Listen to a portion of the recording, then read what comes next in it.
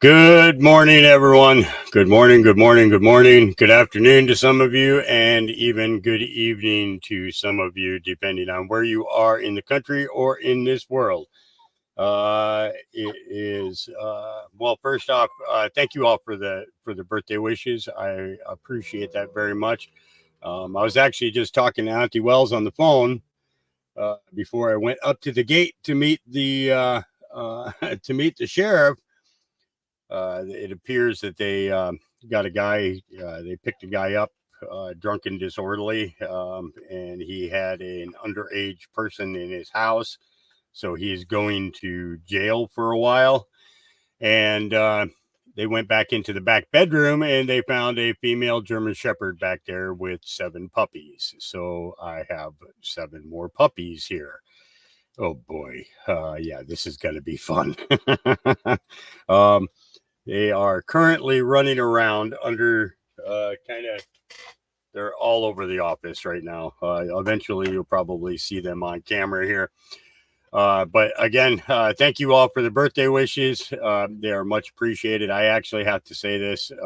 I've gotten more birthday wishes today than I've gotten in my entire life between Facebook posts and everything else. So I am excited and happy about all of that. Well, thank you very much, Charmaine. Thank you. That's that's a couple of puppy blankets. I appreciate that very much, and that's exactly what that will be used for, because I'm going to need them badly. Yeah, it's because it's getting cold here, and when they go into the kennel, it's not heated up like here in the office, so I use a propane heater out there, and I try to only turn it on at night because I don't want anybody asphyxiating. But it's got good ventilation and stuff. I still worry though. You know how it is. It's like even though you know something's safe and that it works, so you just kind of you still worry about the little things that something that could possibly go wrong. You try not to dwell on it or anything else, but so any donations that come in today is actually going to go directly to getting things for the puppies that we're going to need. And I appreciate that very much. I'd like to thank again all of those that pitched in to help replace the generator. We have got we've got it all set up, and we are doing good. And it's filled up, so we're ready for a good 12 to 13 hour program today. Yeah, because I'm not spending my birthday alone. You know what I'm saying? I mean, I got the dogs here and everything, but you guys are my extended family, and I appreciate each and every one of you that comes in. I actually kicked a couple of people out the other day because of things, and this is the thing I'm going to let everybody know. When channels go down, we can't always just blame YouTube. We have to remember that there are people who just do not like the truth or don't like what you're putting out. They get upset about it, and then they go and report you. Then YouTube has to do its job because people are reporting, you know. Um, so I guess Prepping 101 had an issue where they took something down. So people, those of you that follow him, make sure you go to his backup channel. Okay. And I'm not sure what that backup channel address is. So if any of the mods have that, you feel free to post that into the chat throughout the day today. Let's keep him going too. Prepping looks at the boards a lot different than a lot of other people. But he's one of those 90-10 guys. We were talking about that before. In the last podcast, we got guys that are 60-40s. Okay. My 60-40, my main 60-40, and I always warn people before I play him, is Michael Jaco. 60% is 100% accurate, but the other 40% is just icing made of BS. Okay. So you be careful who you listen to. But at the same time, at the same time that you're being careful of who you listen to, look for the easiest way to recognize it is when they're asked questions by the people who are doing the interview, and there's a slip up where they'll accidentally say the truth and then they'll try to backtrack it, okay, and try to change what the scenario outlook or outcome will be. So we have to be careful of that. So Jayco's a 60-40. LT is a 90-10. X22 is a 90-10. Melissa Redpill, she's a 90-10, but she's 100% on the force of God. Okay. Where the word is. And that's and I put Prepping 101 in that category too, because even when he makes a mistake, he comes on and he tells you that he made a mistake, he retracts it, and then he puts the proper information in line. So again, anybody who has his link, if you don't have a wrench, get it to one of the other mods that are in, and we would oh wow, Sherry, thank you very much. Is it cherry or cherry? You can correct me. Is it pronounced cherry as in because I look at that and it's you know what I mean. Thank you so much. Moving on, where prepping is concerned, for the last 4 days, 5 days, he's been doing a series in regards to the boards and particular posts, and some of the stuff takes it into a dark mode. Okay. But the thing is that he's doing exactly what what I do, in regards to the things that need to be exposed for the newer people that are just coming in. And they need to understand that not everything's going to be, not everything's going to be like perfect with your mind. Okay. It's not going to be perfect with your heart. It's not going to be perfect with your emotions. Okay.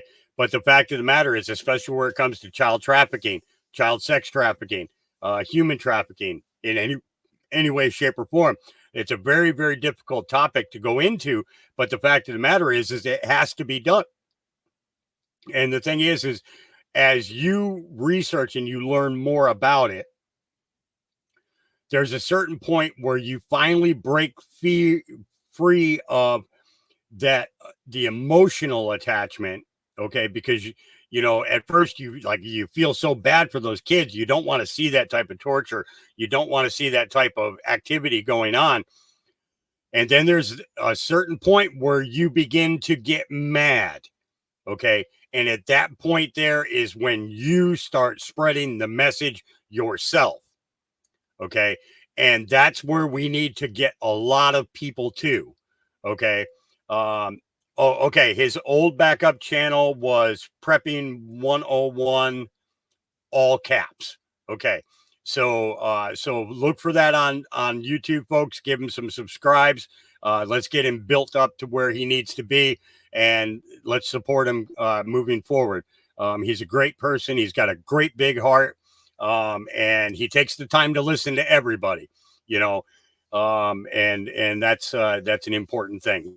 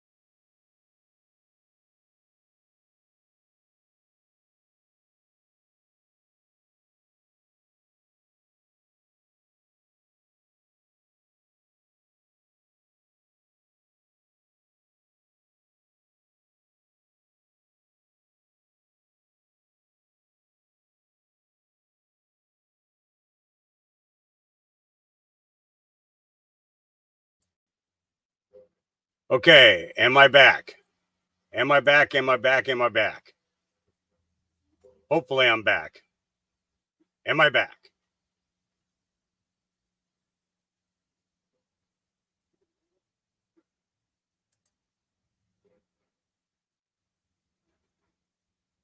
Five by five. All right. Okay. Sorry. Dogs ran past and unplugged us. So sorry. I had to I was outside. I'm like, what the heck? The generator's still running. What's going on? And no, the dogs ran past there and unplugged it. So I had to rewire and all that stuff. Sorry about that, folks. Okay. I'm glad I don't have to start a second stream to get this going. I need to adjust this light though, so you guys can actually see me. Yes, I have my camera on today. Isn't that scary? Yeah, it is for me too. Don't worry. I don't know why it's so blurry. Well, it might be because the camera is all the way up there and it's got a couple of cobwebs in front of it. I do that sometimes to give the spiders a little bit more breathing room. You know what I'm saying? Somebody's got to do it, right? Okay, so yeah, so we got that information in regards to prepping 101. Oh, great, Lisa, thank you very much for putting that link in there. And if you could throughout the day today, go ahead and pop that up every once in a while, so that as people are coming in, they can get that. So yeah, we're good to go now. Can I pin it? Yeah, yeah, give me a second. Let me open up the YouTube side. I just have to remember not to talk when I start the screen on there until I mute it. Okay. Okay. All right. Give me a second to get that. And hopefully it'll come up in my feed. Yep, there it is right there. Okay. Pin to the top. Pin message. There we go. I kind of don't remember where exactly we left off, but again, in support of Prepping 101, that is his backup channel. For those of you who follow him or want to follow him, yeah, I don't think he's posted anything on there yet. I think he keeps it clean, or he was keeping it clean until he got squared away. And good morning, Don. Great to see you, brother. I hope you and Wendy are doing well. Quick highs out to everybody. I kind of want to go through the list and say hi to each and every one of you, but at the same time, I kind of want to get things going right away. I got to say hi to my brother, Red Blogs. This is my brother Ganja over in the UK. Welcome, brother. Always great to have you in the chat. And so on and so forth. So, and thank you for dropping those links over at Facebook, Mariana. You are very much appreciated. I'm going to do a share screen here. You guys are going to notice that I changed my background today on there because I want people to remember this. This is a very important message. No matter how far you've walked away from God, the return trip is only one step. Okay. No matter what we see, no matter what we hear, okay, we give it to him. Okay. And then he'll tell us whether we're listening to the truth or not. Okay. Let's be cool. And what's that? TJ Cat says, where to go? Dang it. You guys typed too fast and I can't see it.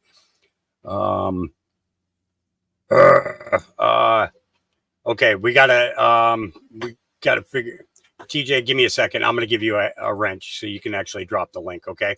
And I don't mind you having a wrench. You're always kind to people in the chat. And, I don't think I've ever seen you in all the years that I've seen your name in chat. I've never seen you be disrespectful to anybody. So we will go ahead and give you a wrench. There you go, young lady. hopefully I got the right name on that one, because the chat goes by sometimes a little bit quick. Oh, it is the one that's pinned. Okay. All right. Okay. But this way here, then there's more than one of you that can drop the link throughout the day today. He's a great guy, and he does his best to, stay strict to the truth. Okay. All right. So now I got to find where my other, let's see. Okay. That one can go. I have to tell you guys, that's one of my favorite, I mean, absolute favorite YouTube channels is the Sky News. Lefty's losing it. It's great. It is absolutely great. But I need to bring up the other one as well. There we go. Okay. And there's my BitChute. Yep. Okay. We got that. Okay. And we're going to run through some stuff.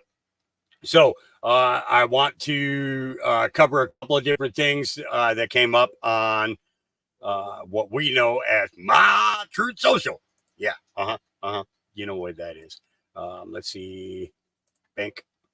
There we go. Okay. So Carly Boone is posting away this morning. Those of you who do not follow her on Truth Social or on Facebook, I would highly recommend it. Okay. This is the lady that back when Trump was running for office, you'd hear, some idiots saying some stupid things on TV, and then you'd hear her laugh. She just has this totally infectious laugh about it. But she puts out, she stays on top of all these different things. So we're going to watch a couple of things that she's posted this morning, go through a couple of other things that have been shown, and we'll go from there. So let's check this out. Source: now explosion is a suspected terror attack. Both people that were inside the car are dead.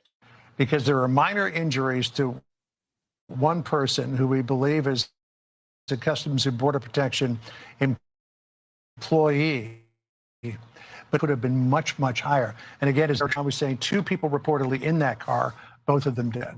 This just in now, John, and this from the NFTA. This is the airport in Buffalo. In response to this incident, the NFTA now undergo security checks.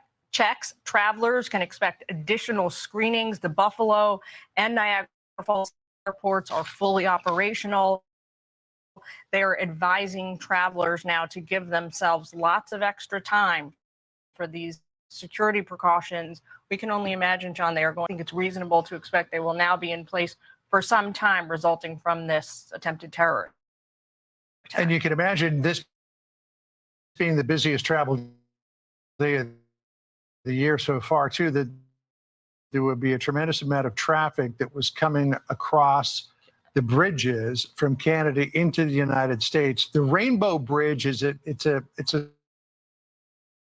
traffic that was coming across the Rainbow Bridge. But if all vehicular traffic and potentially rail traffic between Canada and the United States has been suspended, that is going to create a very large backup on this, the busiest travel day of the year. I want to go ahead now and bring in former FBI investigator Bill Daley. He's joining us by phone. Bill, before we get into the specifics, what's your reaction to what we're seeing transpire? Well, certainly disheartening here on the eve of a holiday, but certainly a time when you would expect that if there was going to be any type of an incident, it may happen during these busy travel times when areas are congested.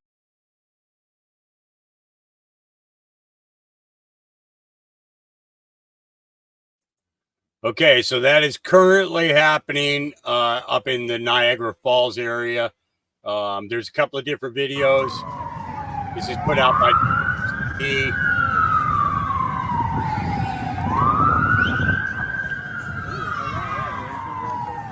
Yo, call Steve. Tell him to come back. So again, that is on the Rainbow Bridge connecting the U.S. and Canada at Niagara Falls.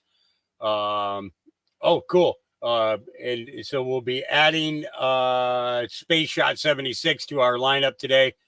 because Cue Ball and Machiavelli and Space Shot are going to be doing a thing this afternoon. Dan Bongino has been dropping all kinds of stuff this morning. Steve Bannon, Biden spends Thanksgiving with CCP, TikTok investor while political propaganda is broadcasted on platform. Brian Costello reports. Who is the president of the United States? I should say the president of this regime spending the Thanksgiving with a Nantucket. Yes, Steve. I mean, you hit on it in that excellent segment with Mark, right? What China's figured out to do is that you get access to the China market for two reasons: political influence, and you have technologies. Like Musk and Apple, those guys have gotten access because of technology. But the Carlyle Group and Rubenstein and his cronies got access because of their political influence. So they've been given sweetheart investment deals in China, dating back to 2000, 2004, 2005, really America's first investment entry into there. Rubenstein actually backed Neil Shen from Sequoia's first company at Carlyle. And then it flipped in 2009. He actually sued him for fraud. When Shen went to Sequoia, he backdated a deal, thwarted some deal at Carlyle. They sued him for fraud. Then that fraud suit. So he knew Shen was a fraudster, and he knew everything Rubenstein knew Shen was a fraudster, and he knew everything he was dealing with in China.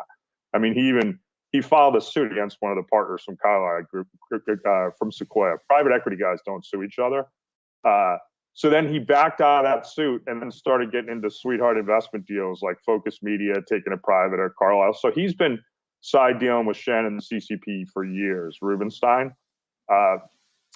Just 2-3 weeks ago, he had, and I don't know if we want to play this segment in the second half, Rubenstein had Shen on a panel with Fink and Schwartzman and Dalio and all the China lobbyists in Washington, and asked him softball questions about TikTok being a national security threat. Amazingly, here's a Jewish guy, and I assume Rubenstein is pro-Israel, is saying this is a joke. And then obviously the next week we have how the American people are being influenced, TikTok related to supporting Palestine. So the fact that Biden's going to this guy's house for Thanksgiving and is considering going on TikTok at the same time, Newsom's on TikTok. The viewers need to understand TikTok's an influence election tool, right? So I think this is getting lost on everyone. The reason these debates are still happening isn't that anybody's watching them, right? The Keebler elves up there or the Newsom DeSantis debate. It's to take the clips from those and put them on TikTok to influence the 18 to 30-year-old demographic in the swing states against Trump. Yes. It's the content that they want to put on the Chinese propaganda platform. 100%. That Biden's not only operating in the U.S., he's staying at the guy's house invested in it. Yeah. Okay. So this guy who's current resident, because I'm not going to call him my president, this is kind of funny, because you remember how the left was like, Donald Trump's not my president. Well, you want to know what? This fool who's in office right now. Okay. The only thing that he's a president of is a defunct corporation. Okay. He's got absolutely nothing to do with the United States. He has no interest in the United States. He has no interest in the American people. Okay. And he is totally 100% unpresidential. Okay. Let's get that out of the way right off the bat. Okay. So I'm going to let you know right now, if for all you new people who are coming in, if you are a Joe Biden supporter, this is not the channel for you. Okay. Because we don't support criminals. Okay. That's just the way it is. Don't like it. Well, then get out of my chat. You know what I'm saying? There we go. Yeah. Let's see. Oh, thank you. Look at this. Getting them on. Getting birthday wishes on Truth Social even. And I got to tell you guys, I posted something yesterday, and I wasn't trying to be like a Debbie Downer or anything like that. Let me see if I can find, how do I get to what I posted? I want to read it to you guys, because this was partially a message for you guys. So this is what I posted yesterday, and this is only part. It's 3 parts. Today, I'm going to share myself a little. In the last 5 years, I've gone from a $44,000 a month profitable business to none. Lost power due to price hikes, no water. I have a friend who trucks it in weekly. I eat 2 or 3 times a week, mostly ramen noodles. Now, here's the upside. I do a podcast that I believe has helped lead people to the right people to listen to. I am so angry when I was so angry when YouTube removed and banned X22, and we know SGT Report, Melissa Red Pill, and many more. Well, with my free time, with the free time I now had due to the COVID, I decided I'm going to fight back by bringing them back on my battlefield. I have built and lost over 70 channels on YouTube and keep building new ones to keep them on there. Way too many people need to learn the real battle we are in. Now let me get to part 2. Since doing this, I have started a canine shelter that is raising German Shepherds. Right now, 14 adults and 14 puppies, and we can increase that to 21 puppies. My listeners often send me bags of both pup and adult food. They provide me with the gas to run the generators so I can keep podcasting. They watch all the programs with me, and we discuss what we are seeing and hearing, and we deep dive into many topics together. Learning to research together, I want to thank Q Alerts for the app that we use to discuss posts and the directions to research. I want to thank @RealDonaldTrump for inspiring a level of patriotism I have missed seeing since the 60s. Where's number 3? Although times are so hard right now, my birthday tomorrow will be lonely. Although I will not have Thanksgiving dinner and probably will go another year without Christmas, I know that we will soon have our country back and that everyone's lives will be the better for it. I know the Lord is with us and guiding us, and that @RealDonaldTrump will show us the path to rebuild this country better than it ever was. Every bit of loss I have had pain living with a terminal illness that I battle every day. So broke, I have a hard time even paying attention most of the time, will end.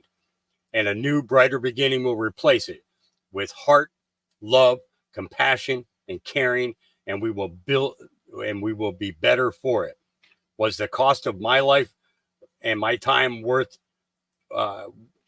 when discouraged? I think no. But through hope, God's will be done. I say yes. Even if I lost my life, it was all worth it. Every moment, every tear, every prayer, to the bitter end, we shall endure and we shall rise. Okay. And, not too many people saw it. I mean, because it shows you how many people look at it, and stuff like that. But, I put it up there. Thank you, Tammy. And let me type in thank you.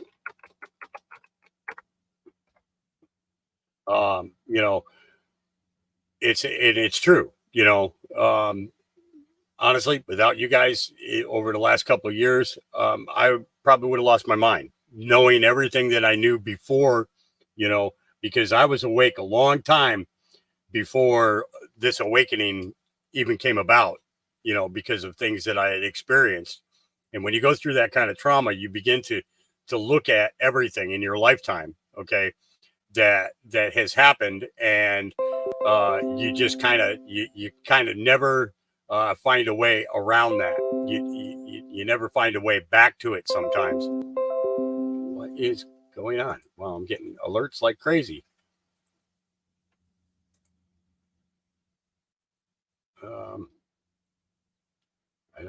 Where are they coming from? I don't know. But let's get back to here. Carly Boone just posted another one. Let's take a listen to this one.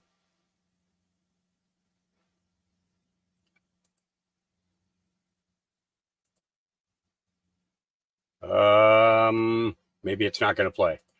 Okay, some of the ones she posts, it's I'm not sure what it is. There's just something about some of the videos that get posted, but this is her name here. All right, Carly Boone.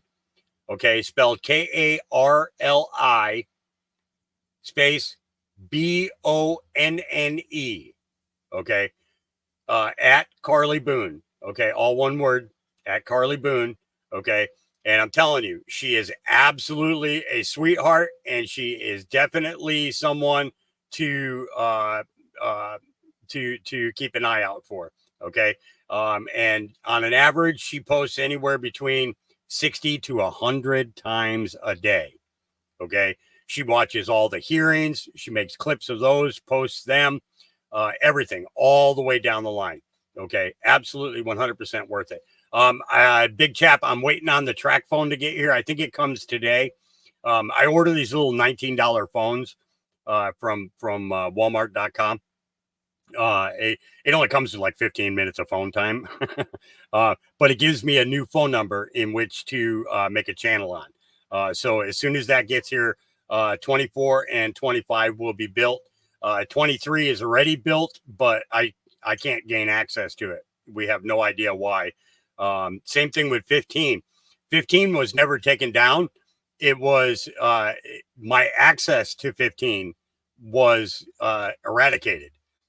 So I have no idea, what's going on with either of those two channels. But as soon as that gets here, I'll be making another channel. Hopefully it gets here today. It said when I ordered it last week that it should be 7 to 9 days. Today is day number 7. So we'll see. We'll keep our fingers crossed. Brooklyn representing. Here we go. So I got about a dozen of these very large 10 by 10 never surrender flags to Trump. And it's a very enhanced image, very good image, very clean. I worked on it for quite a few hours. 10 by 10 so people can see it from all directions. And if you're going to JFK between exit 8 and 9 on the Belt Parkway, just look to your left. If you're coming from JFK, look to your right, and you can't miss it. Never surrender. 10 by 10. TrumpSwag.com. From this day forward, it's going to be only America first. Yeah. TrumpSwag.com. You gotta love it. Yeah, gotta love it. That guy made a 10 by 10 flag. Yeah, don't you know there's going to be people getting on and ordering those? Okay, so everybody's starting to drop information in regards to the Rainbow Bridge. I will keep an eye on that while the podcast is going on today, and see if anything comes up that comes up. This one I'm not going to play because I know that there's music in the background. There was a couple other ones that I saw, but they might be so far down the feed now that I won't be able to catch up to them. The one thing I like about Truth Social is the information constantly rolls. You'll get a lot of repeats of things, but that's because people are retruthing everything. And it's they removed the CA link again.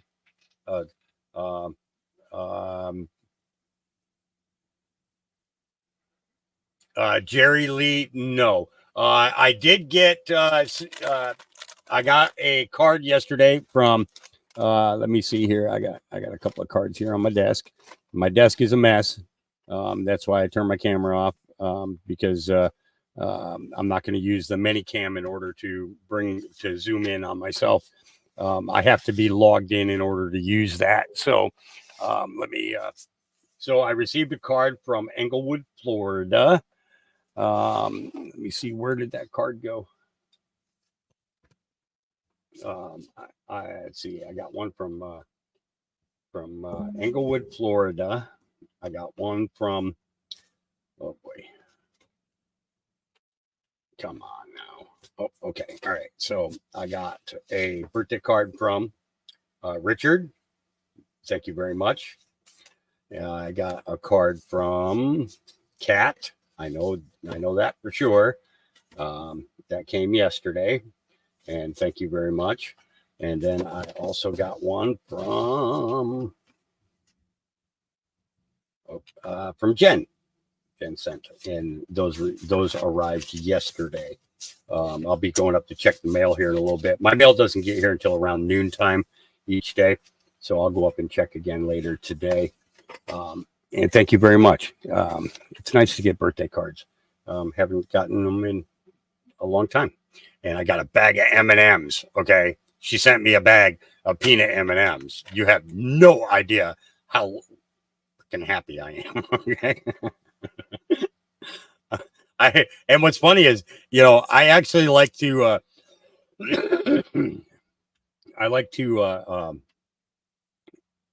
have a handful of M&Ms and a cup of coffee. The cup of coffee just melts that chocolate right down. And we're not even going to get into that. Let's all right, let's get away from this and let's get into the beginning of our podcast today. We're going to be covering a couple of interviews from yesterday. I'm going to do part B of X22 from yesterday. By the time we finish today, the new X22 will be out.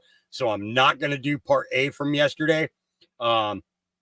Because today's is supposed to be, again, talking in today's part A is supposed to be covering something to do with the rise of silver.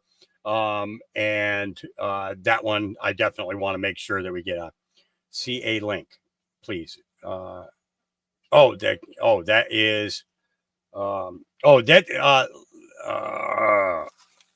that is in the description. Hang on. Now you're gonna make me think. Cash.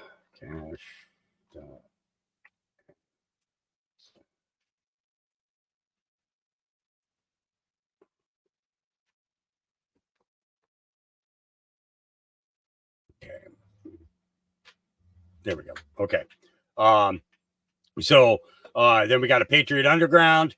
I was going to do Severe Space mixed with, so that's Severe and Space Shot, but we're going to hold off on that one. And we're going to do the Machiavelli, Lisa B, Cue Ball, and Space Shot when that gets released today. Because again, deep divers, okay, they really, really dive. They show you all the research as they're doing the research.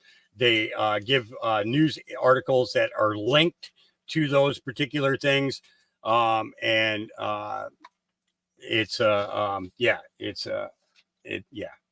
kind of a pain in the butt. Melissa Red Pill, or there's an MTG interview here. It's a short one, so it's only like 20 minutes long, which is great. There's a short one from Millie that was put up, and this is regarding CBDA. And the reason that I want to play this, I watched this morning. This is very, in regards to us talking about our health, dealing with pain and discomfort, things like that. I think that the information that she's going to release is actually pretty good. Okay. I like, you guys know me being a cannabis and CBD grower, on the hemp side, how important it is that people learn everything that they can about this as medicine. Okay. So let's go ahead and get started. We're going to start off with Nicholas Viniamin's interview with Lewis Herms yesterday. And then we'll get into the others as we go along. And I'm just going to get these all lined up. And also we should have an "and we know" dropping today. So we'll get that as soon as that comes out. We'll also be putting that up. Again, the reason for my channel is to bring the truthers that were removed from YouTube back to YouTube, because this is our battlefield. You know it, and I know it. Okay. Too often we get new people who are coming in. And as new people come in and they start listening to these interviews, they start listening to these news reports, they begin to learn a whole lot. And then they begin to ask questions that allows you, the people in the chat, to be able to direct them to even more resources and to more research materials available. Okay. When guys like John Dunning, Big Chap, Ronnie, so on and so forth are all sitting in the chat. Okay. They're dropping links to different bits of information that can lead you to fully understand the whole picture of what we're seeing. And it's very important that we see the whole picture. Now, I'll play people sometimes that people don't always agree with and everything else. But the thing is it's not about one person's opinion. It's about the opinion of the entire group. Okay. And we understand that there are people who are different levels of real 100% truth tellers. Okay. And it takes time in order to get these things all lined up and help people along in their awakening, because we are not the people who are going to say, I told you so. We are the people who are going to direct people to be able to learn to research for themselves, but to sit down and have a cup of coffee with, or invite them out to dinner, or sit down and have a beer with, and be able to have a conversation and fill them in on the truth. Okay.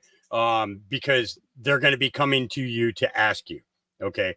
They know where you stand right now. And as they begin their awakening, that's when they come back and say, okay, I was wrong. You need to fill me in on this stuff. I need to know what's going on. And a lot of it's going to be unbelievable for them. Okay. That's just the truth. Not else. Great to have you with us. Hi, North Carolina, New York Debs, or NCNY Debs. You confuse me. I don't know what state you're in. I'm in the state of confusion. That's what state I'm in. Yeah. Okay. All right. Let's get this started. Here we go. Louis Herms, Nicholas Viniamin.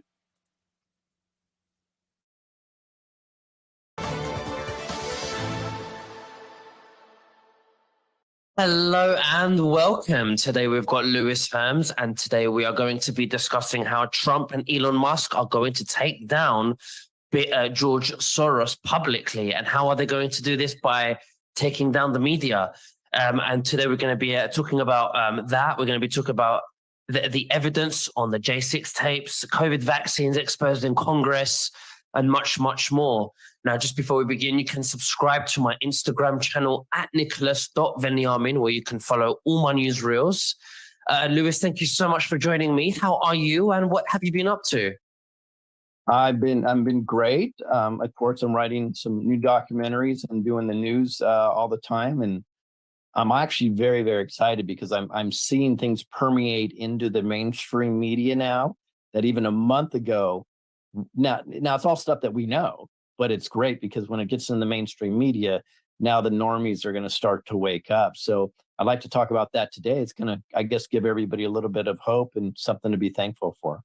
Absolutely. Well, there's a lot going on, and I feel like there's a lot of people who are, you know, more mainstream, if you like, much more mainstream, who don't discuss this, and you know, they're very, you know, I listen to them and I think, you know, that's the obvious. That's petty. You know, their reporting is petty.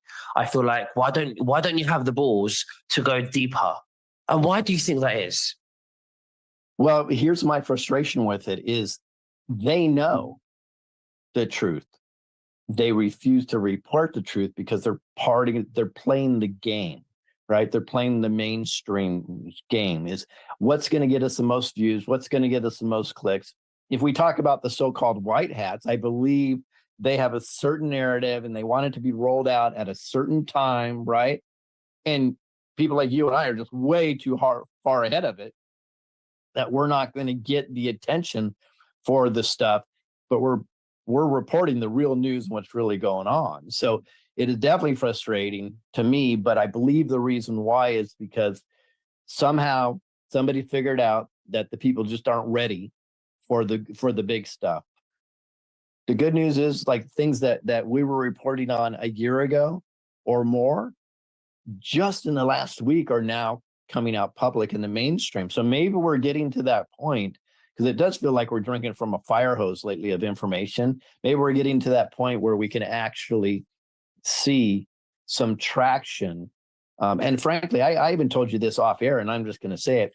I see some major platforms and some people that are more mainstream flat out stealing things that patriots are putting out there as if it's their own information. So it is what it is. We're doing all the work, you know. I think God has a clue what's going on, and for right now, that's good enough. Although I do say it's frustrating for sure sometimes. It is, absolutely. Now let's talk about Elon Musk. He's got this X app that he bought. Well, he bought Twitter, turned it into the X app, and now he's suing Media Matters and probably other media platforms for propaganda, to put it in a nutshell. And and now Trump is doing the same thing with Truth Social, and this is why I think they're part of this white hat. Elon Musk, Trump, working together. You know, they've got two big platforms now, and you can say what you want, you know. And what do you think about that?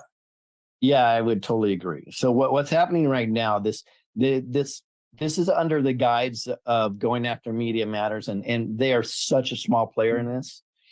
They're going after the owner or the creator of Media Matters, and that's George Soros, right? So this is a public takedown of George Soros. Now, some people in this community would say George Soros is already dead, so on and so forth. It doesn't matter. The information, they're rolling out slowly, as you and I just talked about, and the target is George Soros. So Elon Musk, President Trump, Truth Social, and even now Attorney General Ken Paxton of Texas are all aiming to shut down Media Matters or bankrupt them, right? So if I'll give some context to this, if anybody doesn't know, Media Matters is one of several organizations that George Soros runs. And the objective is they create a false narrative that actually demonizes pretty much anything that's conservative American values. They stir chaos, they create false narratives, and they drive people directly towards Marxist values, which is an oxymoron because Marxists and values shouldn't even be in the same sentence. But it's even better because Media Matters just got caught red-handed. So what they did is Media Matters took screenshots of Twitter ads from that were right next to major corporations, right next to white supremacist posts. So imagine on Twitter you would see white supremacist post, and right underneath it you would see like an ad for IBM or Amazon or a big huge corporation, right? Then what Media Matters is they made it public to get the larger companies to pull their ads from Twitter, which many of them did, which cost Twitter millions, several millions, probably hundreds of millions of dollars ultimately. But Media Matters did this because they don't like free speech. But it gets much better. What Media Matters did, then they put out a video with a guy that actually looks like he could be a Nazi, ironically, to tell the world how Twitter is virtually a supporter of white supremacists. This came from Media Matters. But then it gets even better and bigger. It's crazy. So what happened is, what they didn't tell you, and them being Media Matters, is they created fake accounts all over the place. They intentionally, Media Matters accounts, followed Nazi propaganda accounts, and they kept refreshing the page until the large corporation ad would pop up under it. Then they screenshotted it. So they literally created something that didn't even exist in the first place. Mm-hmm. And now what's interesting about this, so that's what Elon Musk is using in the lawsuit. I think Media Matters is done, but it's not about Media Matters. That's what the perception is. This is about George Soros. Because already entities like this that Soros created are being targeted. And here's why. So China, Pakistan, Turkey, Hungary, Poland, and the Philippines, they all label Soros and his companies enemy of the state, just so you know. So let me do this I'm going to bring it to a whole nother level. So I was researching this morning, and I have right here George Soros Holdings, and because he has billions and billions of dollars invested, but I'm just going to go for anything that's $100 million and above. This is what his stake in the company is. So do you think that if somebody has $100 million invested in a company, they have a lot of say-so in what they do? Mm. So some of these are recognized, some you won't. So there's Marqeta, there's Maxim, which we know what Maxim is, right? Proterra, there's Activision, which is Blizzard, which is a huge, I think the largest online video game company. So he has $143 million invested. You don't think he drives the message and the narrative on there? Of course he does. He's got Info, Figs. Oh, of course, Google, Alphabet Incorporated. He's got $171 million invested. You don't think he has something to do with the algorithms? He's got $325 million invested in Amazon. DHI, Invesco. And here's his top investment, which is very interesting. He holds $690 million in Liberty Broadband. Now, why would that be important? In the United States, Liberty Broadband is the second largest holder of cable networks. They control virtually all the local news.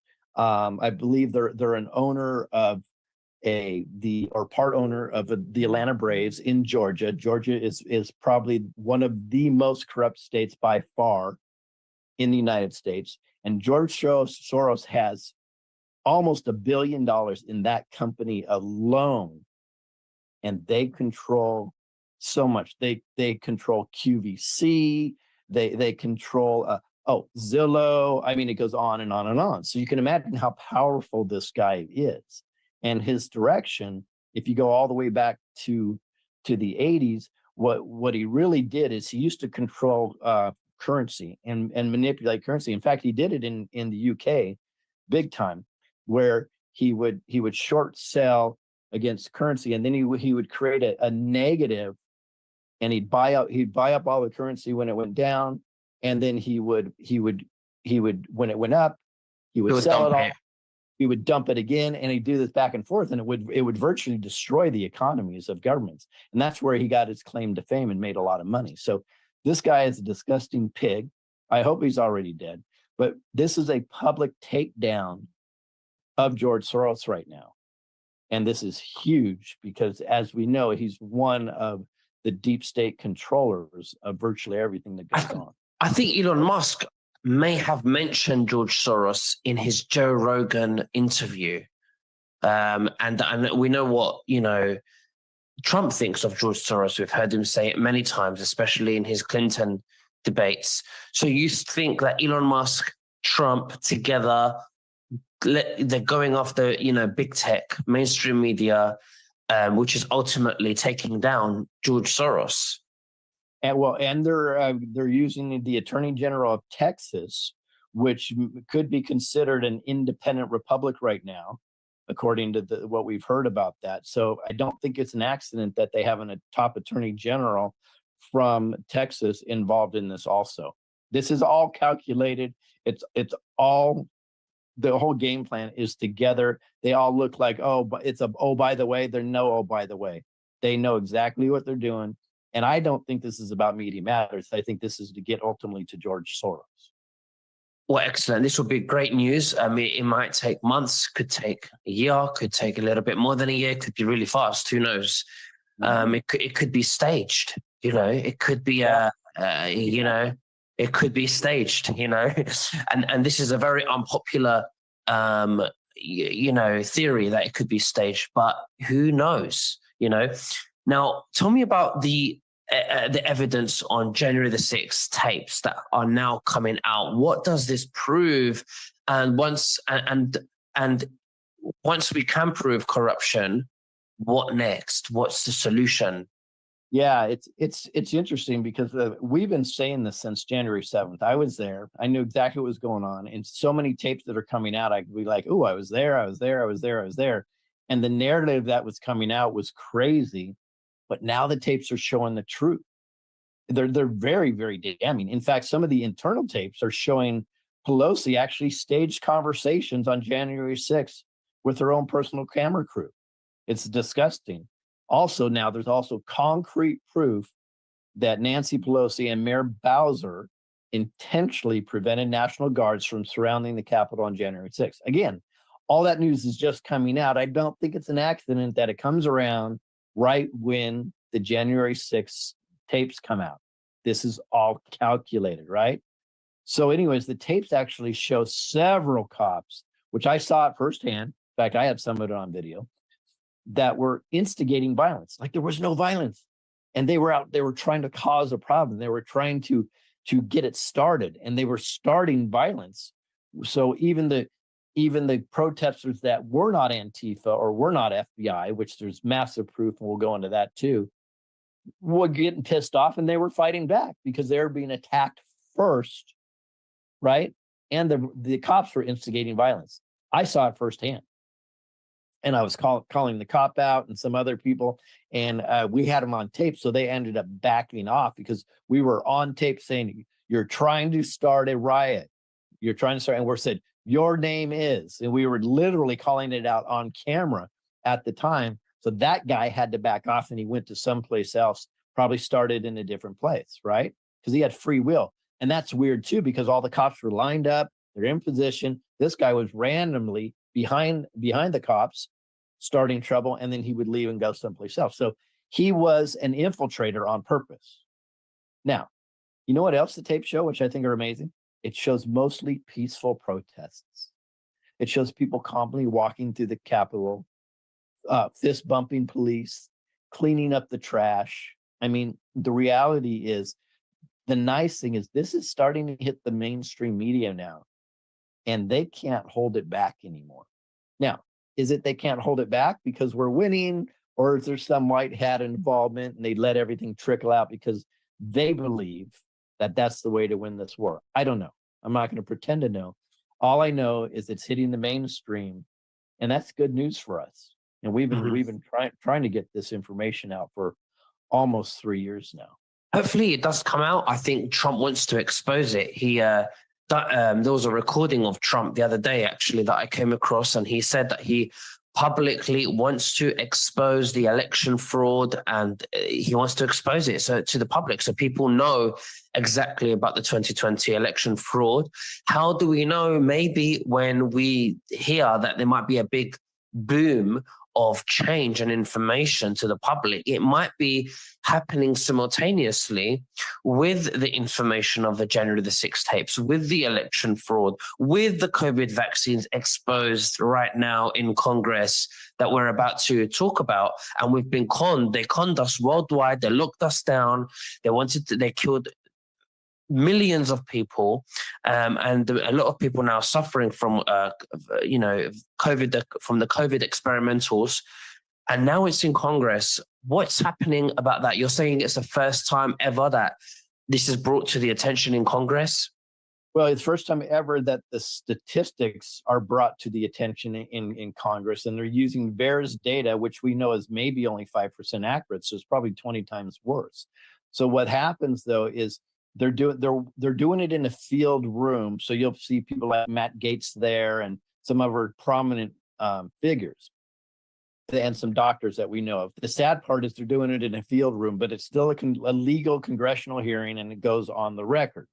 Now, the reason why it's in a field room is because there's still a bunch of deep state actors that are trying to prevent the information coming out, but it's out. And what they're doing is they're getting the COVID narratives just getting hammered. And it's completely crumbling. And in fact, it's so bad now for them, and this is a good thing, that the military is completely backtracking on the vaccine. In fact, they're admitting guilt, which I think there's going to be a lot of lawsuits from. So the military, I don't know if you know, there's a Brigadier General Hope, I think it's Ramby. He just wrote a letter. And in the letter, he says that, quote, I wrote that down here. It says, as a result of the rescission of all current COVID-19 vaccination requirements, former soldiers who are involuntarily separated for their refusal to receive the COVID-19 vaccinations may request a correction of the military record. So what that means is if they were separated and they were given a dishonorable discharge or a medical discharge or a general, all they have to do is do a records request, and they will flip that into most likely an honorable discharge, which is huge because some of this thing, it affects their jobs in the future. It affects their benefits. It affects a lot. But they're even going farther as they're saying, and you're invited to come back and we'll reinstate you. I believe there'll be a compensation adjustment also. So this is a big deal. And that's a military letter that was put out. Now, my son in the Marines, he refused to take the vaccine and he was pushed out. Now, he pushed it farther than anybody I know, and he got a general discharge, and he's already flipped everything. But he is going to be sending this letter in next week to hopefully just get it changed to an honorable discharge. But the point being is we saw this firsthand. He and I were involved in this, and he was negotiating this with the military, and they started by threatening to throw him in the brig. So I believe this is a total admission of guilt. and there's going to be massive compensation to these troops. Now, I pray, and I've been told this, I don't know if it's true, that most of the military got saline solution. I hope that's true in the vaccination. Regardless, this is a big step forward in crushing the COVID vax narrative. And if the military is going to do it, it's gonna go worldwide. It's going to go backtrack. It's going to go into business, all mandates. I believe it's going to get in Nuremberg trials. This is another big deal. And all of this happened within the last week. Interesting, very interesting. How about the FBI? When is that going to be exposed? When do you see that happening? I think the FBI is being exposed now, to be honest with you. Okay, so again, there was another congressional hearing with, I believe it was Matt Gaetz and Marjorie Taylor Greene and some other people. I may have the names wrong there, but there's another one. And again, it was in a field room, which is offset. They did the same thing. They were exposing the FBI. I mean, it's become public knowledge that the FBI hid that they had Hunter Biden's laptop, sex tapes on Democrat mayors that were sleeping with Chinese spy. They knew Eric Swalwell was sleeping with a Chinese spy, that Feinstein's driver was a Chinese spy. This is the FBI. Then they leaked intentionally a dossier that they knew was fake, the Russia, to the New York Times, right?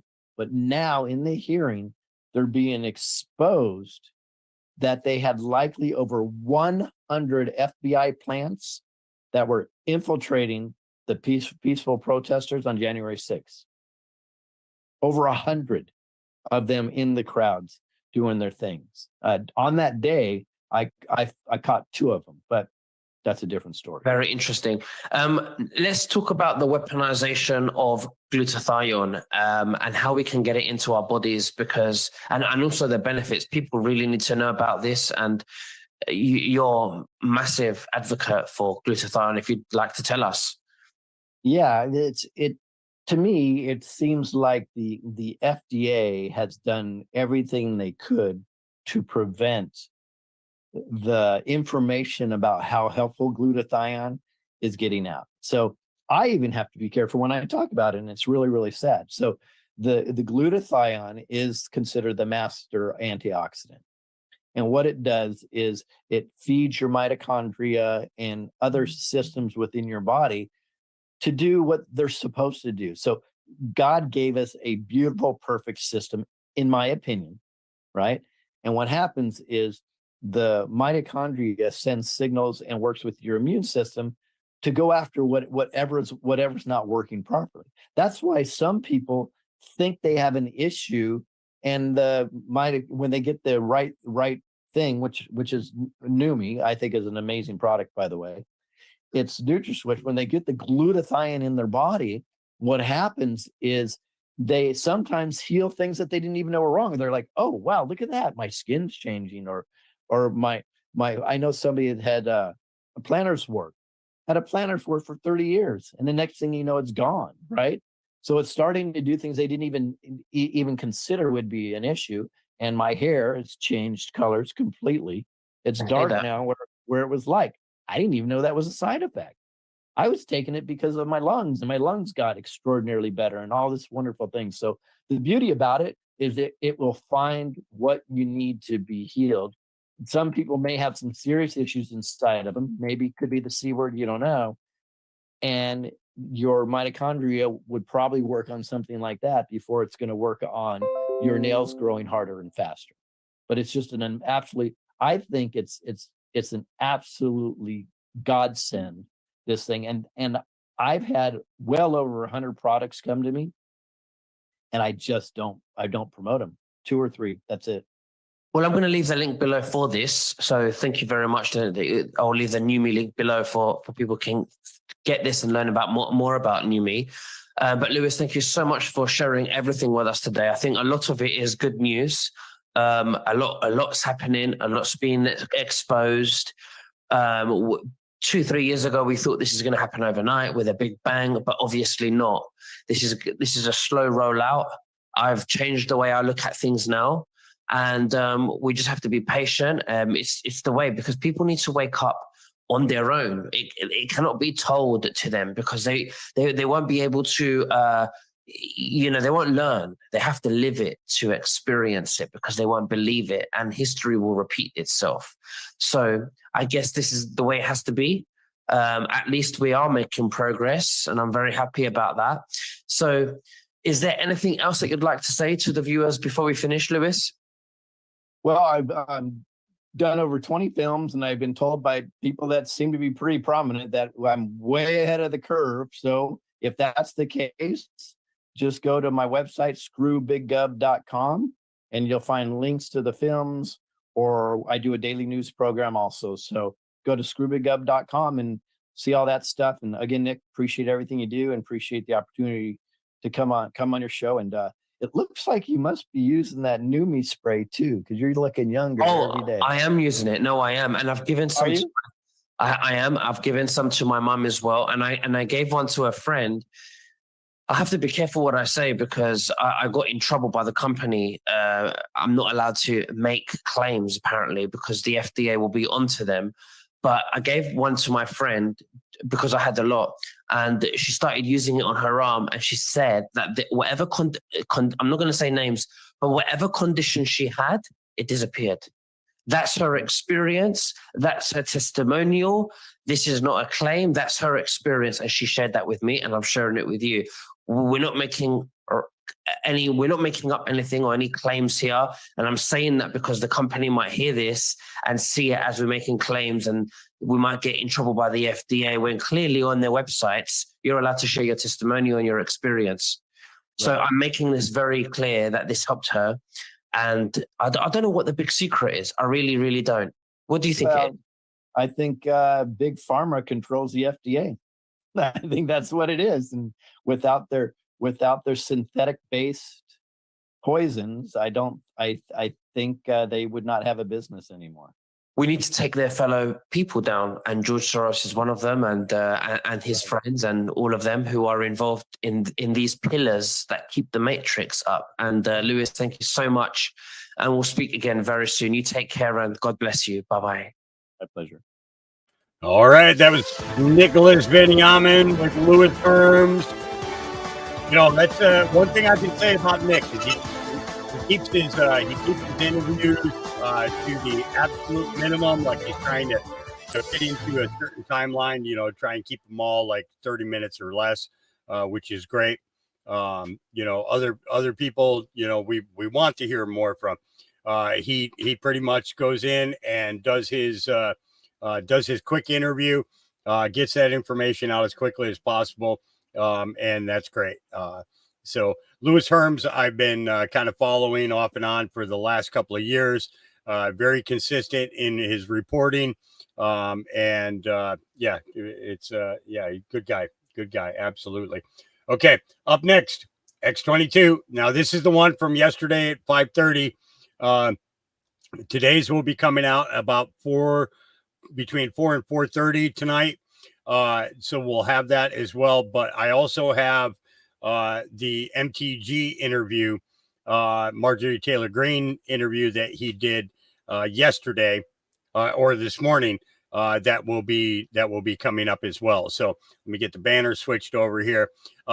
Folks, in regards, you know, where prepping's concerned, also remember, it's not just YouTube who's doing the censoring. Okay. People come into the chat. They don't like what they're hearing. Okay. It upsets them because they're hearing truth. And that's the thing. The truth is hard to listen to. Okay. When you first start listening for it. Okay. That is so true. Okay. So we have to remember that sometimes it's people who come in that chat and they get all upset about the truth and everything. And then they start reporting. Okay. So we can't always blame YouTube. We have to point some of it towards the trolls as well. Perfect wording, perfect timing there, TJ. Yep. I just looked down and saw trolls and I was just getting ready to say it. So, you know, so they get upset. And then there's other people who get upset because you're not on their channel. Instead, you're watching somebody else and they get upset and they come and report you.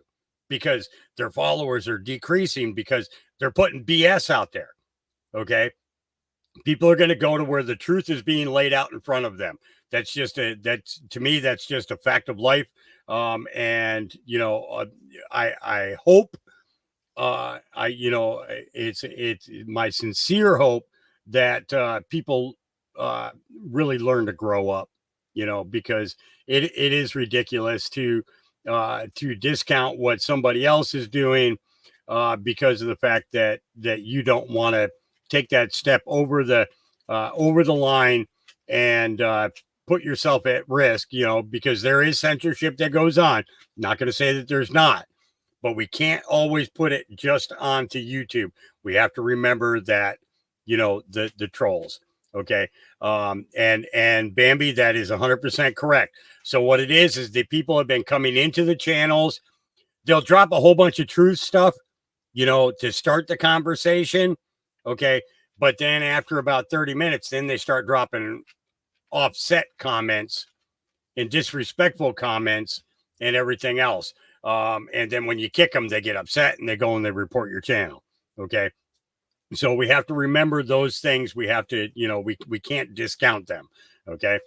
So, you understand where I'm coming from on that, so, and believe me, I've had channels, well, you guys all know, 70 times censored off of YouTube.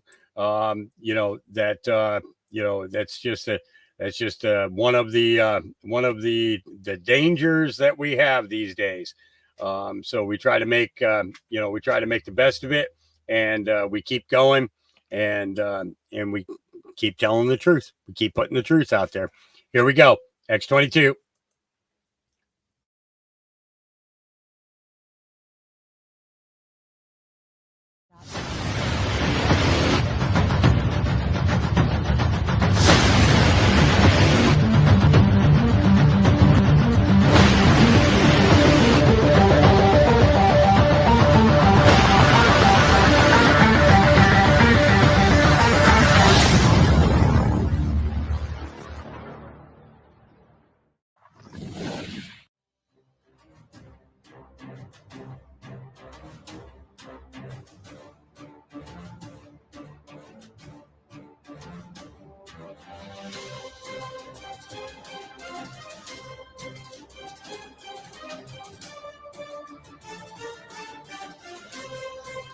Hi, and welcome. You're listening to the X22 Report. My name is Dave, and this episode 3217 BN. Today's date is November 21st, 2023, and the title of the episode is Deep State Propaganda Outlets Are Being Exposed. What you are witnessing is the counterinsurgency.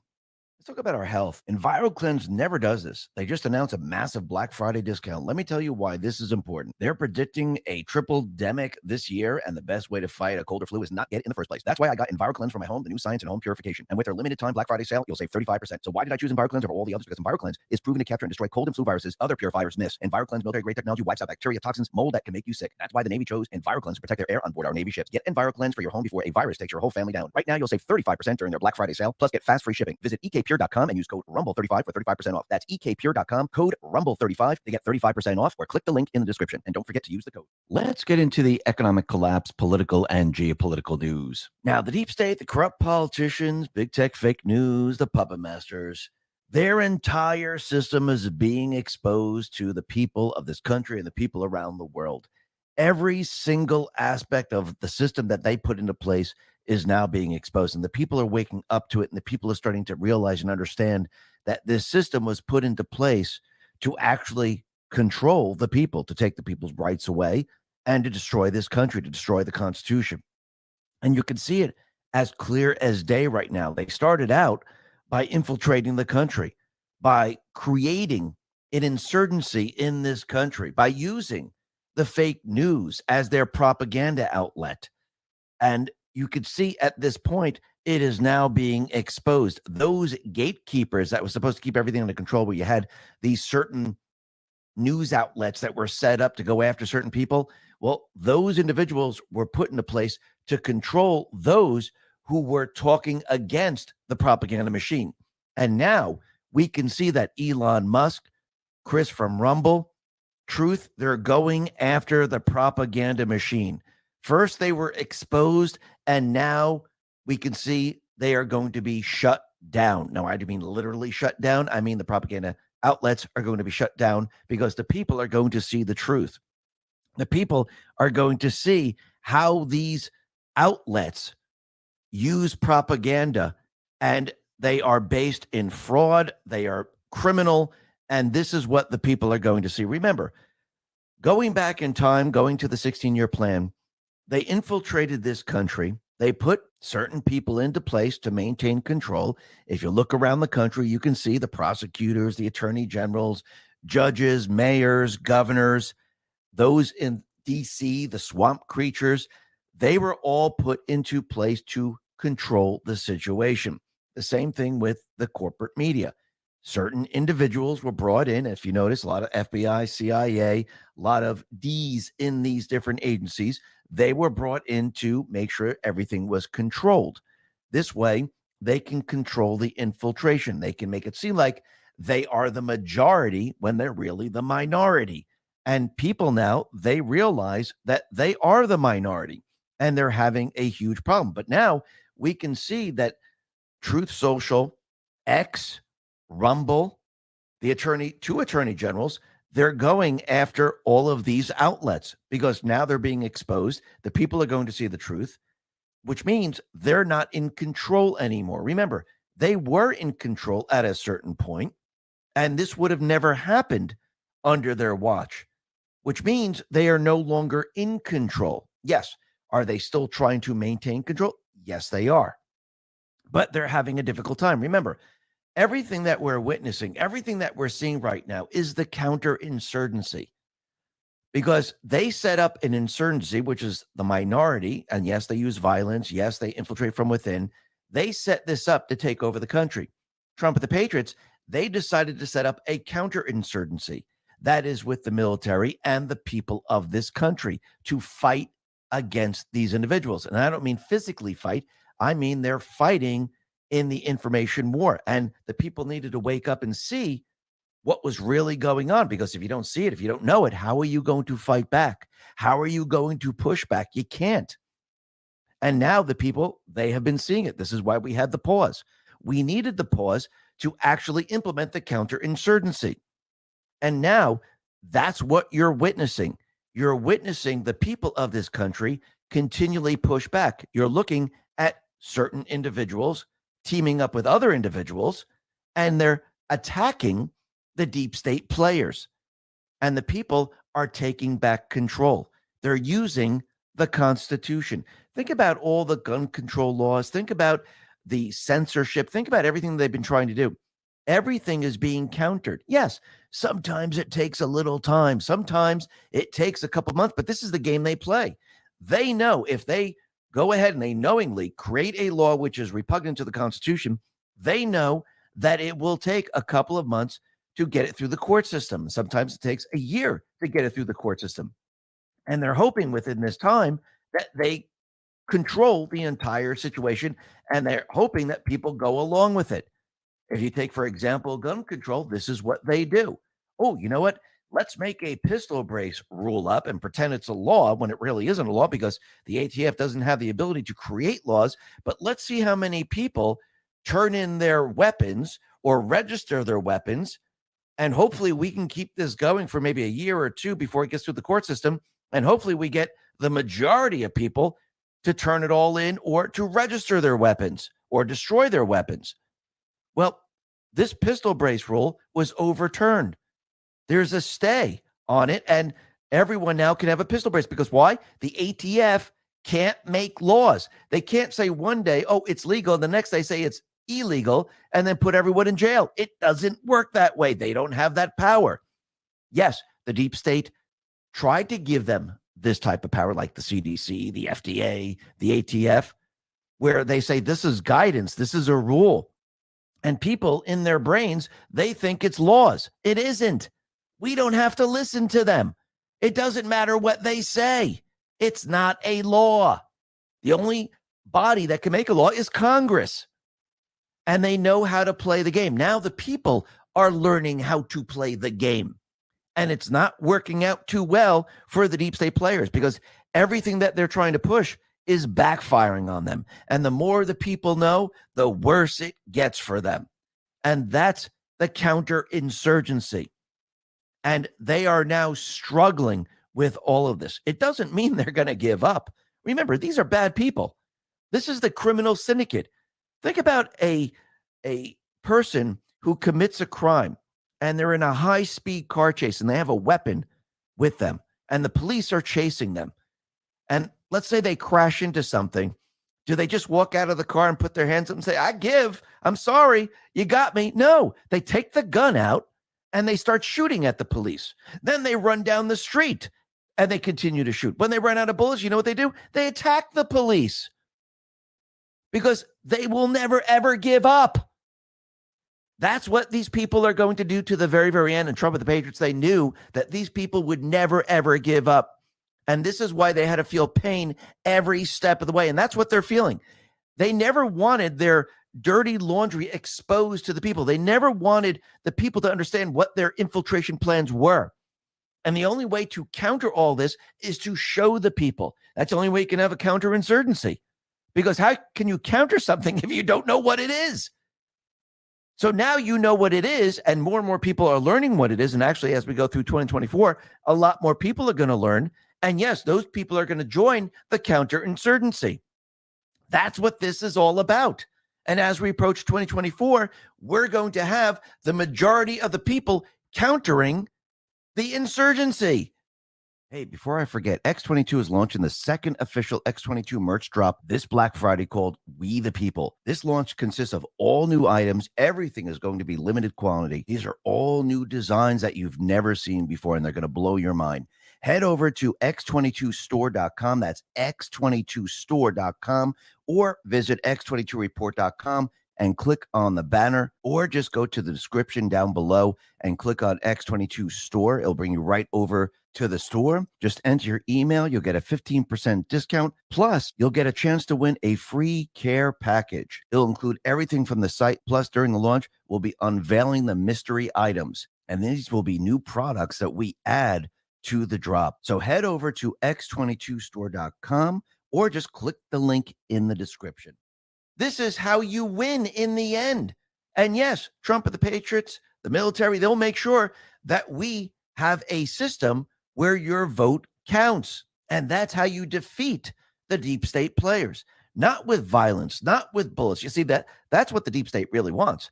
They want a civil war. They want people fighting in the streets. They want bloodshed because they know how to control that. And yes, they're going to try to get this. Yes, going through 2024, they're going to pull out all the stops to try to get the people to fight because they want the fight. They want the bloodshed. They want that because that's create chaos and that distracts from everything that's going on. And I do believe Trump and the Patriots, they didn't want this to happen. This is why they took this path, because the only way to counter everything that they have done is to actually show the people. You need to understand what they're trying to do. You need to understand why the borders are open. You need to understand why they're crashing the economy. You need to understand what they were doing in our schools, where they were infiltrating our schools. You needed to understand that they were censoring. You needed to understand that the government was involved in censoring. You needed to understand that the government was involved in trying to teach the young children what was misinformation, disinformation, to actually stop them from speaking freely. See, all of this you needed to see so you'd be able to counter the insurgency. This is a counterinsurgency. So without seeing it, you wouldn't have the weapon to counter all of this. And the weapon is knowledge. The weapon is knowing what they have been doing. And this is how we fight against them. And we can see that it is working. And we can see the people now, they are debunking. They are calling these people out. They're showing everyone the truth. And it's getting harder and harder for the deep state. Now, with Truth, with X, with Rumble, with the attorney generals going after Media Matters, going after all these different news organizations, it's pretty much game over for them. Because all of this is going to be exposed to the people. Now, we're going to be talking a lot more about this a little bit later, but first, let's talk about what's going on with Biden administration and the White House, because the White House right now is honoring Trans Day of Remembrance for the 26 trans Americans killed in 2023. 26 homicides out of 1.6 million trans people is a rate of 1.625 per 100,000. Overall U.S. homicide rate, 6.3 per 100,000. Trans people 3.87 times less likely to be killed than the average U.S. citizen. One of the 26 is Devoney Jeray Johnson, who tried to murder a security guard with a fire extinguisher and a screwdriver. Think about that for a second.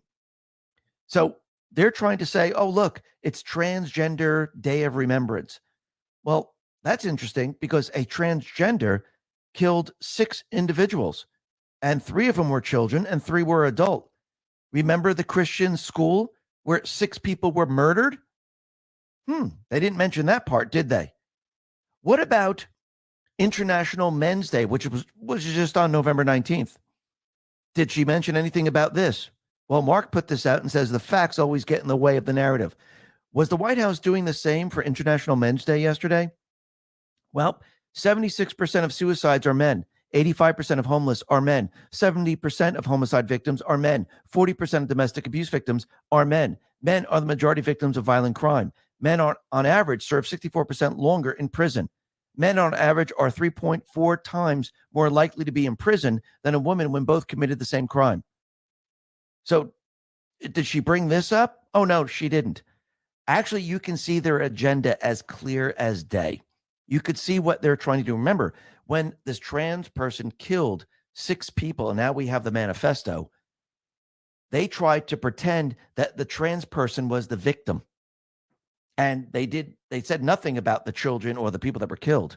And they didn't want to release the manifesto. But now we know why they didn't want to do this. And their entire narrative is completely and utterly falling apart. Just like everything that's happening to Biden right now. Everything is falling apart around him, and it looks like the pressure now is on. Representative James Comer put this out on X and said, the White House is withholding over 82,000 pages of Joe Biden's pseudonym emails, refuses to provide proof that Joe loaned his brother money, and now seeks to block the Bidens and former staff from testifying before Congress. That's very interesting. How come Biden isn't being transparent about this? How come I thought he was going to have the most transparent administration? How come that just completely and utterly fell apart? That's very interesting, don't you think? But look what the New York Post put out. 60% believe the president helped and participated in Hunter Biden's business dealings. Well, this is the court of public opinion, which means the people, they know the truth. It doesn't matter what the FBI, DOJ do, because they're part of the criminal syndicate. They're not going to do anything. They're not going to press charges against Biden. They're not going to throw him in jail. They're not going to have this incredible investigation where everyone goes, holy crap, they did something finally. They're not going to do it because they're part of the criminal syndicate. They're going to say, yes, if they ever do an investigation, which I don't think they're going to do, they're going to say, well, that's going to take us at least 12 years. We don't even know if we'll be able to finish the investigation, which means they're never going to have an investigation. They've been doing this with Hunter Biden. So basically, all of this is being brought out. The evidence is being collected. Why? Because when we get a body that follows the rule of law, this can be used against them. That's why Trump says when he's in the White House and he's elected president, he will then get a prosecutor that will go after Biden because they'll have the evidence, they'll have everything. And actually, once they find out that he's treasonous against his country, this is going to be a military tribunal. So this is going to be a complete and utter disaster. But think about what needs to be done right now. In the court of public opinion, the people need to understand this. And that is what counts right now, because as we head into 2024, that is what the people need to know. And that's why this is being shown to the people, because the people need to understand the truth. And this is going to put pressure on the deep state players to actually remove him in the end. And you can see it's building and building and building. And you can see that Trump right now, he is now actually forcing Biden to do something that he would never, ever do. Remember, every time they attack Trump, every time they say that he's not physically fit, every time they say he doesn't have the cognitive ability, he goes and gets a physical. He has a cognitive test. he has a physical, and then he publishes the letter from the doctor saying he's physically fit, he's very active, he scored incredibly well on the cognitive test. And he shows this because he is pushing Biden to get the same exact physical. Is Biden going to do this on his own? No.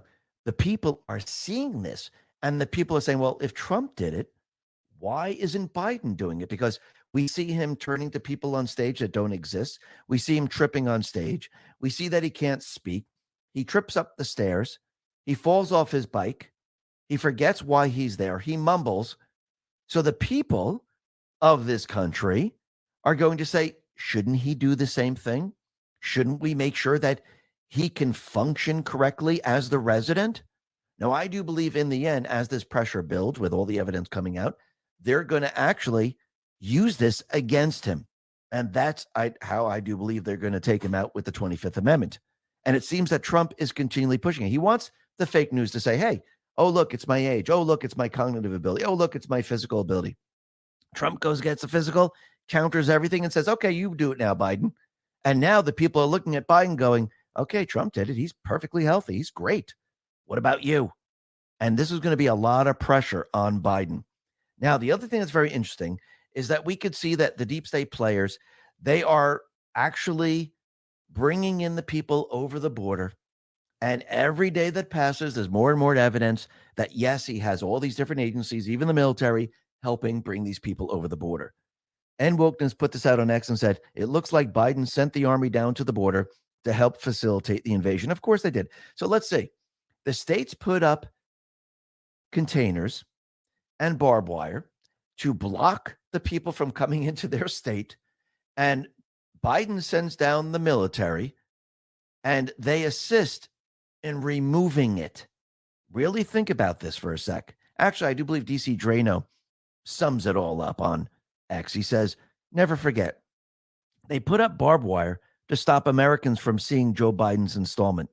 And they cut barbed wire at the border to help facilitate an invasion of 8 million illegal aliens. We are being ruled by an illegitimate regime destroying this country from within. I think everyone can see this very, very clearly now, and people start to understand what's really going on. And this is why the deep state players are trying so hard to censor people. They don't like people speaking freely. Why do you think the government was working with Twitter? They're working with YouTube, Instagram, Facebook. Why do you think you have certain governors and mayors and other prosecutors and other election deniers? And I don't mean the election deniers of MAGA, the election deniers who cheated in the election. Why do you think they continually try to shut people up? Why do you think they try to shut things down? Why do you think they implement certain programs where they say we're going to teach the young about disinformation and misinformation? No, that's not what they're doing. They're actually teaching the children that they don't have free speech. These are the things that you shouldn't say. These are the things that are bad to say. They're not teaching them to spot misinformation, disinformation, because all you got to do is your own research. All you got to do is look at the facts. For example, with COVID, when they were telling us to wear the masks, the students didn't have to have a course in this. All they had to do is say, okay, can you show us the peer-reviewed documentation that shows that masks work against viruses? Because I have about 15 over here that say it doesn't. Oh, by the way, you want me to take the bioweapon? Okay, can you show me the side effects and all the testing the pharmaceutical company has done before I put this in my body? You see, all people have to do is think logically, and you have to ask for the documentation and the facts. And then you can research it and figure it out yourself. You don't need schooling to teach you this. But this is not what they're teaching. They're actually teaching the children something completely different. So right now, we have Governor Kathy Hochul of New York. She has ramped up efforts to combat online hate speech criticized as state-sponsored Ministry of Truth, an uncomfortable echo of Orwell's dystopian surveillance apparatus where the government controls and manipulates the information. At the core of Governor Hochul's plan is a $3 million allocation to expand the domestic terrorism prevention unit's threat assessment and management training to colleges and universities. These teams are working to identify violent threats. They're not looking at your Instagram sunset post or your tweets about your favorite football team, and they're not here to penalize anyone for their political views, says Hochul. Well, basically, that's exactly what they're doing. And she says, today I'm directing the director of the Division of Homeland Security and Emergency Services to develop media literacy for K through 12 in our public schools. This will teach students and even teachers to help understand how to spot conspiracy theories and misinformation and disinformation online and online hate. So you know how this is going to go. Anything the government says is true. Everything else that's out there is fake. That's pretty much it. And they're going to teach the children early on how they don't have free speech rights. That's pretty much what they're doing. And this is how they radicalize the children. This is how they teach them from a very young age. The government is always right, and everything else that everyone says is always wrong. That's pretty much it. Because think about what happened during COVID. Think about what happened during the elections. The government was always right, and everyone else was always wrong. Even if the people had peer-reviewed documents, even if people had evidence, they're just always wrong. They are liars. Remember, they kept saying the big lie, especially with election fraud. Trump is spouting the big lie. That's what they said. Because look, everyone says the elections were on the up and up. You have to believe them. This is what they're doing to our young children. And what we've come to find out is that the government lied to all of us. They lied about COVID. They lied about masks. They lied about 6 feet apart. They lied about keeping the children home, that this was going to keep them safe, which was meaningless because the entire pandemic was created by a statistical number that they created. They paid the hospitals to say everyone died of COVID. That's how they built up the death rate. They tricked the people into getting the vaccine by not showing them evidence that, hey, there's major side effects in this. And basically anyone that spoke the opposite of what the government or pharmaceutical, anyone else was saying, those people were conspiracy theorists, and the pharmaceutical companies, the FDA, the CDC, they were right. That's what they're trying to teach the children.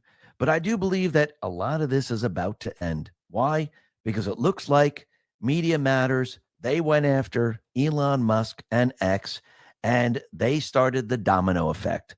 And now we can see Elon, he is now going after X. He filed a thermonuclear lawsuit. And now we have Rumble, Chris Pavlovsky. He has joined in from Rumble, and they're going after Media Matters. Not just these individuals, but we also have the Attorney General of Texas, Ken Paxton. He's going after Media Matters too. And Elon Musk responded to this and said, fraud has both civil and criminal penalties. Absolutely. And we can see that they are now building this case up, and there is another attorney general that's going along with this.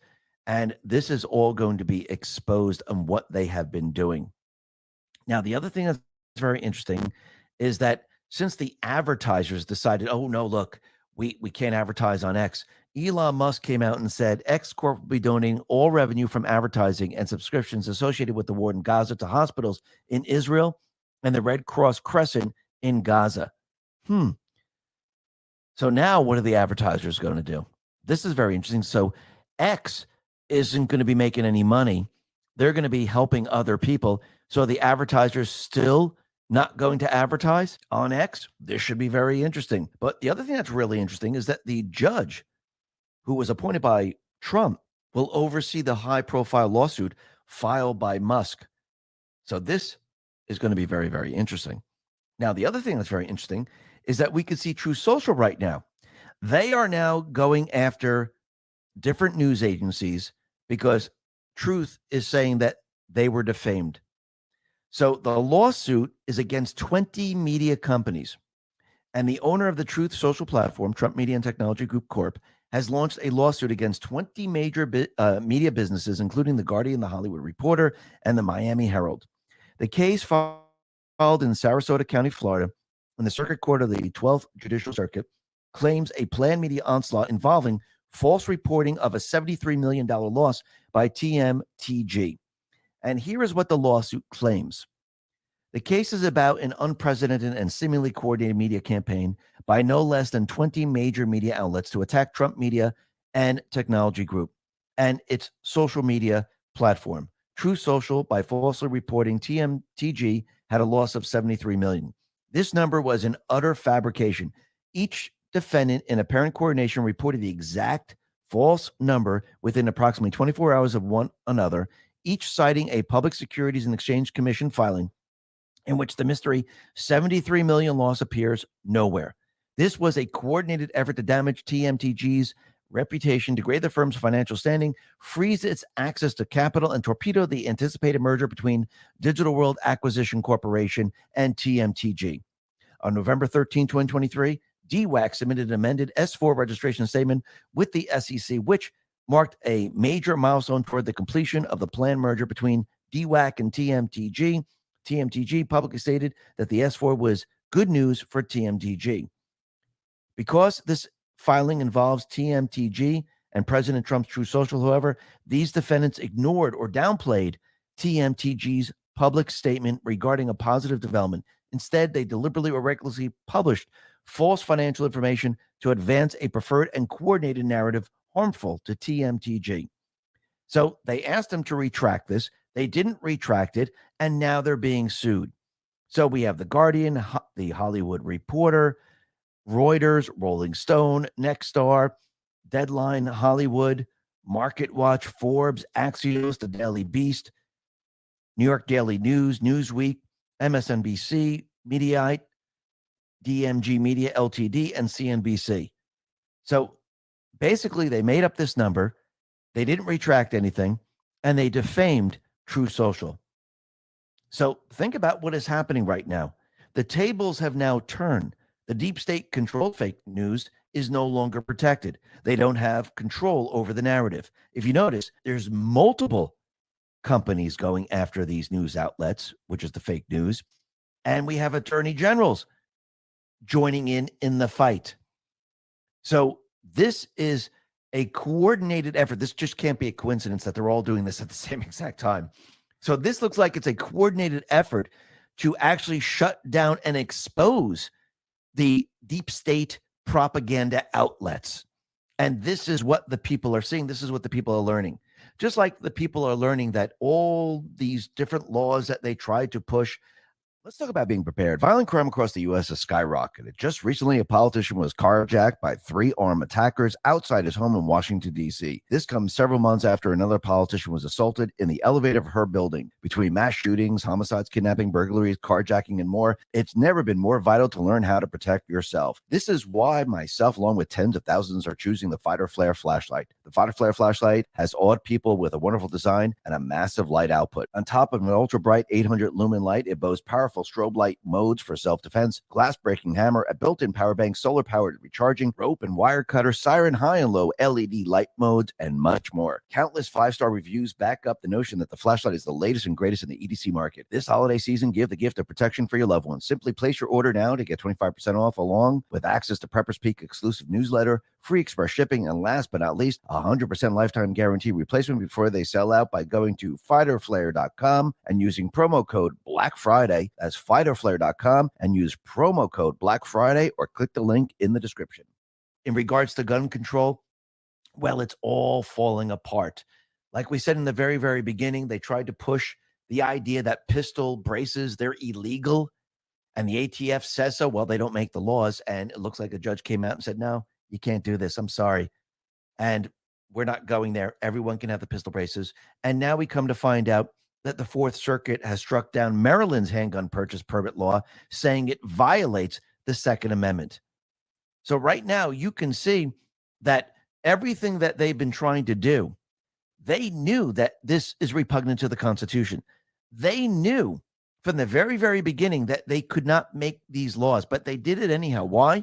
Because they were hoping they can keep this going long enough where people would turn in their weapons, where people wouldn't get weapons, where people would destroy their weapons. They always try these tricks. And I said this from the very beginning. Any of these individuals who create any law, who create a law knowingly where it's repugnant to the Constitution, they should be removed from their position. So, for example, when the Supreme Court gave out the ruling against New York, they went ahead and they created a new law which was completely repugnant to the Constitution, knowing that the Supreme Court already struck that down. And they knew it was going to be struck down later on. But again, they did it anyhow. These people should be removed from their positions immediately. because they swore an oath to uphold the Constitution, to defend it. And if you look at all these people, if you look at all the installed people, what do? They fight against the Constitution every single day, every step of the way. That's their entire mission, is to fight against the Constitution, fight against free speech, fight against everything the founding fathers have done. Well, why would we want people in office that continually fights against the Constitution? And it doesn't matter if it's the first or second, it doesn't make a difference. You were put in there to uphold the Constitution. That's how you know these people weren't elected. That's how you know they're installed. Because if you're not going to go along with the Constitution, there's no reason to be in office. You actually should go to a different country then. That's what you should do. I mean, there are a lot of people promising this if Trump gets elected. Actually, I mean, if people don't like this country, I don't know why they stay here then. Leave. I mean, they tell us, again, it's the same exact people. They tell us how much they don't like this country. They don't like the Constitution. They don't like the history. They don't like anything about it. Why are you here then? Go to Cuba. Go to China. Why don't you go there? I don't see a lot of people rushing to China. I don't see a lot of people running to Russia. I don't see a lot of people running to Cuba. Why is everyone coming here? Oh, that's right. Because this is the United States, where we have the Constitution. And the Constitution was created by we the people. And that people know that you can be free here. That's why people come here. Now, I'm not talking about the illegals that they're bringing in, because those people hate this country. And you can see it as clear as day, because we know what their plan is. Their plan is to destroy this nation. But we can see that the deep state plan is not going well in regards to war. Remember, they want a war really, really bad. They're trying to create war. Eventually, we will get to that point, but you can see that they're having trouble. Plus, they're having a lot of trouble in Ukraine, because right now the money's drying up, artillery's drying up, and they're in trouble out there. But if we look at what happened in Afghanistan, there are now soldiers coming out, and they are now blasting the Biden admin because they want them to pay for their gear that they left in Afghanistan. Libs of TikTok put this out on X and said, wow, soldier leaving the army blasts the Biden admin, and the state of the military claims he's being charged close to $4,000 for gear he was instructed to leave in Afghanistan during Biden's disastrous withdrawal. Really think about that for a second. Why? I mean, you were told to leave it there. Biden rescued the refugees. 13 military soldiers were killed. They left the American people there, and it was a complete and utter disaster. And then on top of this, you're charging the soldiers for the gear? Unbelievable. But look what's happening out in Ukraine. Ukraine is in a very, very tough position right now. Biden, he doesn't have the funds to give him, doesn't have the artillery. And it looks like Ukraine has lost over 13,700 troops and approximately 1,800 tanks and other heavy weaponry so far this month. And it looks like this is a complete and utter disaster for Ukraine. And I wouldn't be surprised if maybe Zelensky starts leaking stuff out against Biden, because as time goes on and they realize that no one is helping, I wonder if all of a sudden you're going to see things come out of Ukraine. That should be very interesting, wouldn't it? Now, the other thing that's very interesting is we can see that Israel, it looks like they have a deal with Hamas, and it's a 4-day pause to get the Israeli hostages and the American hostages out of Gaza. And Israel is going to trade them about 150 or 200 Palestinians. Now, it's not murderers or anything like that, but it looks like they're going to have this pause. Now, does this mean the war in Israel and Gaza is over? No, I think after the pause, I think Israel is going to continue and ramp up the removal of Hamas. But what's very interesting about all this and this whole deal thing is that a source said that the Israeli side was able to achieve significant concessions by not caving to pressure from the Biden regime and international community immediately. Prisoners convicted of murder will not be included in the deal. Fuel will be brought into the Gaza Strip only on the days of the ceasefire, and there will be no movement of Gaza citizens from the south of the Gaza Strip to the north under the terms of the ceasefire. And once the ceasefire is over, they're going to go after Hamas. Now, you know Hamas is going to take this time to actually refortify, replenish their arms, they're going to move into position. But I do believe Israel will be prepared and ready to go after these people. And actually, it's going to show the world, wow, look what Hamas did during these 4 days. And this is not going to look very good on the world stage. And I do believe that's exactly what's going to happen. Now, the other thing that's very interesting is that we could see that the former troops that were punished over Biden's vaccine mandate, they're going to be suing for billions for lost wages. So the lawsuits were filed in the U.S. Court of Federal Claims, with Sarin said is a specialized court where illegal discharges are heard. The Court of Claims has been around since the Reconstruction era. It's a very old court and kind of weird one. But in any event, you can go there if you've got a claim and say, hey, I was illegally discharged, or the military did something to impede my pay or whatever. And the Court of Claims is where you go. So this is going to be very, very interesting because the estimates are around 80,000 to 100,000 service members, both active duty and reservists, who were impacted by the mandate. And those people that were discharged illegally, the U.S. Army sent a letter to former service members dismissed for refusing the mRNA injection, and they can now request corrections of their discharge records. And once again, you can see the military is now struggling because they don't have the people they need. A lot of these people didn't come back. And now, as we move into war, what do you think is going to happen? I do believe they're probably going to start the draft. And we're going to see the young generation go, oh, wait a minute. Nobody ever said anything about war. I mean, I voted for Biden because he said he was going to, cancel my student loan. But now he wants me to go to war. I do believe as war approaches, the young generation, they're going to be scared out of their minds. The parents are going to be scared out of their minds. And these people are going to wake up like we've never seen before.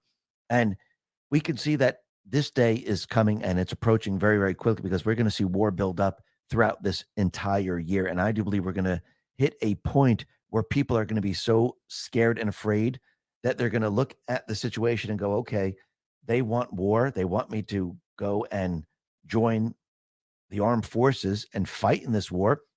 And this other guy over here that I hate, he's talking about peace. The peace thing sounds pretty good. I don't care how much I hate him. I'd rather have peace. So in the end, these people are going to have to make a decision. And I do believe most of the people, I say the majority, they're going to decide on peace because that's what Trump is going to campaign on. Because as the war builds, he's going to say, I can have peace in 24 hours. We don't have to go into war. We don't have to have all of this. And yes, as time goes on, people are going to get afraid. Now, the other thing that's very interesting is we have Ken Paxton again. He's leading the way in seeking accountability for big pharma companies by launching a lawsuit against COVID vaccine manufacturer Pfizer. So the Texas lawsuit filed under seal is requesting discovery against Pfizer for its COVID vaccine under the Texas Medicaid Fraud Prevention Act. This is a law enforcement action under TMFPA to recover taxpayer dollars spent as a result of fraudulent conduct committed by Pfizer. So this is very interesting. And the purpose of the lawsuit was clarified in a press release. The Office of the Attorney General's Civil Medicaid Fraud Division has sued Pfizer for defrauding the Texas Medicaid program by providing adulterated pharmaceutical drugs to Texas children in violation of the Texas Medicaid Fraud Protection Act, now known as the Texas Healthcare Program Fraud Protection Act. Pfizer contracted with Tris, a drug manufacturer, to produce a pediatric attention deficit hyperactivity disorder medication, ADHD. Pfizer knowingly distributed equivalent to children on Medicaid despite the drug's pattern of failing quality control tests due to flawed manufacturing practices. For years, Tris altered the drug's testing method in violation of federal state laws to ensure equivalent past regulatory hurdles and could continue to be sold. Despite knowing about these serious problems, Pfizer misrepresented to the Medicaid program that equivalent was in compliance with the federal and state law and concealed from Medicaid decision makers the fact that equivalent was an adulterated drug. As a result of this misrepresentation and concealment, Pfizer and Tris obtained the benefits of taxpayer-funded Medicaid reimbursements for equivalent. From 2012 to 2018, Pfizer and Tris continually manipulated the equivalent testing to hide poor manufacturing practices and defraud the Texas Medicaid program. The lawsuit was initially filed under seal, but the judge has since unsealed the petition at the Attorney General's request. So it looks like they're going to go through discovery. They're going to find out a lot. And yes, this is going to lead to COVID. It's going to lead to many, many things. And we can see that this is not looking good for the pharmaceutical companies. I remember a post saying, listen, release the cures or be destroyed. And it looks like they chose the path of being destroyed. Now, the other thing that's very interesting is we can see there's crime all over the place, and we can see it's in many of the blue states, and they have these, no cash bails. People are just going into stores, just filling up bags. Nobody's stopping them. People who are going into their homes or garages, you see there's not just one person, but like a group of people that are still in their cars, stealing things in their home, breaking into their home. And the people now, they're afraid. The people are afraid. And that's why people are buying weapons right now, because they realize, wow, look at all this crime. Look at this chaos that's going on around me. Who's going to save me? There's nobody except me. And the only way to protect myself against all of these people is to have something like a weapon. And this entire gun control push is completely falling apart. But what's very interesting is that 40% of Americans are afraid to walk alone at night. This is the most in decades. So people, they don't feel safe in this country anymore. And this number is getting larger and larger. Additionally, the vast majority of Americans, 72%, worry they will fall victim to identity theft. They'll fall victim to getting robbed. And people are now afraid. They realize there's no rule of law. And they realize that all the policies the D's have put into place, it's a complete and utter disaster. And once again, this is what people needed to see. They needed to see all this play out. Remember, during the 2020 riots, they told us we need to defund the police. We'll have social workers that will take care of the bad people. Well, how's that working out in all these different areas? It isn't. It's a complete and utter disaster, especially those cities that said, oh, no cash bail. That's the way to go. Well, I think the people are seeing something very different, especially now with the illegals coming in. Most of these people are criminals anyhow. So people see all of it. It's all happening at the same exact time. Now, the other thing that's happening at the same exact time, if you notice, all these things are happening all at once. The January 6th videos, they were released. Not all of them. There's still thousands and thousands and thousands of hours of videotapes that have to be released. And it looks like the deep state players, they're still trying to convince people that Trump and MAGA, they had an insurrection at the Capitol. Actually, it was the opposite. Everyone's starting to realize it was the Fed. It was the confidential human sources. It was the Capitol Police. It was Antifa, BLM. They were all involved in this. But Liz Cheney, she was out there and she says, here's some January 6th video for you. And she's showing the same clips over and over and over. Mike Lee responded to this and said, Liz, we've seen footage like that a million times. You made sure we saw that and nothing else. It's the other stuff, what you deliberately hid from us, that we find so upsetting. Nice try. P.S. How many of these guys are feds? As if you'd ever tell us. Now, Trump, he retruthed this on Truth. He also retruthed this from Monica Crowley. Everything you've been told about January 6th is bullshit. The real insurrectionists are those who frame Trump to try to stop him from ever being president again, and who frame you as domestic terrorists to try to crush America first. They have failed, and they will pay. Very interesting. Now, the other thing that's very interesting is that we can see the Federal Appeals Court panel. They have blasted Judge Shukin, and they signal they will narrow Trump's unconstitutional gag order. Actually, they should just probably get rid of it right now, because once again, he should be able to speak freely. If they're going to attack him during the presidential race, he should be able to defend himself. It's his First Amendment right. And I do believe this is going to be shut down in the end. But we'll have to see how this all plays out. Now, the other thing that's very interesting is we could see the deep state players, the fake news. They're trying to convince everyone that RFK, he's going to steal the votes from Trump because now he's independent. Now, once again, they put this out there because they're trying to convince the people, just like they manipulate the polls to say, oh, no, don't vote for that person. That person doesn't have a chance. Only vote for this person. That's what they did with Trump in 2016. They tried to convince everyone that Hillary was going to win by, 98.1% to 1.6%, which was absolutely ridiculous. But the MAGA people, they're not going to go and vote for RFK. Actually, when you look at the polls now and you look at what Biden is doing and his poll numbers, actually his supporters, those people that are still with him, they're going to move over to RFK. Julian's Rum put this out on Truth and said, RFK ain't going to steal votes from Trump, but he will from Biden. In the latest Harvard Caps Harris poll, independent president candidate Robert F. Kennedy Jr. has emerged as the frontrunner in terms of favorability among 2024 presidential candidates. The poll indicates that Kennedy enjoys a 52% favorable opinion among respondents, with only 27% expressing an unfavorable view, resulting in the highest net favorability rating of 25 points in the survey. In a three-way election between President Biden, Trump, Kennedy, the poll results were following: Trump 41%, Biden 34%, Kennedy 17%. And once again, there's no way that the MAGA people who went through all of this stuff and they see all the attacks against Trump, they're just going to say, hey, you know something? Let me go with this other guy. No, the people that see Biden, where the economy's crashing, we're heading towards war, we have open borders, and the people see that he's a complete and utter nut job.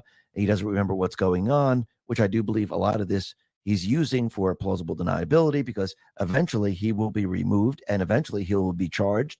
And eventually this will all come back to haunt him. But again, the people aren't going to move away from Trump. Nice try, though, fake news. Now, the other thing that's very interesting is that Mike Lindell, it seems that he got an historic ruling and he is now vindicated. MyPillow CEO Mike Lindell is celebrating last week's ruling on Georgia's voting machines as vindication, countering critics who say he is a conspiracy theorist for promoting claims about election fraud. In a footnote of the ruling, Totenberg said that the evidence in the case does not suggest that the plaintiffs are conspiracy theorists of any variety. Trump retruthed this article and said this is a big and wonderful deal. Absolutely. Now, the other thing that's very interesting is that out in Argentina, we know that they use paper ballots in the election. They were able to count them up. They were able to have the election in one night, and they had the winner. Now, what's very interesting about this, the deep state players are telling us that this is completely and utterly impossible. Well, N Wokeness on X put this out and said, Argentina, 25 to 30 million paper ballots. They counted it. They had the election in one day. They had a winner. Maricopa 2020, 1.9 million ballots. Milwaukee 2020, 460,000 ballots. Detroit 2020, 250,000 ballots. Fulton 2020, 523,000 ballots. Explain to me how Argentina hand counted all of their ballots in a few hours. But the big blue areas, they cannot. It's all BS. That's why, because they want to use their cheating systems. They know if they use paper ballots, they wouldn't be able to control the cheating. And this is why out in Arizona, the Arizona Attorney General, Chris Mays, has threatened legal action against Mojave County officials if they dare to hand count ballots in the 2024 elections. Now, think about this. In their law, it says you can only count the ballots using the automatic tabulating equipment. You're not allowed to hand count them. Why do you think that's what they want? Because they can control the outcome. If you have people there and they're counting it and you have people overlooking them, they can say, whoa, wait a minute. What are you doing here? You're cheating. They don't want this. They don't want paper ballots. But I do believe in the end, we're going to have paper ballots in 2024. And I do believe every step of the way, Trump is countering everything that they're doing. And if you notice, as we approach the primaries, Trump continually puts out the poll numbers over and over and over on Truth Social. And I do believe he's doing this just in case they try to cheat in the primaries. He wants everyone to see how much of a lead he has and why, if they try to cheat, why it's impossible. So Trump, he put out an interactive poll, and it says 2024 National Republican primary. Trump 66%, DeSantis 13, Haley 9, Vivek 7, Christie 3, Burgum 1, Hutchinson 1. So Trump has 66%. None of these people are even close. And he continually shows everyone every single day, look, I'm way ahead. I am way ahead. I am the winner. And he's saying, listen, RNC, it's time to shut down the debates. He put this out on Truth and said, great polls just released. Best ever. Harvard Harris, Trump 67%, DeSanctimonious 9%, Birdbrain 8%, Ramaswamy 5%, Christie dead in the water, a total loser. Trump up 7% to 10% on crooked Joe Biden. RNC must save money on lowest ever ratings debates. Use it against the Democrats to stop the steal. If not, revamp the RNC now. And he's absolutely right. So do you think they're going to revamp the RNC? Absolutely not. But they should end the debates. I think the people are demanding it right now. I think the polls are out there saying that the people don't even need the debates. They know who the winner is. So Trump is letting everyone know, I'm the winner. Let's get on with it. Let's go after the deep state players. Let's bring them all down. And how are we going to bring them down? Well, it looks like that's already in process. But we need to go back a little bit in time because remember, I do believe all roads lead to Obama. And if you go back in time, Obama, back in February, launched an effort called the Change Collective. If you're not familiar with it now, you probably will be soon. Supporters describe it as a new community-based leadership initiative meant to empower emerging leaders to bring people together. Now, what do you really think this Change Collective really is? Well, this is really the implosion of local control and the top-down centralized control of all communities. After all, that's the pattern of every Obama policy, most notably healthcare, education. Naturally, Obama put a hearts and flower spin on the project, like he always does with everything else. So basically, the Change Collective and what it supposedly means to build a more equitable, welcoming, and inclusive democracy that connects people of all persuasions. This is an Orwellian vision that might sound fine to politically untrained ears, but it represents a new phase and level in Alinskyite community organizing. The jargon is not hard to translate. It is diversity, equity, and inclusion in a nutshell. The same woke agenda of DEI that requires identity politics and political correctness to be baked into every policy at every level. And we know, going back from the very, very beginning, they infiltrated this country from within. They used the fake news as their bullhorn to make everyone believe they were the majority when they were the minority. They had their foot soldiers out there screaming and yelling, destroying, to make it look like they're the minority. So they could take a small group of people. They can then use the fake news to blast their message out there to make everyone believe that they are the majority. This right there is the insurgency. That is what you are witnessing throughout this entire time period. Trump and the Patriots, they put together a plan to counter this insurgency with a counterinsurgency. And that reminds me of Post 4700, September 14, 2020. It says insurgency can be defined as the organized use of subversion and violence to seize, nullify, or challenge political control of a region. Insurgents seek to subvert or displace the government and completely or partially control the resources and population of a given territory. They do so through the use of force, including guerrilla warfare, terrorism, coercion, intimidation, propaganda, subversion, and political mobilization. Insurgents fight government forces only to the extent needed to achieve their political aims. Their main effort is not to kill counterinsurgents, but rather to establish a competitive system control over the population, making it impossible for the government to administer its territory and people. Insurgent activity is therefore designed to weaken government control and legitimacy while increasing insurgent control and influence. Sounds familiar, doesn't it? Insurgent requires supporters, recruits, safe havens, money, supplies, weapons, and intelligence on government actions. A robust insurgency can be waged with support of just a small percentage of a given population. So think about it. Recruits, safe havens, money, supplies. Well, think about what's happening in this country. They were given all of this. Next, a counterinsurgency may be defined as a comprehensive civilian and military effort taken to simultaneously defeat and contain insurgency and address its root cause. That is what you're seeing being played out now. We're going to the root cause of all of this. And that is what the people are seeing right now. That's what you're experiencing. Without seeing it, without actually living through it, you wouldn't know what's causing all of this. And I think the people now are seeing it because every day more and more is being exposed. And the people can see it now. And as we go through 2024 and you see the economy fall apart and you see us go to war, you see chaos, because remember, this is insurgency. The people, they're going to counter all of this because they see what's going on. And yes, Trump, along the way, what does he do? He helps out. He gives solutions.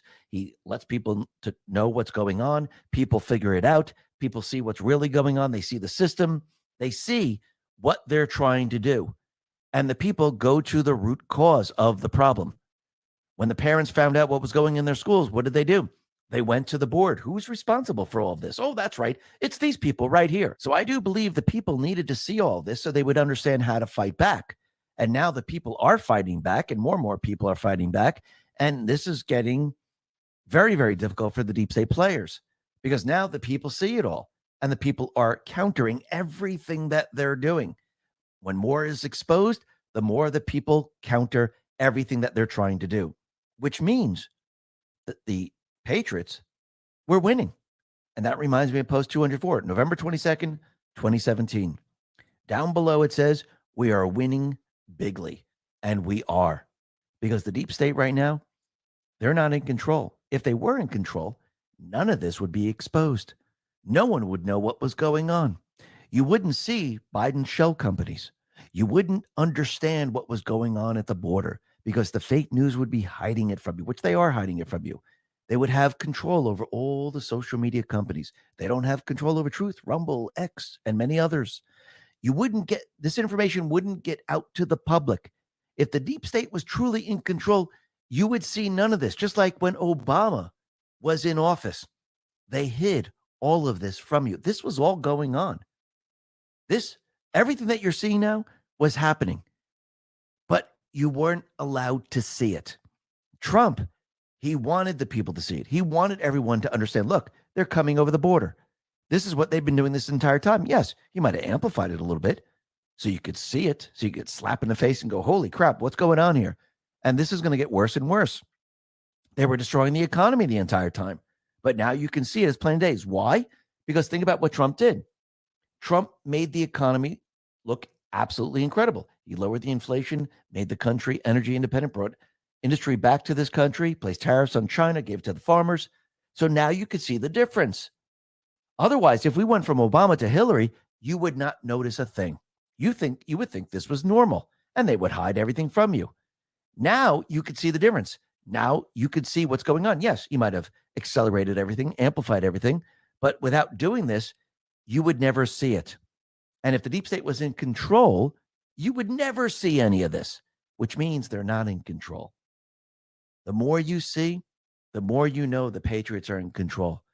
And this is the counterinsurgency. And this is how we win. And once the people understand, once the people see the system and they understand it and they're countering it, well, they're going to counter it at the polls. And yes, they're going to vote those people out of office. And they know it. This is why they're panicking. This is why they're going after Trump right now, saying that he's going to end democracy. No, he's going to end their system of control. And remember, we're not a democracy. We're a republic. Remember the pledge? I pledge allegiance to the flag of the United States of America and to the republic for which it stands, one nation under God, indivisible, with liberty and justice for all. Well, it doesn't say, and to the democracy for which it stands. It says, and to the republic. This is a republic. The democracy, the translation of the deep state players, is their system that they put into place. That is what they're panicking about because they know when Trump wins, it's game over for them. The Patriots are in control. Listen, everyone, thanks a lot for listening. Be well, be safe, and especially be prepared. Thanks a lot.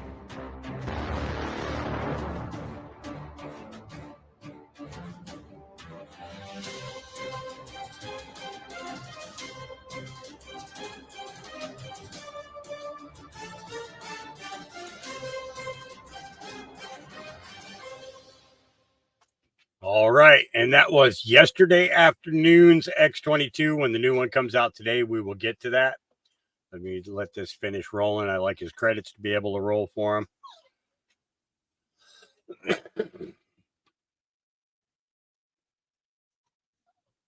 Okay. All right. That takes care of that one. That one's out of the way now. Up next, we got Patriot Underground. Does just a quick, well, it's not necessarily quick. It's a situational update.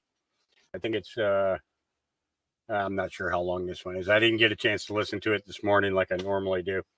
Like I said, we got lots to go through today. We ain't even getting close to started yet. So we're going to keep going. Here we go.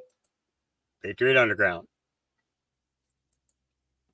Hello, everyone. This is Patriot Underground here. Now, before we start the show, I just want to say a quick word on behalf of Patriot Underground Gold and PatriotUndergroundSilver.com. You folks have heard me talk a lot about rolling over your 401k and your IRA into precious metals. We all know that the dollar is on its way out. De-dollarization is here. The BRICS are spearheading this effort. Now is the time to make these moves, folks. Click the link in the description and my team will contact you and explain how easy it is, and this will be the best financial decision you've ever made. I'm not a financial analyst myself, but quite frankly, you don't have to be to see the direction that things are going in the world. We have a narrow opportunity to protect and secure the wealth that we've earned our entire lives. It's time to de-dollarize yourself and put your savings into precious metals. It's a no-brainer, folks. Click the link in the description, like I said, and you will be happy you did. All right, everybody, enjoy the show. Patriot out. Hello, everyone, and welcome to Patriot Underground. Today is November 21st, 2023. Thank you so much for joining me, folks, to discover the truth beneath the surface. As always, I really do appreciate everybody out there taking the time to listen. So tonight, I'm going to provide a situation analysis report. And certainly there's a lot going on, as I typically say at the beginning of every show.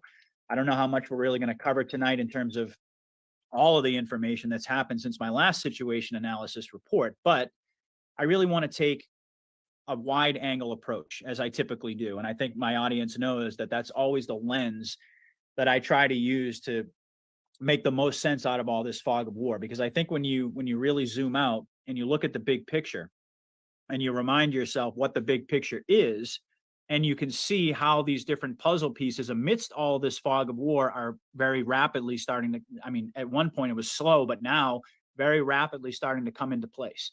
And it really helps sift through a lot of the disinformation, a lot of the fog, and helps us focus on what's truly important and what we need to keep our eyes on. Because let's face it, folks, there are a lot of enemy sources of information. There are a lot of black hats out there pumping disinformation. They're pumping out all types of false narratives. And certainly, don't get me wrong, there's a lot of fog of war, and most patriots out there are doing their dead level best to give you the truth. And I do believe that that's actually more often the case than not. But nevertheless, a lot of disinformation gets pumped into people's eardrums every single day, and it causes them to doubt. It causes them to start to wonder about, well, I don't know, maybe this plan, maybe I am being manipulated. That's exactly what the black hats are trying to do. And so I feel like my job, along with many other patriots and truthers out there, is to try to give you guys the best possible explanation from a 40,000-foot perspective of what's going on. And certainly a big part of this discussion tonight is going to center around the activation of sleepers. And you might think that I am referring to what I typically am referring to in this context, which is the enemy and sleeper cells coming across the border, and all these topics that we've talked about in detail. And I think those are still very, very relevant, don't get me wrong, and still just as much a threat. But I think we also have to look at the flip side of the coin, and we have to be honest with ourselves and ask ourselves, do we really think that the white hats didn't anticipate every single move that the enemy is making? And moreover, did we not anticipate that the white hats would also have their own sleepers? And that really is going to be the focal point, like I said, of a big part of tonight's show. And you've heard me talk a lot about game theory operations. I've gone into some detail in the past. I've talked about it really in kind of at the granular level. I mean, to the best of my ability, not being a mathematician, but this is a branch of applied mathematics that is being used in a military application, in a military context. And in essence, as we know, the black hats, the deep state playbook is known to the white hats. And the reason that it's known to the white hats isn't just because they've studied it, isn't because they just have this brain trust of individuals that have come together and figured it out. Even the AI that they use to augment their wargaming strategies, it's also because of human intelligence, because of infiltration. That's the reason that they know their playbook. And so when you think about game theory, without getting into a big discussion on it, it's basically when you have two opposing sides that have to make moves against the other in this context, of course, in a war, and each move is interdependent on every other move that's available to your opponent. And if you know the playbook ahead of time, then it's very easy to game the enemy. It's think of it as almost like a poker game. I mean, we've talked about the trump card, right? I mean, both sides have their cards, they have their hand to play. And no matter what they do, it's going to affect what the other player does. But when you already know the basic playbook of the enemy based upon not only years and years, decades of planning, but also decades of infiltration, you have a pretty good chance at forcing them to do exactly what they don't want to do. And at the same time, in order to keep up appearances, make it seem as if this is exactly what they had planned all along. You see, the enemy runs a confidence game. That's what this is all about for them. They understand that this is all about consciousness. This is all about public perception. That's what this war is really rooted in. It's all about whether or not the white hats can generate an organic, popular, or populist awakening all across the world. I mean, obviously, we're focused here in America, but this is worldwide, as we know. We talk about all the different theaters in the world. I'm going to talk about what's going on in Europe in a moment, but this is all over the world. So it's really about whether or not the enemy, the deep state, can prevent the Great Awakening versus whether or not the white hats are able to steer the enemy in the direction of exposing themselves in the process in all of their plans and machinations and all of their end games and their schemes that they had planned for us, to expose that by their own hand because they've got no other choice. And in so doing, cause that Great Awakening. And of course, we all know what happens. I mean, certainly we don't know exactly the sequence. We don't know how it's all going to go down, but we certainly anticipate that when the floodgates finally open, and I anticipate that's probably going to be during Trump's trial. And there are certainly folks out there who would disagree with me on the timing, but I really do believe, I've talked about the Trump card, and I've talked about, Josh Reed's great podcast where he broke it all down, the military evidence that's being introduced to use in this trial that they've been gathering behind the scenes all this time, that Trump's first term was all about. It was about setting the legal framework to gather up all of this intelligence, all of this evidence, to monitor these elections in real time, to prevent the election fraud from going unnoticed and untracked and being therefore unprovable. They've been doing this in the background. Even mainstream media has admitted that the military has been tracking the elections, has been monitoring the elections, even going back to the most recent stolen one in 2020. We know that this has been going on. So when this information comes out during this live stream trial, or whether it comes out beforehand, I mean, certainly we don't know. A lot of people don't think we're going to even make it to March. I disagree. I think that this is all planned out. I think it's all plotted out. But nevertheless, whether you agree or disagree, at a certain point, this evidence is coming forward. We know that the military didn't just gather all of this. The White Hats didn't just gather all this evidence. They didn't put Trump in the position to set up all of these legal parameters just so that they could never use it and watermark all of these ballots. I mean, certainly, folks, we can't lose sight of what I consider to be common sense in this scenario, that we all of a sudden we're just going to believe that the White Hats all have all of this evidence and they're not going to do anything with it, that these executive orders that Trump signed, 13848, 13818, those are the ones that get referenced the most often. You really think that those were put in place for no reason? Of course not. They were put in place so that during this trial, during the J6 trial, the big one, the big kahuna, for treason, inciting an insurrection, everything that they're trying, everything that they did, the coup that they pulled, they're going to try to lay that all on Trump. And that's when he's going to play that Trump card. And that, quite frankly, folks, as far as I'm concerned, is going to be the moment when the floodgates open. I don't mean that that's going to be the only event. We have to keep in mind here, the military has everything. They've got McAfee's 32 terabytes. They've got all of Julian Assange's information. They've got Hunter Biden's laptop. They've got Anthony Weiner's laptop, and it all connects to Epstein. We're going to get into that in a little bit more detail. But the fact of the matter is that this is all leading us toward what I happen to think is going to be an absolute flood of disclosure, followed by the deep state's response. And the deep state's response, in my view, is going to be some form of a denial of justice. That we're going to see, just like, you've heard Juan O'Savin talk about so many times, there's no justice in the Justice Department. There's no justice in the system. This needs to be demonstrated to the entire world in real time, live stream. The world is going to see proof positive evidence. Not even just evidence. I mean, it's literal proof. And I happen to think that in this pantomime, we're going to see the deep state once again come up with some reason and deny the justice that everyone in the entire, not just the entire country, the whole world's going to be watching this, as we know. The whole world is going to witness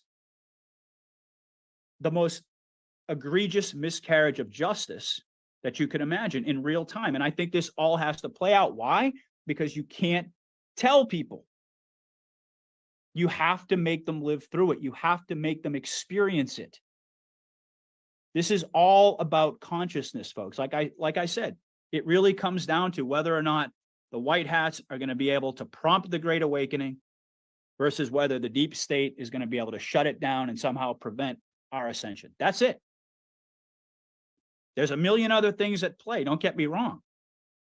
But that is the big ticket item. That is what this whole war comes down to. And that's why the white hats had to take this approach. In addition to what I talked about as far as John F. Kennedy was concerned, they had to take a different approach, because if they didn't, they realized that there was no way they were going to defeat this enemy. They have far too many tentacles. And so they began this process of infiltration. And what we're starting to see now is the activation of white hat sleepers. But getting back to the big picture, and then I'm going to kind of hone in on some of the details here. Once this denial of justice happens, we're going to see all types of activation, in my view, of the enemy. All types of false flags. I think we're going to see, this is probably going to be the moment where all the storm clouds really come together. And it really is the eye of the storm. Because when the floodgates open, it's all about whatever the deep state can do to prevent those floodgates from staying open and trying to clamp down on it. I mean, in the simplest terms, it's about awakening versus shutting down the awakening. That's really what it comes down to. So the deep state is going to have to they're going to have to play all of their cards. And my contention has always been that the white hats know what cards they're going to play. The playbook is known. Q made that very clear to us. And we've had it proven to us over and over and over and over again with the Q drops. So where does that lead? Well, it leads to a near-death experience. It leads to the precipice of destruction. Could it be the border, sleeper cells being activated in mass? Absolutely. I've talked about that. I'm starting to really kind of lean in that direction, but that doesn't mean that I think that's going to be the only thing that happens. We're also going to see the black swan event, depending on how it goes down. We're going to see the financial markets crash. We're going to see, most likely, the conflagration of this geopolitical storm that's just absolutely raging across the world, and it's only picking up intensity with every passing day. And I think it's going to be in that moment, and nobody knows exactly what it's going to look like, but in that moment where the people, having witnessed this denial of justice, and let's not forget, I mean, regardless of what we see around us, and I have to remind myself of this all the time, regardless of what we see around us on a daily basis, the world is waking up massively. And this country already voted for Donald Trump in a landslide in 2020. So the people are a lot more awake, I think, than even us in the awakened community. The truthers want to give them credit for. And so when they see this, after already the vast majority of the country already supporting Trump, already believing that there was something screwy with the election, even if they don't want to go as far as admitting the full out truth as we are, but they know that something was wrong. But then when they see that it's completely proven, when it's demonstrated to them, when it's basically presented on a silver platter, and the system absolutely rejects it in unprecedented tyranny, they're going to be able to connect the dots real quick between the false flags that they start running and all these other distractions, all this other chaos that they're going to drum up. No doubt, people are going to very easily be able to make that connection. They're going to see that the system is insulating itself. It's trying to protect itself. They're going to know that they're inside of a tyrannical system. Now, is this all a pantomime? Absolutely. Do the white hats know exactly what the deep state is going to do? Absolutely. Are they controlling a lot of these deep state actors? You bet. And are there a whole army, or I should say, is there a whole army of white hat sleepers that are being activated? Absolutely. And so in that moment, where does that lead? Well, the country is going to be on the same page. We're not going to agree on every single issue ideologically and politically, but we're going to recognize that we have a common enemy. And I'm going to talk a little bit about how that's coming together in terms of game theory operations, how the left is starting to distance themselves more and more from Biden, how this has all been planned for by the alliance. It's all coming together. And we all know that it leads to the EBS or the EAS or whatever you want to call it, the emergency alert system. When the chaos, when things are just spiraling out of control, people are just losing their minds, the deep state is running false flags. Most likely, they're probably going to dress up as Trump supporters. I mean, when you think about it, it's completely logical. Trump's on trial. There's a denial of justice. And then there's all of these false flag attacks, all of these. It's very easy to say, oh, it's the angry Trump supporters pulling false flags. And to then use that as an excuse to try to impose more draconian censorship. We all know what the game plan is, folks. And then ultimately, with the crashing of the financial system, we know that the deep state had a plan there too. They wanted to roll in their CBDC. Like I've talked about on my last show, it's not that the deep state is trying to protect the dollar. It's that they're trying to crash the dollar so that they can bring in a whole new system of even more tyrannical control, complete control over you. It's not going to happen. But you see, both sides, again, this is parallel construction. Both sides have their end game. And both sides had planned to steer this toward a financial crash and military intervention, but they all both sides clearly plan on it going in a very different way, resolving in a very different way. And I believe in that moment, when Trump and the white hats are finally convinced that the American people, and indeed people across the world, but this is where it's going to happen. This is ground zero. This is where the real fight is. What's going on overseas, and of course it's important. It's a puzzle piece, but the real battle is right here. And ultimately, folks, I happen to believe that in that moment, once the American people are finally speaking with one voice and calling out and saying, we need intervention, we need justice, that's when the military is going to step in. That's when the EBS is going to go off. And that's really when the Great Awakening, if there's ever a moment when it finally arrives, that's going to be the moment. So let's kind of dig in a little bit here and talk about some examples, okay? And we're going to start over in Europe. And certainly there's a lot of theaters in this war. Obviously, we know North Korea just just successfully launched a spy satellite. I'm going to look into that and probably talk more about that on my next show. But the Pacific Rim is heating up very, very quickly. Well, let's just focus for a moment on what's going on in Europe. Now, you've heard me talk about Poland many times, and also Germany, and also France, and these other nations in Europe that I believe are all headed toward either outright defection from NATO. We just heard that France might be trying to join the BRICS nations.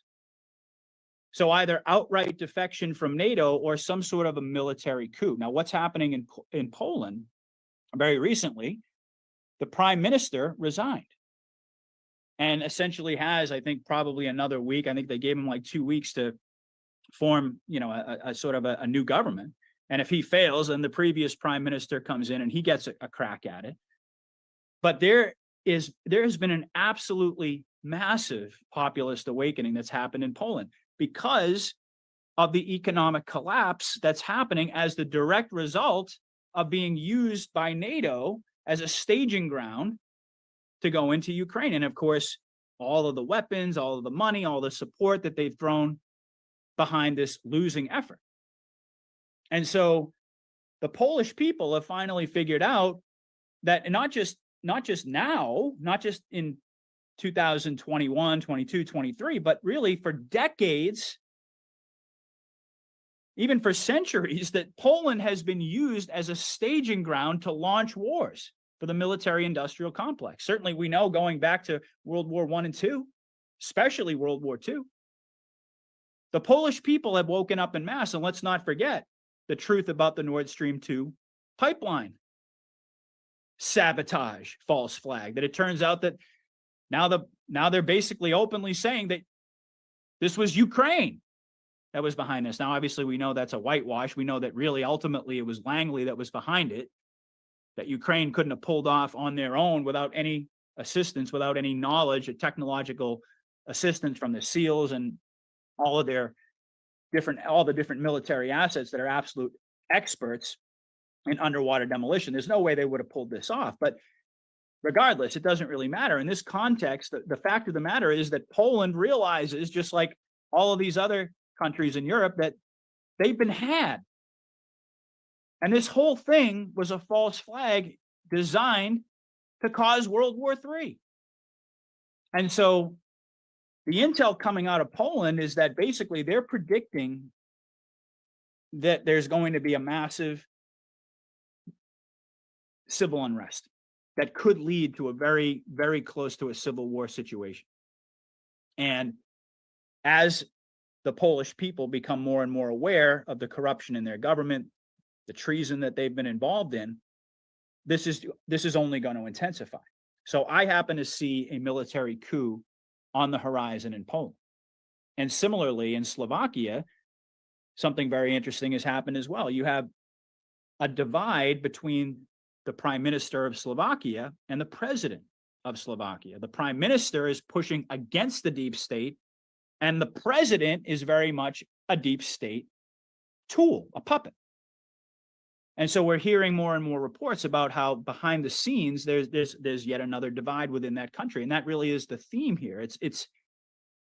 It's very obvious, folks, that there are white hats in just about every country around the world.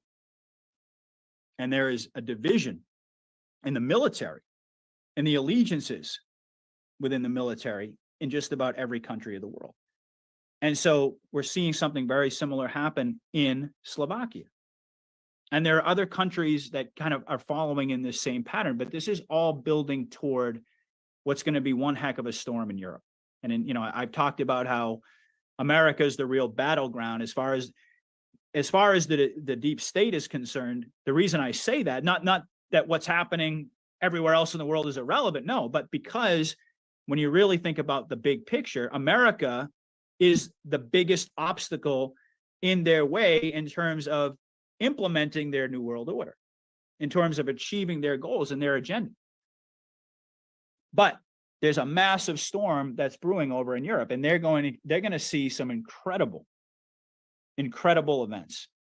I happen to believe 2024 worldwide is going to be absolutely, well, to call it a year to remember, I think is probably the understatement of a lifetime. But we're looking at a huge exposure of the European Union, of the corruption inside of all of their governments, the white hat infiltration that I started talking about tonight, I started the show with, is going to be what's really driving, and it's what's driving all of this all over the world. The white hats, the ghosts in the machine, the moles, the sleepers, whatever you want to call them, the deep cover white hats are inside of these governments and inside of the military in key positions. You don't go to war unless you've already won.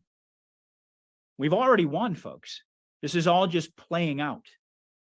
And yes, it's scary, it's frightening, but let me just assure you, the white hats know their playbook. They have infiltrated. They are in key positions all over the world in all of these different governments. And what's their objective? Well, I mean, what have we seen? They're leaking intel. They're providing evidence, much needed evidence, of all of the deep state's criminality. I mean, why do you think it is that all of this information just keeps getting out there more and more and more? If the deep state was really in control, is the Great Awakening, is it shrinking or is it expanding? I mean, it's pretty obvious what's happening right now. So they're leaking intel, they're leaking evidence, and it's all designed to cause internal chaos. This is really the game theory. If you really want to get down to some of the, the nitty gritty, what they're really doing behind the scenes is that they're agitating in ways that the deep state never expected. They're prompting them and pushing them in different ways by leaking information, by exposing various different aspects of their operations. And so in that process, what they're doing, much to the dismay of the deep state, is that they're prompting this mass awakening, like in Poland, for example. I mean, look all over the world, folks. Has there been a single weekend that's gone by that we haven't seen like hundreds of thousands, if not millions of people in the streets in countries all over the world protesting their governments? I mean, this is not happening by accident. It's all so that the population can experience and have this mass awakening, get together, coalesce, get on the same page, see how corrupt the system is, even after the evidence has all been presented, how they get even more tyrannical, and they expose themselves even more because they've got no other option at that point. Because that's really what happens with tyrants. At a certain stage, the only option they have left is force. And that's exactly where the military is all over the world pushing the enemy to go down this road, because they know at a certain point they're going to run out of road. And the only option they're going to have left is to come down hard and to clamp down hard. And in that moment, the people are going to rise up. There's going to be chaos. There's going to be violence. It's going to be ugly. It's going to be scary. But mark my words, this is the point where the military is going to intervene in our favor, on our behalf, because the public has finally gotten on the same page and demanded military intervention. But in Europe specifically, I mean, they're going to go hard. They're going to try to really, really push CBDC. There may be certain countries that even see it implemented for a short amount of time. They're going to see new censorship laws. It's going to get really ugly. Now, how far it's going to go in America, I'm not really sure. I think certainly we're going to have a taste, but I don't think it's going to get quite as bad in America as far as the implementation of the CBDC and of the censorship laws. I mean, certainly that's floating around, but as we all know, what typically happens is that they beta test, the enemy beta tests things in other countries, specifically in European countries. They're like, several years ahead in terms of the road to tyranny, the road to complete enslavement. They're ahead of us. And why? Well, because we're the remnants of a constitutional republic, and it's much harder to implement here in America. It's not because they didn't want to. So is it going to get really bad in Europe? Yeah, absolutely. They're in for one heck of a storm. And I can't say, with any certainty whether or not the EBS is going to be simultaneous worldwide, or if it's going to just simply be in America. I mean, people speculate about that all the time. Whether or not we're going to fix things here in America and then we're going to, basically deal with the rest of the world. I'm not really necessarily convinced of that. I don't really know how realistic that is. I mean, I'm not suggesting that we're all going to just wrap it up in one big package with a nice bow within a matter of days. No, I don't think that.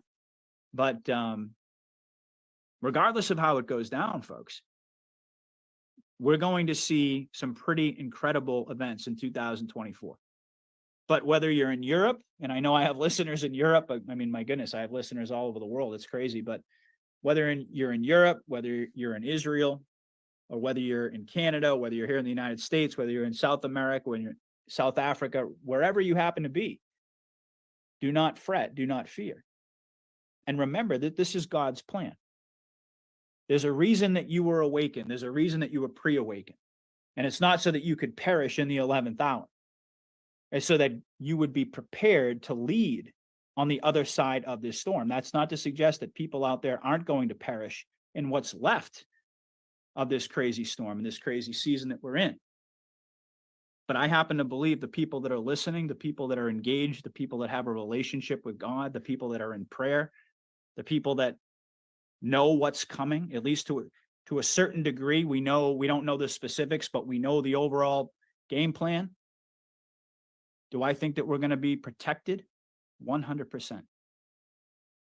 Absolutely. I mean, there's an old saying, God doesn't save you from drowning so he can club you to death on the beach. That's not what this is about. And so as scary as this is right now, and certainly as scary as it's going to get, we have to keep that in mind. And, so, I mean, obviously, having said what I said about Europe, let's kind of switch gears now to America. And let's talk about some examples of white hat sleepers activating right here domestically. And I think the biggest one recently has been Senator Blackburn, Marsha Blackburn. Came out at a very interesting time, all of a sudden out of nowhere, right? It seemed like, but is it really out of nowhere, or is this really all planned? Meticulously, ahead of Trump's trial, perhaps? Suddenly, we have a senator subpoenaing, or at least, beginning that process of subpoenaing, of getting subpoenas for Epstein's flight log. This is absolutely massive, folks. And when you think about the impact of that, when you think about the fact that billions of people around the world at this point know about Jeffrey Epstein. They know about the flight log. They know about all of it. I mean, we've heard MMA fighters grab the microphone and call out people like, Jimmy Fallon and others. I can't remember that fighter's name, but basically saying that until the flight log comes out, they're all pedophiles to me. I mean, this is worldwide recognition. Everybody knows that the elites are involved in pedophilia. And billions of people saw a sitting U.S. senator put forward this resolution, this legislation. This leads to more congressional hearings. And sure, a lot of people out there are cynical about it, and they're like, oh, another do nothing hearing, nothing ever happens, no one ever goes to jail. Be patient, folks. And I know you are, don't get me wrong. I'm not trying to lecture anybody, but trust me when I tell you, there is a method to all of this madness. They're opening the door to these congressional hearings. And what's going to happen in that process is we're going to see exposure of the three-letter agencies. We're going to see exposure of the military intelligence corruption. We're going to see exposure of big tech collusion. We're going to see exposure that Jeffrey Epstein was and still is an asset, only this time he's not really an asset to the enemy as he typically functioned as, although there's a lot of complicating information, or let's just say conflicting information about Epstein, and obviously it'll all get unraveled in terms of who he was working for, and it was a double agent, triple agent. Regardless, folks, Epstein, before the white hats got a hold of him, or before he made deals or whatever went on behind the scenes, clearly was a CIA asset. He was a CIA creation. This is all going to be exposed, the entire blackmail ring, the entire human trafficking ring, the adrenochrome production, the organ harvesting, the industrial scale human trafficking. And that's to say nothing of all of the other satanic evils that they're engaged in that are going to come out, but I don't think they're going to come out all at once. I think it's going to be pretty strategic in terms of how all this rolls out. But once those floodgates open, and once once the public starts to learn about the real scope of this human trafficking and the pedophilia, I mean, this world is never going to be the same, folks. And so, Senator Blackburn coming out and basically intimating that these individuals are directly involved. Whoever's on that list, that flight log, is directly involved in human trafficking. That is absolutely seismic. And of course, it also connects to the border. And you've heard Representative Comer mention the border as being directly connected to human trafficking and, of course, to Biden. So all of these different pieces are coming together. And this is really, I think, in some ways, it's kind of like, I mean, you could look at it. I mean, if it's a U.S. senator putting this out there for billions of people to see and to hear that, yes, in fact, we're coming after you, you could interpret this very easily as a shot across the bow to the deep state to say, hey, we're coming. This is it. Get ready. And also, of course, it communicates similar things to us in the Patriot community. Now, we also know that Hunter Biden's laptop, that's the beauty of this whole thing, is that, I mean, it's ugly, and I mean, to call it the beauty of this whole thing, I mean, the ugliness of it is it speaks for itself, but the beauty of this whole plan is that all of these different things are connected. Hunter Biden's laptop, why is it so important? It connects the deep state money laundering operations, the biolab operations in Ukraine directly to the human trafficking rings that are quarterbacked by the CIA, quarterbacked by Epstein, who I just mentioned was a CIA asset. This is all about exposing all of the corruption behind the scenes and ultimately leading to the exposure and the justice that we demand for all of these criminals.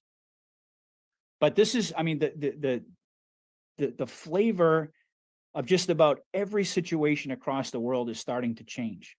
I mean, even in Ukraine, we're hearing reports that there could be a defection in the military going on there. I actually just saw a report, I think it was Q the Storm Writer who put this out, that the Ukrainian military commanders are absolutely in a rage against Zelensky. And they're talking about a coup. There's the guy, what's his name? Valery Zaluzny, I think is how you pronounce it, is the commander-in-chief of the Ukrainian military, reportedly has called for the military to abandon the combat zones against Russia or with Russia and actually to occupy the cities. I mean, that's a coup.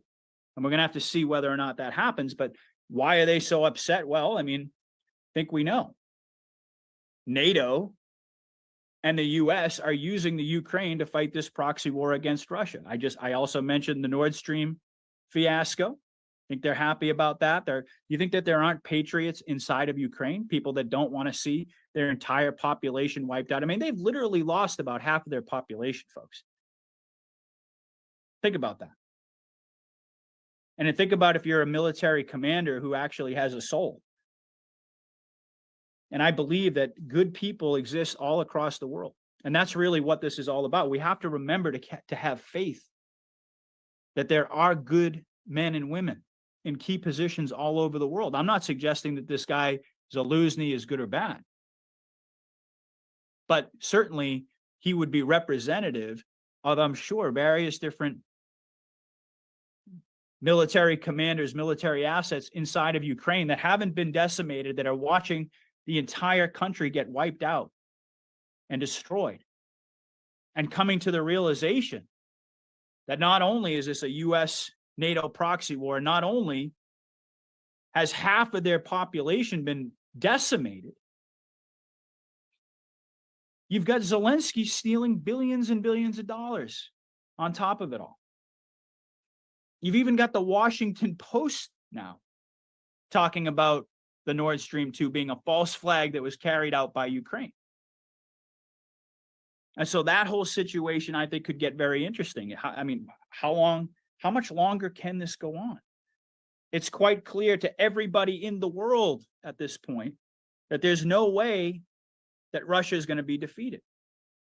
And they haven't even gone close to full throttle. And of course, this is important here because I talked about, I mentioned, I think, a little bit in the beginning of the show tonight, game theory and basically how this is being augmented by artificial intelligence. I may not have mentioned that. I can't really remember, but if I didn't, I'll just remind everyone that that's been going on. Both sides have been using AI, very advanced quantum computers, to war game all of these different strategies out. And my understanding is that AI wargaming has the United States, with supposedly the most powerful, mighty military in the world, certainly in terms of technological advancements and weapons, we do have the upper hand against any other country in the world. But just in terms of fighting a conventional war, we can't win in any of these worldwide conflict type scenarios. We can't win against an alliance of the BRICS nations. And of course, that's kind of steering more into, the Middle Eastern front, where they hope to spark World War III. But the point here is, folks, is that if we see an alliance, and we already see it between Iran and Russia and China and Turkey and other Middle Eastern countries, there's no way that we can win. And that's why the deep state is doing everything they can to try to drive a wedge by having this whole false flag in Israel, to try to drive a wedge in the burgeoning unity of the Muslim world, of the Islamic world. They were putting aside all of their differences. They were getting behind de-dollarization. And so you have to understand here that a growing Muslim unification completely kills the deep state 16-year plan. And that's why they're doing everything that they possibly can to prevent that, because that's really their agenda, their World War III agenda. So these are just, these are multiple different examples of what I've been talking about. All of these things are happening contrary to the deep state's interest because of the white hat sleepers. I'll give you another example. Let's talk about the vaccine front for a moment. You've got this ongoing feud, if you will, this drama that's been playing out, for months, if not years now, between Rand Paul and Fauci on, the vaccine death toll, all the cover-ups, the origin, the big pharma cover-up, you name it. This has all been coming out gradually, and this is just a prelude. This is just the beginning. You don't really think that Fauci, first of all, it's not the real Fauci, we all know that, but you really don't think that the White Hats are just going to allow Fauci to get away with all this, are you? You don't really, it's just like I was saying with Trump's executive orders and all of the evidence that they collected, at the military sting operation collected, having to do with the election. You really think that they didn't do the same thing with COVID? Of course they did. More and more information is coming out every single day. More and more exposure is happening. Why? Because of the ghosts in the machine, because of the sleeper agents that have been a part of this plan now for a lot longer than any of us even knew there was a plan. And Rand Paul is one of those guys. And by the way, when all of this comes out about COVID, the bioweapon attack, the vaccine, it's going to tie directly in. So what I was talking about before, the beauty of all this, it ties directly into the other pieces I was just talking about, the Hunter Biden laptop. Why? Because it proves that the three-letter agencies were directly involved and that there was this cover-up in order to aid and abet this military coup against Trump. And we certainly know that, the usual suspects, it was the Rockefellers that were quarterbacking this whole thing behind the scenes, but all this is going to come out. And so, again, thinking about the big picture here and, talking about game theory and also really talking about the objective of stimulating this mass organic awakening. You've heard it talked about so many times that there's a culture war. The brand new president of Argentina, Milei, who, of course, there's a lot of conversation about him. Suffice to say, I think he's yet another white hat sleeper. Does he have connections to the World Economic Forum? Yeah, absolutely. In the same way that Meloni over in Italy had those similar connections. Do they do certain things that kind of make you scratch your head and go, not so sure about that? Yes. But does that mean that they're bad? Does that mean that they're not sleeper agents? Do you really think, again, think, do you really believe that the white hats didn't infiltrate one of their primary dens of evil, the World Economic Forum? Do you really think they didn't know that the deep state was collecting a pool of puppets to put in power all over the world? And you don't think that any of these individuals are actually working for the good guys? Whether by their own volition or whether because they're being coerced? I mean, let's be honest here, folks. Let's be honest with ourselves. Forget about all the fog of war. Forget about all the disinformation. Ask yourselves these common sense questions. If you accept the fact that we're in a war, then you have to accept that there's a good side and a bad side. And all of us here, I think of people who listen to my show, not just to troll it, but the people who actually listen to my show and resonate with my perspective, they believe, as I do, that the white hats exist. And so if they do exist, and they're carrying out a divine plan, God's plan with God's timing, that's being manifested by man, yes, indeed, because that's the way God wills it, not the way he needs it, but the way he wills it. If you believe that they're there, and that they're fighting this war against evil, you have to ask yourselves these common sense questions. Of course, they anticipated the World Economic Forum as being one of the main targets that they needed to infiltrate. And this has all been about, going back to the culture war, this has all been about steering the culture war away from division and getting the people to hate and to fight each other and engage in civil war and kill ourselves, toward unification. That's what it's all about. The deep state wanted culture war. They're the ones who basically branded that whole term. Culture war, division, division, division. It's like it came out in the WikiLeaks email. That's what Hillary Clinton said. That's the only way that they can win. More culture war. And the deep state is very, very good at it, which is why the white hats had to infiltrate. They had to come up with a plan, a long-term strategy to unite the left and the right. Because if you don't bring people together, you don't have a great awakening. You have war. You have what the deep state wants. You play directly into their hand. They needed to come up with a strategy that was the inverse of the deep state strategy, the inverse of their plan to divide left against right. To come up with a way to unite left and right, at least the vast, vast majority of the people out there, against a common enemy, inverting what the deep state had done. I mean, it's so obvious. We already know about Albert Pike. I don't need to get into all that, but we know that the cabal wanted to push and have been pushing for world war, to use Israel as a pressure point to, in my view, I happen to think they're using this whole conflagration, what they're trying to escalate as rapidly as they can, to use that as a way to rationalize bringing back the military draft. We've heard a lot of talk about this in 2024. Could that be part of this pantomime? Absolutely. Why? Well, it goes back to game theory operations. You think young people out there, all of these woke people, all of these liberals who, think that they've got it all figured out. I mean, first of all, they're already pissed at Biden for a number of different reasons, not the least of which is his non-reaction to all of these train derailments, all of these climate disasters. They're waking up in droves already. I mean, just go to TikTok. I mean, that's all you have to do. Go to TikTok, go to X. You'll see for yourself. I don't have to prove it to anybody. It's obvious. All of these groups, forget about all the celebrities who are distancing themselves from Biden, like The Rock, who's probably going to end up running for president. You watch. But forget about them even. What about like LGBTQ people, Antifa, BLM?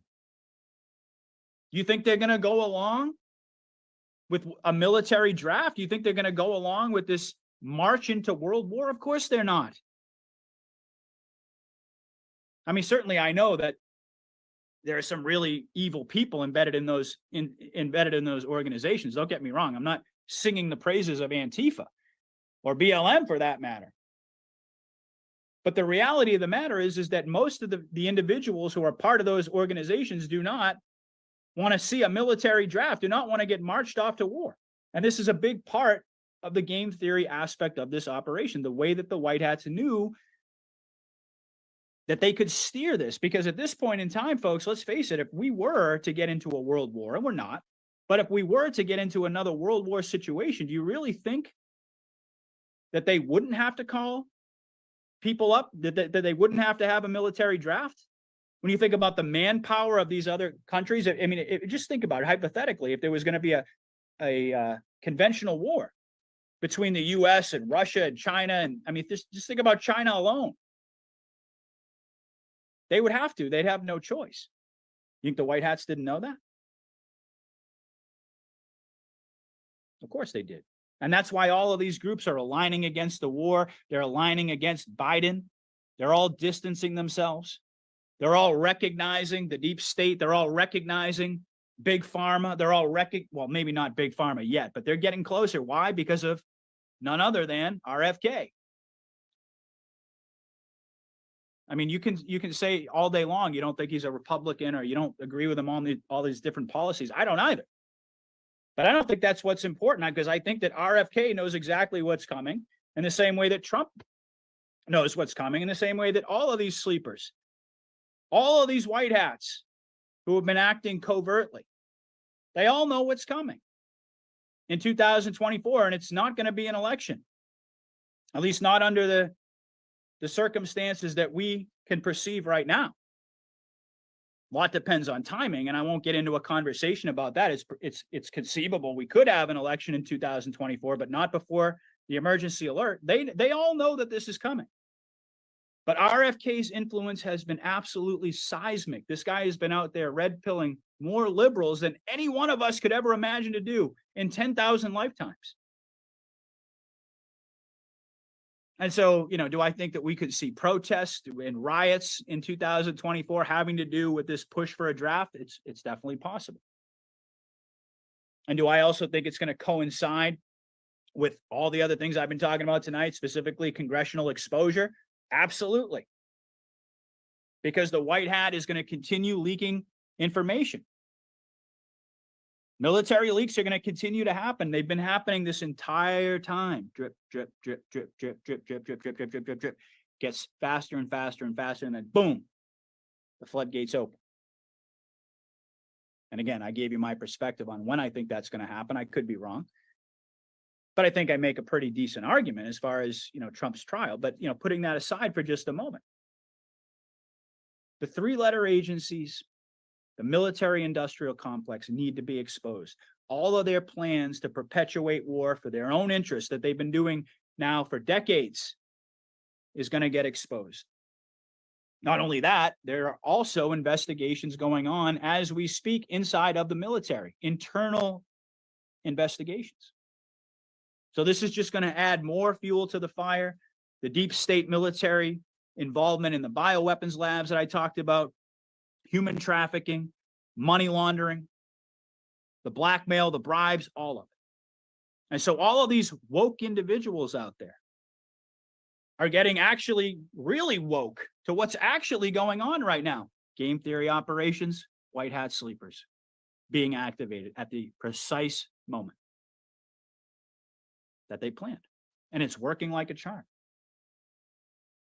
These individuals recognize, even though they don't agree with us on so many different levels, they recognize so much of this problem. The true source of this problem is it's becoming clearer and clearer and clearer to the woke individuals out there, that they weren't quite as woke as they thought. Mark my words, folks. And I mean, this is really why, again, going full circle, this is why we had to take this approach. It's about reversing. It's not just about the reversal event. It's about everything that precedes the reversal event. And that is the reversal of the brainwashing that had to happen. Certainly, we haven't really talked much, certainly in this episode, but I've talked a great deal about Elon Musk. I've talked a little bit about Joe Rogan recently. Certainly, Hugh the Storm Rider has talked a lot about Joe Rogan as being a massive, massive red pilling force in 2024. I think he's very likely going to change his political viewpoints. He's going to suddenly embrace Trump. He's going to have Trump on his show. Just wait. We haven't seen anything yet, folks. And it's really getting good. We got the J6 tapes. All the J6 tapes have been given to the Speaker of the House. This is going to fully expose this operation that was quarterbacked by the FBI, by the three-letter agencies. Tucker Carlson, what he put out there, that was just an aperitif. That's all that was.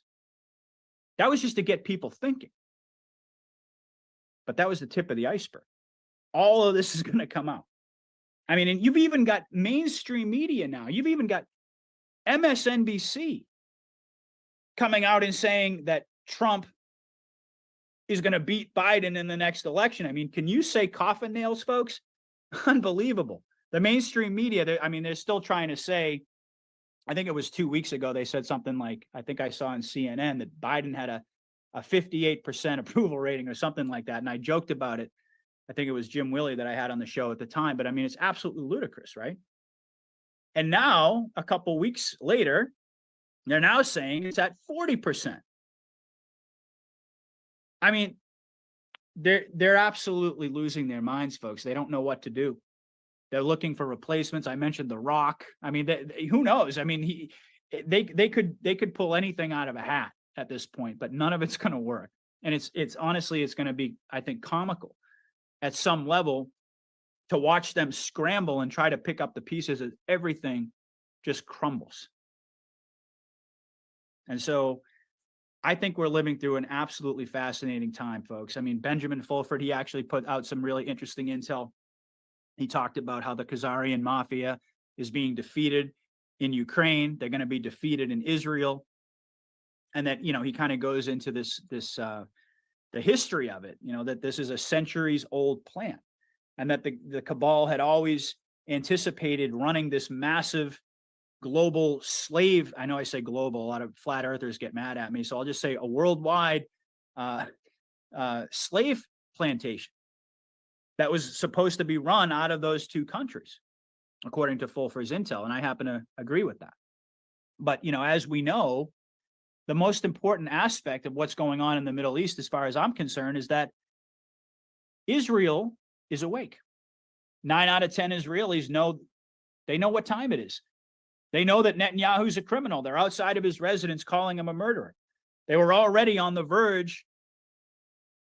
Well, they said of a civil war, but I happen to think it was more. They were already on a verge of a military coup because of the threat of civil war. And that's kind of the same basic theme that we're going to see play out. Like in Poland, when I talked about, it could be, in various other countries around the world, they get very, very close to civil war. They may even engage in some skirmishes, but that forces the military's hand. It forces them to come in. But I mean, even the mainstream media, we've talked about their slow conversion. They're even starting to criticize Netanyahu, to turn on Netanyahu, to turn on Biden. And then he also talked about the IOC, which is the Islamic Organization of Cooperation. And they have basically gathered together, and they are forming this coalition to take down the Zionist regime. Now, this could go different ways, folks. I don't know. Could we see an internal takedown of the Zionist regime? It's possible. I remember I asked SG about that. He didn't really think that was the direction this was going to go. He thought it was more going to be like a multinational coalition. And it appears, at least, that's what's gearing up to take place. So the IOC is forming this coalition to take down the Zionists because they recognize what's happening, and they're not going to be forced into World War III. So that's the thing. We're going to see continued kinetic action, but it's not going to spiral out of control into a worldwide conflict because it's already been agreed upon by the Russians, by the Chinese, and of course, the other powers that be. But we have to mention, the three biggies, the US, Russia, and China, have all agreed that this is not going to go in this direction. And various other countries. I do believe that all of these other countries, other than the actual cabal targets, are all on board with this. But suffice to say, they're going to soon issue an ultimatum to the IDF. And they're going to say either, and this is according to Benjamin Fulford, the intel he put out, that either they arrest the deep state, either they arrest the Zionist criminals, or they're going to face an attack of an army about 5 million strong that they're not going to be able to contend with. They're talking about a force that would outnumber the IDF 10-1. And so, in essence, what he's talking about here is that the IOC is going to demand an internal coup, or they're going to say, we're going to attack you. One way or another, the Zionists have to go. So we'll have to see how this goes down. And I guess part of the deal was that if they actually do go through with this internal coup and they actually take care of business inside of their own country, that during this interim period where they're forming a new government, that they would be under the guardianship of Turkey against external threats. And actually, Erdogan has come out, and he hasn't, of course, announced all this yet, but he did come out and announce that there is a global initiative to resolve the Gaza crisis. And we also know that Blinken has been kind of stonewalled this entire time. He's been out there trying to, basically throw road spikes in all these different efforts, and he's basically being ignored and told to go screw by just about everyone. So, and then, and there's one other piece to this. He said that any nuclear blackmail or, deterrent that's threatened by the Zionists is going to be countered by Pakistan's nuclear arsenal. Let's not forget that they're also an Islamic nation.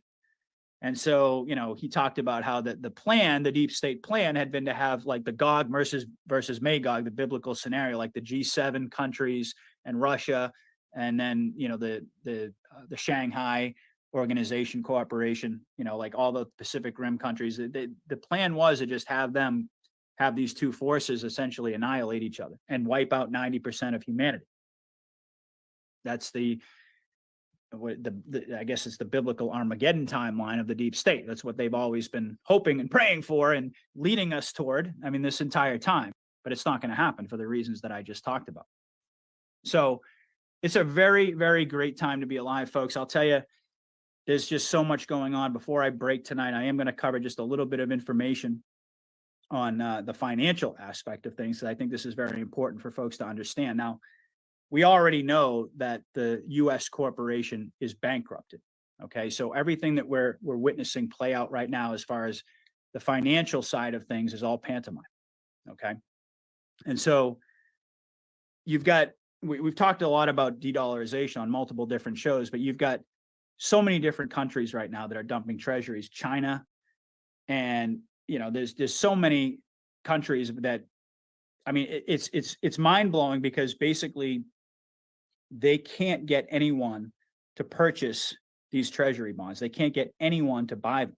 And it was really interesting because Chinese have recently been dumping treasuries, and in essence, what they're attempting to do is to collapse the Federal Reserve, and I guess you could say, by extension, the city-state of DC. And that when they started dumping all of these treasury bonds, the deep state, the Khazarian mafia, they retaliated by hacking Chinese banking systems. And this was actually reported by Reuters. This was in the mainstream news. And so the whole idea here, that this was directed at this hacking attempt. It was directed at the Industrial and Corporate Bank of China, the ICBC. And apparently it disrupted a whole bunch of additional attempts by China to dump more treasury. So there's like a hot financial war going on behind the scenes right now. And the Federal Reserve has offered a $24 trillion bond to cover our debt. And like I said, not a single penny of it was purchased. None of it. And so this de-dollarization that we've been talking about, folks, it is really, really shifting into high gear, and it's absolutely exciting to see. So hopefully you folks got a pretty good picture tonight of the 40,000-foot perspective that I set out to present to all you folks. There's a lot of other stuff here in my notes. I realize now I've probably been on for well over an hour now. And I haven't even gotten to all of it. I had a feeling it was going to be one of those shows, but I'll save this for my next show. Certainly, I think I've covered a pretty decent amount of the waterfront tonight. So hopefully you have a better understanding of the big picture. And I just want to encourage everyone, like I said, to always be mindful of that big picture and don't let all of these distractions steer you away from where your attention and your focus needs to be. We are in the final phases. We truly are. And all of these puzzle pieces are coming together. So hopefully you folks enjoyed this podcast. Do me a favor, hit that like button and make sure that you're following me on the different platforms I'm on. I'm on BitChute, Rumble, Podbean, Odyssey. I'm also on Truth Social, and I'm on Telegram. You should definitely follow me on both of those, but I'm most active on Telegram. So if you really want to know like what's going on with me in between shows and see the articles that I'm posting, the things that I'm focusing on, you definitely want to join my Telegram channel. There's a link in the description. And there's other links in the description as well. I want to mention my locals community. We have a great community now. We're approaching almost 100 people who are active supporters. You can become a supporter by clicking on that link. For $5 a month, you get first access to all of my new content. You're going to get access to the Patriot Underground chats. You're going to get access to live Q&A sessions and more bonus content that I'm planning on rolling out very soon. So definitely click that link. You can also make a one-time donation if you don't want to become a monthly subscriber or a supporter, I should say. You can make a one-time donation. It helps me out massively. You should also check out patriotunderground.shop. That's my merch store. You can pick up a hat, a hoodie, a t-shirt, a beer mug, a sticker. I have a lot of really high quality items on there. Definitely want to check them out. Thank you to everybody out there who's made a purchase. I also want to mention switch-stores.com. This is the spot where you want to go to basically ditch the big box conglomerates, to take the money that you're already spending. We're not talking about additional money. We're just talking about whatever you normally spend at either the grocery store or Target or Walmart or any of these big box conglomerates that are all cabal owned and cabal controlled that funnel your money directly into evil.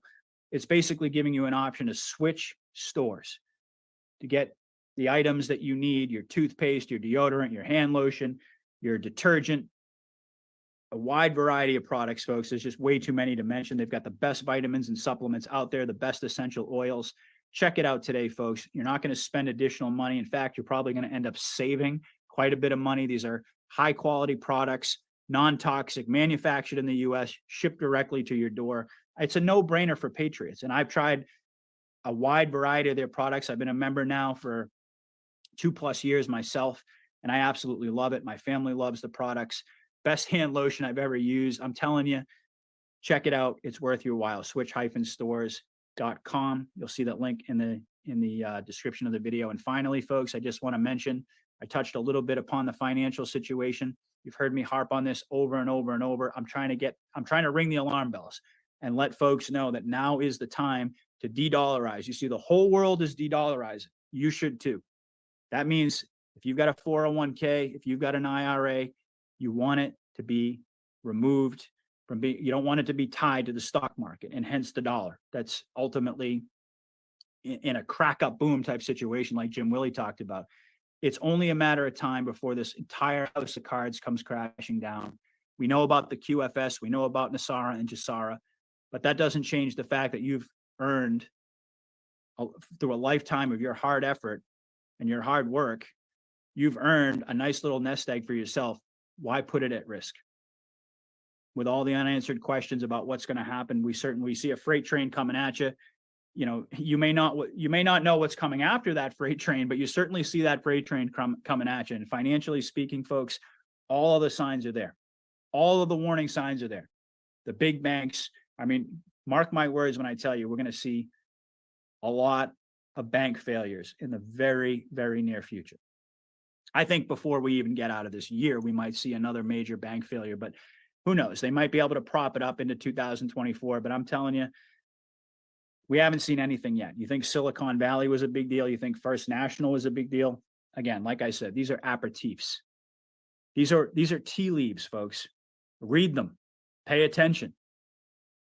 Put your money, take your money out of the stock market, out of the dollar, and use it for constitutional money. We're going back to a gold-backed system. Buy gold and silver. That's where it's at. Historically, it's been proven time and time again, and we know where we're headed. So I'm just going to put that out there, folks, and remind everybody just to click on that link, patriotundergroundgold.com or patriotundergroundsilver.com. It takes you to the same page. Certain accounts are going to qualify for up. All right, I'm done with the advertising. I'm done with that. Okay, all right, lots of good info he had there and a nice breakdown. It's basically a situational update, which, takes everything that we're watching, seeing, and puts it all into a perspective that makes it a little bit easier to understand, right? Okay, thank you all for the birthday wishes. I appreciate it very much. I'll tell you what I said before is I've had more happy birthdays, birthday cards, and posts in regards to my birthday than I've ever had in my lifetime. And I thank you all very much for that. It's great. All right, moving on. Let's get on to our next one. Next up, X22's interview with Marjorie Taylor Greene from this morning. After that, I'll have the short one. And this is a short one. This is only like 20, I think it's like 21 to 25 minutes long, somewhere in that period there. And then right after that, I'll be getting into Melissa Red Pill's longevity CBD-A. And it's a concentrated CBD.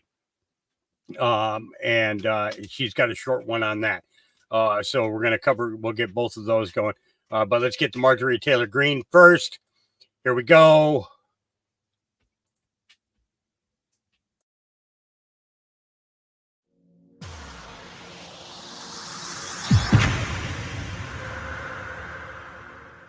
Let's talk about being prepared. Violent crime across the U.S. has skyrocketed. Just recently, a politician was carjacked by 3 armed attackers outside his home in Washington, D.C. This comes several months after another politician was assaulted in the elevator of her building. Between mass shootings, homicides, kidnapping, burglaries, carjacking, and more, it's never been more vital to learn how to protect yourself. This is why myself, along with tens of thousands, are choosing the Fighter Flare flashlight. The Fighter Flare flashlight has odd people with a wonderful design and a massive light output. On top of an ultra-bright 800 lumen light, it boasts powerful strobe light modes for self-defense, glass-breaking hammer, a built-in power bank, solar-powered recharging rope, and wire cutter, siren, high and low LED light modes, and much more. Countless 5-star reviews back up the notion that the flashlight is the latest and greatest in the EDC market. This holiday season, give the gift of protection for your loved ones. Simply place your order now to get 25% off, along with access to Pepper Speak exclusive newsletter, free express shipping, and last but not least, 100% lifetime guarantee replacement before they sell out by going to fighterflare.com and using promo code Black Friday. That's fighterflare.com and use promo code Black Friday, or click the link in the description.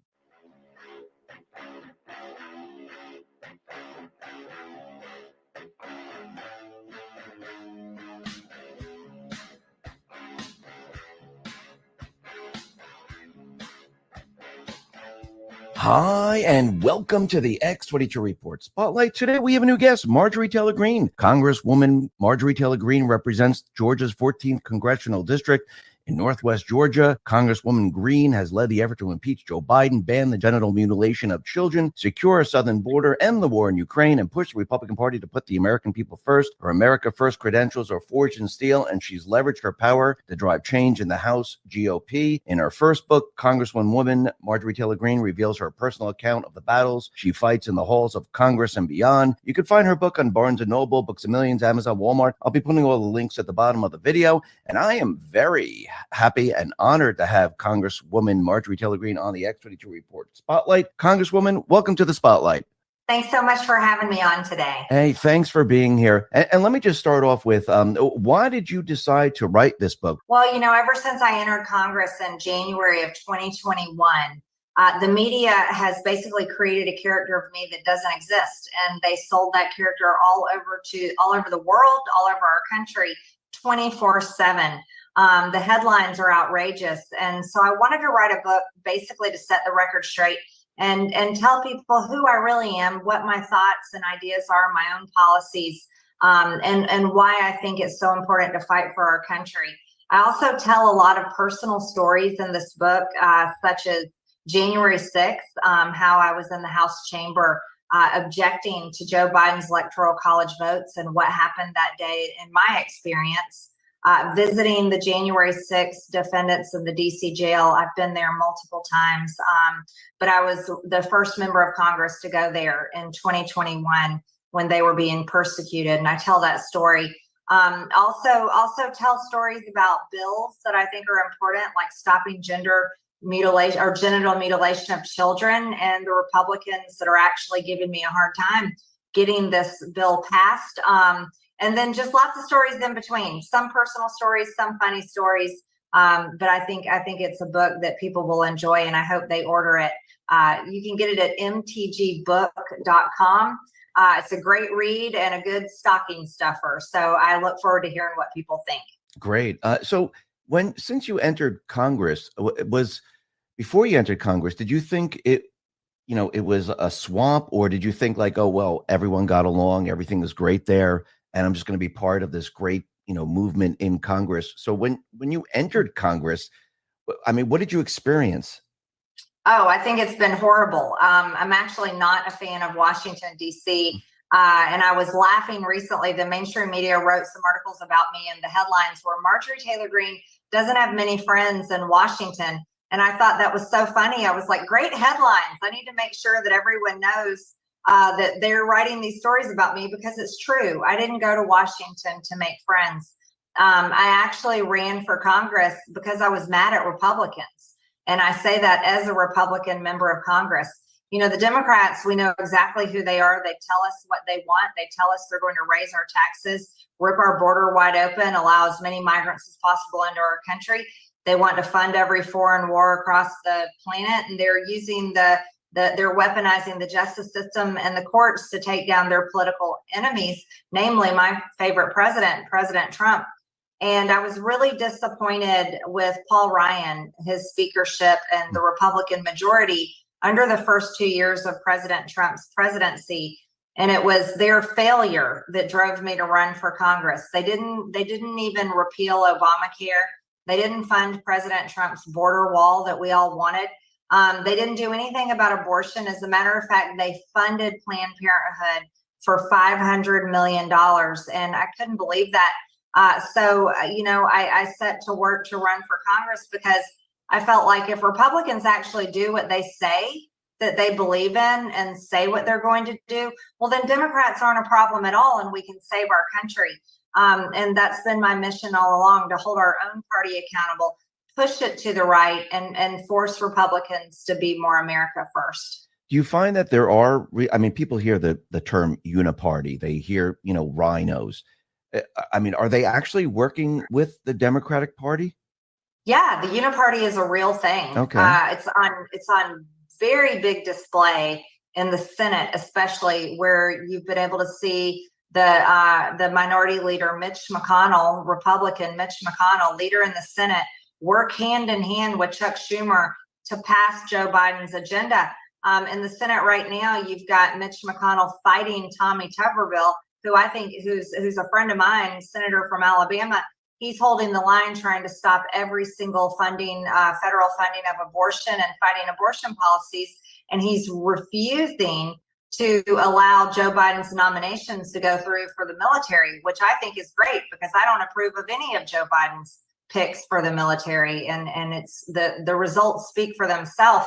But the uniparty fights back, and you've got Republicans and Democrat senators fighting Tommy Tuberville, trying to stop him and his fight for life. And I admire Tommy Tuberville very much. Senator Tuberville's doing a great job. We see it on the House on display as well. And it just happened, unfortunately, right before we all went home for Thanksgiving, where our new speaker, who I really like, he's a nice guy, strong Christian, worked with the Democrats to pass a clean continuing resolution, kicking the can down the road and extending Joe Biden's federal budget and the budget that Nancy Pelosi passed. So in my mind, that's when I talk about the uniparty, that's what I'm talking about. They're not doing anything good for our country, but they're continuing the exact same failures in Washington that have hurt us for decades now. Do you feel like there's now a split? Because we see you, we see Matt Gaetz, we see many people pushing against those people that have been around for a very, very long time. And I think the American public now are seeing two sides of it right now. They're seeing a group of people that are pushing back, and it seems like you guys have more leverage right now against the Republicans and the Democrats right now, because you're able to actually force a House Speaker out, put a new House Speaker in. And I don't know if this would even be possible going back a couple of years, because I don't think anyone has ever seen this before. So did you feel like you have more leverage now?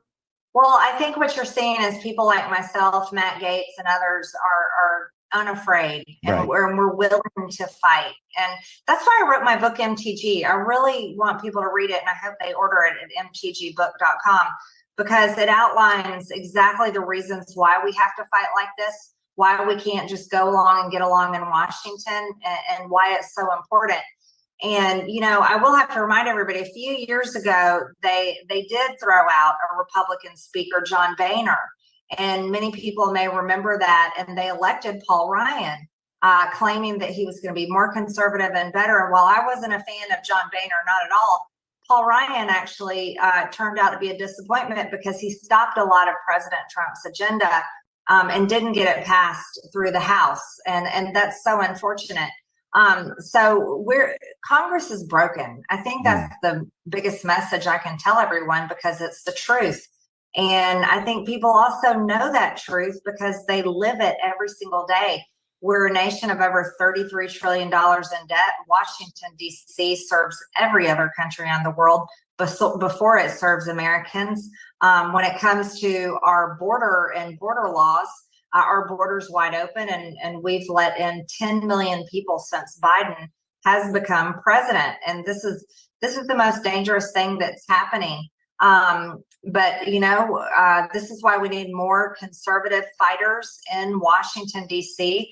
And I always encourage people, if you can either support a candidate that you think will do a good job, or get in there and run yourself, I'm all for it, because we have to make changes. And the changes are going to have to be made in the Republican Party. Yeah, and you've been making a lot of change. You've been pushing a lot. You tried to censure Rashida Tlaib, and of course they didn't go along with. They were fighting you all the way.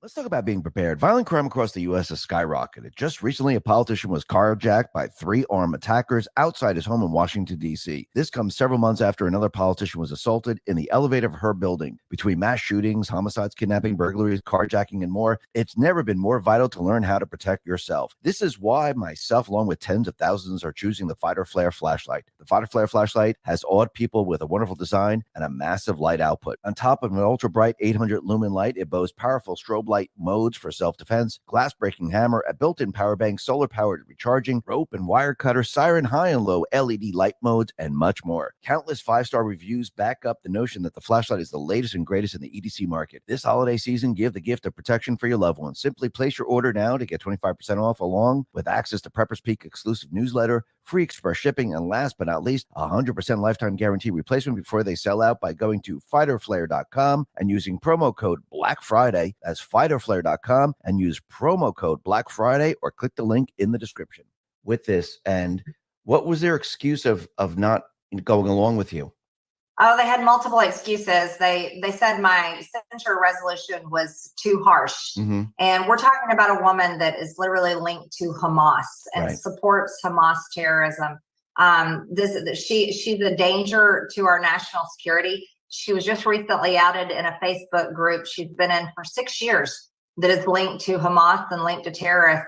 And she incited the illegal occupation on October 18th. And if October 18th, if January 6th was an insurrection, so was October 18th. And Rashida Tlaib was involved in the Ceasefire Now group that entered our Cannon office building, where over 300 people were arrested, just like they were arrested on January 6th. But yet you don't see the Department of Justice hunting those people down. So they didn't like my censure resolution holding her responsible for that. And then there were just some Republicans that didn't want to be hard on her because she's a woman. They didn't want to elevate her, or is what they said. And so 23 Republicans voted against it. And, I put their names out, and there were those that got really upset with me for doing that. But I don't really care. As members of Congress, we have a job, and it's voting. Voting is part of our job. And so if anyone is mad at me for showing their voting record, well, then they're mad at me for the wrong reasons. They have to be responsible for their voting record. We did end up censuring Rashida Tlaib, but the resolution that passed was a much weaker form. It didn't even require her to stand in the well and be censured, which is part of being censured. It was like a little slap on the wrist, and no one has held her accountable or the Ceasefire Now group accountable since October 18th, which has been a great frustration of mine. Yeah, I mean, now that people are seeing the January 6th videos because they've been released, they're starting to realize that it wasn't what everyone said it was when, AOC said she was afraid in the corner and she was scared for her life. And, and they, the unselect, Trump calls them the unselect committee, how they edited all the videos to make it look like, something was happening when it really wasn't. I mean, with the January 6th videos that have come out right now, is Congress, because I saw your post on X that we should be investigating, all of these people. We should form a select committee to investigate what really happened. So is Congress now looking at that, or are they pushing back on this? Since, now the video's out, they should be all in on this. I would hope so. That was only 90 hours out of 44,000 hours that was released just this past week. And, here's my calling. We need accountability. It's one thing to release, a tiny fraction of the videos. It's kind of like throwing bread to the mob, right? We need accountability. And the real way to get accountability is to create a select committee with subpoena power that can actually hold the former January 6th committee accountable for lying and the unbelievable way they abused their power. I want to hold Nancy Pelosi accountable. She was Speaker of the House. I wrote a whole chapter on January 6th in my book, and I tell where I was and everything that happened. And it's important to understand that Nancy Pelosi, as Speaker of the House, is responsible for the security of the Capitol, not the president, not anyone else, but the Speaker of the House. And Nancy Pelosi, I believe she caused it that day. I believe she allowed it to happen, and I believe she had a purpose and an intention in doing that. And that was to stop our objection against Joe Biden's Electoral College votes that I worked very hard on, along with Matt Gaetz and many others. We were very prepared that day. And I think the Democrats were terrified of it. And then we've got provocateurs. We know we aren't sure exactly who they are, whether they're contractors or federal agents or part of law enforcement. We don't know. Maybe they're a foreign country. Maybe they're a foreign group. We don't exactly know, but we are sure they were in there because there's so much evidence and a lot of fingers are pointing at the FBI. We need subpoena power on that. And so I've called on Speaker Johnson to form this committee. Don't just release videos for people. Form a committee, because Americans are sick and tired of no one ever being held accountable. So I think that's the biggest issue with the American people, because the people that I speak to, they want to know why nothing is being done. I mean, if we see, like, for example, Joe Biden, 20 shell companies. I mean, what does he create? He creates nothing, but he has corporations, which makes no sense. They see the videos coming out. They see the hostages still in jail because of January 6th, because they walked into the building, and they're watching all these hearings, and they're seeing all the questions being asked to Chris Wray. They're seeing all the questions asked to many other people. Why isn't anything being done? It seems like they're fighting against us and they're not working with us. It's the absolute truth, and I don't blame people. That's one of the things I'm most angry at. Actually, being a member of Congress in Washington is no, they do work against us because there's members of Congress there that are there for the wrong reasons. They're there just to get reelected every single cycle, keep collecting that paycheck, and hold on to that seat of power. Some of them are there literally working for the interests of the lobbyists or the military-industrial complex. There's all different reasons why no one is ever held accountable. And that's so frustrating. I'll give you an example. Just before we came home for Thanksgiving, I forced an impeachment resolution, articles of impeachment, to the floor for a vote on Alejandro Mayorkas. And 8 Republicans voted with the Democrats to protect him and stop him from being impeached. And this is the kind of stuff that we can't allow to happen. Secretary Mayorkas is low-hanging fruit. He's allowed 1.8 million gotaways into our country with 10 million migrant encounters since Biden took office. We're positive that there's very likely thousands of terrorists in that 1.8 million gotaways, and Mayorkas is directly responsible for that. And so I was so angry. I put out the list of 8 Republican names because I was like, America needs to understand that it doesn't matter how many dead American bodies pile up on a daily basis. We have 8 Republicans that are refusing to impeach him. And it's outrageous, and people should be angry about that. So what do we have to do to fix this? Yes, we have elections. We vote people in unless they cheat. So what can we do to fix this problem? Because now I think a lot of people are seeing the problem. They see the borders are wide open. They see everything that Biden's doing. The economy's failing. What, as the people in this country, and what can Congress do? What can we all do to fix this? It's a great question. I always tell everybody, hold Congress accountable. Look up our voting records. Look at how we vote. And phone calls make a difference. I know those 8 Republicans' offices received floods and floods of phone calls, and it put them on notice. And I think we'll see them vote differently on Mayorkas. At least several of them have already publicly said that they will impeach Mayorkas since they received all those phone calls. And the public was outraged at them. So I think that's important. I always tell people this, like, you wouldn't hire a contractor to come remodel your kitchen and allow them to gut your kitchen and throw your kitchen sink and refrigerator and counters and everything out in your front yard and then not come back and finish the job, right? So you got to hold them accountable and make sure that they're doing the job that you elected them to do. And that requires calling their offices, paying them a visit, talking to them on social media, and donations move mountains. You can pull your donations or you can up your donations based on people's job performance. So I think those are incredible tools, and I hope more people use them. Congresswoman, thank you very much for being on the X22 Report Spotlight. I really appreciate it. Thank you very much. So once again, with your book, where can people find it again? They can order it. It's at Amazon. It's at Barnes & Noble. You can order it on mtgbook.com. And I know lots of people are ordering. I can't wait for them to get a copy, read it, and let me know exactly what they think. I think it's a good read over the holidays. Thank you. It's good to talk to you. Good talking to you. Thanksgiving. You too.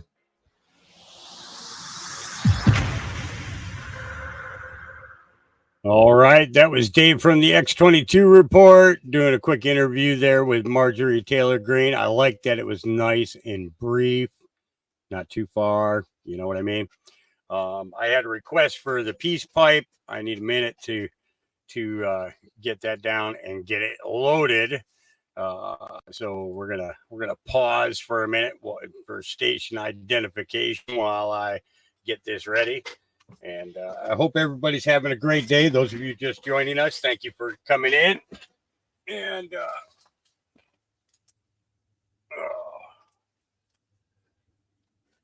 okay.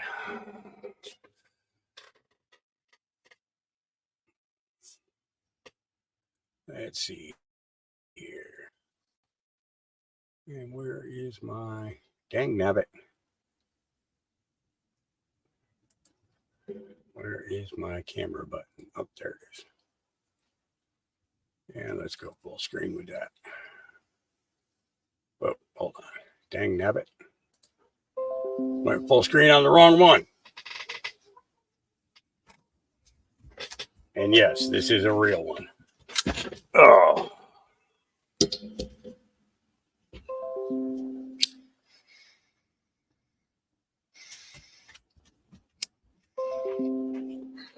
It's the peace pipe of truth right there. And you get the truth one puff at a time. There you go. Make sure we get everybody. I can't hold it up there for long, though. I got a twinge going on in my shoulder today. Been sleeping all kinds of wrong. There you go. What the heck is making all those flipping noises? There's got to be something open on this thing that I don't know about. There has to be. Because how else would this thing be? Oh, there we go.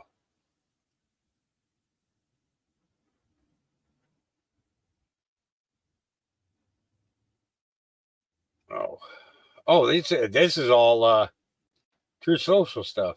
Okay. That keeps. I was wondering what was dinging while we were watching the videos, because I was like, that's not my email. I'm not. I'm not.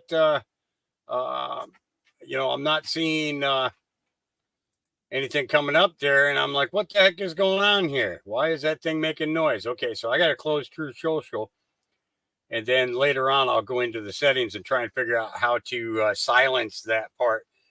Hey, Rob, good to see you, brother. I hope you're doing well. Good timing. Well, I'll pass you the pipe here in a second.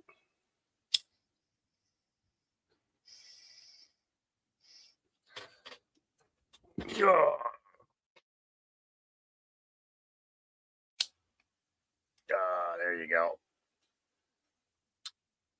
Last chance. If you want to hit, you got to hit it now.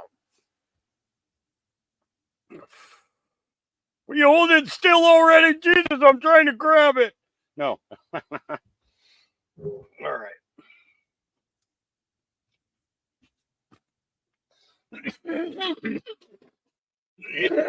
Oh, boy. Wow, that was a good one. Okay. All right. So up next, I'm going to give you that Melissa Red Pill one. This is a short one.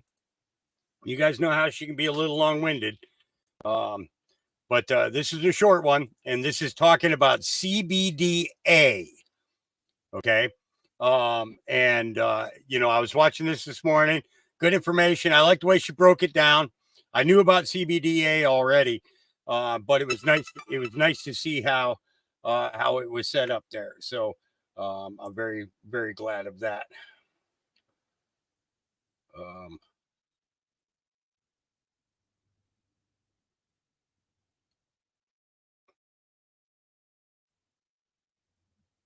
I've seen the Greatest Show on Earth. We actually played it. We played that on this channel. I think it was about a week and a half, almost 2 weeks ago. Very good video, but thank you for the recommendation. Very good recommendation. I should tell everybody that. Let me see if I can find my signal on the computer and pull up the link for that. I know there might be somebody in chat who actually has it too. But it is a very good video. Give me 1 second here. While this opens up, come on.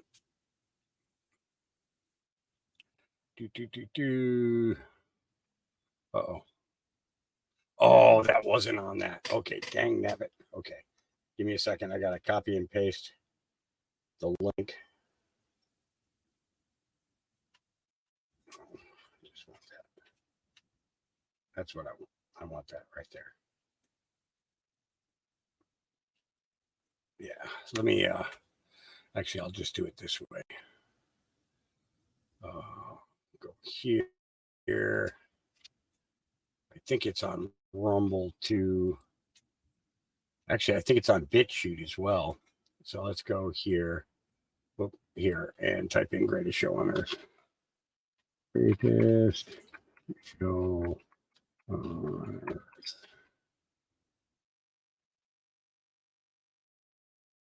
Not on that one. Oh, I'd probably help if I spelled it right.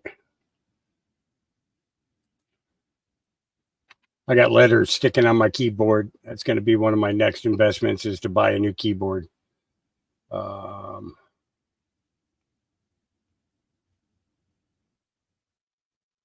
Yeah, that's it. It's about an hour and 20 minutes long. Yeah, it looks like the right one.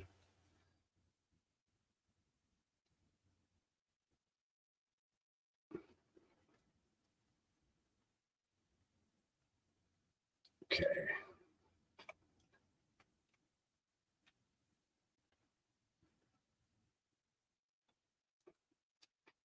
Let me make sure. I'm just going to start this. I'm probably going to end up.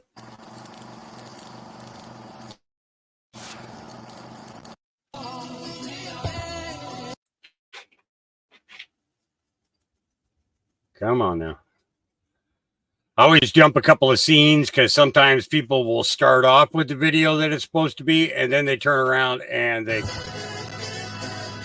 Yep, that's the one. Okay, this is the right one. So this is a great find. It's a great one to watch. Lots of good info in there. If you have not seen it, I would highly recommend it. Give me a second here, and I'll be dropping it into chat. Very, very good video. I'm sure somebody probably got an even better link to it than that, but yeah. Okay. All right. So you guys got that now. It's there. Okay. If somebody could do me a favor, click on that, make sure that it's an active link. Just to play it safe, because you know me, sometimes I might have missed a letter in my copying and pasting, so just want to make sure that it works. Okay, so moving on now. Like I said, we got the Melissa Red Pill CBDA, and like I was saying, because of the fact that I was growing hemp out here at the same time that we were growing cannabis. I had the opportunity to work in a CBDA concentrate RSO, which is phenomenal. It's really, really great for what I what I noticed with the CBDA is joints such as elbows, knees, ankles, hips, neck, really, really responded super well to it. Okay. But the downside of it was I found okay, so everybody talks about people when you smoke pot, you get the munchies. Okay. That's just a classification. There's A, B, C, D, and E, digital.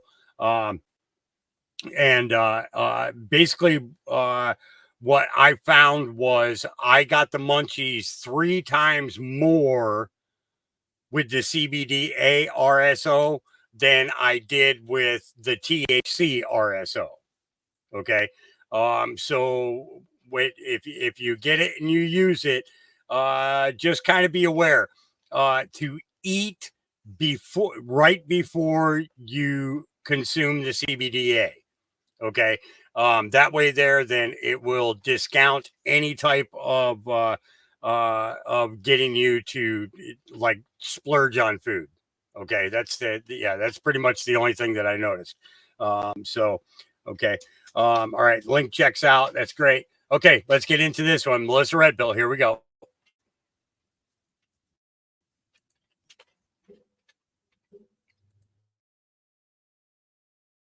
Hey there, Patriots. I am so glad to see you guys, and I'm so glad to have my wonderful friends, Drenda and Pam, on with me. Hey, girls, how are you? Good. How are you? Great. I'm good. I'm good. We are coming on because there are several things I want you to know about on the CBD, because this is what has helped my friend with her mental health. And this is affecting so many people. As Drenda was saying just before we came on, the jab and the effects of the jab of maybe shedding has affected so many people. And I'm just so thankful to find out how this has helped her. And I think it can help so many people. So we want to share that. Plus, CBDA is something new. And I want to make sure that you guys know about that, because this is news to me. So, okay, who would like to tell about the CBDA? Explain that to us. Well, here it is. It's 1,500 milligram, and it's a little different the way you pour it out because, well, I'll explain why. Okay, CBDA is a precursor to CBD in the hemp plant. So you know how maybe you would eat sprouts in a salad because they're so full of vitamins and minerals because they're not all the way grown yet? That's kind of what this is like. Okay. It's much more concentrated. So it's like 1,000 times stronger than CBD. Okay. CBDA doesn't turn into CBD until it's exposed to air and sunlight. And that's what turns it into it. So our bottle, when you use the bottle, you just hold it upside down for a little bit and wait, because it has to come out. It's slow because it's not letting any air in the bottle. It's because you want to keep it CBDA. But what we're finding, we're I think the first company to come out with this and have it isolated and extracted. Okay, so what we're finding from the research, looking at the research, a lot of it is not on people yet, although there is some on people, but with rats, they're finding less anxiety behaviors and less depressed behaviors. When they're able to measure the serotonin levels, they're finding way higher serotonin because they're not sure. I don't think they're real sure yet whether it's creating more or just not reuptaking as much, but it's pooling there more in the brain, which is what you want, which is what SSRIs do, supposedly antidepressants. But this is without those side effects. The or side anything. effects, right, right. Right. So, So- this is what, for those of you who are new about this, my friend was just suffering with depression and bipolar, and she was just like not connecting with me or reality. I mean, when you're, that's why they call it a nervous breakdown, because your nerves don't work properly. Right. And Right. so, I think a lot of people who've not experienced this, they don't understand, and they say, Right. well, just snap out of it, just get undepressed, go take a walk or whatever. And they don't understand it's really a nerve damage, nerve disorder. Anyway, so she took CBD. I said, let's just try this. This is from the book. This is the book I got. The Natural Medicine Guide to Bipolar Disorder. And so cool. it was, yes, it's such a good book. This girl had four times she'd gone to the hospitalized because of her severe issues, mental health issues.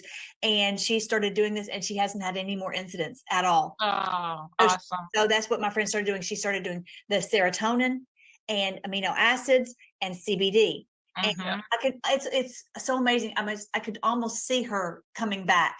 Yeah. It's amazing. So what you want though is for your body to work to produce this on its own. And so I think that's the whole point of CBDA, is it's getting your body to create what it should be creating. Right. By That's itself. naturally exactly right. And without those awful side effects you can get with the antidepressants and everything. No, those things, it's just all of that is just more toxins into your system.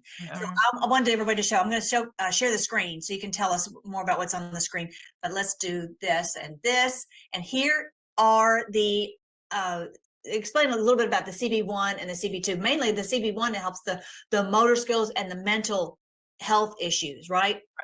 Right. The brain is very rich in receptors for CBD and CBDA. So the endocannabinoid system is all through the body, but there's CB1 and CB2. I think people get confused when we talk about this. They think there's different oil for different receptors. No, the oil affects both receptors. Right. It's just that the CB1 receptors are in the brain and in the nervous system, or motor activity, thinking, appetite, those kind of short-term memory, those kind of things. Whereas CB2 is more like the organs, the pancreas, the bone, the eye, those kind of things. Right. So it affects both at the same time. But when we're talking mental health, we're talking about the CB1 receptors. Yes, right. So just to get everything working right in your body. And I just was actually had an interview with Dr. Laura, how she had helped someone who was in extreme pain, and it was just so much going on in her body from a car accident that she had. And so we were talking about the nerves. A lot of times you think of nerves linear, but they're really more of a web, of a matrix. And so one thing might affect another and another. It's just because we're just made so complex. But yeah, that's why it's so important to have our nerves working properly, because you might have an issue. You don't even know why this is happening. And it may very well be from some kind of nerve damage from, who knows, maybe years ago. All right. So okay. So if you want to get the CBDA, the great news, you guys, is that it's a Black Friday sale going on right now. Yeah. And so if you go, if you click at the top on Black Friday deals, they buy one, get one free, you guys, BOGO. I don't think they did this last year, did they? No, this is our biggest sale we've ever had. This is amazing. I'm so excited about it. So I just ordered, because I love the cinnamon. I just love, that's just my favorite one. The cinnamon. It's good. Yeah, 1500. I always go with the 1500. I want the richest one. But if you scroll down, I saw it right here. Here it is. Yeah, that's it. And also, I should say too that one thing you can take it by itself, but you can also take it with CBD oil, because CBDA is just the CBD cannabinoids. The CBD oil has 120 cannabinoids all put together from the plant. So if you put it together, you get an even stronger entourage effect where you're getting all the benefits of all the cannabinoids. Okay. Okay, great. But you're thinking this is maybe a little more potent? Yes. Oh, Yeah. You not only too need, much. you start with only 2 drops, and then the most you would probably take is 6 drops twice a day. And that's all you need. Okay, drops compared to like in a dropper, you're not meaning a whole dropper. No, you're Like you're here's turning it up. what you normally take, of the CBD. Yeah, Like no, that. you're going to turn it upside down and maybe hold it over your hand, because you have to wait and let it drop out and count the drops. And then I just, take it with my tongue that way, because that way Okay. I can count it. Then you And know for sure that you're not getting too much. Okay, but I also saw you can put it in a drink. Yes, you can. Mhm. Okay. But I guess you want to be really precise, then you Yeah. do it the way you talked about. But anyway, I'm going to get this, and I'm also going to get this for my friend. I'm hoping that this can help her with I think the hormonal issues and having a difficult time having her being regular with her cycle. Oh yeah. Mhm. And again, so much of this is because of the jab and shedding and all of that. We've just all been affected so much. And Yes. so, yeah, I'm really excited about getting that. And also I'm excited about, I was bragging about the girl's hair, how beautiful it looks before we came on here. And for those of you who are mature women who have the frizzies, I'm going to get this right here, this mask for the hair. Yes, it's And so I'm good. excited about Yeah. that. All right, so I want you guys to see that. So this is, like I said, right now, it's just for, I think through this coming Friday. That's right. Friday at midnight. Mhm. Buy one, get one free. So definitely take advantage of that. And definitely actually, before we go to the next screen, let's show you real quick. They've got all these flavors, you guys. You got the cinnamon, you got peppermint, Strawberry and watermelon, Yeah. sunshine, and a chocolate strawberry. It's like, oh Yep. my goodness, really, I really know. Okay, so here is an explanation. I'll put the link below if you guys want to read about a little bit more about CBDA, but the different CBGA, it says, converts to 3 major cannabinoid precursor compounds depending on which plant enzymes are activated to direct the synthesis. So this is specifically made, kind of explain that to us. Well, the CBGA is a different thing. That's another cannabinoid. It's really good for, it's the precursor to even CBDA. So when it matures, it can either become THCA, which is the precursor to THC, or CBCA or CBDA. Okay. All right. Well, anyway, I'll just put this link if you guys want to read a little bit more about it. But bottom line, it causes your nerves. The simplest way to think about it is it causes your nerves to work properly. So for your entire body, your mental health, your physical health, everything to work. And this is where I'm so excited that my friend is doing so much better. Me too. I'm so thankful. And, we have so many youth who are struggling with anxiety and depression. So if you go to freedomforce.live/depression, you can read about what exactly happened, brain fog, all this. And I'm telling you, the medicine that they gave her made her worse. Yep. Yes. Oh, it was awful. It was like an evil trick or something. Anyway, it's terrible. Yeah, so here's where the CBD oil that she's using, here's where it talks about the neurotransmitters that CBD causes them to work properly. I mean, this is what we want our brain, firing properly, exactly. Think clearly, right? Right. Here are the different flavors of the CBD, and then the serotonin. And that's what we're saying, that the CBDA will help your body to produce the serotonin. That's right. Okay. So did I say that right? And Yep. amazing, and quickly. This is not like something you're going to wait a long time to see the results. No. And the amino acids, and see, look at here. It's got even that same. Let me show it. I'm going to have to show this thing again. This is the symbol for my wonderful friend, Dr. Laura at Prescribing Life, and it is this is exactly what it looks like. Her symbol is that. And it's basically the nerves, like I said, they're not linear. They are a web. And look at that. It's on the plant amino acids. Who knew that this is what we're going to do? And it reminds me of, did you guys see my video where I was talking about from the book of Jubilees? It says in that day that they will begin to study the law. And I think it's the law of health, the law of law and order, the law of everything. We're just all researching the law of what's going on in Palestine. We're just learning so much, all of us. And so it says then their days will begin to extend until they reach 1,000 years. I really do believe so awesome. We're going to have longevity. And this is how to do it, to get your health where you can just keep going and going and going. I agree. All right. Another thing about CBDA I should mention, besides the mental health, it helps with any kind of inflammation, like really strong. It's a strong anti-inflammatory. Yes. And it also, the prostaglandins that build up that cause you to feel discomfort, it prevents those from developing, the CBDA. Another thing I'm excited about, which I haven't even gone into, but I've had some inflammation issues, and I'm not gonna go into, but I'm really excited. I've been praying to the Lord, please, fix, my heart's doing so great. I've never had heart issues at all until I was poisoned, right? And I'm doing so great on that. I'm just praise the Lord on that. If you guys don't know about that, go to my Freedom whatever on the website. It's got about heart. My whole story on that, because I'm telling you, it's amazing. So thankful to be well from that. But and I'm just continuing. What happened to your light? Our light went out. Okay, well, it looks so pretty with your Christmas tree. Anyway, but my more of a long-term issue that I've been asking the Lord, I'm asking you for healing on this. Yeah. I'm asking you for a way to stop some inflammation that I have in my body. And so stay tuned, because I'm get off this show. I'm going to go order this now that I know how to do it.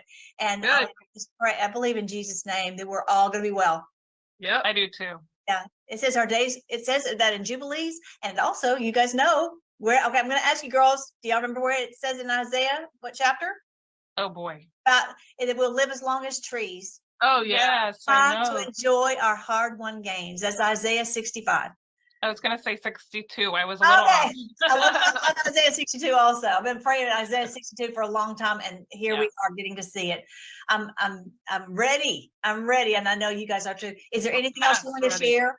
The only other thing with CBDA, it really, really helps nausea. So people with chemo or other kinds of nausea, they're finding really strong results. Yes. Well, tell the people at this, it's mydailychoice.com, you guys, mydailychoice.com/Melissa Redpill. Tell them how much we appreciate them coming out with this, because like you said, this is one of the first companies that even is making this available to the public. So thank you guys for doing that. And thank you for coming on to explain it to us. I just really believe that we're at the door of these amazing days of health. And President Trump, we really have President Trump to thank, because he opened the door for us to be able to have this, because he didn't have the ability to do it. Let's pray. Right. Thank you so much, Lord. Thank you that you are going to see us through to these beautiful, bright days. Lord, so much is going on, Lord, but we know that when, like you said, when you see these things, look up, because your salvation draws very near. We know that we're right at the threshold, at the door. And I thank you for the healing that we're going to receive, that everyone is going to be well, and that our lives will begin to extend. And not only our days, but also just the strength and the vitality that you intend for us to have. Thank you that you've opened up the understanding that this is for our nervous system. We didn't even realize that.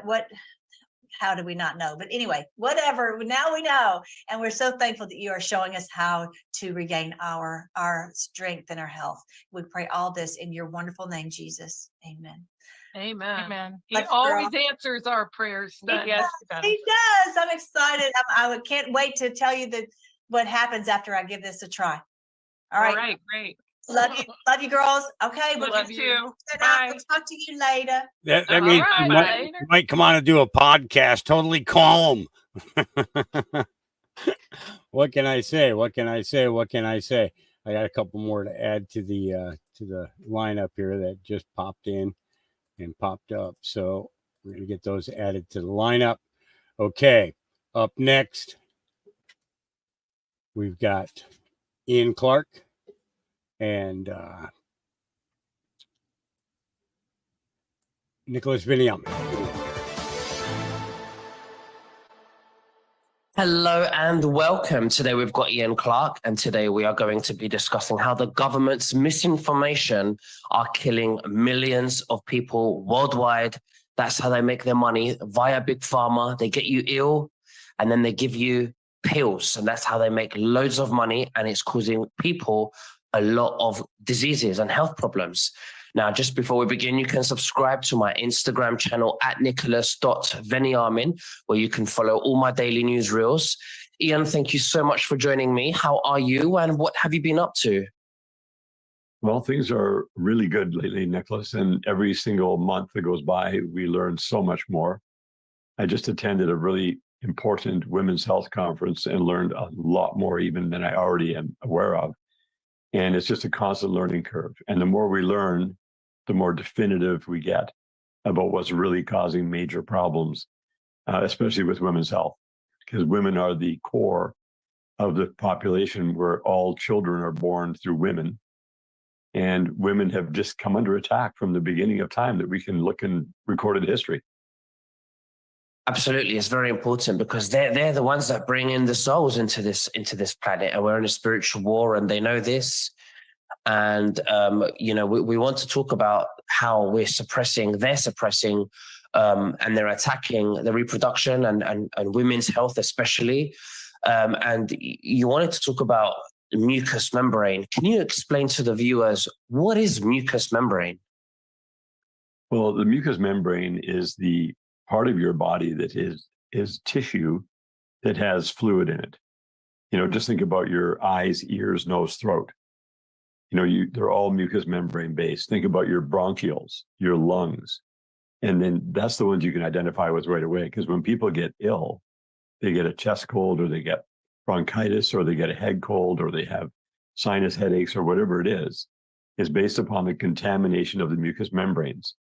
And people don't know that they have to keep those mucous membranes in a flow state. When they get plugged up, it causes all kinds of trouble. Now, for women specifically, in the womb, the vaginal, all those areas are a very large mucous membrane system that men don't have. So women can become even more compromised. There was a discovery made back in the early 1900s, which still people don't know about because it was suppressed. There's a geranium plant that grows in South Africa up in the mountains. It actually grows wild. And when they found out how potent the extract is from the roots, what they did is they started taking the plant out of the ground, and they would cut part of the roots out, replant it, and even take chunks of root and replant it, and they could cultivate this wild growing geranium plant. When you do the extract out of the root and you put it in a fluid, which we call Perfect Immune, you consume it every single day. Now, this is great for men as well, because we all have mucous membranes. It keeps everything flowing properly, so you don't get plugged up. The reason we get sick is because these mucous membranes fail in their function. And women have, different reproductive issues, different vaginal problems, eyes can get infected, sinuses, throats, bronchioles, and all of that. So just by taking it every single day, and it's not just a seasonal thing, even though we can talk about it now because it's going into the season when people do get even more plugged up because they're not outside as much. They're cooped up indoors if they're in a colder climate. And so the body kind of stagnates. So it's even more important at this time to keep those systems flowing. And this ties into reproductive health. And then there's the other part for women, which in the womb, they get endometriosis, they can get fibroid cysts. Those things are directly related to iodine deficiency. It's a proven scientific fact. So what's really weird is when we started doing the research into different governmental agencies in the world, we look at North America, and the recommended daily allowance in North America for iodine, for example, is 150 micrograms. You go into other countries in the Asian world, it's between 5,000 and 10,000 micrograms of iodine. It's like, what is going on? What are these controls? The thing is this, over here, we have to put it on the package because companies like us are all regulated. But when you educate yourself, you decide how much you're going to take. And I saw that women did way better in their health overall, like their energy, their reproductive system, their menstrual cycles, when they simply did iodine in the right amount, magnesium in through the skin, and then the mucous membranes optimized with Perfect Immune, completely changes the game. So Yeah. if a woman's compromised there, then they can't have as many children, or if they have children, they're not as healthy, or they have struggles with their pregnancies. So you're saying that the government gives us, the true medicine, but they're lying to us on the amount that we should be taking, which, if you're not taking the right amount, still causes a very big issue long term. So, and there's no point even taking that small, very, very small amount, which is like, 1%, or 2% of the amount that we should be taking, because you said 5,000. So is that what you're saying, that the government is lying to us about how much we should be taking? They're really lying to us about the amount. Yeah, and the interesting thing that I've learned as well, the people who are at the front end of giving recommendations, the people who are publishing the articles, they're actually honest people. They don't have the agenda. But because they are so totally controlled by the educational system that taught them that this is the gospel truth, this is what you're supposed to tell people, they really believe it. And so when they really believe it, then the patients or the people listening to this advice, they really believe it too. But it is misinformation from the top down. So the people behind the scenes who are making the trillions of dollars off of disease, that's where the misinformation is started from. And that is agenda driven for sure. But I don't want to blame people on the front lines, because doctors they're indoctrinated. So you need to get the doctrine yourself. You find out what's true for you, and you make your own decisions rather than having to have me come and tell you, right? Because I'm not interested in telling people what to do. I had to learn for myself. I was going to be dead at 46 years old to 49 years old because of misinformation. Before we go into the comparisons of how another person in another country like China, who are told they can have 5,000 a day versus the 150 we're told here in the United States, I want to ask you, what type of ways are the governments contributing where they're causing the mucous membrane to clog up and causing issues for the women especially?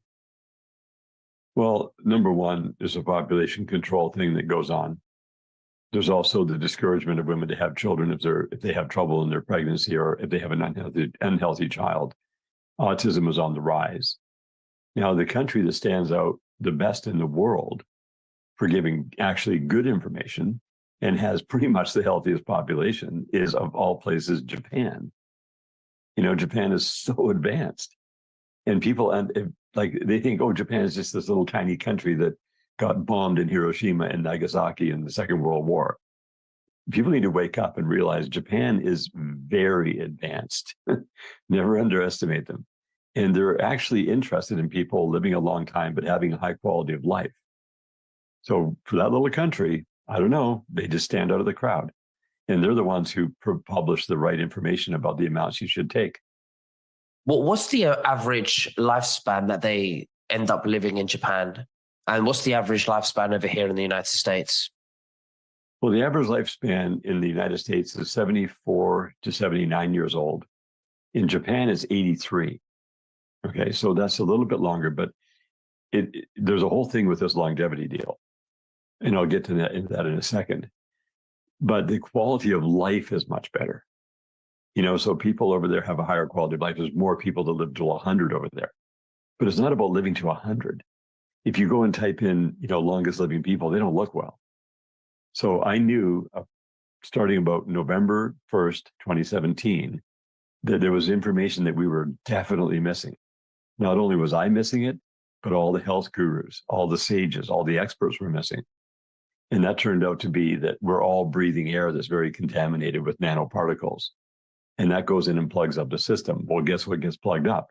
Your mucous membranes, tire dust, brake dust. Now they got all these battery powered vehicles that burn tires twice as fast. Come on, guys. Like, it's in the air, but it's invisible because it's nano. You can't even see it on a microscope. You have to have a nanoscope, and nanoscopes are like $300,000 to $1 million each.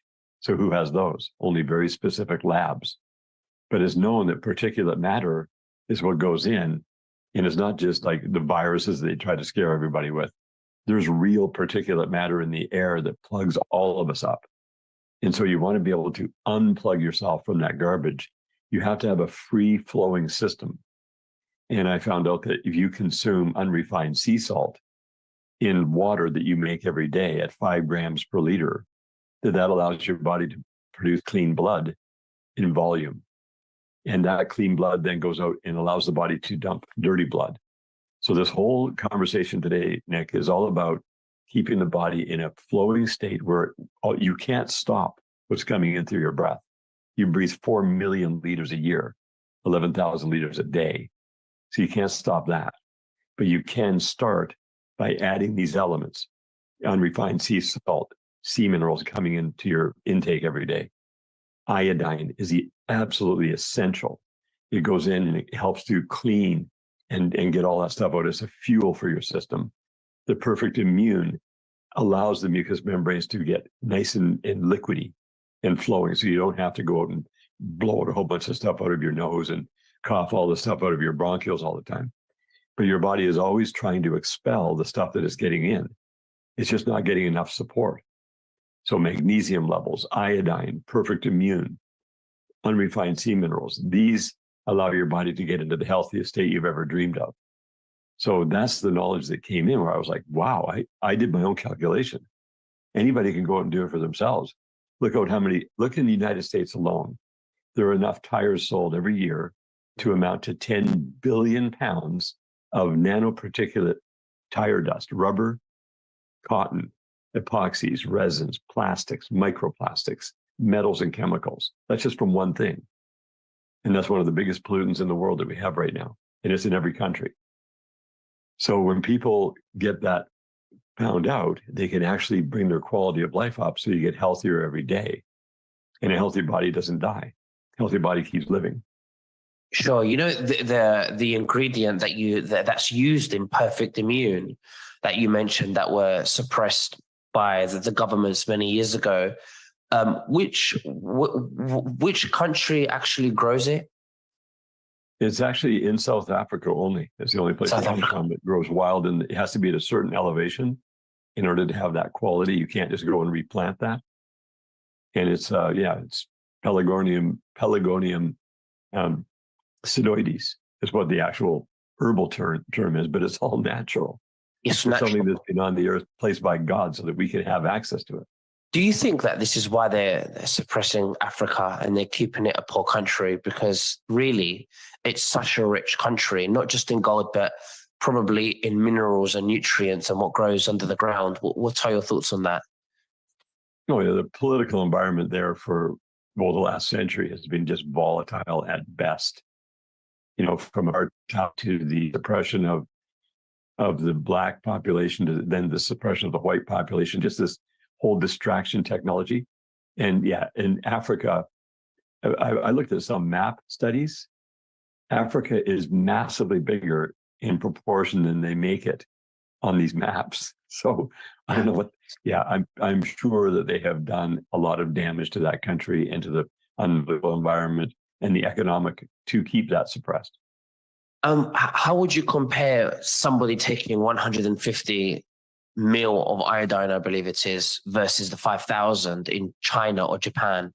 How would you compare their healths? If I don't know if you've seen the statistics, but what can you tell us about that, or even their experience? Yeah, well, so it's 150 micrograms in North America and 5,000 to 10,000 micrograms in Japan. Well, let's take a look at brain power alone. the intelligence level. Now, all of us are very intelligent.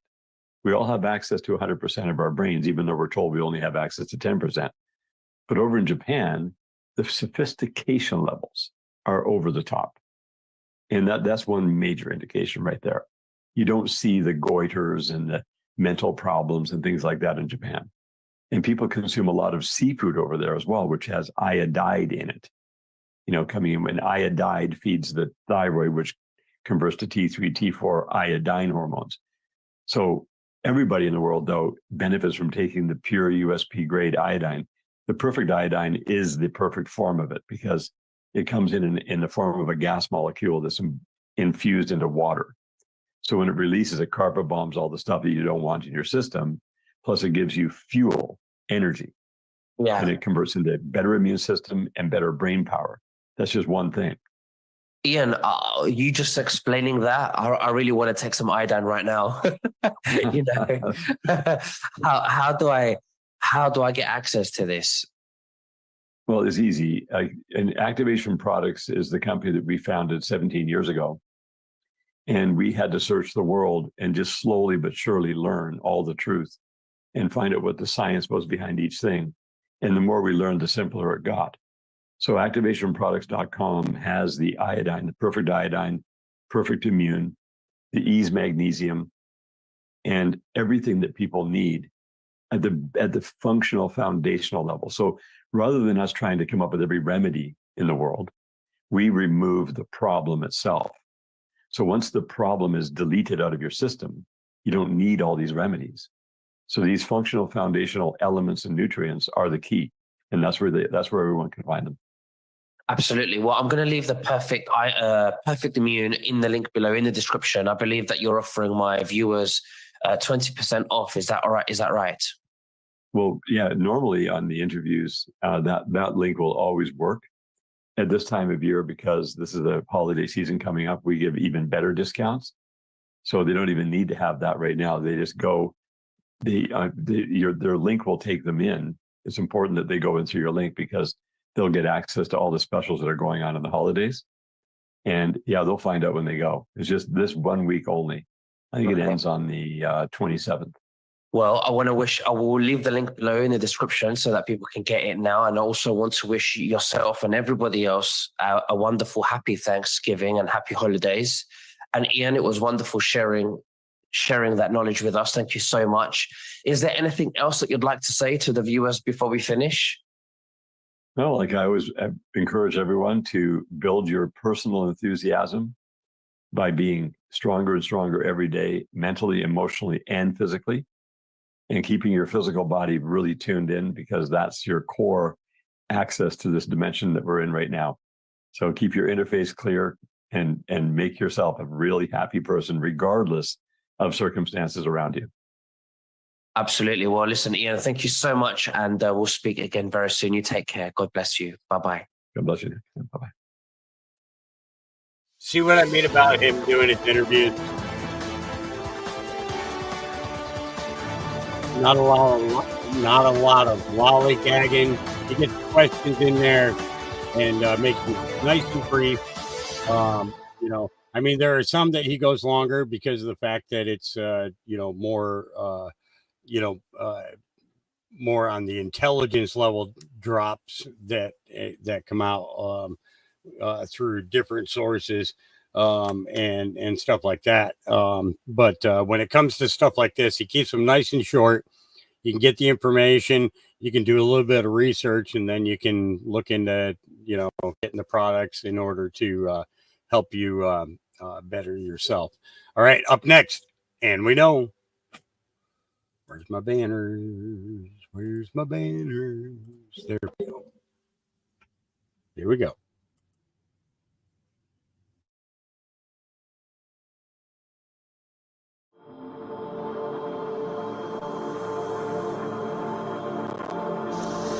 The very word secrecy is repugnant in a free and open society. And we are, as a people, inherently and historically opposed to secret societies, to secret oaths, and to secret proceedings. We decided long ago that the dangers of excessive and unwarranted concealment of pertinent facts far outweighed the dangers which are cited to justify it. Even today, there is little value in opposing the threat of a closed society by imitating its arbitrary restrictions. Even today, there is little value in ensuring the survival of our nation if our traditions do not survive with it. And there is very grave danger that an announced need for increased security will be seized upon by those anxious to expand its meaning to the very limits of official censorship and concealment. That I do not intend to permit to the extent that it's in my control.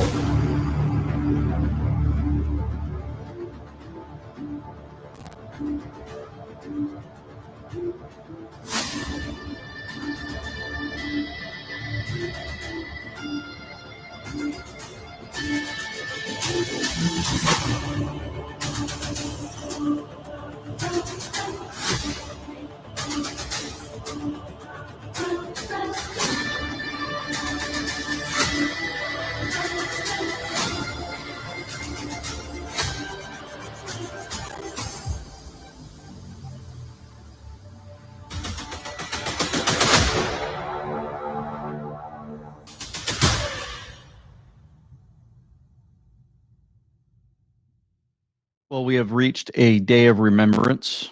JFK must never be forgotten on this November 22nd. I will show you a tribute to Vincent Kennedy on Twitter at the end of this broadcast related to JFK. We have the enemy going after Trump for his age, his inability to beat Biden, and more. You're going to see that. Big names are going after Soros-funded entities and a lot more. Hang in there. 2024 is our final battle. With you at my side, we will demolish the deep state. We will expel the warmongers from our government. We will drive out the globalists. We will cast out the communists, Marxists, fascists. We will throw off the sick political class that hates our country. We will rout the fake news media. We will evict Joe Biden, crooked as you can be. Joe Biden, the worst president in the history of our country. We will evict him from the White House, and we will finish the job once and for all. We will make America great again. Imagine having all the knowledge for all these years of how this is going to play out. Imagine knowing years ago that it was going to take this long for us to get any type of closing on anything that's going on, that we're saying day in and day out. They're after him. Over and over again, we're seeing any type of angle that they can get on President Trump to take him down. They can't stand him because he's literally, with his support team and more, destroying the enemy. The Hill says a Colorado court makes it official Trump is an insurrectionist. Do you hear that right? Dot Connecting and On says, for people who believe that Trump should be disqualified, the judge's holding is a disappointing defeat. But there is a powerful silver lining in this cloud for those who understand that facts and truth are essential to the survival of democracy, freedom, and the rule of law. For the first time, a judge having heard evidence and conducted a hearing under Section 3 of the 14th Amendment has stated unequivocally that Donald Trump committed an insurrection against the Constitution. Section 3 provides. As Judge Sarah Wallace puts it in her 102-page decision, the court finds that Trump engaged in insurrection on January 6, 2021 through incitement, and that the First Amendment does not protect Trump's speech. Do you hear that? Every day we're finding out that J6 is coming to the forefront, yet while things are going against them, the evil ones, those that set up their little panel, spent millions of dollars to cover everything up and use their own broadcasters to make it look like it was this terrible thing. So people that you guys know, family and friends that we're a part of, would get upset with us because we keep telling them it wasn't what the media was telling you. Get away from the mainstream media. They're the enemy of the people. Well, seems like it's starting to work. You guys are doing your job. We're all trying to get the message out. Thanks to social media, we're able to show more proof. Rasmussen reports, how likely is it that undercover government agents helped provoke the Capitol riot? You ready? They did their little polls out there for this. Dems said 59% felt like it was likely that the undercover government agents helped provoke it. Independents, 62% felt like the undercover government agents helped provoke it. GOP, Republicans, 74%, and all voters, 65%. 65%. That means 6 out of 7 out of 10 people, when you walk into your local grocery store, when you walk into your church, when you walk around with liberals in liberal towns, 6 out of 10 should be telling you, hey, I think that something weird was going on in J6. Yet, what are they doing? They're calling Trump an insurrection. It's not going to work. It's just going to make these folks even more on the woke side, wake up side. We call it our wake up, our woke. Okay. All of this playing out over and over again. And we hear from President Trump about Mike Johnson and his courage. Congratulations to Speaker of the House Mike Johnson for having the courage and fortitude to release all of the J6 tapes, which will reveal completely what really happened on January 6th. Thank you very much, Mike. Great job. So he gets a congratulations for having the courage to vindicate hundreds of J6 political prisoners. It's about time. It's a little too late for some. I'll show you that in a minute. But first, as a reminder, because the timing is perfect for this, I just want to show you once again that Rumble allows us to broadcast from there. We're trying to figure out how to go live there in a setting where I can interview folks and we can have questions come in. But in the meantime, Woo's News is out there, and I've shown you this over and over again. It's in the description box below, but I want to continue because each clip just adds more truth to the things that we saw, proving that this was all conducted. It was an act, and it was done by nefarious folks. And immediately, some of them will take to kayfabe positions, like this Mason tear gas haven't been brought out yet. Back to the scaffolding where the clock is counting down. Listen, Lieutenant. No one's listening, Lieutenant. Indian, white, Chinese, we're all Americans, man. Creepy. Oh, Red, getting real friendly with Adam the cop. Another creepster monitor. And at the front of the line here. Now listen to this friendly real cop. I'm gonna get him a bottle of water, okay? Yeah, water? So thoughtful. You're all coming. You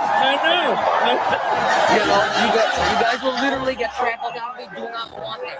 Back outside, Chris Jones fights his way to get to John Farina, where overhead, Chris instructs him as the camera pans to reveal our barricaded off photog corner. Seen any cardboard tubes like this today? But what are they capturing? Simple. This guy here in the red hat. Notice this guy with the fire extinguisher misting the area for dramatic effect. Got it. Photo by Joseph Prezioso, complete with our load-off friend. As we come around, this cop intentionally lets this guy fake mace him, and Joseph Prezioso gets the shots. Back. You see that? They're spraying the scene. They're waiting for their professional photographer who's going to get the shot so they can put it out to the public. Now, these are not the folks that went out to watch the speech and march across over to the Capitol. No, these are the folks that were waiting around, waiting for, action and roll them to happen. So the photo gets out. They show this to the public, these photos and more. And they make everybody believe that these are the Trump supporters that are causing chaos. They're evil. They're bad. They're the terrorists. Yet we're discovering more and more, thanks to videos like this, and now with all the 40,000 hours supposedly released, we can finally get down to the bottom of what actually happened. So the effect on this, Jim Banks put out, reposted by Jim Jordan. Last week, Speaker Johnson released the tapes, and one thing is clear: the more we learn about that day, the more we see how the heroes in the U.S. Capitol Police were completely failed by their leadership, and that starts with Speaker of the House Nancy Pelosi. That is why Speaker Pelosi kicked me and Jim Jordan off the January 6th committee, because we promised to investigate the security failures on that day. The president of the Capitol Police Union and rank and file officers told the USCP did not receive critical intelligence reports and were left without the proper equipment, staffing, and training to do their job. The Democrats' sham committee refused to address this or take any steps to make sure it doesn't happen again. Adding insult to injury, many members of the committee are now profiting off this shameful circus by selling their personal memoirs. Releasing the full January 6 tapes fulfills House Republicans' promise of transparency and allows the American people to see for themselves how badly Capitol leadership, led by Nancy Pelosi, failed our officers and our nation. Not only that, Newsweek puts out MAGA calls for Liz Cheney to be jailed, guilty of treason. No, I think guilt of treason is a lot worse than just being jailed. You guys know what that is. And so they've caused all types of pain for many. And I wanted to show a few minutes of this clip on somebody who actually shares, Jerry Perna shares her story about her son's suicide because of all this J6 mess. The new speaker announced the release of 44,000 hours of security footage taken during the January 6th attack on the Capitol. Some video was made available to the public on Friday, but the bulk of it is to be released gradually over time. Johnson took to X to clarify why he did it this way. One piece of the newly released footage says January 6th defendant Matthew Perna. He was calmly walking through the halls of Congress with his iPhone, simply shooting video.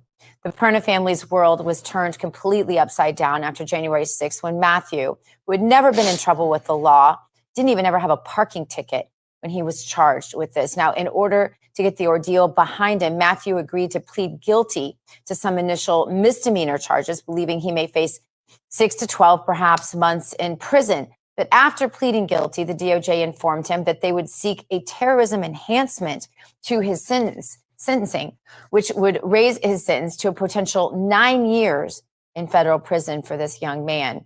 So 4 days after receiving that news from the DOJ, Matthew went into his garage, put a rope around his neck, and hung himself. Joining us right now is Matthew's aunt. Her name is Jerry Perna, and she has been fighting ever since that day to keep the memory of Matthew alive, as well as providing her support to all of the J6ers who are being unjustly persecuted. Jerry, first of all, it's wonderful to see your face again. I haven't seen you since you were here in Palm Beach, and we love when you get here. Jerry, when you saw the new footage of Matthew walking calmly through the halls of Congress, was this the first time you knew about this? And where did that put you in your headspace? Yes, that was the first time I saw that footage, and I was angry beyond belief, because we asked for the evidence that they had against Matt, the video evidence from his attorney, and he told us that we weren't allowed to have it, that it was property of the Department of Justice. And after seeing that video and how calmly Matt walked through, it just brought back everything that we believed he told us happened, and it made it all that much worse. Jerry, this is David Brody in Washington, D.C. We're so thankful for you and for speaking up. And I want to turn away from all of the news and just ask a personal question. And that is, how can we pray for you? And I don't mean obligatory prayer, prayers are with you. No, I really mean, how can we in this audience pray for you? Because you say on your Twitter account here, as Twitter X account, it says, this is what you say as your kind of your pinned headline there. I am angry, and then you have a heart that's broken. I have lost all hope for the country I once loved. So I just want to ask you that straight up question. What can our audience do to pray for you and to pray for those around you? I'll tell you, this has been the most devastating experience that our family has ever had. We never have had anything so tragic take place other than the death of Matt's mom. My brother, Matt's dad, he needs prayer more than anyone. He lost his wife, he lost his oldest son, and the devastation is just so apparent. I pray that people would pray for strength, understanding, and hope, because our hope has been taken away from us, not only from losing Matt, but watching our country deteriorate the way it has. And the country seems to keep going on a spiral downward spin as we watch and see these things play out. But my reminder to you is all of this every single day, we see things that are on the positive side. And we lift this family up and we will pray for them. And I couldn't imagine, and I've been in an understanding of this type of familiar place where your family members want to take their own life. And for them to do this, the J6 committee, to not give out the truth, to allow all of this to play out, to try to remove President Trump from all of us, trying to remove those who stand for our country and our freedoms. Our hope is that the justice is met and it's swift. Here's a word from a sponsor. Exciting announcement. BioOptimizer's Black Friday mega sale is happening now and will last throughout the entire month of November. And listen carefully, because this mega deal is available only for my listeners, only with my code. Now, we all have those ever-growing Black Friday wish lists, but this year I challenge you to make your health a top priority. Instead of those impulse purchases, let's focus on what really matters. We all know the importance of sleep when it comes to our overall well-being.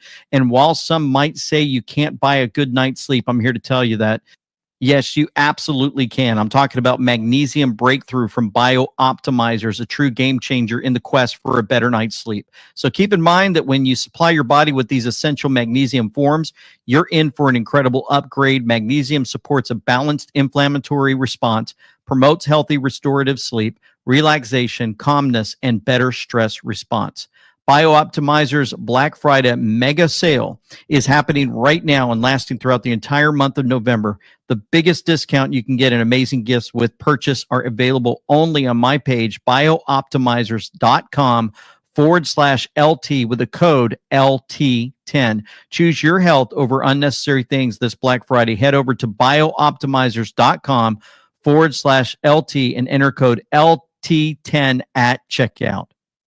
Handlers won't let him debate, noting times that Trump has forgotten what state he's in, times that Trump has confused Obama and Biden, times he's confused Nikki Haley and Kristi Noem, and on and on. What exactly are you saying about Donald Trump's mental fitness? Do you think he's too old to be president? The old question to Ron DeSantis. DeSantis and CNN actually going with the angle that Trump is too old. Here's Ultra Pepe Lives Matter, his take on this. DeSantis is now blaming Trump for the unfinished border wall, too. Check this out. So I've said publicly the presidency is not a job for an 80-year-old. That Donald Trump would actually be older on January 20th, 2025 than Biden was on January 20th, 2021. But I think it's part of a larger issue that this is not the same guy as the Trump in 2015 and 16. That Trump would show up on the debate stage. He'd barnstorm. Yes, he was off color. He was edgy, but it was all part of an idea that he was really going to shake things up. Now he's wedded to the teleprompter. He's not willing to debate, and he's running on many of the same things he promised to do in 2016 and didn't deliver. For example, he said he was going to build a wall and have Mexico pay for it. Jake, he didn't build the wall, and Mexico sure didn't pay for it, because you would not have been able to have 8 million people come in illegally if we had a fully constructed wall. He also said he would drain the swamp, and yet the swamp is more powerful than ever. So he didn't do it the first time. I don't know what makes you think he's going to do it this time, but he should show up to debate, prove that he can. You want to know what, Mr. DeSantis? You know what? This is what I'm going to tell you. And ladies, you may just want to plug your ears. You may just want to plug your ears. Because Mr. DeSantis, you're full of shit. Okay? Right up to your fucking eyeballs. Nobody wants you as our fucking president. go back to your fucking governor's office and do your fucking job that the American taxpayers are paying you for. Shut your fucking mouth, you lying sack of shit. I have no idea how you lasted in the Navy with your bullshit rhetoric. Okay, because I'll tell you right now, I don't know any fucking naval commander or Navy sailor that would want to fucking associate with a piece of crap like you.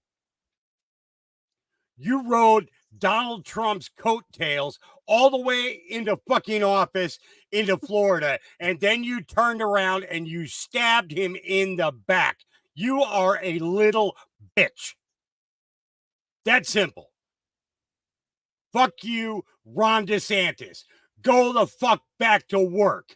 Do your fucking job that you're getting paid for and stop wasting American taxpayer dollars. Now back to our regular scheduled program.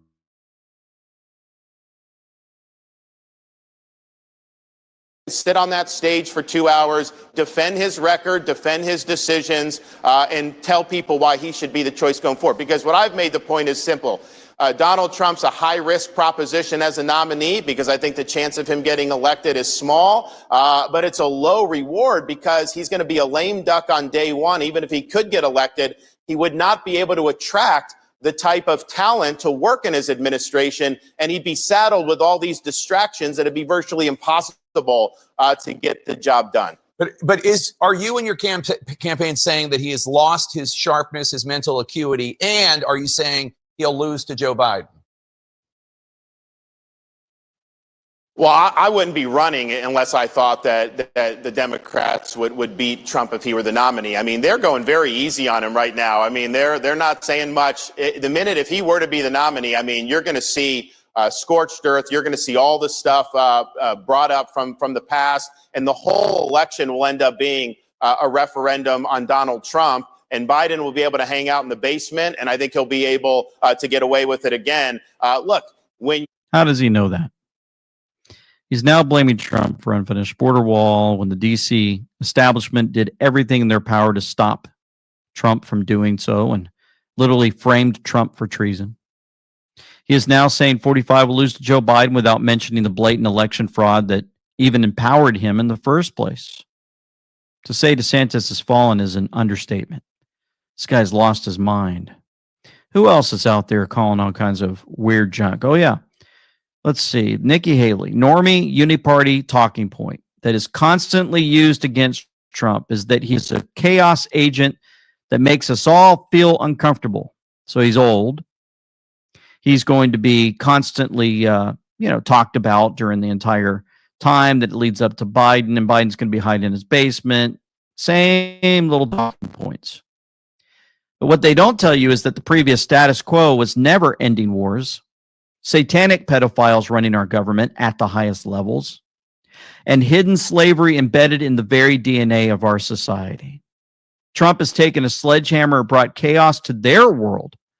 I'll take uncomfortable war with the cabal over peace with devils and a muted and subjugated populace every single time. Thank you, Ultra Pepe Monitor, for that. I agree, with Trump's policies. I was proud to serve America in Trump's administration. I think he was the right president at the right time. But chaos follows Trump. Rightly or wrongly, chaos follows Trump. And we are not going to be able to fix this Democrat chaos with Republican chaos. Not only. I'm going to pause it again, okay? Because of this lying piece of crap, okay? She can't even use her real name. She had to make up a name, okay, in order to run for office. Okay? Nikki Haley is not even her fucking name. All right? This is this is what pisses me off is Republicans bashing another Republican because they know that they're about to get caught.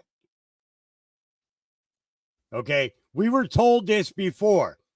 some of the people that we see are going to appear to be good, but they're going to turn out to be really bad. Well, guess what? We're seeing the flip of the coin. Okay, because when DeSantis got started and Trump went on there and tooted his horn, okay, and got him elected, okay, everybody thought he was the greatest thing since sliced bread, okay, in Florida, okay, up until he turned around and stabbed Trump in the back. Okay, this is the same thing with this piece of crap. Okay, she's a CEO on the board of I'm thinking it might be Raytheon, but one of the military contractors. Okay, and she needs a war. She needs a war. Okay, if she doesn't get a war for them, okay, I'm telling you this right now. If she doesn't get a war for them, she's going to be kicked off that board. She's no longer going to be the CEO. Okay, if anything, she'll be lucky if she's able to clean toilets there. She's using her position to give that company, okay, a war. She tried to do it with Ukraine. She tried to do it with Israel. And now it's a political side of trying to go to war with Donald Trump. Okay. And I agree with Trump. When you're 60% up or more than what they are, there's no reason he should have to debate them. Going out and doing those rallies, he's talking to us more than these people ever did. Sometimes he's repeating the same message, but he's getting his talking points out there, and everything that he's saying is 100% accurate and 100% true. Okay? This piece of crap, okay, does not deserve to be in office at all. Okay? And she should never get her war. Okay? She was flat broke when she came back to the United States after that ambassadorship that she had. Okay? She came back flat broke. Okay? Flat broke. Her entire family was bankrupt.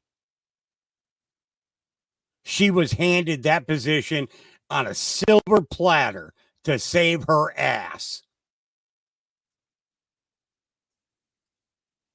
Back to our regular scheduled program. We have an economy that's in shambles, and when we have wars happening throughout the world, chaos is the last thing we need. And so I think it's time for a new generational leader. I think we're feeling that on the ground in New Hampshire and South Carolina, and I think that's going to start to show in the polls and lead us right into Election Day. Oh, yeah. Here we go again. They're bringing up all their talking points. They're bringing out everything that they've got left in their arsenal. Let's see. They've even got old Hutchinson, Cassidy Hutchinson, former Trump White House aide, trying to go against Trump. Here we go. I know you've been reluctant to say who you're going to vote for, but are you leaving the door open to voting for Joe Biden if it's between the two of them? I will say my door is completely shut to voting for Donald Trump. And the only reason that I will not endorse a candidate right now is because I still am hopeful that Donald Trump does not end up being the nominee next year. I think your country is in a much better place overall, not just for myself, but the ticket and the future of our country will be. But what I will say too, though, is I think everybody should vote for Joe Biden if they want our democracy to survive. Sure does sound rehearsed, doesn't it? My door is completely shut to voting for Donald Trump. Everybody should vote for Joe Biden if they want our democracy to survive. And here comes the book deals, and here comes the bank account filling up and more. Even old Fox News is up to no good. Let's see what they're talking about. Check this out. Because the plan to you're right. The plan to get rid of Trump by, getting all these felonies charged against him and all this stuff is not working. And so they've got to come up with something. They're still counting on it. You just wait But it's not working as planned because every time they launch another, trial against him, his numbers go up. So that's not what It's going to be like plan what we was. just did in Off the Wall. They're going to take things and turn them into something else to galvanize fear to rally someone around. No doubt. No doubt. So I just noticed working. body language. I don't know about you guys. I'm going to just show you this as I'm playing. If you look at this guy here on the right, watch his body language as he tries to jump into. Let's see. Let's just hear it once again. I want you to see something. The plan to Yeah, you're right. the plan to get rid of Trump The plan to get rid of Trump. by getting all these felonies charged against him and all this stuff is not working. It's not working. Now watch the guy on the right. And so they've Well, got to come up with something. They're still counting on it. They're still counting on it. Okay. So he looks over, he's looking at someone, he looks at someone, he's got his hands very uncomfortable. I don't know. Just kind of weird to me, awkward when I see that type of movement. Maybe he's for Trump. I'm not sure. I don't watch Fox News anymore. Just see these clips that people share. But when it comes down to brass tacks, this black New York rep goes off. Check this out. The pike that are going to affect the brown and black community, just like the illegals that are being pushed into these communities, sucking up the resources from the longtime residents that live there. All right, taxpayers. Poor taxpayers are now going to have to foot the bill for these people, and we can't even afford to pay our own rent. All right. Now we have tax coming down to programs and different things that are going to be cut directly from our community to pay for illegals. All right. There's a problem with that. There's a huge problem with it. And, minorities may be silent as far as being vocal, but I believe that in 24, this new election, the next cycle, we're going to see a overwhelmingly amount of people that we have not seen in 30 years come out to vote. All right. People are being educated on the voter registration piece, how to change their party affiliation. Question number 14 on their voter registration form. And people are walking away from the plantation of the Democratic Party once and for all. Aliza, they're walking away from the Democratic plantation once and for all.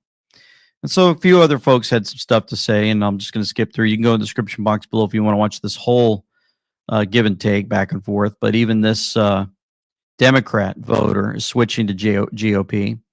The one thing that she had difficult, let's see, you know what? I think I've got some time.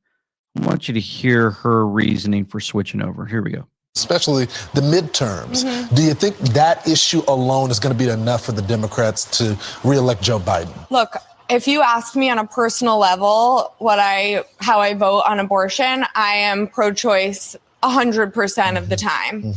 However, to me, it's a secondary issue right now. First, we have to make sure that America is around for the next 4 years and not turned into another country that's part of the Middle East. I mean, I'm serious. This is a real threat to democracy. We're seeing it unravel in front of our own eyes, and we're not doing anything to combat it. So I can wait and talk about abortion later. But I also want to point out that for the first time, abortion rights were reduced under President Biden. That was not under a Republican leader. So I think it's totally irrelevant who our president is if we're really talking about concretely when rights are altered. Such a good point. Mayor and Sergio.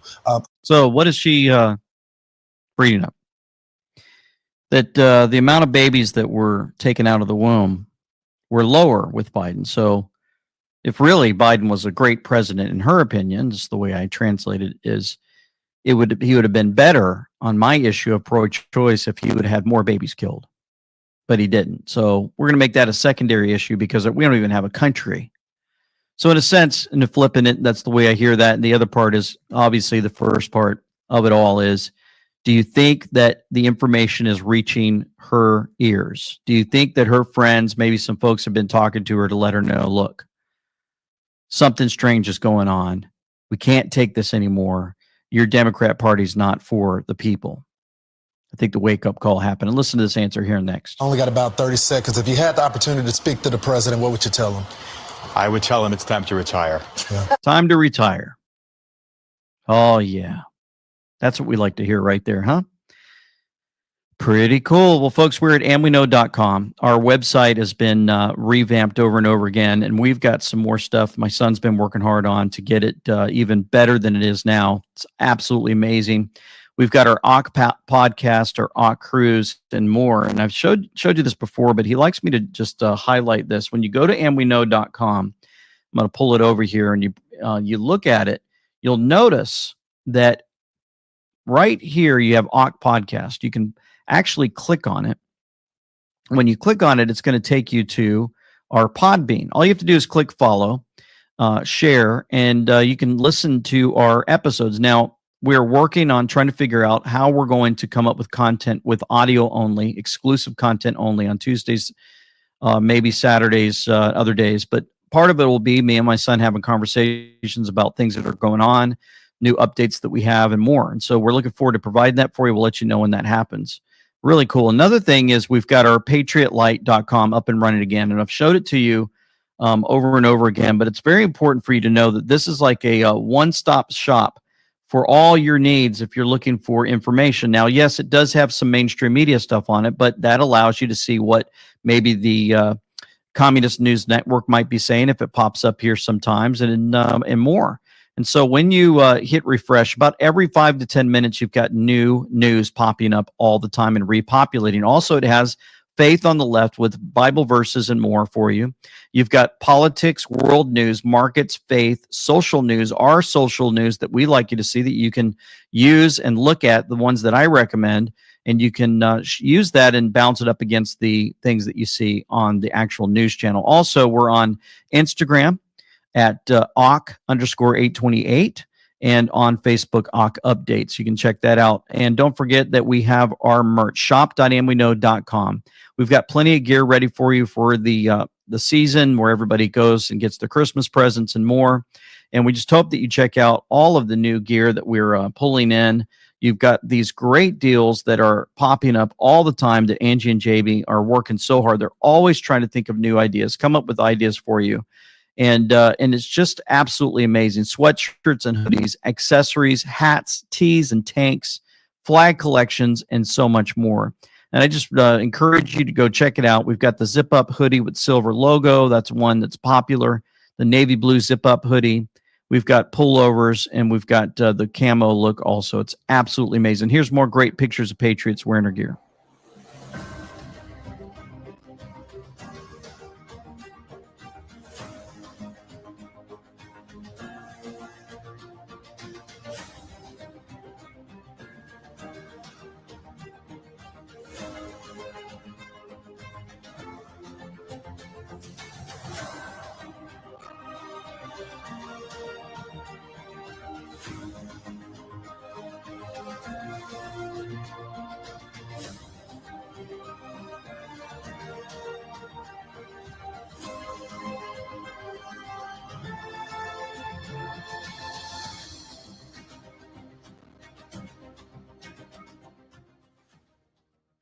So if you guys didn't know, when Argentina had their election, they had 25 to 30 million paper ballots, hand counted on the same day. Did you get that?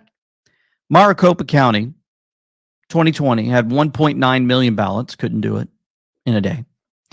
Milwaukee, 2020, had 460,000 ballots, couldn't do it. Detroit had 250,000 ballots. Fulton County had 523,000 ballots, but they had to put a timeout, 10:30 at night, go to sleep. Wake up, and then all of a sudden, Trump, who had a 800,000 million lead, all of a sudden gone, dissipated. Explain to me how Argentina hand counted all their ballots in a few hours, but the big blue areas in our swing states take several days with machines. I don't know. Let's see if Mike Lindell, I haven't seen him in a while, but here's a good clip where he brings all this up. So in Argentina, they had all of these electronic voting machines. Isn't it a great thing, Brandon? I'm going to talk to you about this. It's a great thing that, we don't know in Argentina. I haven't looked into their past elections, but my guess is they were all rigged and they were all in with the electronic voting machine. But we will tell you this, with all the, let's just say that there's no hacking involved, Brandon. If there's no hacking involved, and then you have all these malfunctions and all these things the day of elections, everybody. These are actually great things because look what that judge said. We can't have this problem. So he gets rid of them and they break and pick the ballot. Just to be fair. What? She Gets rid of them and says, no, they got to go. We can't have these machines. She'd not even say that they're hacking in. They just don't work. There's defects, there's problems. You can't have your most important thing, your critical infrastructure, which are your election. You can't rely on these computers and stuff for that. So they went wrong. 200 and some machines, they say. That's right. Here it is. Show the screenshot. In the note, the judge included details of problems with 250 electronic voting machines in that one city. In that one city. And then also, if you head over to the Mojave Board of County Board of Supervisors, we had a wonderful woman bring some stuff up about hand counting ballots. Check this out. Lucero from Kingman. I have breathing issues, so I kind of have a time when I get a little bit emotional. First off, it is in our Constitution that gives the people the power and the authority in regards to anything we do about elections. I submitted a video that I recorded. I don't know who has that DVD. It's about 53 minutes, and it is a declaration, an affidavit from Tori Morris. She is a private contractor with experience gathering and analyzing foreign intelligence and acted as a localizer during deployment of projects and operations both outside the United States and inside. She's a trained cryptolinguist, holds a completed degree in molecular and cellular physiology, and has formal training in other sciences such as computational linguistics, game theory, algorithmic aspects of machine learning, predictive analytics, among others. She goes into further details of her qualifications. She has a credible reputation and can provide documentation and proof of her declaration. The detailed information she provides in the video is most critical and of urgent matter when considering whether or not to continue the use of electronic machines for our elections.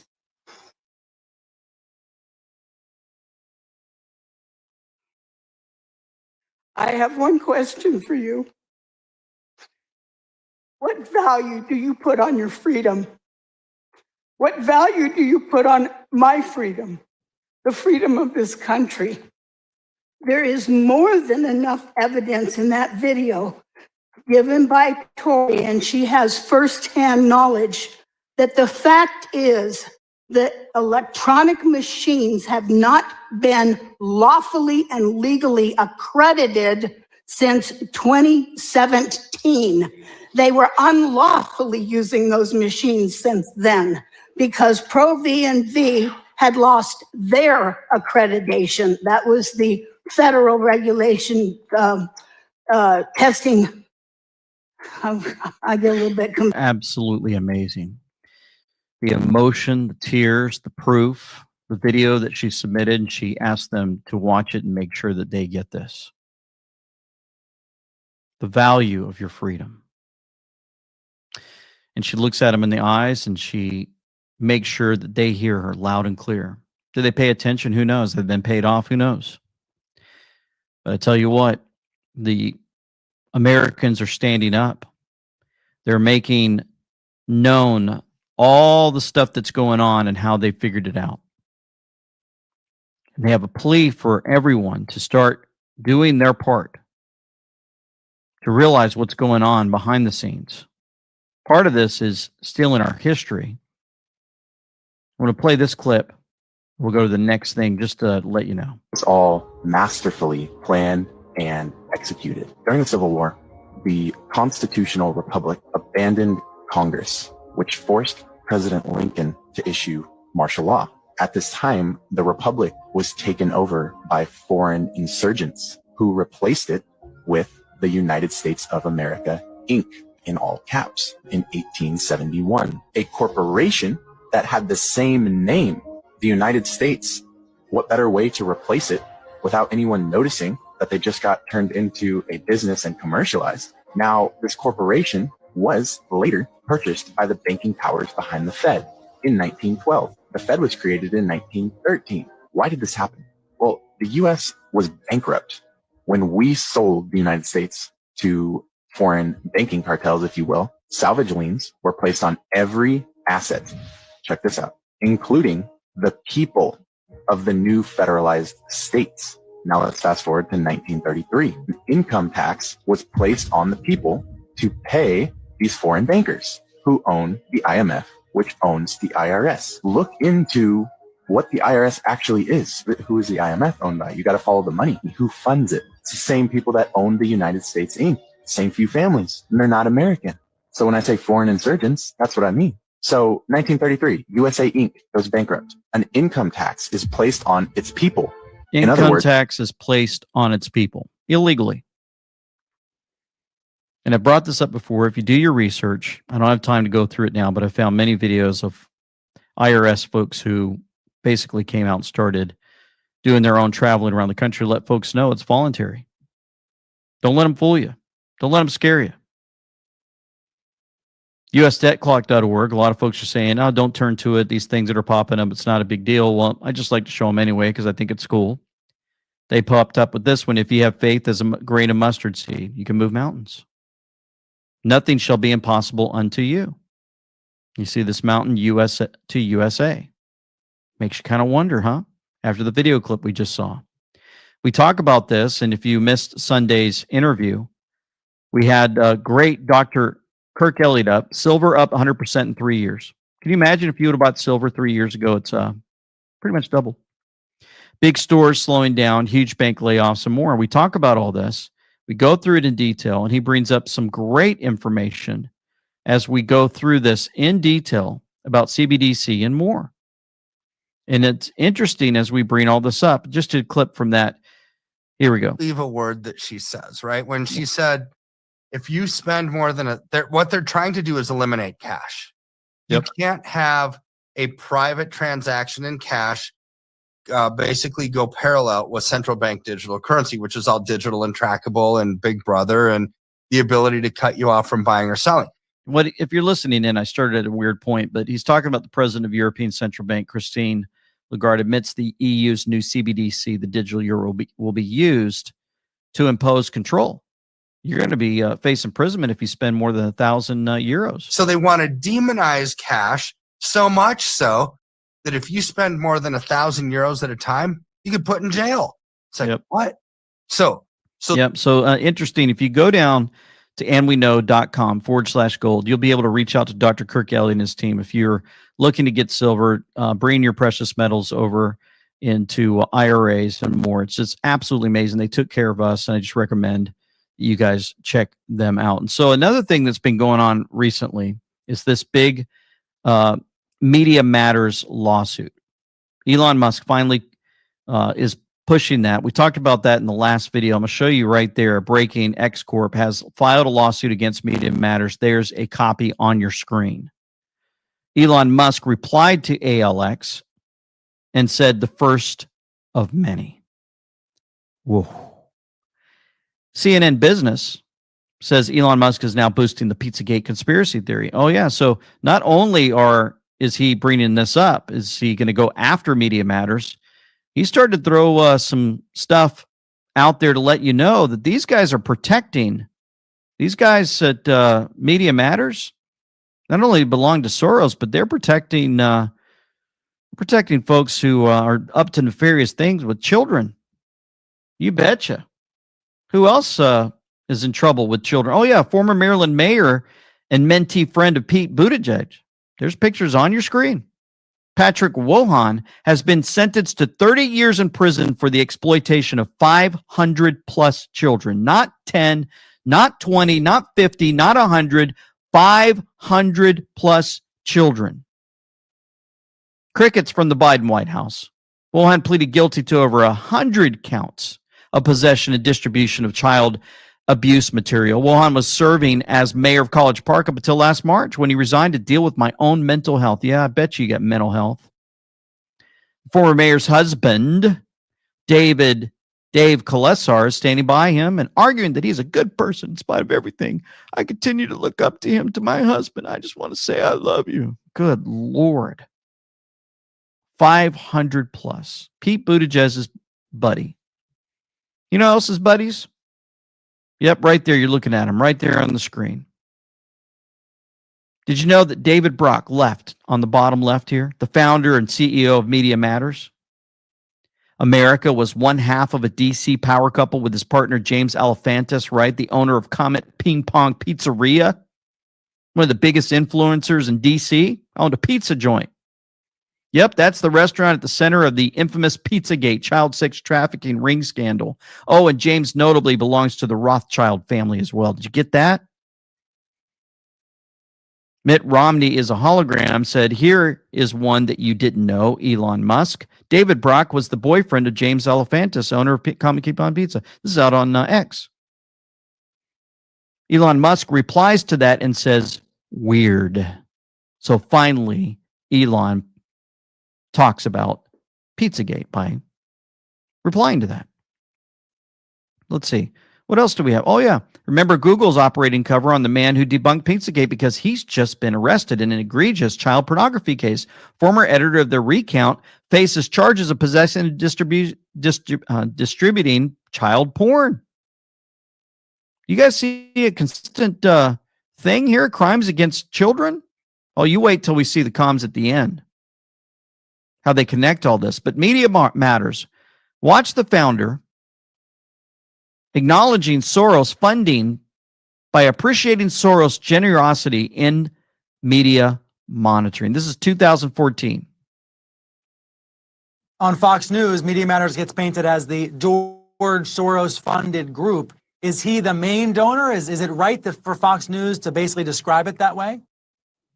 No, it's, I mean, we appreciate George Soros' generosity, but he is a major donor, but it's not a huge percentage of our budget. We have a very diverse funding base, and we're really not beholden to anybody. So, for example, what percentage of your funding would come from Soros? Less than 10%. So you're saying that you have a diverse number of donors, but they all have the same interest, don't they? Same liberal politics at heart. Sure. I mean, I think their interest is in honest journalism and a fair debate. And I think and I think our donors believe that in the vast majority of cases, if people get accurate information rather than misinformation, that's going to serve the progressive cause. Sure. Oh, accurate information from our liars that we pay off, the mainstream media, and more. CNN's even they get upset and they only help spread the word that Elon Musk on Monday boosted the dangerous years-old Pizzagate conspiracy theory in a post on X. Yeah. They're upset. They put it out there on CNN Business for everybody to see. Isn't that great? Finally, folks are going to wake up there too. Chris Pavlovsky, remember, he said the Calvary's coming. I was not joking. So we've got, it must be a coincidence that X, Rumble CEO,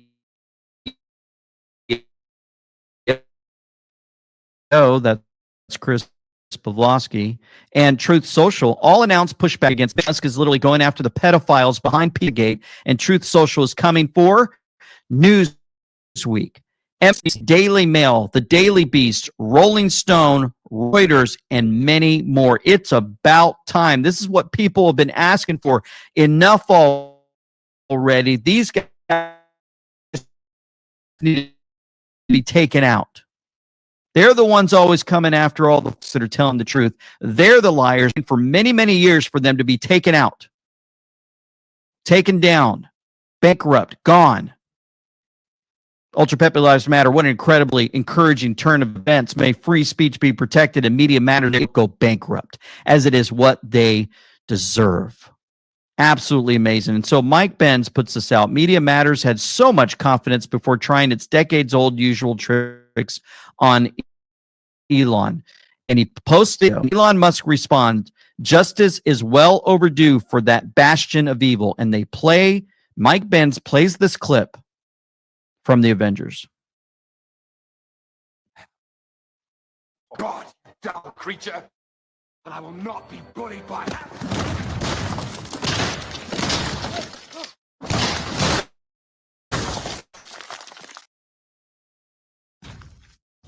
Puny God. Puny God. Who do you think you are?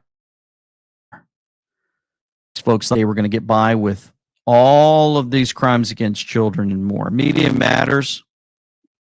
Laura Ingraham actually brings up minor attracted persons that Media Matters sticks up for. I thought this was great. All right, joining me now is former Trump acting Attorney General Matt Witter. Matt, you called this lawsuit revolutionary. Now, aside from its relative novelty, does it have a chance? Yeah, and it does. And it's good to be with you, Laura. And here's, my analysis as I looked at this complaint. First of all, Media Matters just manufactured this evidence. They create a way that only their unique account would be served these couple ads, and then they suggested that this is par for the course. And we know, based on everyone on the platform knows that this is not par for the course. But what is so important is that Elon Musk and X are going to court, and they're going to make these people defend their actions and their activities. And I think that, to me, is the most important thing, because for so long, conservatives have been, deplatformed, demonetized, and otherwise assaulted by these left-wing groups and the mainstream media that gives them, oxygen. And no one has been willing to go to court and actually pursue their rights. And so I think this is a big deal for someone to invest money in the court and in lawyers to actually go after groups like Media Matters. Well, you never see Media Matters upset that there are people posting on these social media platforms that call themselves minor attracted persons, right? They're attracted to minors, Oh, they're not pedophiles, but they're attracted to minors. I mean, so they don't have any problem with stuff like that, but it's a platform that offers conservatives and others a place to speak their mind. I'm just going to repeat, that is a threat to them going into this presidential election cycle, and it's a threat to them beyond. Freedom is a threat to them. Yeah, and it's the whole reason that they've been done, I think, 20 of these types of complaints against X. They're not doing it against Instagram, Facebook, because they're willing to be moderated by TikTok. the left and their speech code. Yeah, and TikTok. But and also remember, this is just the next step in the left's desire. They kind of lost their truth squads in DHS; those were exposed, and so this is another opportunity. I just can't believe the way CNN and MSNBC, or maybe I can believe, but the fact that they report Media Matters as a legitimate watchdog group. It's not. It's just like Crew, and it's like so many of these groups in Washington, D.C. that are funded by the left and go after conservatives and where they communicate. Yep. Always going after the good people, deplatforming, demonetizing. We went through all of that 2 years ago, right before the 2020 election. You guys know, taken off of YouTube, Patreon, PayPal, Teespring. You name it, they were knocking us down. And thank goodness for Rumble CEO going back after him and saying, this is it. Enough's enough. Well, if that isn't enough, they send out Kathy Hochul. She wants a media literacy tools set up for public school students. Today, I'm directing the Director of Division of Homeland Security and Emergency Services to develop media literacy tools for K through 12 in our public schools. This will teach students and even teachers to help understand how to spot conspiracy theories and misinformation, disinformation, and online hate. Start talking about what we're seeing there. Give the teachers the tools they need to help these conversations in school. And by teaching younger New Yorkers about how to discern between digital fact and digital fiction, we can better inoculate them from hatred and help prepare them for a very fast-moving and often confusing world. Oh, prepare them for hatred. Hatred? You mean we're going to be exposing all the pedophiles? We're going to expose all the child trafficking. We're going to prove it over and over again that we are not wrong. But that's going to be hatred because these folks are going to be arrested and sent to Gitmo for treason. We're still in the election. We don't want that out. We don't want the truth out of how they rigged the entire election. No, that would be wrong. So we have to teach these kids how not to listen to the truth. We need to teach them to listen to the lies. Not the parents. Not get it from the Word of God. Oh no, we can't go there, can we? Oh, no. So the Pentagon asked for $114 million to spend on diversity, equity, inclusion, and accessibility in 2024.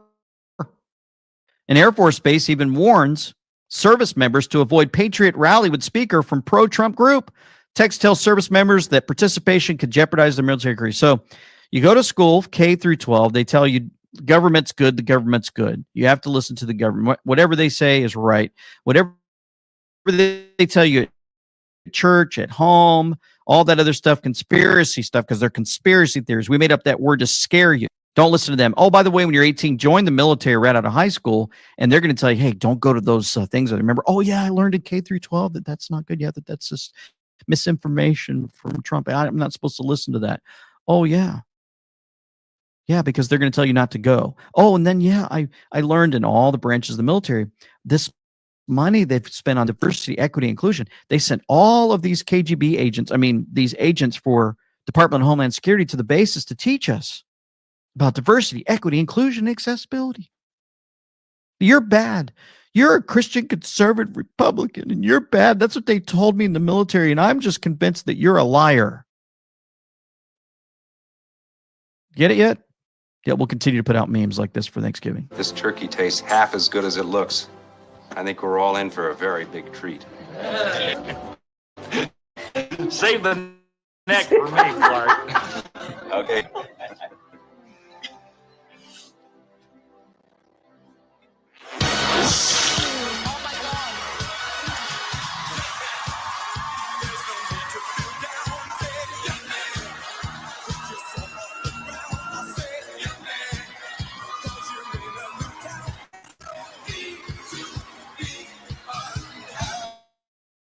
Oh, yeah. Isn't that, I just love it when they put these together.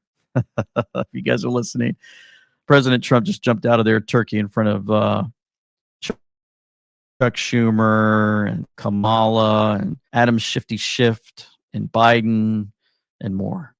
Yeah, really cool. Really cool. So it's kind of interesting because when you release that, I like to look at these little comms. Dan Scavino put this one out, 2:32 p.m. Red 1, Red 2, go. It was a 36-second post. So you go over to 36 and you notice a lot of information there. Yeah, really good stuff. Really good stuff. Thank you, Grasshopper. Always kind of just catching these simple ones, these easy ones to find. What was negotiated on the tarmac between HRC or DC and Lynch, excuse me. And then you've got the 2349 post, the Great Awakening. Dan Scavino pushes it out. And we all looked at 2349 and we see the Great Awakening.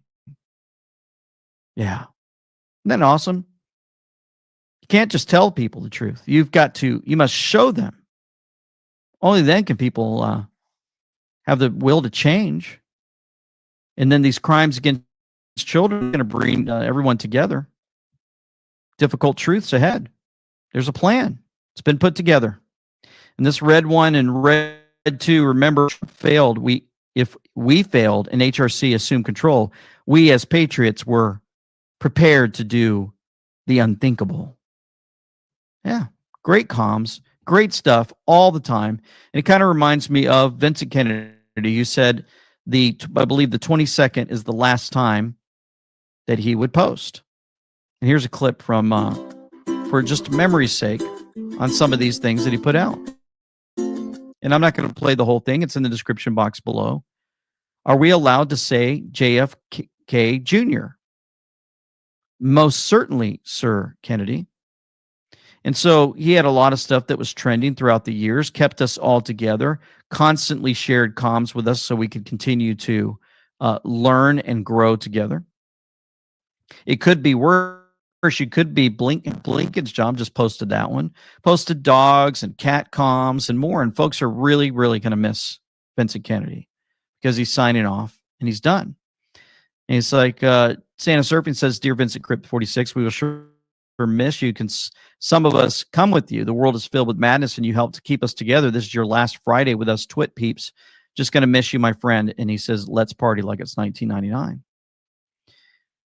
And so all of these comms have been really important for us. As a matter of fact, if you guys remember, I imagine you'll be watching from somewhere just smiling on the progress of the world, Santa Surfing. posting this, Kennedy, I believe, really believes something changed on 11/11. If it didn't, going to manifest it changing anyway. And then he was the same one that played this wonderful song. Remember? Right here. Let me push play here. I hate to wake you up to say goodbye, but the dawn is breaking, it's early morn, the taxi's waiting, he's blown his horn. Already I'm so lonesome I could die. So kiss me and smile for me, tell me that Can't have LT getting us a copyright, so I gotta cover it for a minute here. I remember when this song came out. That's it. Oh man, I'm old. I'm old.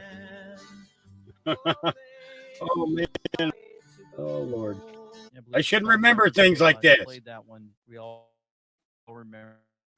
Put that. All right, he's back. And love VK Mahal. Interesting, because 11:22 also happens to be when the Q clock literally ends. Thank you, Michael, for giving us that reminder. And then this small video clip that he put out. This account ends 2023, just as a reminder. And as you're looking at it, you will understand better in 2023, making your 2024 question moot. Yeah. And then he put, the truth is, if JFK Jr. is alive and he did show up before the fall of the mainstream media, it would be a wasted shot. He who controls the information controls the masses. In my honest opinion, the best time for him to come out is before the 2024 elections, pretty much making him POTUS 46. Pretty cool. Just an opinion, again, from Vincent Kennedy. And then you get your popcorn. It means many things, however, for me. 11/22/63, Kennedy was assassinated. 11/22/18, November 22nd, 2018, VK came online. 11/22/23, 2023, VK goes offline. And then if you look at that, 11 equals K, 22 equals V. 11/22. That's something. John Kennedy. This account ends 2023. Put that out on the July the 5th, 2020. That's something kind of interesting. I like that kind of stuff. Just kind of reading it through, seeing how it's around. And definitely Vincent Kennedy's going to be missed. Hopefully he watches this channel. If not, so be it. Maybe we'll all meet someday. Hopefully. A lot of stuff going on. A lot of things shared today. Happy Lives Matter put this out. Something I realized more deeply that I felt like sharing is this. When God doesn't take away your burdens, your challenges, or your wounds at the moment you ask of him. Sometimes he allows these thorns to push you to a place where you become a grizzled war veteran and a mighty warrior.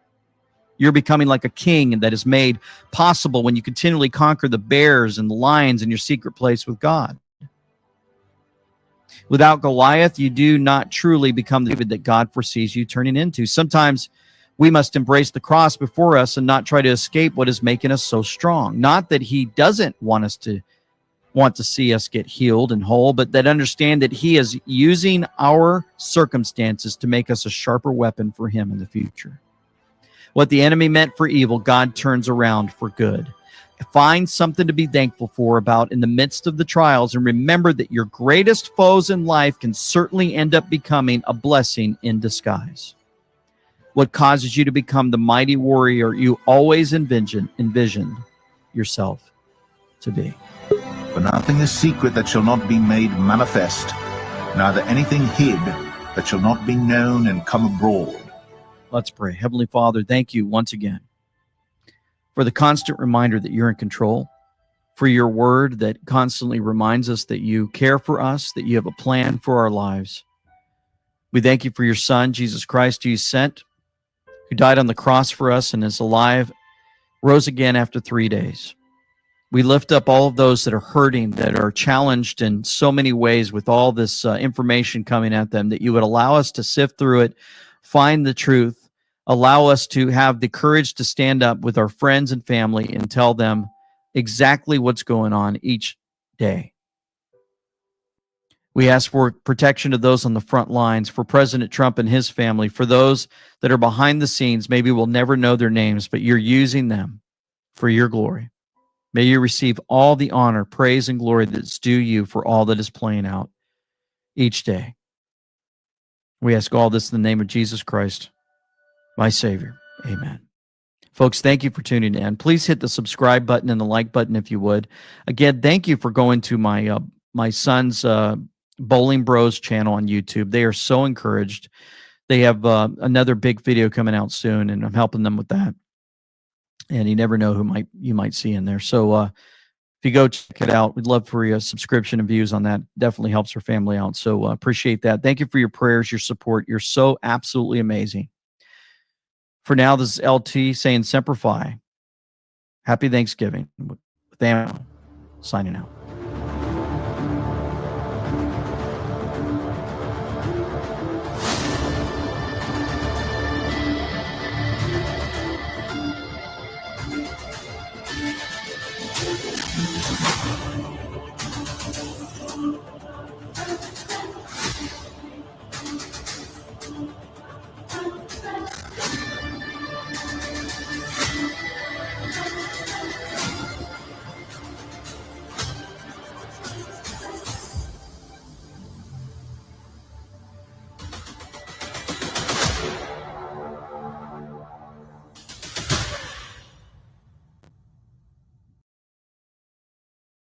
And we know, and I'm gonna do something here. I need to check on got somebody backstage who's having a hard time getting connected their devices, and see if maybe dropping that second window will help. Try log out and come back in again. Actually, log out completely and have it do the thing where I gotta give you a code. That actually absolutely works the best that I've seen. Give me a minute, folks. I'm just I'm gonna walk somebody through something here to get them so that they can join us on the panel. So bear with me. I don't have the chat up on my screen because I'm going to the email that I need to go to in order to get the code for him.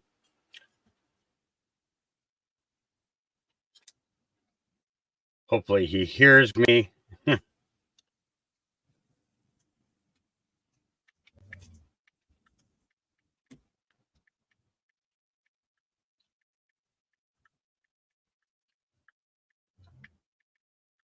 Send code.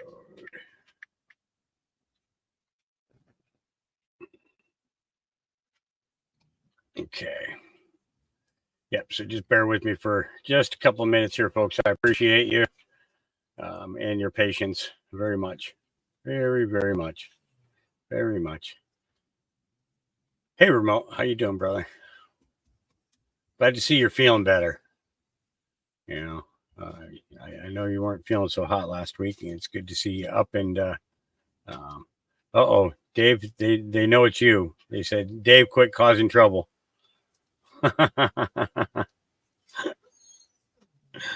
Oh, that's good. That's good. If he's listening in right now, he's laughing. Okay, let me should be up. There we go. And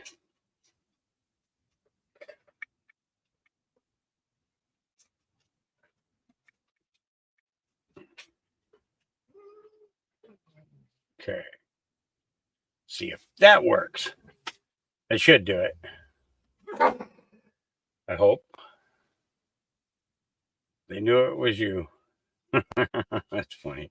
Well, it's not funny, but it's funny. It is funny.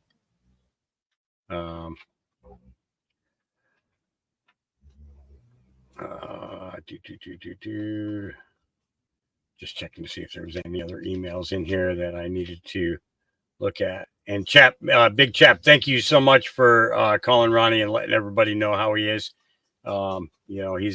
He's an important part of our lives, and we absolutely appreciate the fact that you took the time, called him, and let us know that he's okay.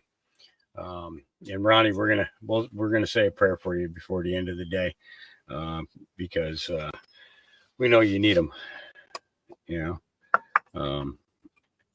You don't need them as bad as if you were cooking for yourself for tomorrow, though. So just to let you know, you're going to get a mild prayer because we know your daughter's going to do the heavy lifting. Okay. Just want to make that clear. Okay. Yeah. Ronnie's down sick. He's just, he kind of overdid himself.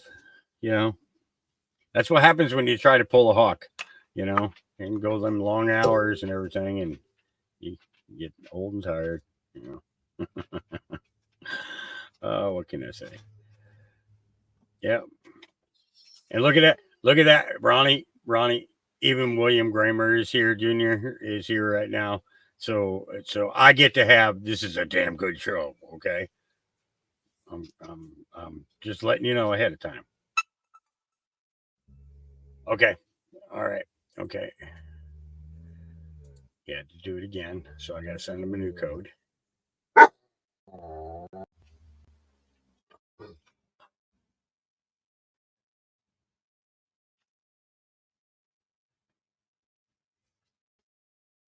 Okay.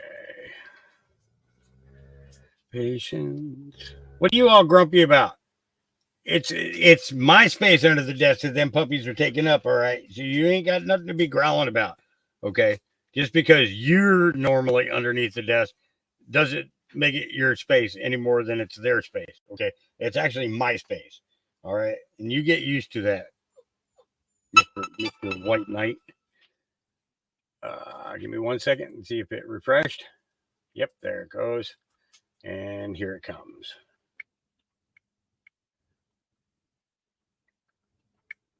Right now. So I don't know if he's actually listening to this at the same time. If he is, he's probably laughing at me and chuckling. If he's not, then you guys get to pick on him when he gets here.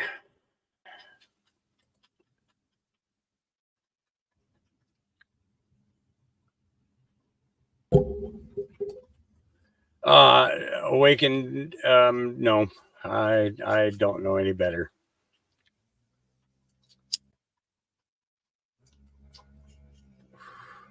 We're trying to get him in. We're trying.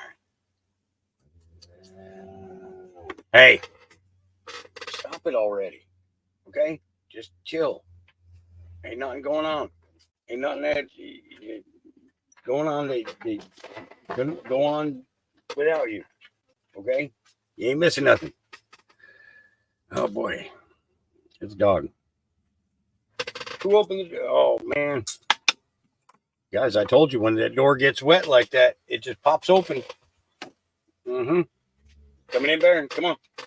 Come in. Go ahead. Because I'm closing the door. Come on. Let's go. Come on, Gizmo. Inside. Come on. Jazz, get out of the way so he can come in.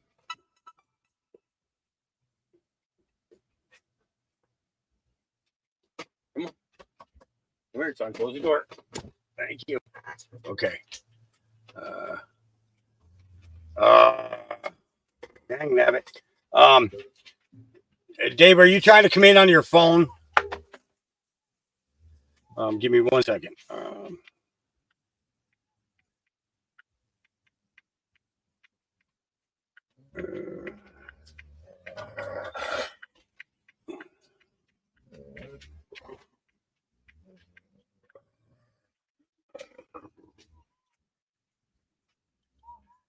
Because I think I need to tell him to reboot his device, whichever he's using.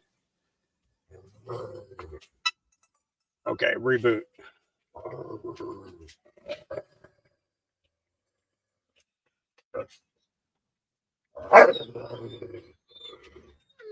Okay, I told him to reboot it.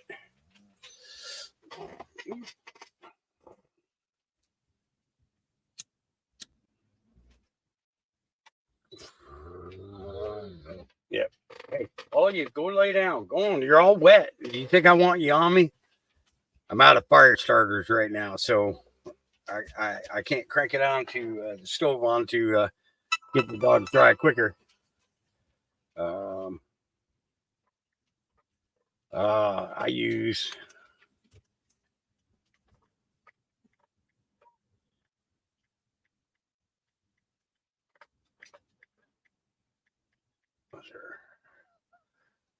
okay.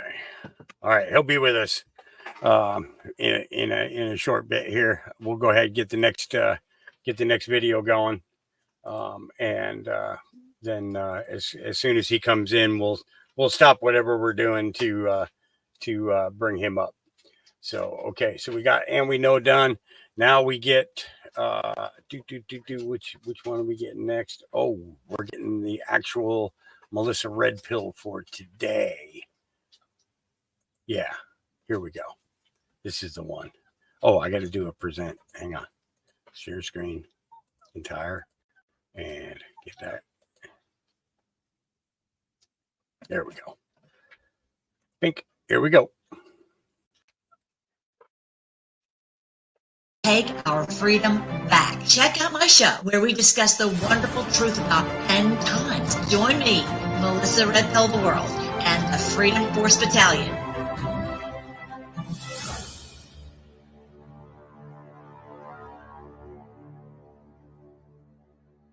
Dear Patriots, I hope you're having a great day. I'm Melissa, Red Pill the World. I hope you listen to that, what I just, my intro right there. This is the day we've been waiting for all our lives. I'm so glad that you are here with me. I'm so glad we're here on Brighteon. Thank you so much to Mike Adams and all the crew at Brighteon.tv for making this platform where we can speak the truth. Isn't this terrific? There's a whole lot going on. I really do think that something big happened on that 17th when we saw that sign in the heavens. So let's get started. I would love to hear, first of all, I want to start with something really fun from our wonderful president, one of the patriots called, I can't read it, it's Cindy Coleman, Andy.Coleman.new posted this over on, I guess it was Instagram, and it is TikTok, sorry. And so I love our wonderful president. Listen to him go. And above all else, we know this. In America, we don't worship government, we worship God.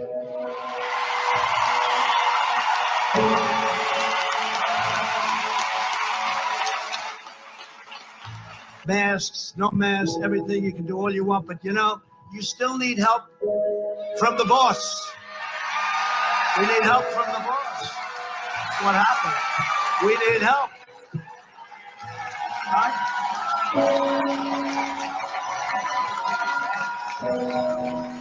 Yeah, we need help. It's all right to say. Now, they'll criticize me for that. How dare he say that? How dare he say that? No, I'll say it. I'll say it.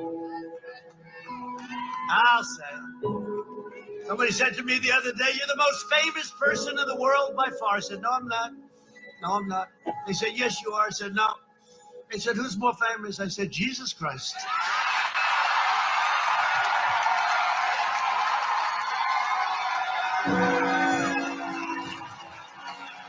I'm not taking any chances. I'm not going to have an argument. Hey, I'm not having any arguments. Jesus Christ. I'm not going to take any chances. I'll give it, I guarantee. And let me look up and I'll say, and it's not even about all the candidates. There are quite a few of them. And they're terrific people. You know, that fourth threshold is very tough. It's a very tough thing, no matter who it is. I said, there's only one person that can do it all the way. You know who that is? Jesus Christ. If Jesus came down and said, I want to be speaker, he would do it. Other than that, I haven't seen anybody that can guarantee it. But at some point, I think we're going to. I love it.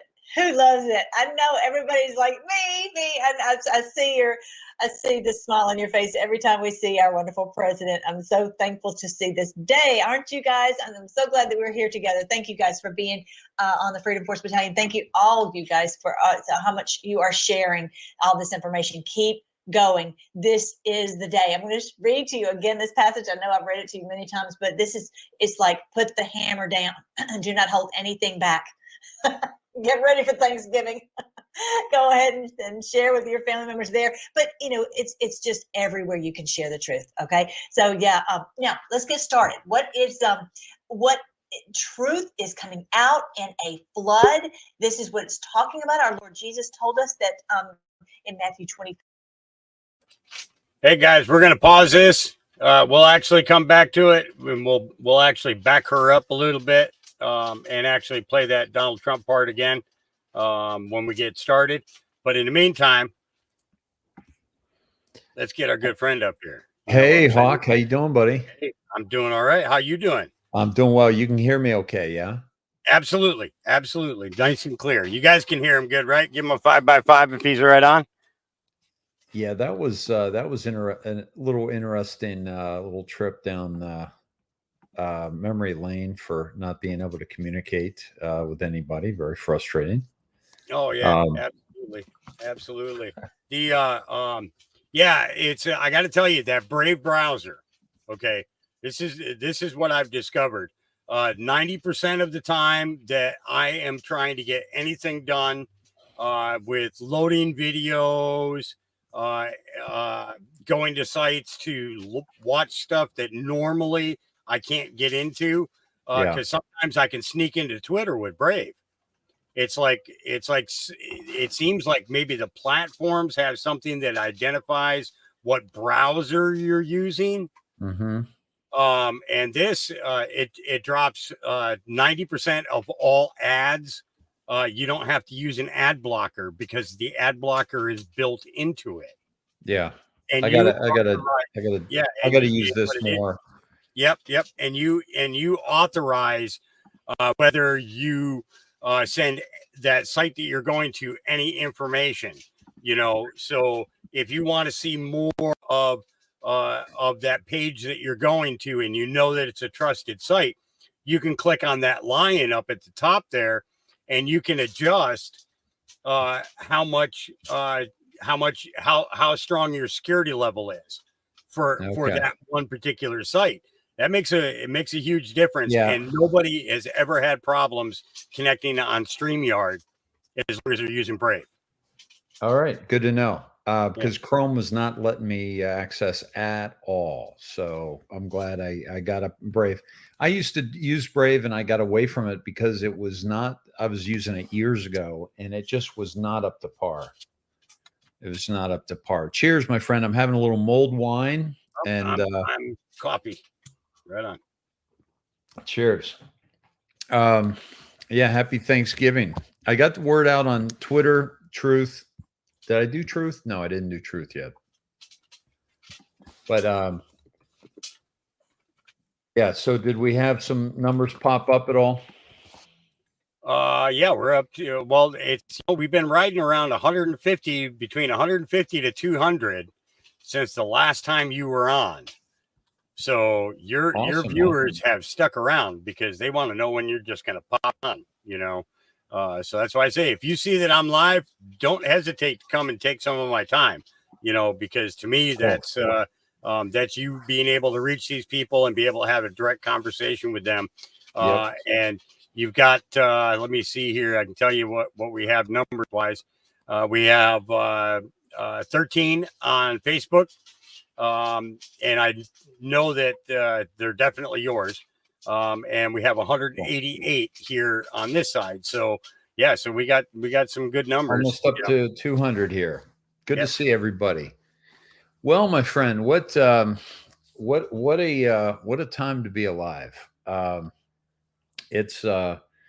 feeling really good about this holiday season, and it's been a long time since I felt this good about a holiday season. Certainly Trump was back in the White House, but just in terms of the things that are happening, the disclosure that seems to be taking place. I had some posts this morning on, one was on Twitter, and basically, well, I can go there now. Yep, you can pull it up. Yep, absolutely. You got control. Yep. And I see that you're finally posting on Truth too. Yeah, I'm doing a little bit more of that as well. I have. Let me see. I've got to open up system settings here. I got to allow Brave. Okay. And I got to tell you what I loved. I saw it the night before last. Hey, by the way, hold that. I might have to quit and reopen Brave because to allow my screen. So I'll pop right back in. Okay. Okay. Thanks. Yeah. So what I was getting ready to tell him was, I hadn't seen him on True Social. I seen that Silver Girl was sharing to him, but he wasn't responding at all. So the other day, I saw the first post he put up, and then after seeing the first post that he put up there on, you can add yourself. Just hover over your picture, and you'll see where you can add yourself. Yep, I get it. Cool. Yep. Cool. So I was just telling them. So I saw that that you did a response to a post, and then some dimwit came at you all sideways, and you articulately and not in any condescending way basically told him to fuck off, but didn't use that word. He did a small paragraph that was just like it if you were, anybody who followed him, it would just touch your heart. It's like when he tells you to check your coat and he explains to you why he wants you to check your coat. Okay. That's basically what he did to that guy. And I don't think that he even realized what David done, but it showed what that dimwit's brain was doing and the malfunction that was there. And the guy couldn't even respond to Dave after that. Okay. I think, Hawk, are you able to bring that up? Because I think that would be a good kind of good to go over real quick. Like, yep. Let me do the screen share here. Because I'm not finding that particular thing, but I will bring up when we get going with the X.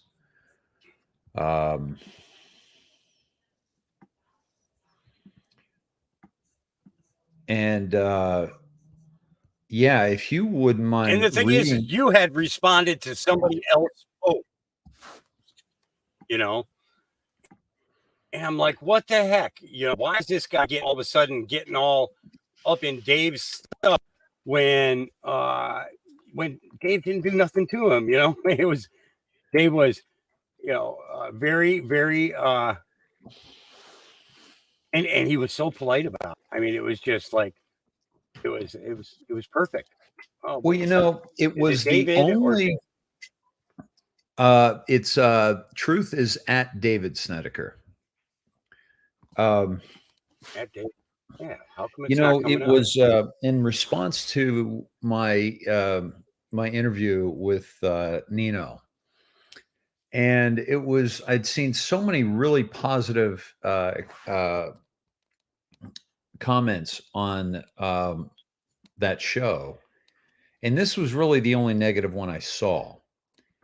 And so I just wanted to address it because it proved my point. And it was, I thought it was so necessary to show how this goes down. And while I look for that, I've also got to do this to you, Dave. You're gonna freaking love this. I don't know if you saw this or not. Let me see. You guys watch that.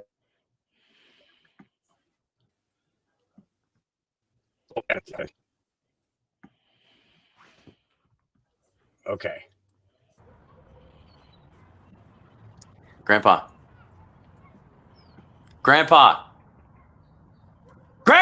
Huh? I think it's time that we had kind of a difficult conversation with you. You know how much we love you, right? Right. And I love you too. And we only want what's best for you. Mm-hmm. It's becoming more and more so we can't take care of you. You need to be taken care of. Why are you talking like that? I'm fine. Of course you are. But let's be honest here. You're getting older, and things happen. You get confused, you forget where you are. You fall down You need to go someplace where they can take care of you. where people your age go. I think it's time for you to run for U.S. Senate. No! How can you do this to me? I still have a lot of good years left. Of course you do, Grandpa. But just think, you'll be with people your own age. You'll have staff. They can take really good care of you. You know, they can whisper in your ear how to vote, you know? Just say aye. Hi. and you don't even have to serve out the full 6-year term. I mean, in 4 years, you'll be 96. You could run for president. I understand your concern, but I'm fine. Really, I'm. Grandpa? Grandpa, are you Grandpa? okay? Yeah, he's just McConnelling again. I never know what to do. You just have to wait it out. He's gonna come back any second. What? What are you staring at? It happened again, Grandpa. What? You McConnell. I didn't McConnell. Maybe you McConnell. We didn't McConnell, Grandpa. We were sitting here talking to each other. You can't talk to each other when you're McConnelling. Mm-hmm. Sorry. Besides, you went all. Really? Look, you're gonna love it there. You're gonna love it there. And we'll come visit. Okay, I guess. If you think it's best. We do. But I'm not serving on any of those lame committees like ethics. I want something cool. Like Ways and Means. Yeah. Or Ways and Means. Yeah. Yeah.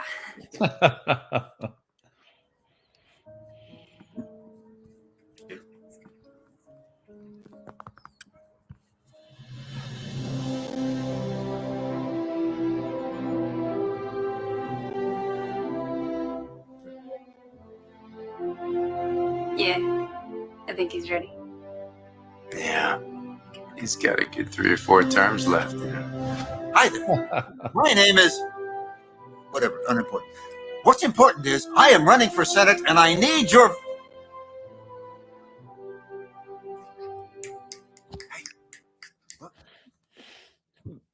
This is great. Hi there. My name is Grandpa. For 10 years, Patriot Mobile has been America's only Christian conservative wireless provider.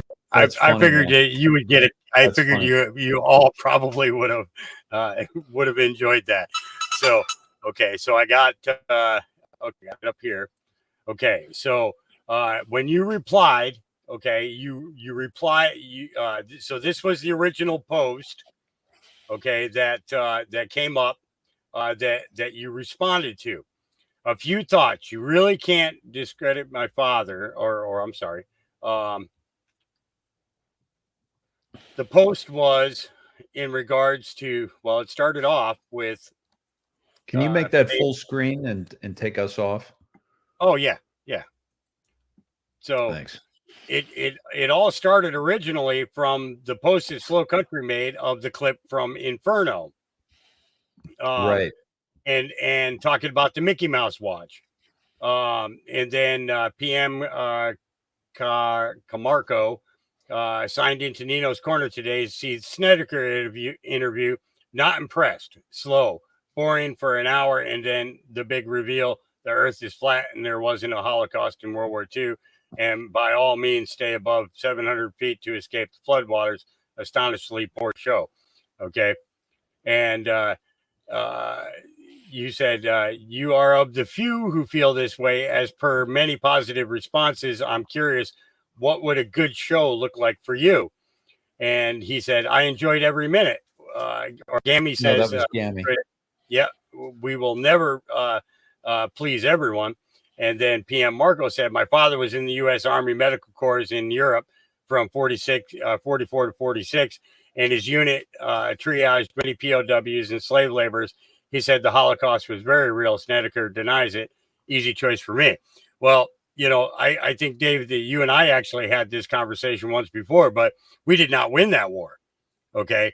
And, you know, and most people don't realize that even today, even with all the research and everything else that that can be done to prove that there was a signed condition of surrender, which allowed half of the Nazis to go to countries all over the world, and the other half of them came here to the United States under Operation Paperclip.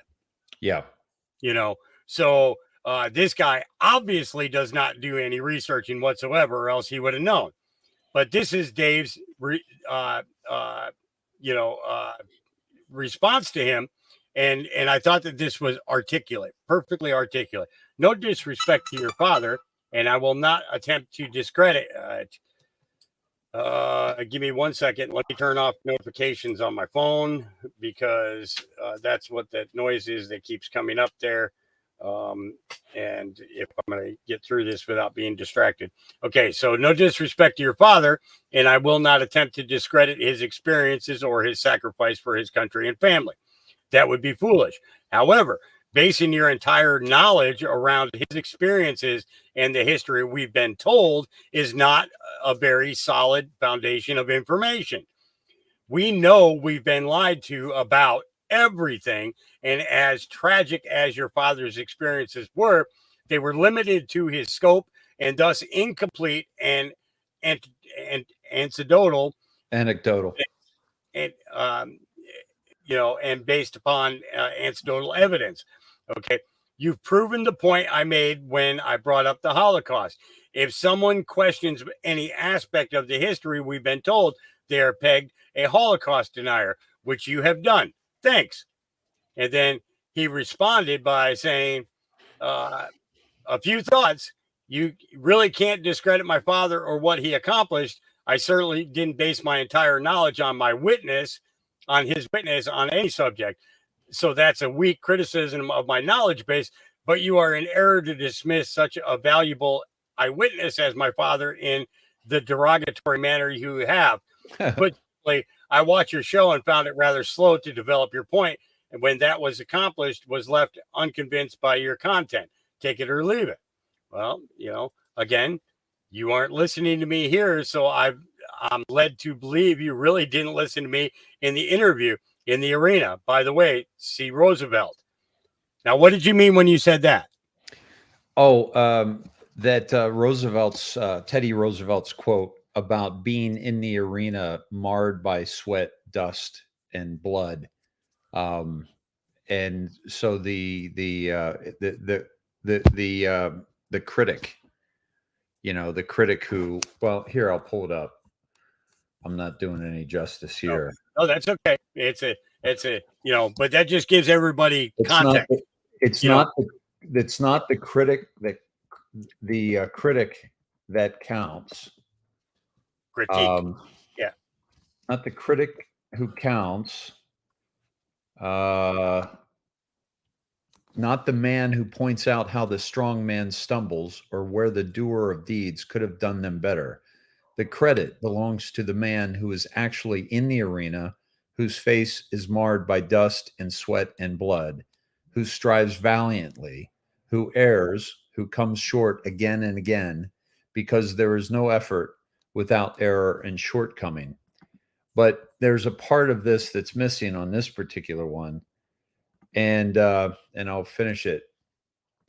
But who does actually strive to do the deeds, who knows great enthusiasms, the great devotions, who spends himself in a worthy cause, who at the best knows in the end the triumph of high achievement, and who at the worst, if he fails, at least fails while daring greatly, so that his place shall never be with those cold and timid souls who neither know victory nor defeat. Nice. Okay. So, folks, now you got a context as to what he meant when he said in the arena. By the way, see Roosevelt. So that guy could have taken and typed in very simply into the search bar, in the arena space Roosevelt. Okay. And could have gotten all of that info that Dave just gave you right now. Okay. But, that wasn't going to be his mix. So going on from the Roosevelt comment, he says, I didn't dismiss your father, period. So stop projecting poor behavior on on me through your own. I don't care that you found it rather slow to develop my point or that you were unconvinced. I don't. I never have based my thousands and thousands of hours of content on what others want. I speak the truth as I have found it, and that's after upending every area of the indoctrination. That was right there again, a very solid point. Okay, the indoctrination part, leading him to investigate another thing. Okay, right. Your opinion doesn't interest me. Your emotional response, ignorance, and resulting defamation of painting me into a false corner of denier is my reason for engagement. So basically, Dave tells him exactly why he's responding to him, because you're an idiot. Okay. All right. Which, after more than one emotional and illogical error in communication, will be ending here. Miss. It's basically you threw a snowball and you missed. Okay. And Dave's like over 6'5", you know, and he's this big. Okay. And you can't throw a snowball at nothing. Okay. All right. Now let's get. I will say that I put miss because I honestly felt like, and this is not to offend any women in the audience, because the majority of my audience are women. I would say 70 to 80%. And I love women. But there was an essence of the argument that was completely extreme and emotional rather than analytical. And women have the ability to cross over from right brain emotional into left brain analytical much easier than men, because their corpus callosum is bigger. So they can jump back and forth, which makes them great multitaskers. But sometimes they get stuck in the emotional side of things. And that also helps them raise children and create homes versus houses, and do so many things that are so nurturing and creating such a loving environment. So that was the miscomment, actually. And then, but the thing about it is that the conversation with Nino was very much I basically stated that if you challenge any aspect of this, that you're going to get painted into the corner that's been created by the mainstream media as a Holocaust denier. Right. Right. And all you have to do is do a little bit of research.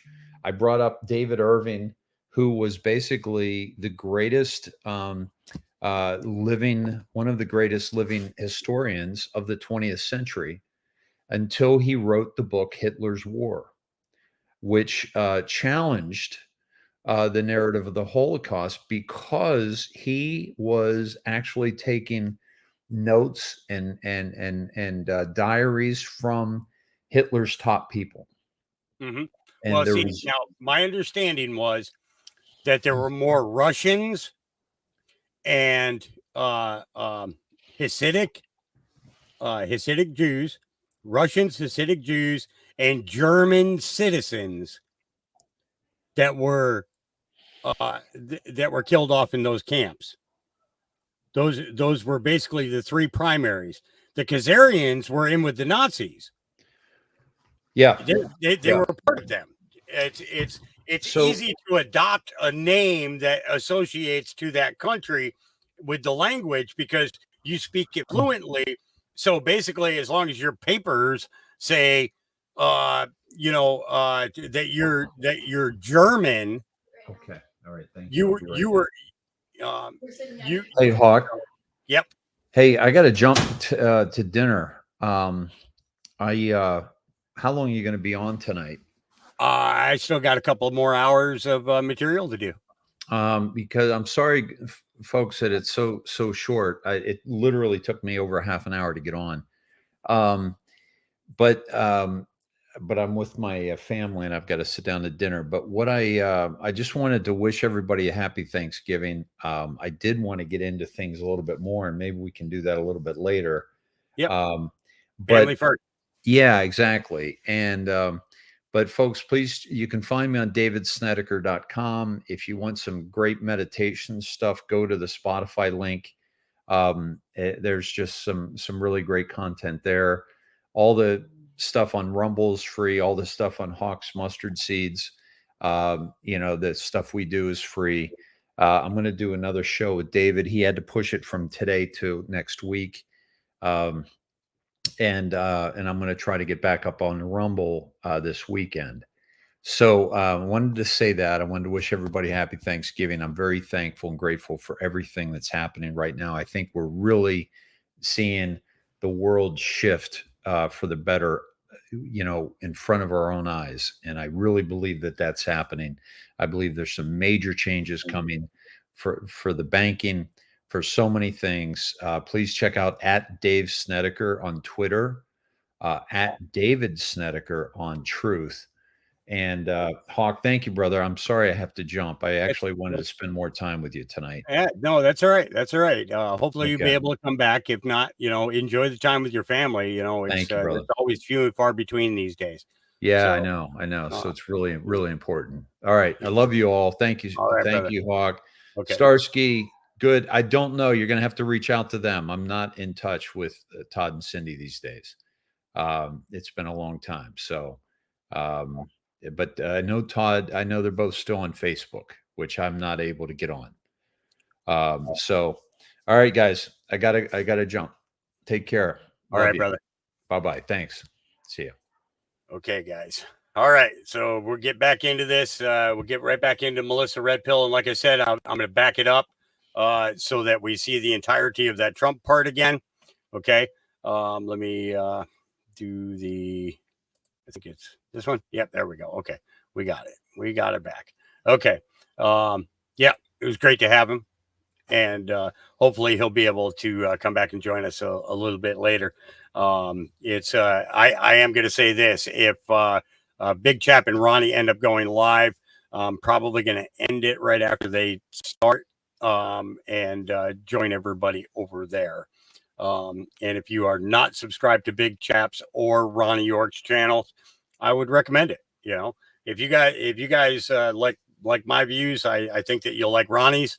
He's a little bit older than I am. Not by much. I'm not going to give him that 197 year old like Big Chap does. That's he's not that old. Maybe 180. No, I'm joking. Get subscribed to them. If one of you mods has Ronnie's channel, feel free to drop it in there. And Big Chap will, of course, drop his. Always good to have those guys doing their thing. Okay, here we go. Back to Melissa Red Pill. Whole lot going on. I really do think that something big happened on that 17th when we saw that sign in the heavens. So let's get started. I would love to hear. First of all, I want to start with something.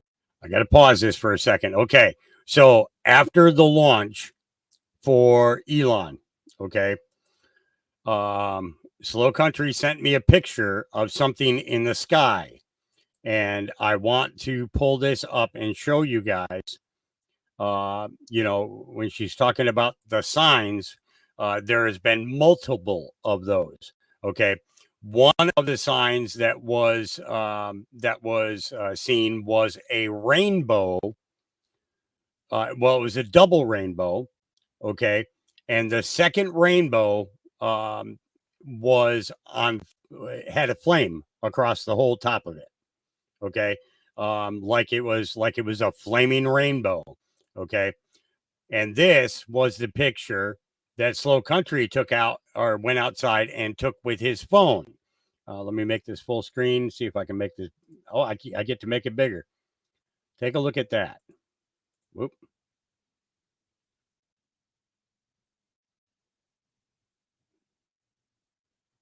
Isn't that weird? That was in the regular sky, folks. Okay. That was in the regular sky. Well, here, let me do this so I can make it even bigger again.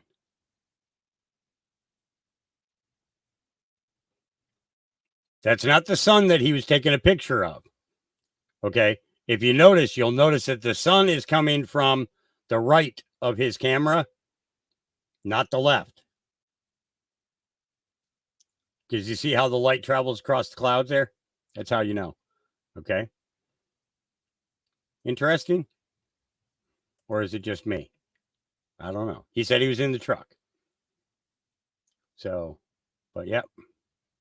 So I wanted you guys to see that. Now I'm going to close this and we'll get back to her. Here we go. Really fun from our wonderful president. One of the patriots called, I can't read it. It's Cindy Coleman, Andy.Coleman.new posted this over on, I guess it was Instagram and it is TikTok, sorry. And so I love our wonderful president. Listen to him go. And above all else, we know this. In America, we don't worship government, we worship God.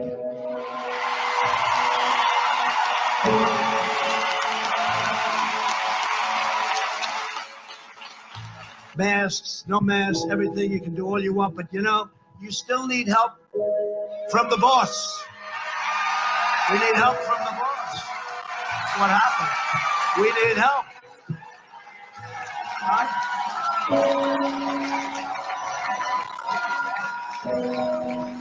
Yeah, we need help. It's all right to say it. Now, they'll criticize me for that. How dare he say that? How dare he say that? No, I'll say it. I'll say it. I'll say it. Somebody said to me the other day, you're the most famous person in the world by far. I said, no, I'm not. No, I'm not. They said, yes, you are. I said, no. They said, who's more famous? I said, Jesus Christ.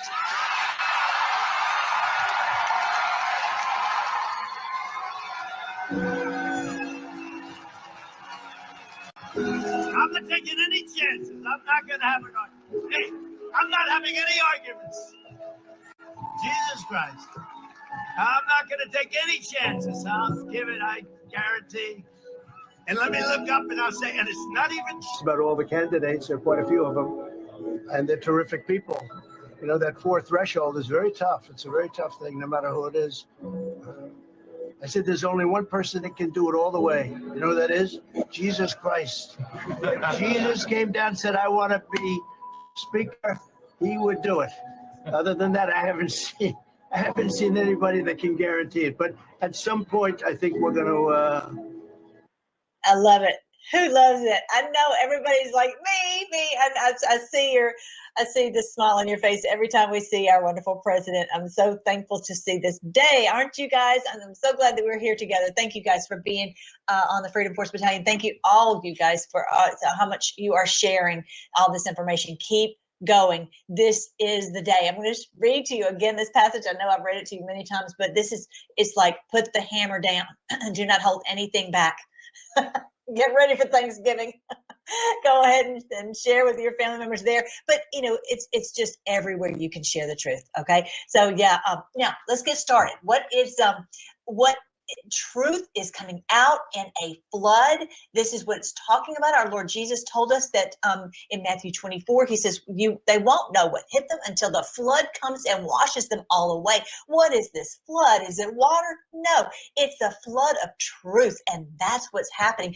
Everybody is waking up to understand what is going on and who these people are. It's a deluge. It's a deluge, a flood. So the first flood is about January 6th. So keep flooding the airwaves, the social media with this truth. Look at what happened, the truth that's coming out about January 6th. Paintball hit in the face, pierces his cheek, okay? And just to recap again, so here we go. Fires right here, shots open, and fire into the crowd at 1:07 p.m. Boom, right into the face and onto the right side, impact on both of those areas. People start saying, what are you doing? Like, we're peaceful. Oh my God. And there he is with a paintball into his face. And I don't think that's an actual paintball. Those must be some special kind because paintballs don't do that. they're pepper balls, I believe, is usually what police fire. So I'm not sure exactly what that munition was that pierced his cheek. I mean, so you can see this crowd is not rushing the barricades until they're hit with all of these different flashbang grenades. Deploying flashbangs on us. And they let them know that they're number one. Into their own people.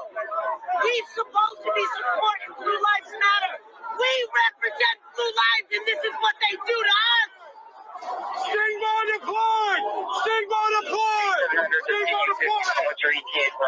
Now you can see all the body cam footage here from the police, the Capitol Police. There's a lot of grenades being used, a lot of sting balls and rubber ball grenades being thrown. This guy loves throwing them. He's having a blast just tossing them over there. So evil. I want to make sure that you guys know that and you share that. This is all on my social media. If you haven't gone over there, make sure to go to freedomforce.live. Go to the social media right here. You can join all the social media is there, so you know you're getting the right melly. Okay. And also here are the video channels that I have where I put videos. Okay. So definitely go and follow over there and you can share all this information, everything that's coming out, the hottest news we put all over, on social media, like stream of consciousness. It's everywhere. Everything you need to know, I put over there. I try not to put too much, but I try to make sure that you have everything that you need. All right. So this is Kash Patel, his interview, they didn't want to hear anything he had to say, the January 6th committee. And so they buried his testimony. They did not want any of that to come out. And so it's basically saying that President Trump authorized the National Guard, but they refused to call them out. Bowser refused. It's in her letter that she refused. This is all over on Kash Patel's website. I had posted the link. So check it out. Were you questioned and So they buried it? No, they declined my request for a public hearing. was your testimony public when given? No. Did you tell them what you told us today about the president and the deployment of National Guard troops? I believe so. What? Did the committee ever call you to testify about those issues in public session? No. Some of the senior officials, people like Kash Patel, apparently not available. Liar. The transcript should be made public at some point. And after months-long negotiations, they refused to do so and published their final report. And to my memory, it had been excluded. I think on the eve of the dissolution of the committee, my transcript was the last one released. I have no. Yes, here she is, the judge, and she's realizing, this is a big load of truth I'm hearing right here, that they did not want to hear the testimony. Of course, that is in Law and Order 101. You can't just hear one side of the story. Hello, we knew that when the whole January 6th committee was brought in. We're like, we're not going to be part of this because it's all just one side of the story. So they did not tell this fact that President Trump authorized the National Guard. But then, of course, what would they have loved more than anything is for President Trump to deploy them. That's not his role. His role is not to deploy them.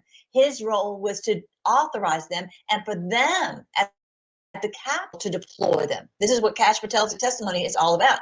And they did not. And so if President Trump had, they would have said, "Oh, he's a dictator. Look, I mean, you know how they play anything that we do and they twist it, and it would have been the end of the world, really."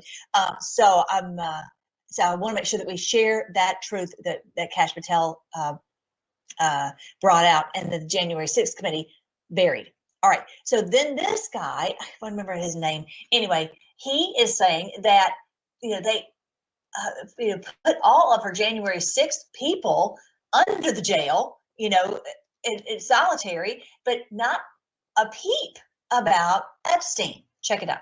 January 6th, who didn't hit anyone, didn't break anything, didn't threaten anyone. And they were locked up like animals for 18 months in solitary confinement in a DC jail that was practically a gulag because they had the wrong politics and they were in the wrong place at the wrong time.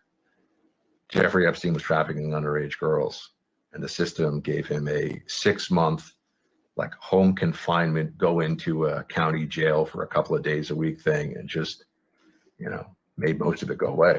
Yeah, that's how they have played with us. But what is going to happen is that one will be taken, one will be left. All these evildoers who've been in these positions of authority, whether they're in government, the police, the mainstream media, they will be taken out of those positions of authority, and the ones who are left will be left to do a good job in the police, in the media, in all these places. We'll have good people, and that's really what is happening right now. This is why we have, Brighteon. This is why we have Citizens Free Press. This is why we have all these free people who are sharing the truth on social media, because we are the truth now.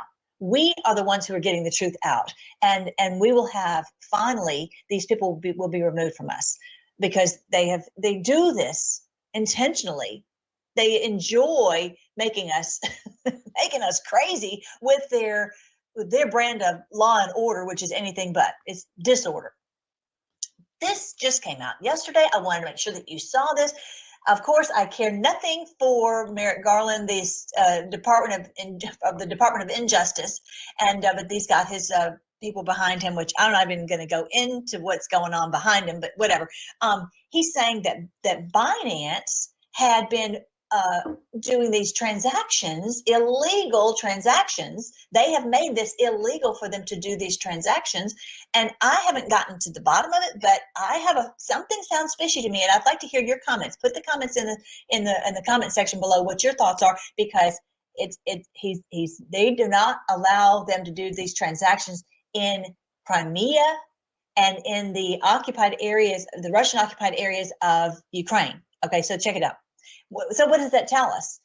It's that they don't want them to have the freedom to get to do financial transactions. They want to shut down their financial transaction ability. And I'll tell you this: the BRICS is moving on.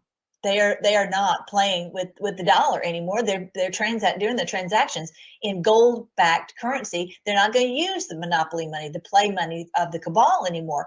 I mean, that right there of itself is the end of the cabal. But trust the plan. It's a crazy deal, because the U.S., our money is not backed by gold, but guess who has the gold? President Trump. We just talked about that a few weeks ago. If you haven't seen that, you've got to go check it out, because President Trump took all the gold out of the Vatican and made the little fake Pope cry. So check it out.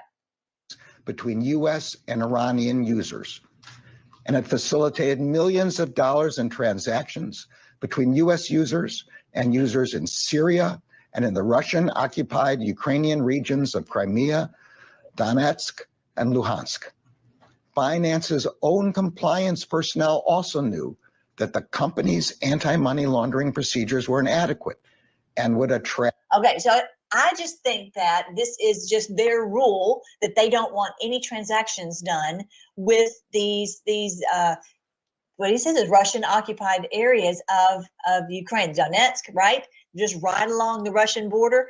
And so they're in trouble. Binance is in trouble for doing these transactions, which are, they say that it's against rules for an American company to do.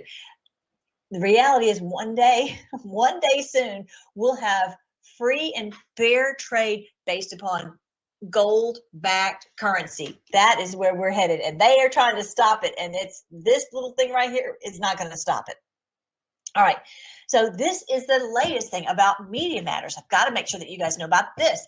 Media Matters is the one that tried to basically destroy Twitter, because they said, oh, they're putting your ads right next to anti-Semitic propaganda. Okay, so they get everybody's hair on fire, and all these big corporations decide to leave Twitter. They're basically all joining together to try to destroy Twitter. Why? Why are they not trying to destroy all these other platforms? It's because Twitter is allowing this truth to come out.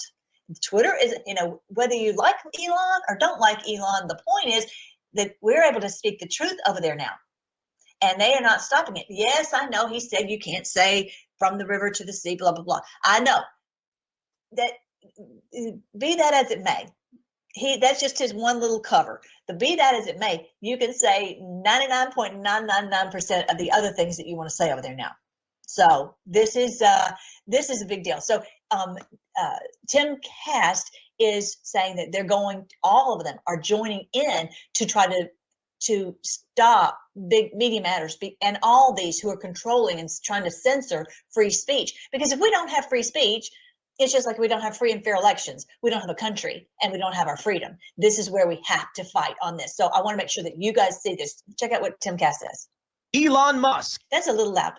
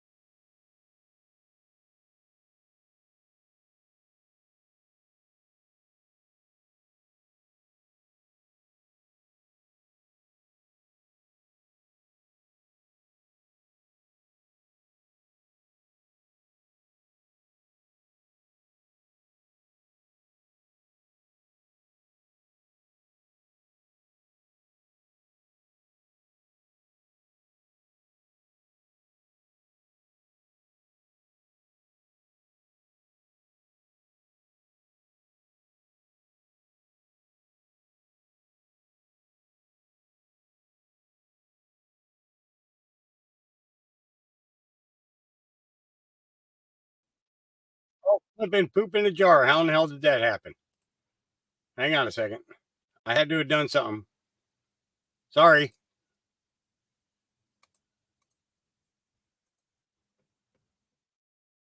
No, that was 100% me. Let me back it up a couple of minutes because I have no idea how long it's. All right. Hang on. Hang on. Dang nabbit. Okay, here we go. Sorry.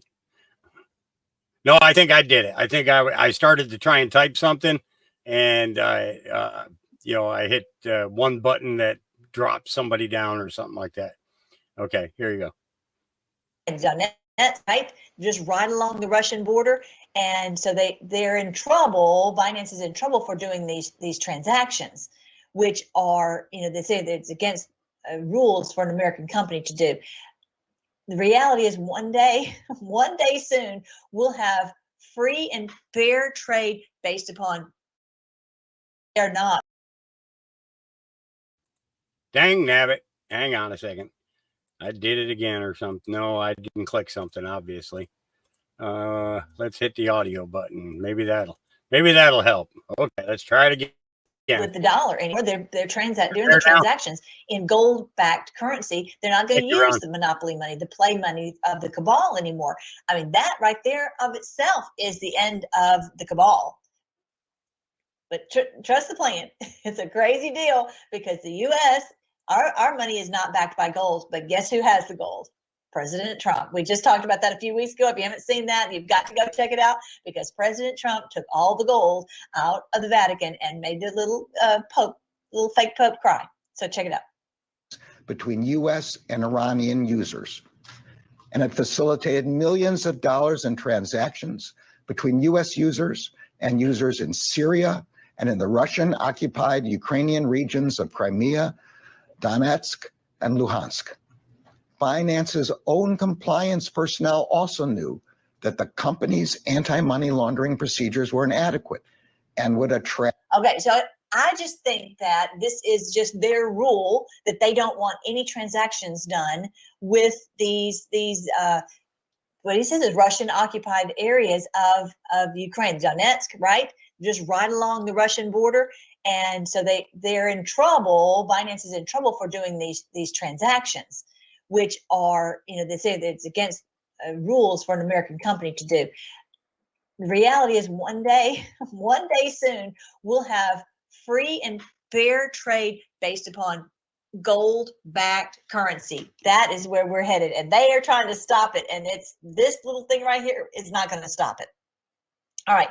So this is the latest thing about Media Matters. I've got to make sure that you guys know about this. Media Matters is the one that tried to basically destroy Twitter because they said, oh, they're putting your ads right next to anti-Semitic propaganda. Okay, so they get everybody's hair on fire, and all these big corporations decide to leave Twitter. They're basically all joining together to try to destroy Twitter. Why? Why are they not trying to destroy all these other platforms? It's because Twitter is allowing this truth to come out. Twitter is, whether you like Elon or don't like Elon, the point is that we're able to speak the truth over there now. And they are not stopping it. Yes, I know he said you can't say from the river to the sea, blah, blah, blah. I know that, be that as it may, that's just his one little cover. But be that as it may, you can say 99.999% of the other things that you want to say over there now.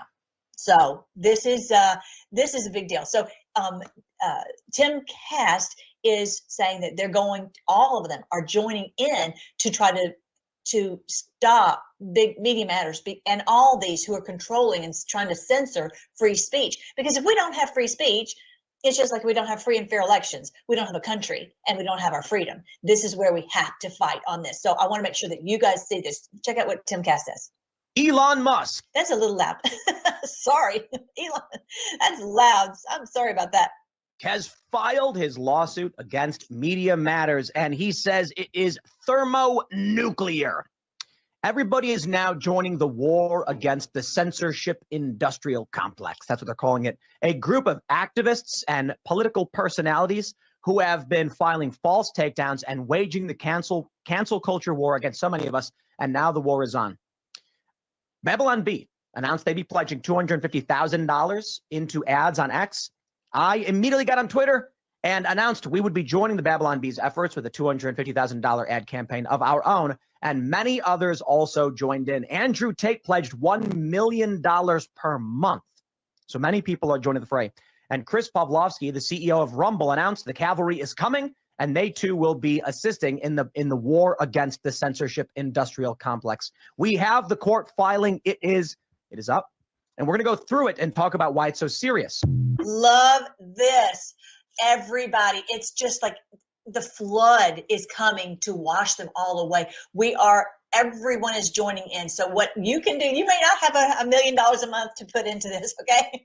But what you can do is share this truth. This is where they can't stop us. It would not help if we had all these people with the big money and all these platforms to share this if we didn't share the truth. So this is our role in this, okay? Share the truth about what is going on. Share this video. Share what's going with, all the wonderful patriots over on Brighteon. Share everywhere you can so people can piece this together and understand how they are using this. And I'll tell you this, I've told a friend of mine who woke up about what's going on in Palestine, and I said, listen, when we were up there on January 6th and we were being fired upon, our patriot brothers and sisters were being fired upon by the Capitol Police or those posing to be Capitol Police, everybody didn't listen then.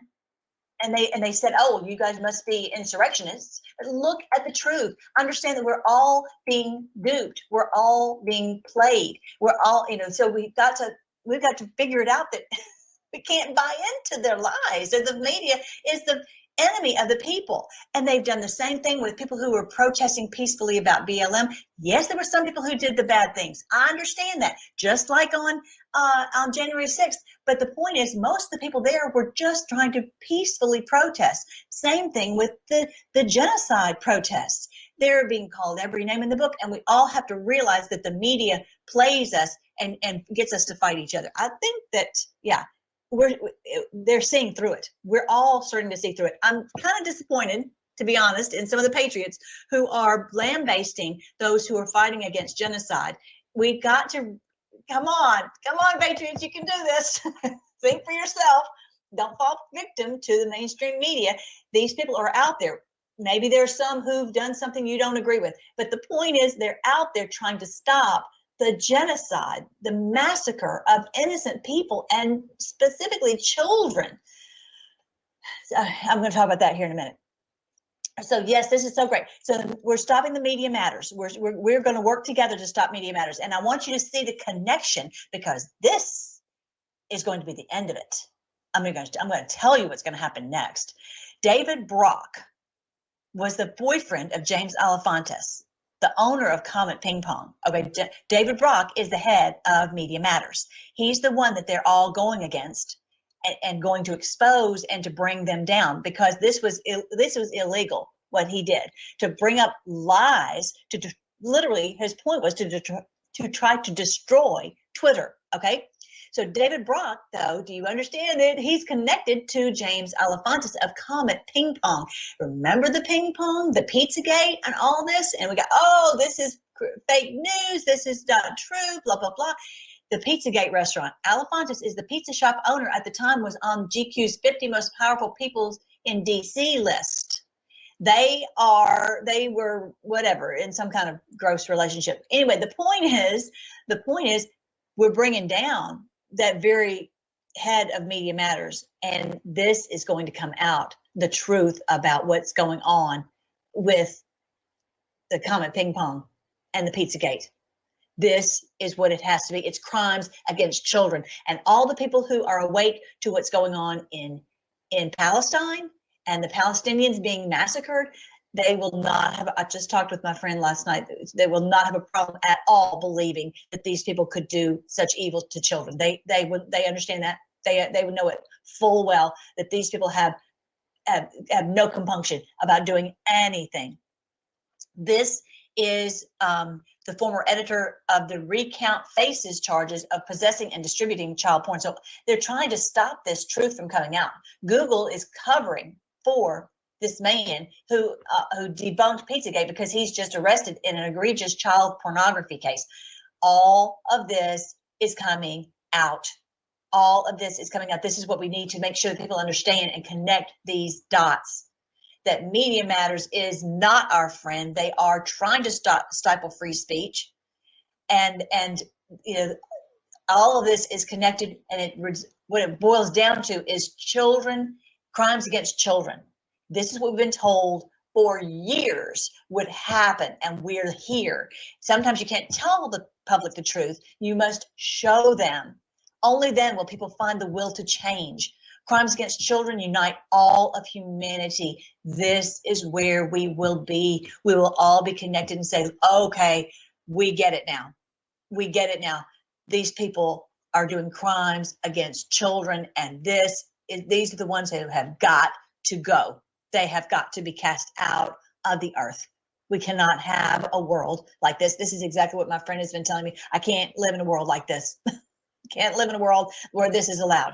This is exactly what we felt when we first woke up. Everyone who's waking up is not doing this, not living in a world where this is happening. Going to fight until, we win, right? Crimes against children will unite all of humanity. So we're here, saving Israel for last. All right.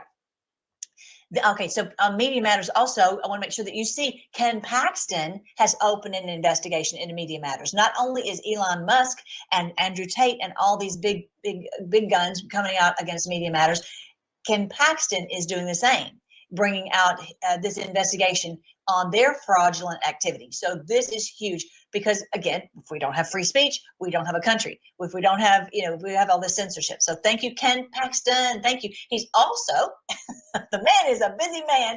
He's going out against Pfizer.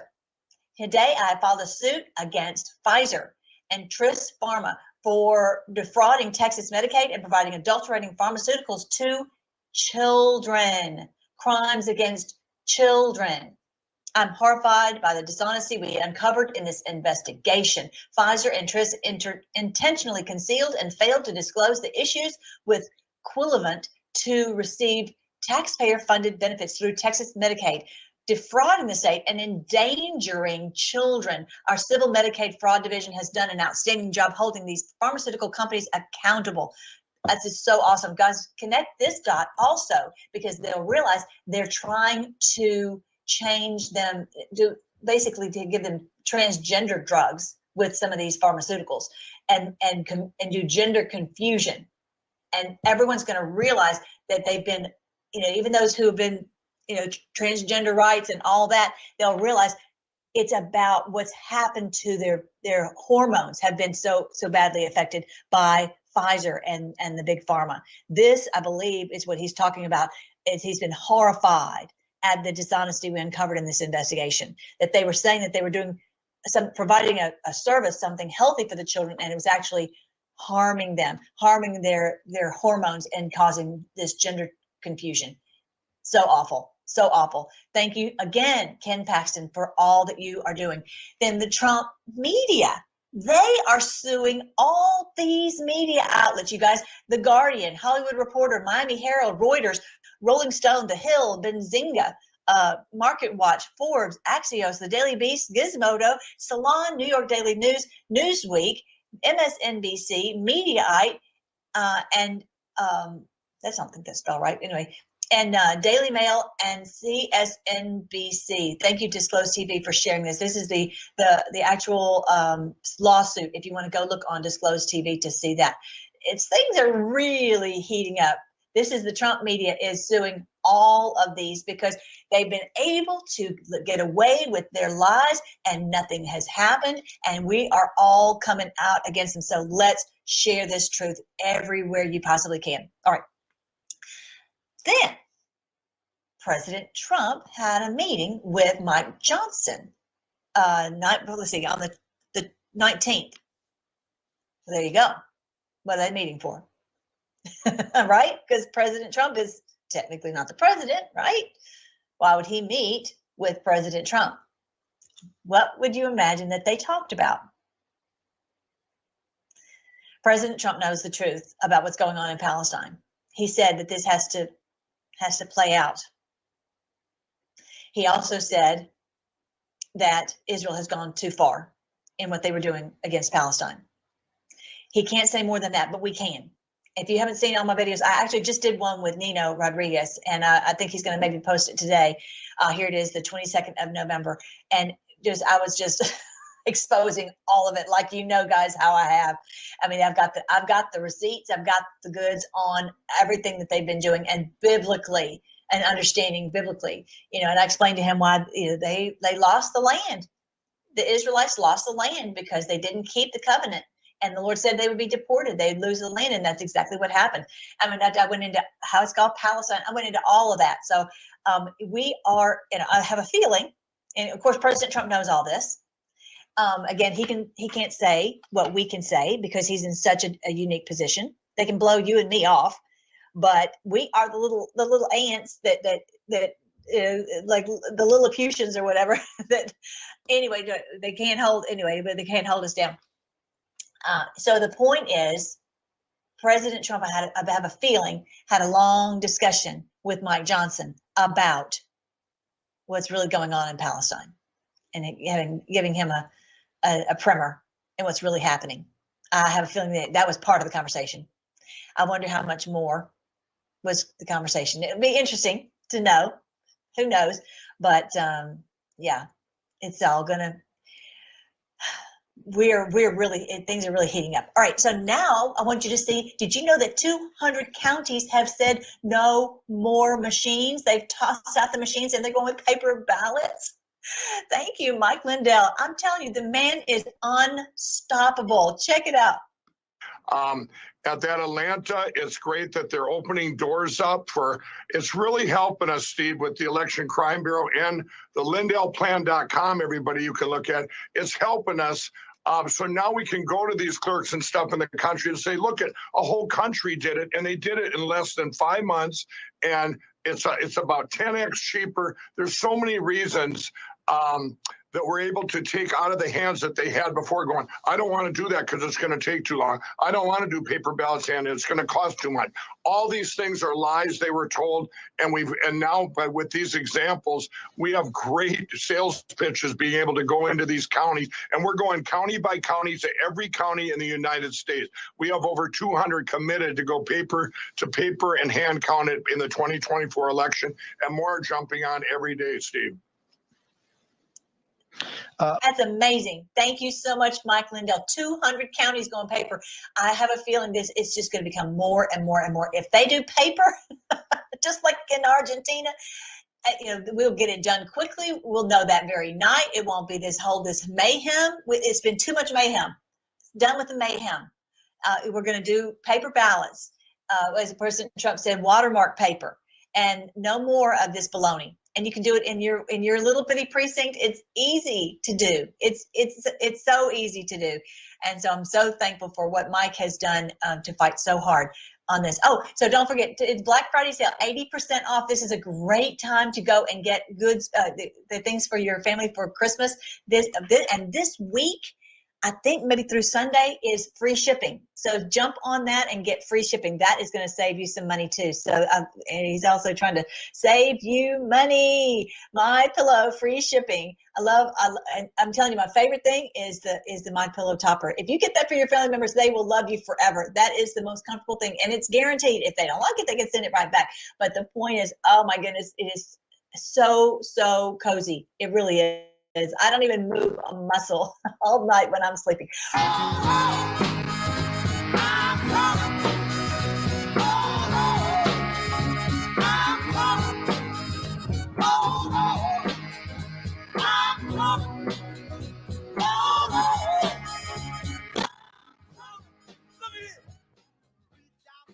Yeah, can't have her be getting me into trouble. Okay, here we go. Just came out new information about George Floyd. This whole truth is hitting the fan, you guys. This is, I think it might be by Tucker. I'm not sure. This just came out, and I haven't had a chance to watch it yet. This new documentary film pokes holes in the false George Floyd narratives. We've all been lied to, all of us. That's what we have to tell people. We've all been tricked. We've all been duped. And so this is the truth about George Floyd coming out. So definitely check it out on amgreatness.com. This just posted, I think, yesterday, amgreatness.com. So that is another gigantic deluge. Today is also the anniversary of the memorial of the assassination of JFK. And so I hope and pray that more people will see that truth. So this is a great opportunity to share that information. They're saying, oh, we have new information. Everything they tell you is a lie. We know that JFK was assassinated by the CIA. We know it was for many reasons, but mostly because he wouldn't go to war and because he was not going to use their funny money. And they said, no, you're nothing doing. You're not going to stop. We've been stealing from the American people all this time. We're not going to let you stop us from doing that. So that is today, is to maybe this would be a great day to share this information because they're likely hearing something on the news. All right. So here is Andrew Tate. The one I was saying was given $1 million to help fight Media Matters because he knows how dangerous this criminal operation is that controls the narrative. Listen to what he's talking about on Palestine. Thank you so much, Andrew Tate, for exposing this. You didn't answer my earlier question for a reason, because you knew that you couldn't answer it without Which proving my question? point. The question about the fact that if they decided to cruise missile your house because they thought somebody inside was a terrorist, you would not accept the loss of your family that you have raised. You would not accept that. Of course I wouldn't. Okay, absolutely. So let me answer this as a professional. What's funny is I'm a humanist, and I'm talking about this from a humanistic perspective, right? And like I said, you've talked to people more knowledgeable than me on the details of the subject. Right. Listen to me very carefully. I thought we lived in a democratic society. You just said 35,000 Hamas terrorists, and this is the thing that's most upsetting to me. This is what genuinely upsets me. Israel intelligence will say a guy's a Hamas terrorist. Has that guy gone to a court of law? Has there been a democratic process? Has he been proven to be a terrorist? No. They've just decided from their intelligence that couldn't see an invasion coming from hundreds of miles away. So they've decided this person might be an intelligence without court case, without any kind of democratic process. And because of that, they've decided to annihilate civilians along with him. And it's all just collateral damage and nobody should care. That is not a humanistic perspective. And that is disgusting. And any person in the West who is advocating for that is a hypocrite. There you go. Anyone who's advocating for the annihilation of all these people because of some people who did an attack, and we don't really have all the facts on it. We rush to judgment and end up genociding. As of now, I think it's 14,000 people are dead, and many of them children. this is what we cannot ever do again. As it says in Jeremiah 31, this proverb that we've always heard, that the father eats the sour grapes and the children's teeth are set on edge, that prophecy will be no more. What does that mean? No more will we have it where someone does something evil and someone else ends up paying the consequences. Just like whatever happened, I've heard many different accounts. I don't know. I don't know how we can even get the truth out of exactly what happened on October 7th. But I do know by all accounts, it was Hamas. By many accounts, it was Hamas. I don't know if I've actually heard more things. I've heard it was IDF, but whatever. Whoever it was, they are the ones who should be held to an account. We should get to the bottom of that and not destroy all of Gaza. And this is where we have to get to as humanity. No more will we have wars where an entire people group is bombed for the crimes of a few. This is where we have to get to. This is where we're going to get to. As it says in Jeremiah 31, no more will they say this proverb that someone does a crime and another person does the time. No, the people who who are the guilty ones, they will pay for their crimes. I so appreciate, and I'm Irish. I have Irish blood in me, Irish family members, and I'm so proud of the Irish as well as the South Africans who are bringing up charges of crimes against humanity to the International Criminal Courts. Check this out. Tonight, hell rains down on Gaza. Gaza, the graveyard of children. A child's life taken every 10 minutes. Israel claims to act in self-defense. Carpet bombing civilians, collective punishment, massacring children in their thousands is not defense.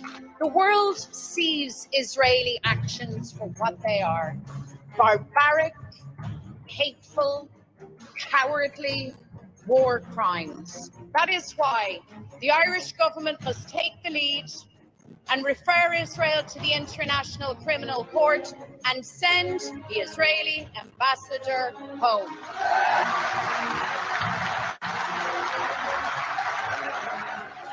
Yes, that's exactly what has to happen. All the countries need to do the very same thing. Refer them before the International Criminal Court for crimes against humanity. In Jesus' name, may this happen very soon, because the people in the southern part of Gaza they're all going to be killed. Just one, they're picked off one after another, after another, after another, until they're gone. It's beyond description of evil. And anyone who says, "Oh, they've got to stop until they're all," then I don't even know where they don't know what spirit they're of. It's evil beyond what I can even say and describe, and it must stop in Jesus' name. All right, so this is what I'm gonna try to go quickly, but this is so important, you guys. This is the prophecy in Daniel chapter 9 that I believe that we're smack dab at the end of, not in the middle of, at the end of.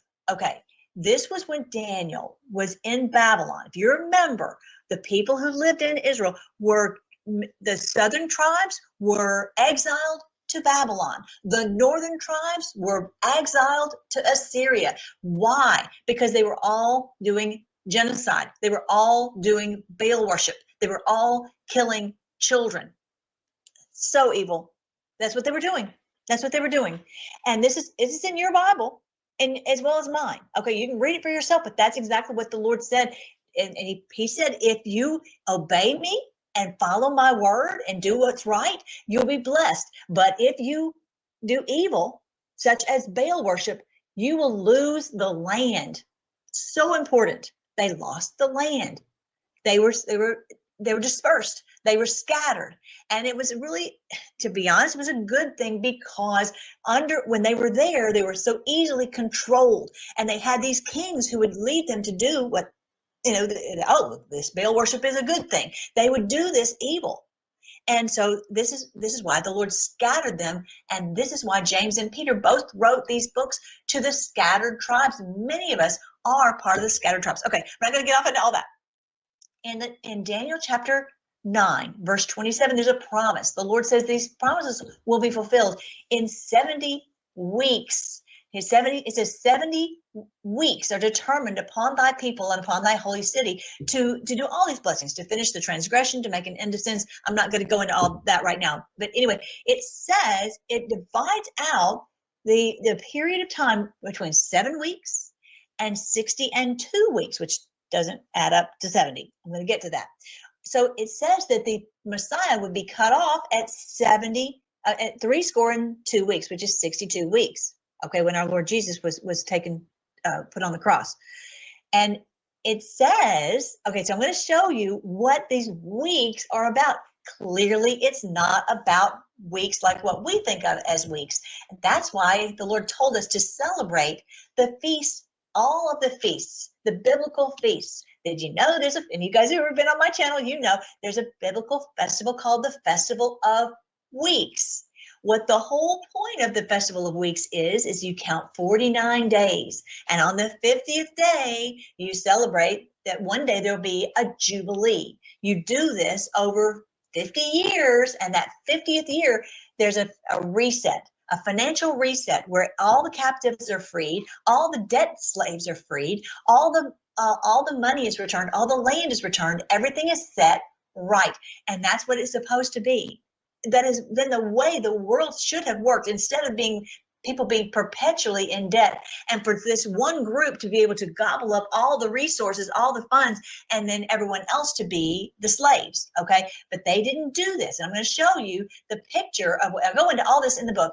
End times and 1,000 years of peace. I decoded this. I'm so thankful the Lord helped me to decode it, and it was because we started to celebrate the festivals. If you see behind me, I don't know if you can see it. No, you can't really. But there's a beautiful bundle you'll normally see on the videos behind me of the grain, where we count the Omer, and this is part of this Festival of Weeks. So check it out. You can also share this. You can give this to people for Christmas. Buy for others. You can send it on their email for $2.99, and they'll know the truth finally about end times. Actually, one of my friends is recording it in Spanish for me. The book is now is in Spanish, El Fin de los Tiempos, and so she is recording it in Spanish. She says she's having the best time reading this book and in Spanish, and she just can't even believe that it's such great news. It really is. It's the end times for them and 1,000 years of peace for us. But this is how it works. The Jubilees were supposed to be kept every 50 years. Well, they didn't keep it, except one person. One person did. His name is Nehemiah. That's why it separates out that first 7 weeks, which is basically a capital WEEK. It's a Jubilee period. And Nehemiah kept the Jubilee. Everything was set right, and it was beautiful, and it was supposed to be kept in the next 50 years. But looky there, they didn't keep it here. The Jubilee number 2, did they keep it? No. Jubilee 3? No. Jubilee 4? No.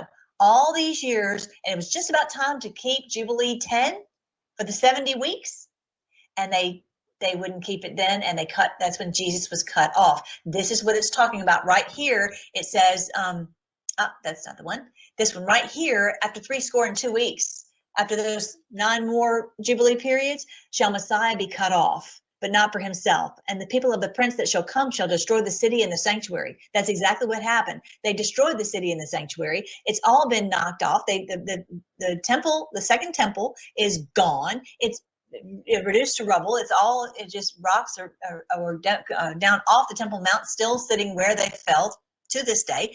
And the end shall be with a flood, and unto the end of the war desolations are determined. All this havoc, all this mayhem, all this hell on earth that we have experienced is ever since then, because these evildoers have taken over, and they refuse to keep the Jubilee. But look at this. It says but then in verse 27, he shall confirm that covenant. He's going to keep that promise.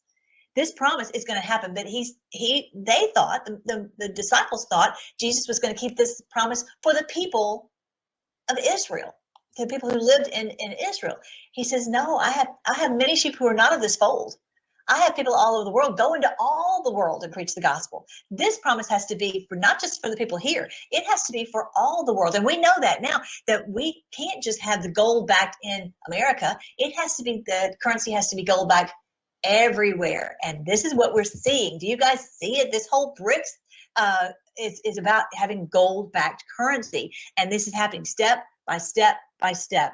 All right, so he shall confirm that covenant with many for 1 week, and in the midst of the week he shall cause the sacrifice and the oblation to cease. What is this talking about? Well, they'll say they say that the enemy comes and makes a peace treaty. This is where they come up with the verse about a peace treaty, that Antichrist is going to make a peace treaty and he's going to stop the worship.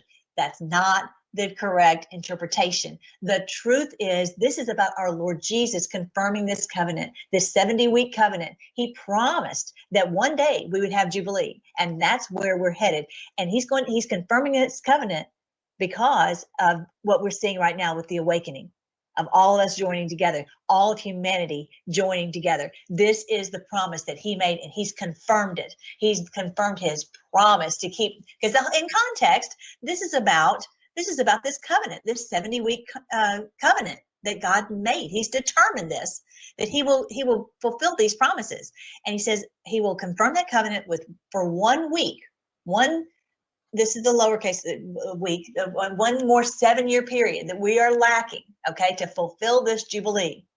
And in the middle of the week, he shall cause the sacrifice and oblation to cease. What is that?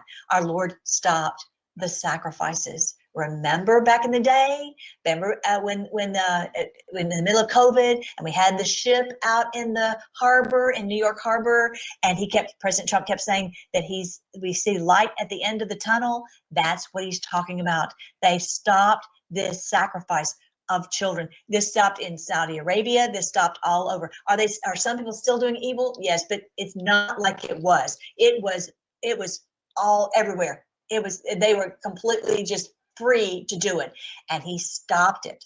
Within half of the 7 years, within 3.5 years. Look at it. It was after President Trump was elected. 3.5 years later was when this happened.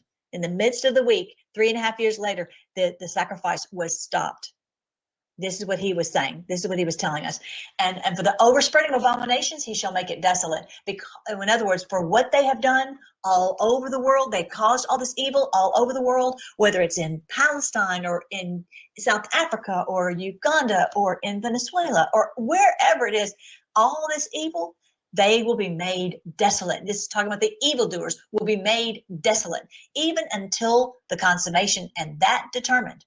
Whatever has been determined will be poured out on them, and they will be in sorrow and pangs of anguish. This is the truth about the 70 weeks. This is the truth. If you're wanting to know, okay, so here is what was the end of this, potentially this 70 weeks was that 17th. Don't you guys feel like something big happened? We also saw, I'm gonna do this real quick, see if I can show you the Mars and the sun. Let me see if that's the one. Yes, this was what we saw on the 17th. And I really do believe this is pointing us to Revelation chapter 19. I saw an angel standing in the sun. I've told you guys about this, but what we're seeing right now, I believe is once we saw that angel standing in the sun, this is what's happening. Come gather together for the great banquet God has prepared. Everyone is joining together to destroy them. I know my friend I was talking to last night, she's like, we're destroying these people. If they're brand new awake and they're like, we are boycotting them, we are exposing them, we're doing everything, and this is a deluge. I don't think that was the word she used. They won't stop until these evildoers are stopped. And now, so we've been in this fight for all this time. We've been pushing. They've joined with us to push hard. Now you see all these big bucks people coming in to destroy Media Matters. I mean, and the election fraud is being exposed. January 6th is being exposed. George Floyd is being exposed. All this being exposed is what it's talking about here. Come, everyone, gather to expose and destroy them. This is what we're seeing, you guys. This is what we're seeing. He said, this is in Revelation 19. Come gather together for the great supper of God, that you may eat the flesh of kings and the flesh of captains, the flesh of mighty men, the flesh of horses, and them that sit upon them. Destroy them. That's what we're seeing. We've never seen anything like this. We've been waiting for this awakening, and just watch and just be amazed. This is what the Lord has done. The Lord has awakened humanity. It's amazing, amazing. All right, so one other quick thing before I go. Our time is almost out. Have you seen about the CBDA? This is such great news. what good is it if we have, the bad guys are gone and our health is wrecked? Okay. And I just learned about CBDA. There's one company that has just released it, and I have the video on it right here. It's on mydailychoice.com/Melissa Red Pill, and you get the discount, Melissa Red Pill. But this is highly potent, and it can stop the inflammation, which is at the root cause of many of our maladies. I'm so excited to have this now available, because it's for some acute issues that you have. This can really help. If you have not looked at my website, freedomforce.live/depression, go and check this out, because CBD itself is helping with alleviate depression and help our nerves so we don't have these nervous disorders. Absolutely amazing. So exciting. Let's look at our wonderful president giving us our message for Thanksgiving. And I would like to wish you a blessed and joyful Thanksgiving. Nearly 400 years ago, the Pilgrims gathered with Native Americans to give thanks to their first harvest. Just over a year before, in September of 1620, the Pilgrims set sail on the Mayflower to settle a new land where they could live and worship freely. They came to this continent with few resources, but rich in faith, courage, and dreams. They endured a treacherous voyage across the ocean and long days inside the ship's cabin as storms raged wild. Then, when the Pilgrims arrived at Plymouth, their first act was to pray. They persevered through the months of bitter winter. With the help of Squanto and the Wampanoag tribe, they survived and began to build a new home for their families. On their first Thanksgiving, they came together to rejoice after their harvest and praise God for his provision. Since then, Americans have always remembered the blessings of freedom and the glory of God. And we thank God for the police, firefighters, paramedics, and rescue workers who put themselves in harm's way to save others. The people of this nation come from all different backgrounds, but we are all one people and one American family. We all share the same heart, the same home, and the same glorious destiny. And we are all bound together by the common bonds of love, loyalty, and affection that make our country into a wonderful home. Together, we give thanks for the loved ones who grace our lives and for the heroes who protect our nation. And we ask for God's continued blessings on this magnificent land, and to ask him to heal the wounds of the nation and to restore it. Thank you. God bless you, and God bless. In Jesus' name. Thank you so much, President Trump. Thank you, Lord, for this wonderful day. Thank you for our Brighteon.tv. Check out these really cute little things that you can make for your family for Thanksgiving. Aren't those precious? Don't forget, go to mypillow.com and check out these cute ways so you can celebrate for Thanksgiving. I love you guys. I will see you next Wednesday, 10 a.m. Central on Brighteon.tv.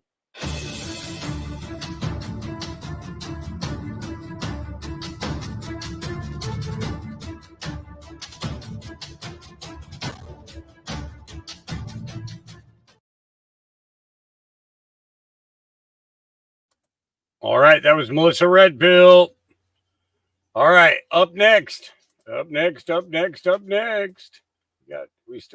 wrong one. Gotta get that one, and I got to do a quick refresh on this because, of course, the X22 had to drop for me, because that's what he's good for.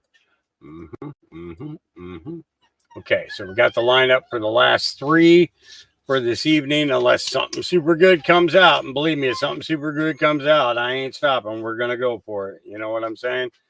We are 7 hours and 39 minutes into this podcast. And because the next one is only 30 minutes, well, it's going to be longer than my time on Facebook.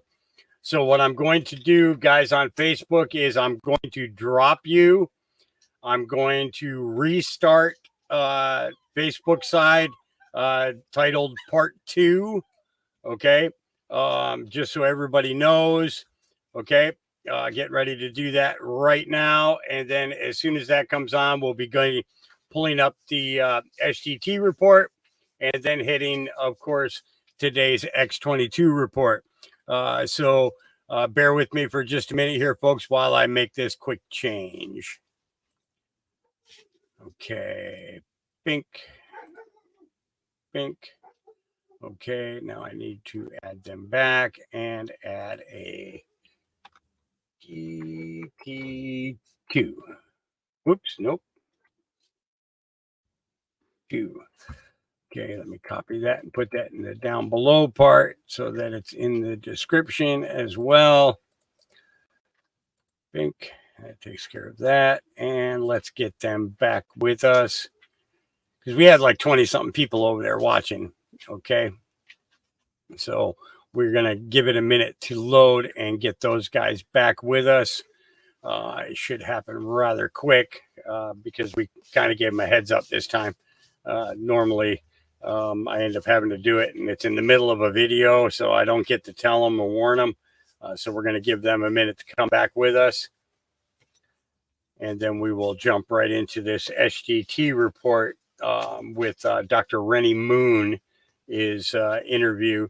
I was watching that on the other computer here just to see what direction they're going to take this, and I was like, yeah, okay, yeah, I'm definitely going to play this one.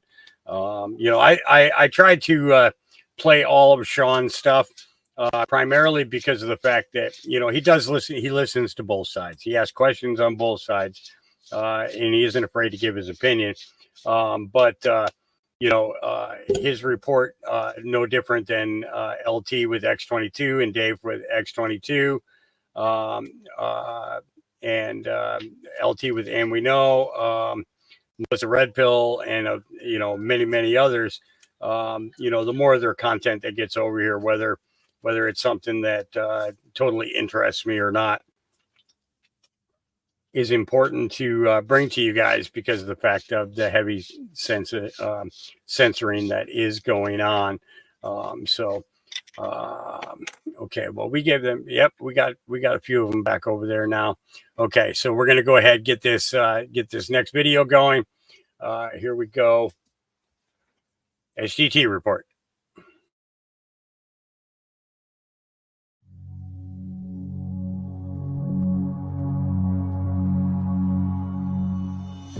This is not about me. This is about what this means for the future of healthcare, because this is happening at medical schools across our nation. If your students, if your medical students, your future doctors can no longer speak out, and they can no longer critically think, and they're being actively taught not to critically think, what kind of world is that going to look like? And it's not just happening in medical schools. It's happening in our colleges. It's happening in our law schools. It's happening in our high schools. It's happening everywhere where our young people are being indoctrinated and trained in Marxist communist tactics of silencing and just following one party line. This is the direct weaponization of our regulatory agencies against anyone who speaks out against this. And this tells you how big it is. This is massive, massive. Yeah. The persecution of good doctors who actually care about healthcare continues in our banana republic. Friends, that was Dr. Rennie Moon, and she paid a heavy price for daring to speak the truth in front of a Senate committee. This can only happen in a fallen republic that has become a banana republic. Thanks so much for tuning in, friends. Before we start, just a quick word about our sponsor. Are you turning healthy fruits into highly unhealthy fruits without even knowing it? Fruit can be one of the healthiest things you put in your body, but the majority of Americans are guilty of making this single mistake that can counteract all of the health benefits of fruit. Some fruits can wreak havoc on your digestive system and energy levels.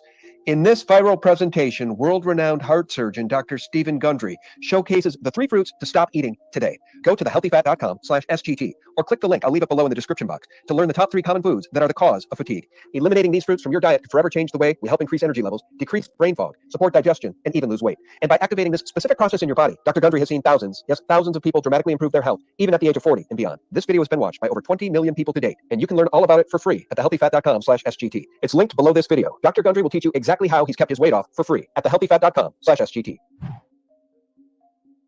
Hey friends, welcome back. Thank you so very much for tuning in. It's Sean from SGT Report here. We're going to talk about persecuted healthcare professionals again today, friends. You know, my recent interview with Dr. James Thorpe was very revealing. As a persecuted doctor, he knows how painful it is to have your career ended for daring to speak the truth. Speaking truth to power is very dangerous these days, friends, especially if you're standing in the gap with humanity and against Big Pharma's corruption.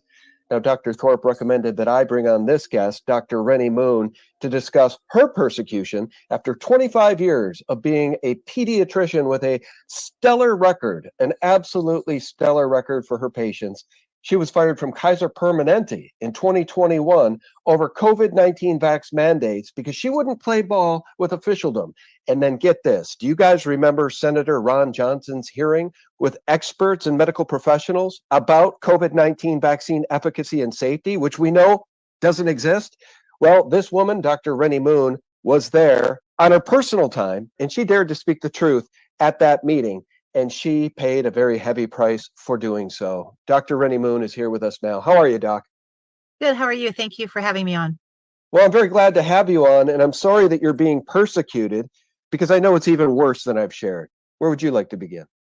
You know, I honestly would just start with how serious this is for the American public. You know, we are in a situation where your doctor is being silenced and really can no longer speak out about the clear and obvious dangers of a medical product without risking their entire career. And that should tell everybody how serious this is, how captured we are by all of this. You know, if Big Pharma and the regulatory agencies can dictate what your doctor can and can't say, it's over. You know, there's no checks and balances in the system any longer. There's no ability to get dangerous products off the market in this kind of a scenario. So I would honestly just start at the very beginning and be very blunt about what's happening, because that's where we are in America today. Yeah. It's medical tyranny, right? And it's the type of tyranny that I don't think any of us could have predicted just a decade ago. They war gamed it with Event 201, and then it rolled out in real time. And they shut down everybody's businesses, and then they wanted to force vaccinate everybody. And is that essentially what they wanted to do to you at Kaiser Permanente? Were they going to force this experimental vaccine on you? Well, Kaiser Permanente wanted to see my vaccine papers. And I want to be really clear. I have been very pro-traditional childhood vaccines for my whole career. You know, I have questions now. I want to know what the data is and how long have they been lying to us, right? I mean, I think that's the obvious question that the American public is asking. How long has this corruption been going on? Does it affect other vaccines or does it not? And I think that's where we are. But they wanted to see my vaccine papers for an experimental product. You know, they call it a vaccine, but it's really a synthetic genetic product that was being injected into our nation's population. They wanted to have me show my papers to say that I'd received this. And I said, no. I said, I'm not going to show you my papers. We knew that this shot, we knew at that time that it didn't stop transmission. It didn't stop infection. So how in the world, in that scenario, does an employer ever have the right to tell you what your individual healthcare choice has to be, especially when there's a risk with it, right? And so my family had fled from a communist tyrannical system. I was so lucky. I was born in America to parents who had fled from a system like this, where they had to show their papers to go from village to village, where they had to have things injected while they were in school, that their school system would inject them with whatever the government decided to inject the kids with. And so I knew that this kind of a system was not something that we had in America. And I just said, no, I'm not going to do it.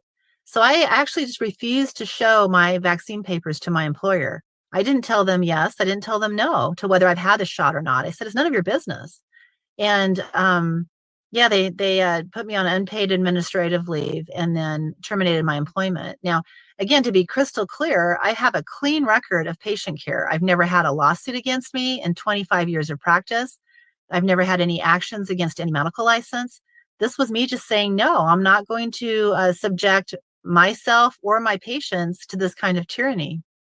And yeah, that's what happened. So, well, let me ask you this, because I really don't understand how these institutions are squaring this with HIPAA laws. Can you explain that to me? How do you not have a monumental lawsuit against Kaiser Permanente for dismissing you because you wouldn't agree to take the vaccine or show them that you took the vaccine? An experimental biological vaccine, which is now killing people all over the world. How do they square that with HIPAA laws? You know, I honestly can't speak for them because, and I actually do need to give you my disclaimer today, which is that all of my words spoken on this show today these are my own thoughts, my own experiences. I'm not speaking on behalf of any employer, past or present, right? But I don't know, we have broken so many ethical, foundational values in the last few years of COVID that it's just unimaginable that we are here today. I mean, we no longer have informed consent discussions. that are true informed consent discussions with our patients. You can't have an informed consent discussion with someone if that person is being forced or bullied or, coerced into doing something. And so we've lost so many ethical values during this whole thing. And the whole HIPAA thing is just part of it, right? Regarding potential future litigation, I can't actually get into details of that because, of course, there'll be future potential litigation against many of these entities. We can't stand by and watch this happen. This is not something that is just happening to one pediatrician in one place. This is happening to multiple physicians. We're all experienced, people who have strong track records of patient care prior to this. And we are not going to stand for this. We're doing this for the American people too. We're doing it for all of you, for your freedom. So we're not going to stand for this. So so there's more coming. Yeah. All right, good. Well, we salute you, and we salute people like Dr. Sherry Tenpenny, who's had her medical license suspended for daring to speak the truth about this bioweapon. Dr. James Thorpe, as I mentioned, he was fired from, I believe it was St. Mary's. I'm going off of memory here, but he was fired after 2 decades or more of being one of the top docs in the institution. And you know what they fired him for? For daring to warn his pregnant patients about the possible side effects and possible dangers of the experimental biological weapon known as the COVID-19 vaccine. Don't you find that amazing? Because you know what? These patients aren't going to get informed consent any other way than if the doctor warns them. So how in the world can you get fired for telling the truth to your pregnant patients about this thing? Well, you can in our new tyrannical world, and that's why we have to say no. This is just so outrageous that we have to say no. Your doctor cannot have an informed consent discussion with you at all if they are being silenced and threatened like this with job loss, period. And so that has to stop. We can't imagine what this world is going to continue to look like if your doctor can't say anything to you. Can you imagine that? They're basically in many situations asking your doctor to lie to the American public about what they know about these shots. And that's not going to happen with many of us, right? We're holding our ground, we're standing up to this, and we're saying no. But we have to stop this. The American public has to say no to this and stop this. It doesn't end well if this continues, right? Well, that's 100% right. And there was a 16-year-old boy who died 5 days after receiving the Pfizer vaccine. And the boy's father was contacted by FEMA, and they offered to pay for his son's burial if he claimed that it was COVID that killed his son instead of the vaccine. So you're right, this open bribery, and we know this is happening in all walks of life now, not just to those who have died and surviving family members, but to doctors. Doctors are being bought and paid for. In fact, let me play a clip for you. This is Matt Gaetz, and I want you to just hear the first 20 to 30 seconds of what he's saying here. A reasonable person watching this hearing might wonder why this is a field hearing being chaired by Congresswoman Green rather than a hearing held by the House or the Senate with one of our standing committees. And I believe that reason is because far too many members of those committees obtain those committee seats because they are bought and paid for by Big Pharma. All right, full stop. Bought and paid for by Big Pharma. Now, here's what's interesting. You had the courage and the decency and the integrity to show up. I guess you must have been invited there by Senator Ron Johnson. You can clarify for us how you came to be there. But I was invited by Senator Johnson I'd been a concerned pediatrician who had been speaking out. It's my obligation to speak out when I have concerns about the dangers of a product. So I went to speak at a Senate hearing on Capitol Hill, right? Yes, and here's what's interesting. Washington State, as a result of you doing that, Washington State has launched an investigation accusing you, Dr. Moon, of unprofessional conduct for merely speaking at a U.S. Senate hearing. I mean, are you kidding me? Are we living in communist China? I mean, we're very close to living in communist China. I guess if Big Pharma has anything to say about it, we are living in communist China. It's actually a little bit worse than that. So they did launch an investigation because I spoke again on my personal time off as a concerned citizen and a concerned pediatrician. It's my obligation to speak on my personal time off. They did launch an investigation. They actually terminated my employment. I'm not going to use the word fired because what they did was they didn't renew my annual faculty contract at the end of June, effectively terminating my employment with them, right? So they terminated me that way by not renewing my contract. but they specifically referenced the reason they said in a memo in March, they specifically referenced the event, the Senator Johnson event, and said that not only had I appeared there against their permission, and they didn't like that, but that I had potentially spoken misinformation, and that I may no longer be suited to teach their medical students as a result. That's what the memo says. And then a few months later, they didn't renew my annual faculty contract. Now, I want to be clear, I do follow the evidence. The evidence is right in front of us. The people who have been harmed by this shot are right in front of us. The families, sadly, that have been left behind for those who have passed away, died from this shot, are right in front of us. You mentioned the 16-year-old who passed away from the shot. He passed away 5 days, I believe, after the shot was given to him, of autopsy-proven myocarditis. That young man had a name. His name was Ernesto Ramirez. His dad has become a friend of mine. And there are many, many other cases like his out there. It is a tragedy that we have fatalities, we have deaths from this shot in some of these unlucky young people. And the American public has been asked to be silent. Your physicians are being silenced. It's outrageous. It's beyond outrageous. Yeah. No, it's crimes against humanity, and I'm glad that you recalled his name, Ernesto Ramirez. That was the boy's name, was it Ernesto? Because I've heard the interviews with his father. His heartbroken father lost his best friend in the world, his 16-year-old son, because he actually believed he was doing something good and beneficial for his son because of the gaslighting and the propaganda on television. Because everybody from the CDC to the FDA said, go out and get this immediately. It's safe and effective. And it killed his son. There's an autopsy that shows that his son died of myocarditis. He had no symptoms, and he died 5 days later, I believe, on the basketball court when he went out to play basketball and exerted himself, which is just a classic, time when people with myocarditis can pass away. They pass away suddenly and abruptly from a heart issue related to the inflammation. And there have been so many other fatalities. This is his sadly was not the only one. So for us as pediatricians to have been told that we needed to say the word safe and effective, and if we didn't do that, if we actually used our brains and our critical thinking skills, and we spoke out about what we were clearly seeing in front of us, which were direct harms being caused by this shot to young people, that we would be fired. This is just beyond outrageous. And it tells you how corrupt this entire system is. This entire system is so corrupt that this corruption is coming down into actual fatalities against our own children and damage to the hearts of our own nation's children. And yet nothing is happening, right? We're not hearing the outcry from the American public that we need to be hearing. This is outrageous. Yeah. Yeah. And I find it incredibly outrageous, to the point of being outraged that now they have NFL superstars like Travis Kelce, the tight end for the Kansas City Chiefs, making Pfizer commercials about you can get two things at once. It's safe and effective. Get the flu shot and the new COVID-19 booster from Pfizer at the same visit. I do want to add also with regard to the medical school. So this is one medical school that came after me for speaking on my personal time off, but this is not about me. This is not about me. This is about what this means for the future of healthcare, because this is happening at medical schools across our nation.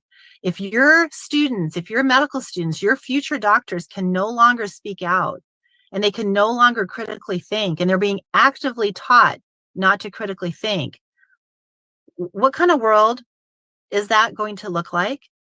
It's a horror. It is absolutely horrific. Now, so the message that my termination sends to other faculty and to other medical students is very simple. I think we can all see it, right? The message it sends is you better be quiet. If you dare to critically think, if you dare to take your concerns to a Senate hearing and speak to U.S. senators about your concerns, your legitimate and valid concerns about what you're seeing in front of you, right or wrong, but I'm not wrong, but I have the right and the obligation to speak. We all do. All physicians do. All people do.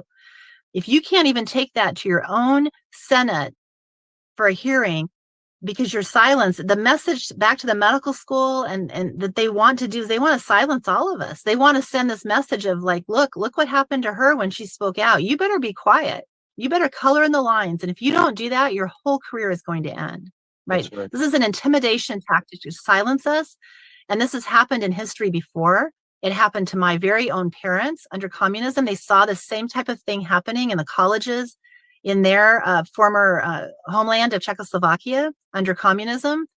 And it's not just happening in medical schools. It's happening in our colleges. It's happening in our law schools. It's happening in our high schools. It's happening everywhere where our young people are being indoctrinated and trained in Marxist communist tactics of silencing and just following one party line. We simply can't tolerate it. No, if we want to remain a free people, we can't tolerate it. And that's why we respect you for taking the steps that you've taken to speak out and to continue to speak out. Honestly, the tyranny is so all enveloping. And I think what we've hit on in this conversation is the classic definition of fascism, that big pharma has more power than the Senate. Big pharma can persecute you and end your career because you went to speak in the people's house about dangerous products. It's just insane, Rennie. It's absolutely mind-boggling. It's absolutely, I never in a million years thought that I would be here telling you what has happened to me, because it's just that outrageous. But I'm going to actually add one more thing. I'm going to add one more layer to this. So after the medical school terminated my employment by not renewing my medical license, they actually reported me. They reported the fact that I'd spoken at the Senator Johnson event to the Medical Commission of Washington State, the one that regulates my medical license, the one that regulates the absolutely clean medical license that I had after I practiced in Washington State for like 19 years of my 25 years in practice. No lawsuits against me, no actions against any medical license, and certainly not my Washington medical license, but not against any. They actually reported me for having, quote, possibly provided misinformation to the Senator Johnson hearing, which I didn't. It's just unbelievable. I went there with anecdotal stories about what my concerns were, what I was seeing. And now the Washington Medical Commission is actually investigating my Washington State medical license because of this report from the medical school. So they've absolutely weaponized our regulatory agencies against us. These medical regulatory agencies, these medical boards are supposed to be there to keep terrible doctors from harming the public, right? Is a pediatrician who has concerns about the dangers of a product and goes to speak to a Senate hearing, is she a danger to her patients? Are you kidding me? This has become so outrageous. And to take it one step further, I actually had decided to leave the state after all those years of practicing there. I voluntarily relinquished my license earlier this year because I moved out of state. I wasn't going to practice medicine out in Washington State any longer. I hadn't physically moved, but I had not planned to practice in Washington State any longer. So I had relinquished my very clean medical license. So they're actually investigating me right now for a medical license that isn't even active. I don't even have a medical license in that state any longer. And that's what they're investigating. This is the direct weaponization of our regulatory agencies against anyone who speaks out against this. And this tells you how big it is. This is massive, massive. Yeah, it is a massive conspiracy. And that's not a conspiracy theory. This is a massive conspiracy, which includes the World Economic Forum, the Bill and Melinda Gates Foundation, the Rockefeller Foundation, the CDC, the World Health Organization, and the FDA, which brings me back to the slide I showed when you were speaking. Can you help me square this slide? It was pulled from an FDA deck in October of 2020 from an FDA presentation, and listed are the known side effects, the draft working list of possible adverse event outcomes, subject to change, of the COVID-19 vaccine. This is part of the safety and effectiveness deck. And this slide was pulled. Thank God somebody grabbed this slide because it was then cleansed from that presentation. But the list of side effects includes everything from myocarditis and pericarditis to death. So how do you square this? I mean, how does the Washington State investigation team square this? How does Kaiser Permanente square this slide? Can you please explain that to me? I can't, because they've absolutely gone insane, right? I mean, this is where we are. So when I went to, you can all look up what I said at the Senate hearing, at the Senator Johnson hearing. I actually said nothing that was even honestly that important probably in terms of what was known at the time. I said there is a clear increase in myocarditis. Those of us who are experienced clinicians can tell you that we're hearing about more cases of myocarditis than we should be, because we know what normal is. We know that we hardly ever see this. It's a once or twice in an entire career diagnosis. And now we're hearing about it in other places. The fatalities from this are, the minute a product like this was released into a population and was found to be potentially fatal, it should have been pulled from the market. Like, it should have been pulled. It can kill you. And especially if you're a young person who already had a 99.9997% chance of surviving COVID just fine, why would you give the risk of death to somebody by giving them this? Why would you give them the risk of inflaming their heart and causing unknown long-term heart problems for them or short-term problems? Why would you ever give them a product that is clearly more risk than benefit? How is there any benefit at all to this in a child who has a 0.0027% fatality rate from the illness itself? This is stuff that all should have been discussed in a sit-down, level-headed, rational way. And instead, they're coming after anybody who dares to speak the truth. It's insane. This is insanity, and we're looking at it. Yeah, it's a satanic inverted world at this point, and the more folks I speak with, be they doctors, attorneys, authors, the more folks I speak with about these topics, the more and more we all seem to be in agreement about that fact. There's a spiritual component to this thing, which I think is serving to wake up a lot of people because it's so evil. There is a component to this conspiracy that is so evil that it is helping to wake people up. Unfortunately, it's costing good people like you and Dr. James Thorpe and Dr. Tenpenny and so many others their careers, because they are standing in the gap and you guys are standing with humanity. I want to play a clip for you, and I just want your reaction to this. Yeah. So evidently Albert Bourla tweeted this out. I'm not sure exactly what the anniversary date was. Perhaps it was November 13th. 3 years ago today, we were able to share that our COVID-19 vaccine was highly effective, ... I would add highly effective in killing people. I want you to listen to this. Albert Bourla at this little board meeting where they all celebrate this bioweapon. This is from Kim.com, guys. We had a successful vaccine. The efficacy was more than 90%. Oh my God! All right. So now we have Pfizer's own documents that they wanted to bury for 75 years that proves all of this was a lie. Everything is propaganda, and they knew that this thing was neither safe nor effective. Do you think I have that right? Yeah, I'm sorry, I don't really know the context of that clip, and I can't probably comment on the video clip, but clearly it is outrageous to think that we were told that we had to say safe and effective, and if we didn't, if we questioned it, if we spoke about the obvious harms that we were seeing right in front of us, that we were going to lose our careers. I mean, this is just so outrageous. And what they knew when they knew it, that's for other people to figure out. I'm sure you've done your due diligence and looked into that. I haven't looked into the details of exactly what they knew when. I just know that what I see in front of me right now is wrong. And they are literally coming after the lives and the hearts of some of our nation's children with this product. Children who never needed to receive any product like this ever, because they had such a high survival rate from COVID. I mean, to think 5 years ago, if I had said to a family, we're going to give your child a shot that has a chance of killing them or harming their heart or hurting them for an illness that they have a 99.997% chance of surviving just fine, they would have looked at me like I was crazy, because it's a crazy idea that we can't have this conversation, right? And that we would do something like this. And yet here we are in this nation. We have other countries that have shut this product down for their young people. And by young people, some of these countries have defined anyone under 50, because they're like, clearly the risks outweigh the benefits.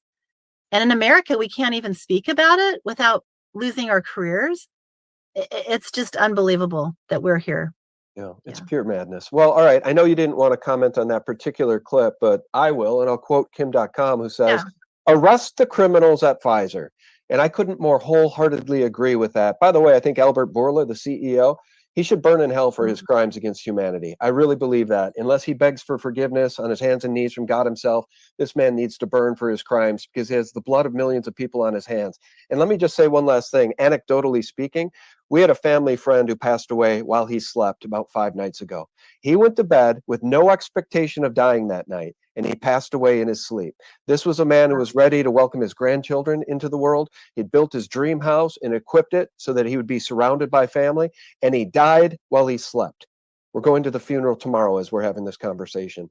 Do you have any anecdotal stories you can share? What were you seeing at your practice, or did they fire you before you really had a chance to see any ill effects of the bioweapon? You know, it's interesting. People ask me that question, and here's the deal. I actually never ordered this shot for a child. The data was really clear from the get-go. I'm like, what is wrong with this product? Why are they letting this out there?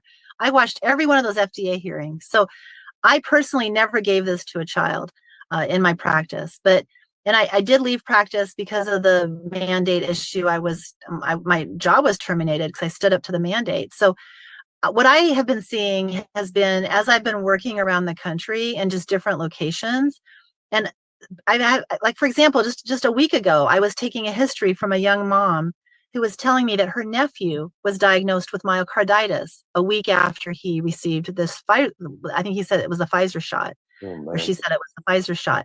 You know, I went to lunch with a friend who I hadn't seen in like 20 years, who lived out of town, and her 20-something-year-old son, who I knew when he was a baby, was in the military, and after his second dose of the mRNA shot, he developed myocarditis. He developed chest pain, palpitations, was diagnosed with myocarditis, was within a month or two of his diagnosis actually medically discharged from our military because of ongoing issues with his heart. And here a year later still has problems with his heart, still is on disability with heart issues. You know, those are the kind of examples that I've been seeing. I know how rare myocarditis used to be. They're trying to normalize it. They're trying to make it seem like, oh, it just happens. No, it doesn't just happen. I'm a highly experienced pediatrician who worked in a hospital setting for most of my career and who took care of really critically ill kids, you know, very ill children in that time period. And I can count on maybe one or two cases of myocarditis that I heard about or saw prior to the rollout of these shots. It clearly has been an increase. Like, we can see it. And so for me to speak about that is the right thing to do. And so, you know, sadly now, when there is a sudden death, and they're trying to normalize that too. They're trying to normalize heart attacks in kids and sudden deaths in kids. We never used to see that. We never had an 8-year-old that just dropped dead. We never saw a 12-year-old who died suddenly for no reason. We didn't see these athletes dropping to this extent on our track fields. And I've spoken with paramedics that have worked for decades in the field, and they all tell me very clearly, they say that when these products rolled out, they began to get an increased number of 911 calls to middle schools and high school track fields. And they learned really quickly to ask the patient sitting there when their most recent booster shot was of this product, because invariably the kids always told them, oh yeah, like a week or two ago. And they'd be sitting on the track field, holding their chest and complaining of palpitations. Every one of these cases of died suddenly, especially in younger people, has to be investigated as being a possible fatality from this shot. The data is clear. We have the data, and there's literally an avalanche of data screaming at us saying, do not give this to people. It's dangerous for some people. So all of these sudden deaths have to be investigated in the context of, did the person have the shot? Did they have these booster shots? Did they have the mRNA shots? And we need to get this thing pulled off the market in the meantime. It needs to be gone from the market. It's lethal for some people. Yeah, it's an abomination. And we can wrap this up, but I just, sometimes I get myocarditis and pericarditis mixed up. I think myocarditis, look, these are not mild side effects. These are very serious injuries. And my understanding is, I think in the case of myocarditis, the expectation for death for at least half the people that get myocarditis is 5 years. Their lifespan is 5 years or less. Is that correct? It's very serious. Yeah, we don't know what the myocarditis from these shots will be in terms of the long-term studies are not there, right? We don't have long-term data, but myocarditis means inflammation of your heart muscle. Pericarditis means inflammation of the sac surrounding your heart, so the lining of the heart, like the outside sac. And they often go together. You often get myopericarditis, so everything's inflamed, right?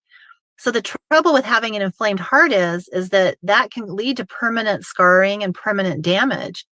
And as we all know, your heart relies on electrical activity to make it pump, right? So if you have scarring in your heart muscle and the electricity doesn't move through your heart the way it's supposed to, you can pass away from a heart arrhythmia. You can pass away from, your heart rhythm being wrong all of a sudden, your heart not pumping correctly.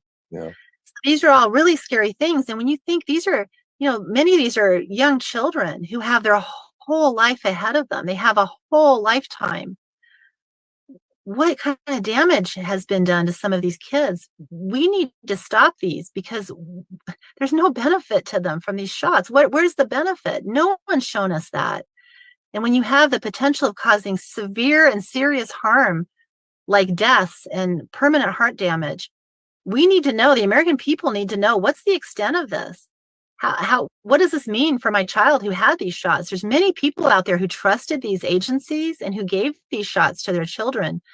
They have every right to be asking the question, what does this mean for my child moving forward? There's some really scary studies out there from really reputable countries like Switzerland and Norway and places telling us that, whoa, we better be very careful with these. There's something really not right with these. And instead we're being silenced. So I think that the explanation I would have for myocarditis is simply no one wants to have heart muscle inflammation be a side effect of these shots. And if it is, the American public deserves to understand what the risks are. What's the number? Is it one in how many end up with permanent damage to their hearts? We don't have that data right now. Yeah. Well, it's just a horror show, and I want to pay it forward by showing your website here, We the People Health and Wellness Center. Our team, well, Dr. Renata Moon is a member of that team, as is Dr. Michelle Scott, and so many other doctors who actually care about their patients. Now, there's a novel idea, Doc. Doctors who actually care about their patients. I think it's an idea whose time has come. Yeah, I've had people ask me, they've said, well, what's this medical freedom clinic? How is that different than and I actually, honestly, the answer is it's not any different than what I've done in medicine my whole career, that what all of us did in medicine for our whole career. Patients get to have decisions and discussions with their physicians where their best interest is at stake. No conflicts of interest, no insurance company telling the physicians what to do, because we don't use the insurance companies. No employer breathing down my neck telling me I have to tell you something. It's just me giving you my honest recommendations for your particular situation, and you get to make your decision, just like the way we've always done it in medicine. It's the world has gone mad around us, but we don't have to succumb to that. We can just stay level-headed and do things the right way and follow ethical principles. So there are many of these types of clinics popping up around the nation. They're called direct primary care, DPC models of care. And we're very proud. I'm very proud to be affiliated with We the People Clinic in Venice, Florida. Well, let me ask you one last question. Again, I'll show the website, and I've turned people on to the Wellness Company, where Dr. James Thorpe is one of the doctors there. But this is also a great option for folks. We the People Health and Wellness Center in Venice, Florida. Now, do you have to live in or near Venice to take advantage of the services, or is there some way that folks could participate via Zoom if they had questions for a doctor? Tell us about it. Yeah, we're just getting to the point where we're rolling out the telehealth part of things, but most of our patients do come from within a couple hours of Venice. So I have patients that are driving over an hour to come see me, and I'm sad they have to do that. I think that they should have medical freedom in any clinic, but that's sadly not what's happening right now in America. So we do have patients that come from a ways away. We intend to work with them as best we can, using telehealth moving into the future, but we want to provide the absolute best healthcare that we can. And there's some things that we just can't do with kids other than in person, right? So, but many things that we can over telehealth. So. Well, we applaud you for your efforts. We applaud you for your courage, and we applaud you and thank you actually for being filled enough with integrity that you dare to speak the truth, even when you know it's dangerous, right? And Orwell predicted this. Telling truth in a time of universal deceit is a revolutionary act, and for that, we really do applaud you. Dr. Rennie Moon, thank you so much. God bless you, and please do keep in touch. Thank you. Thank you for asking me to be on. I want to add just one last final conclusion, which is that my family, my parents fled from their tyrannical government to come to America for freedom. And I love this country. We all love this country. Those of you listening, I know you love it too. We have nowhere to flee to. We have to fix this situation. This has to get better because this is for our children and our grandchildren. No, that's 100% right. And I say it time and time and time again. Either we fight now when we stand our ground for our progeny and for generations to come, or we will all live as serfs in perpetuity. And that's what Bill Gates and the World Economic Forum and the World Health Organization and the United Nations want. So the wake-up call is at your doorsteps, friend. The war has been brought to your doorstep, dear listener. It's at your doorstep. What are you going to do about it? All right, our guest has been Dr. Rennie Moon. Thank you, Doc. We appreciate you. Thank you. All right, and friends, thanks so much for tuning in. I'll remind you guys every single day for free, check us out for free to get the antidote to corporate propaganda and all of that gaslighting from CNN, MSNBC, and the Washington Post. Check us out for free at sgtreport.com. It's the antidote to corporate propaganda. God bless you and yours, friends. Bye-bye.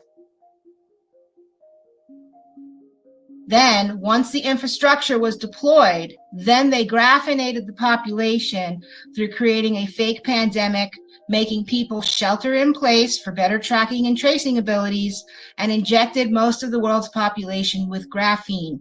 They needed the graphene injected, big difference from the bioaccumulation, had to be injected into people's bodies for the amplification of the signals.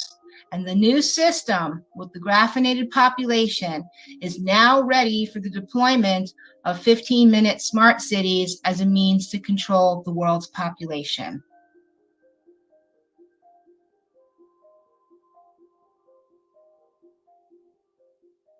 All right. That was the SGT report. You know, hey, you know, it's good to see that these nurses and doctors and stuff like that are starting to come out really a lot more. It was one thing when it was just the frontline doctors, but now you have all these others that are coming forward now. And, you know, that's going to be an awakening to a lot of people. And, you know, we got to have it. Got to have it. It's got to be done. You know, so, but the thing is, you know, you guys have information to give to people in order to direct them in the right direction to learn more. Here is the link directly to that video. If there's somebody you want to send it to, send them that link and tell them to watch that, and they'd be surprised at what they would learn, especially if it's them getting their kids, you know, vaccinated. You know what I'm saying? Or that if they're worried about what could happen to them, you know. So, you know, it's important to do that. Okay. We got the X22 next. And then after X22 is done, then we will be going to who else were we going to after that? Give me a second here.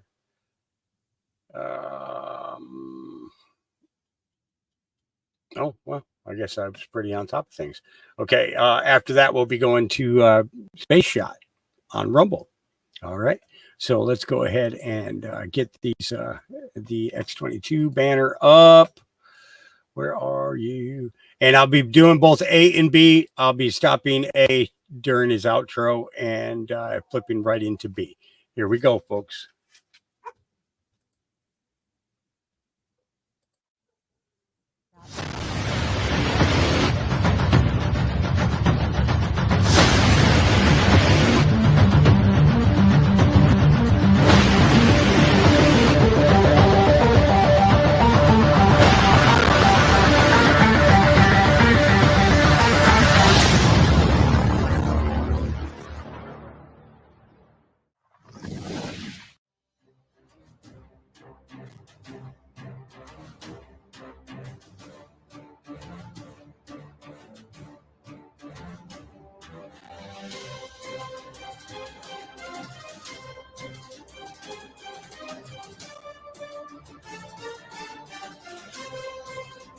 Hi, and welcome. You're listening to the X22 Report. My name is Dave, and this episode 3218 AN. Today's date is November 22nd, 2023, and the title of the episode is The Economic System is Going to be Shocked in a Good Way.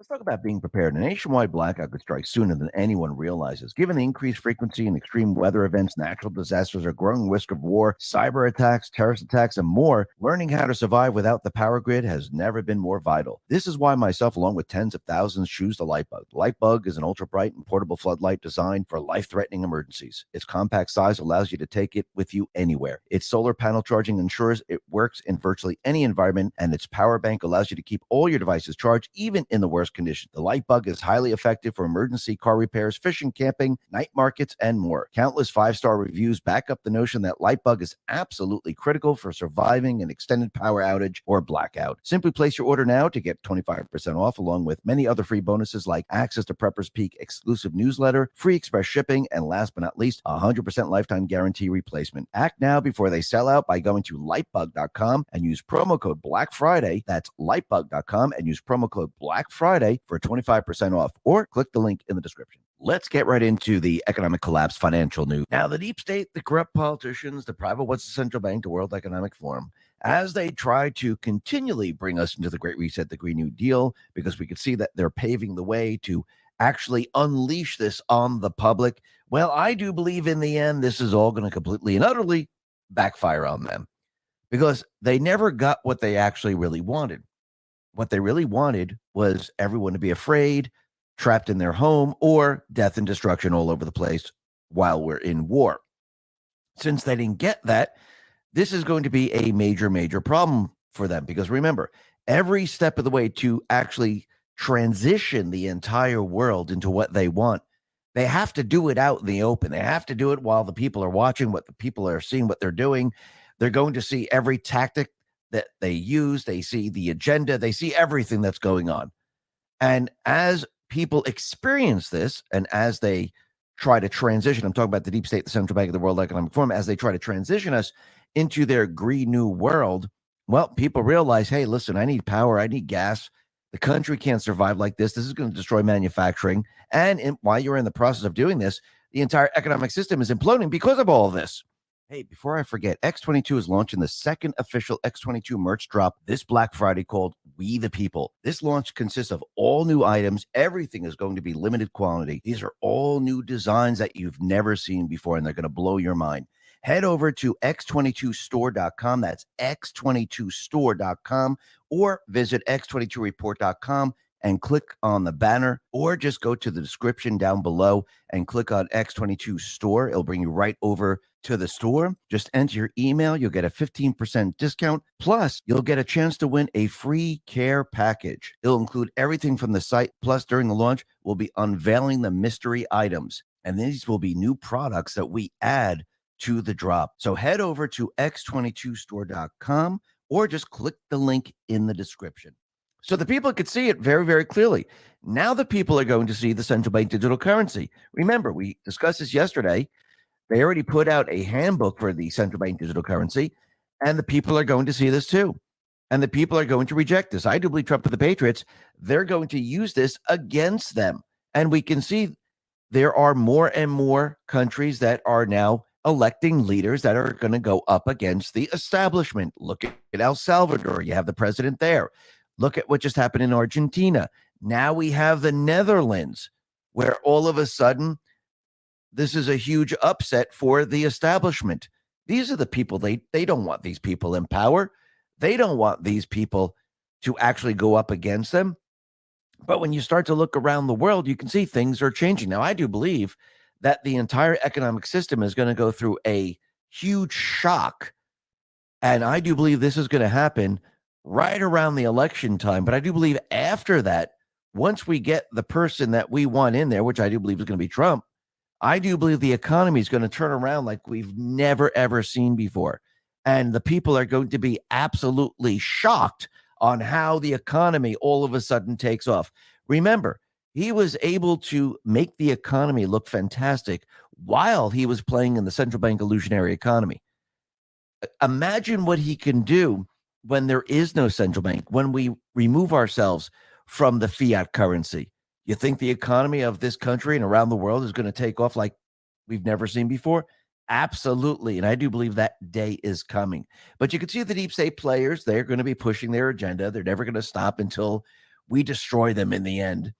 And you can see right now the Biden administration is set to back a plan that would crush the coal industry at the upcoming United Nations Climate Summit. The U.S. will reportedly support a French plan to get the countries of the world to ban private financing of coal-fired power plants during the upcoming UN conference.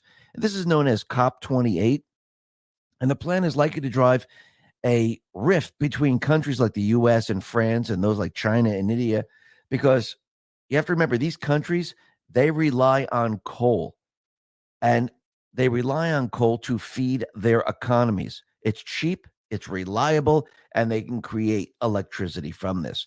So the proposed plan would allow the Organization for the Economic Cooperation and Development to set coal standards for private financing companies that would allow regulators, rating agencies, and non-governmental organizations to track coal financing. Approximately 73% of the electricity consumed in India is generated by using what? Coal. China right now is, on average, they have 2 new coal plants being built each week since 2022. So France right now has no coal. So their position in banning it is very, very easy.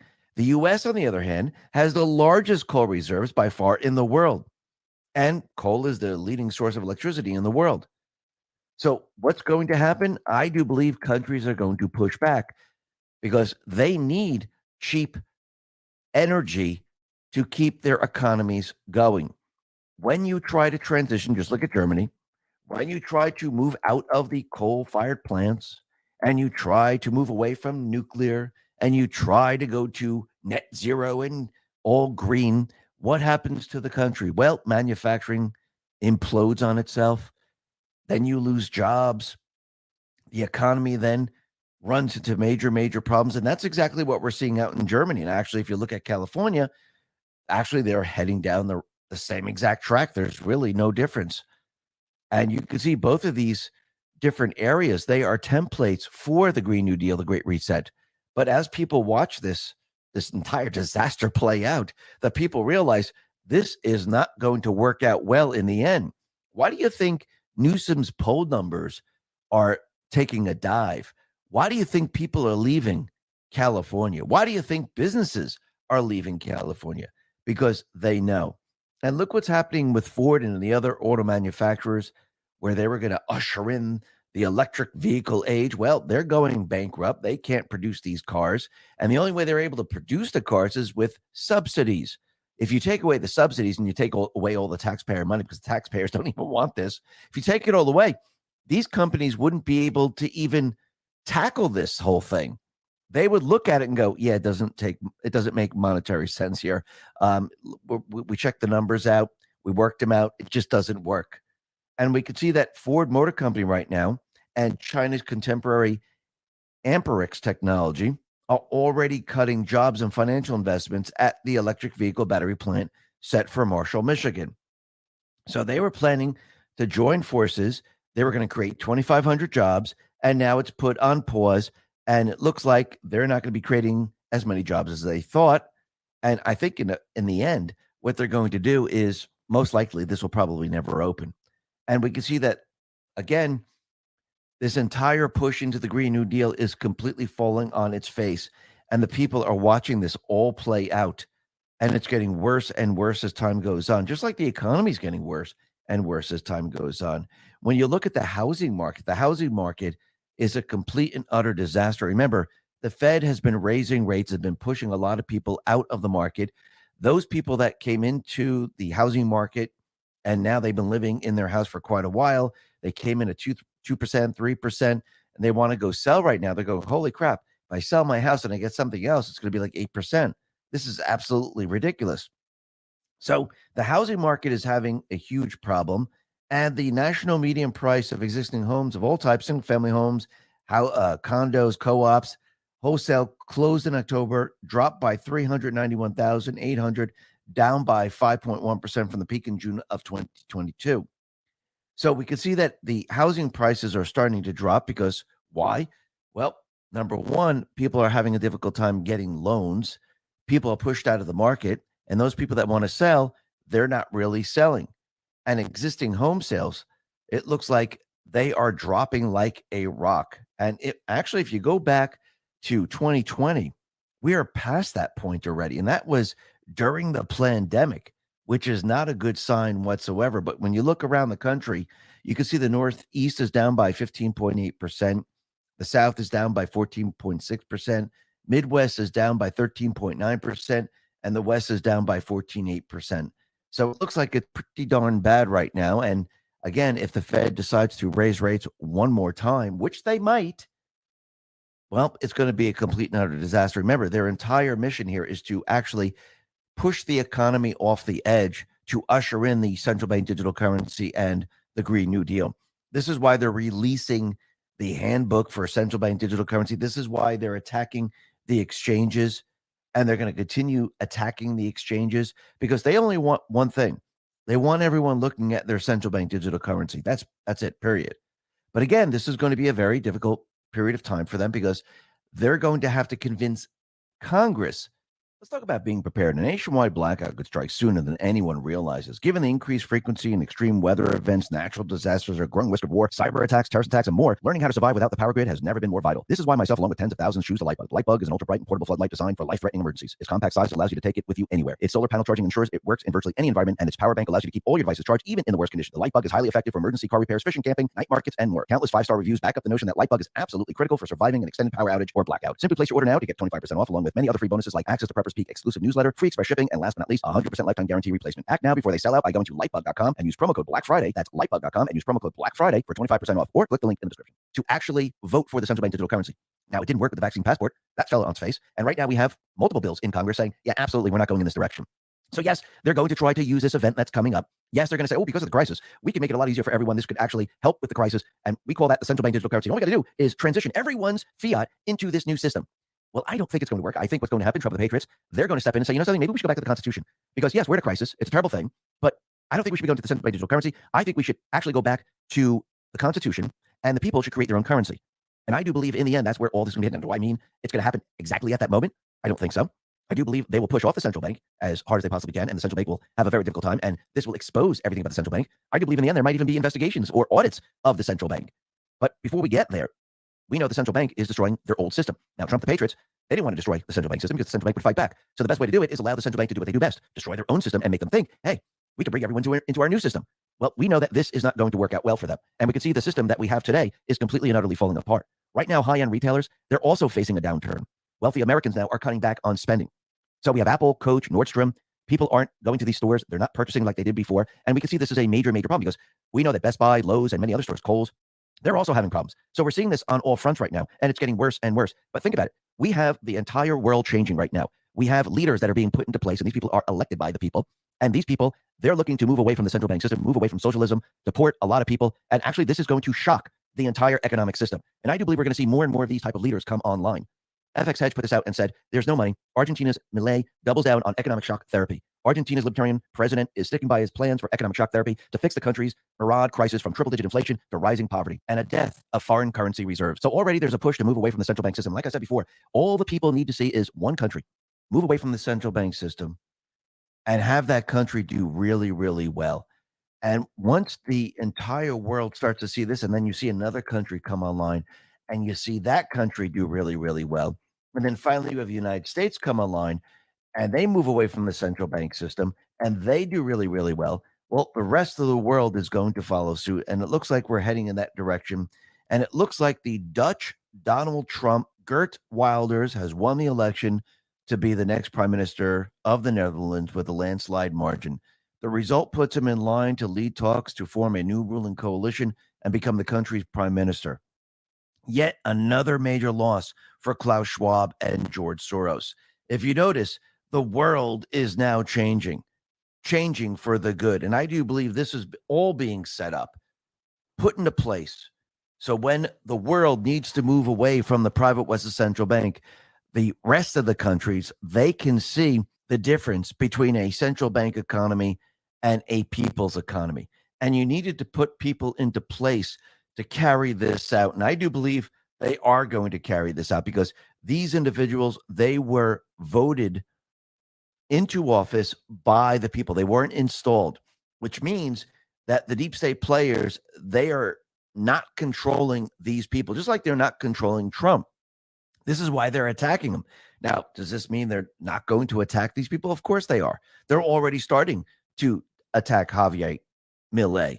They're already going after him, just like they were attacking the president of El Salvador. So do you think they're going to be attacking Geert Wilders? Of course they will, because they know once they get their country online, once they start to move away from the central bank system, once they start to reverse their policies that they put into place, well, the people are going to see this. And the people are going to say, holy crap, I never knew it could be this way.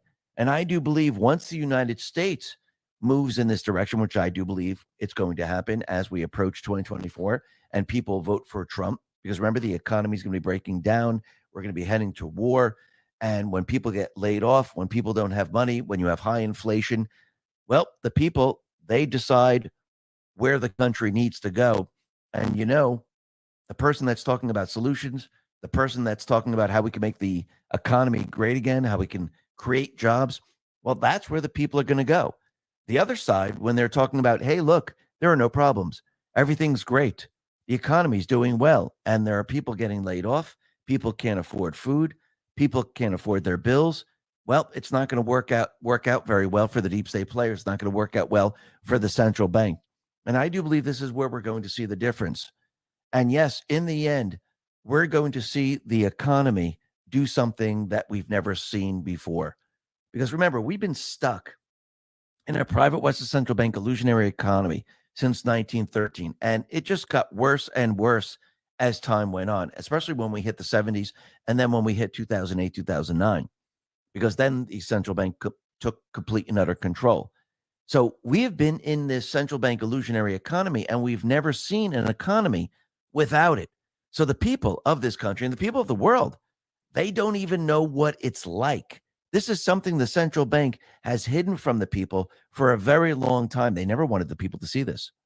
And once the people see it, once the people experience it, they're going to say, we are never, ever going back to a central bank economy.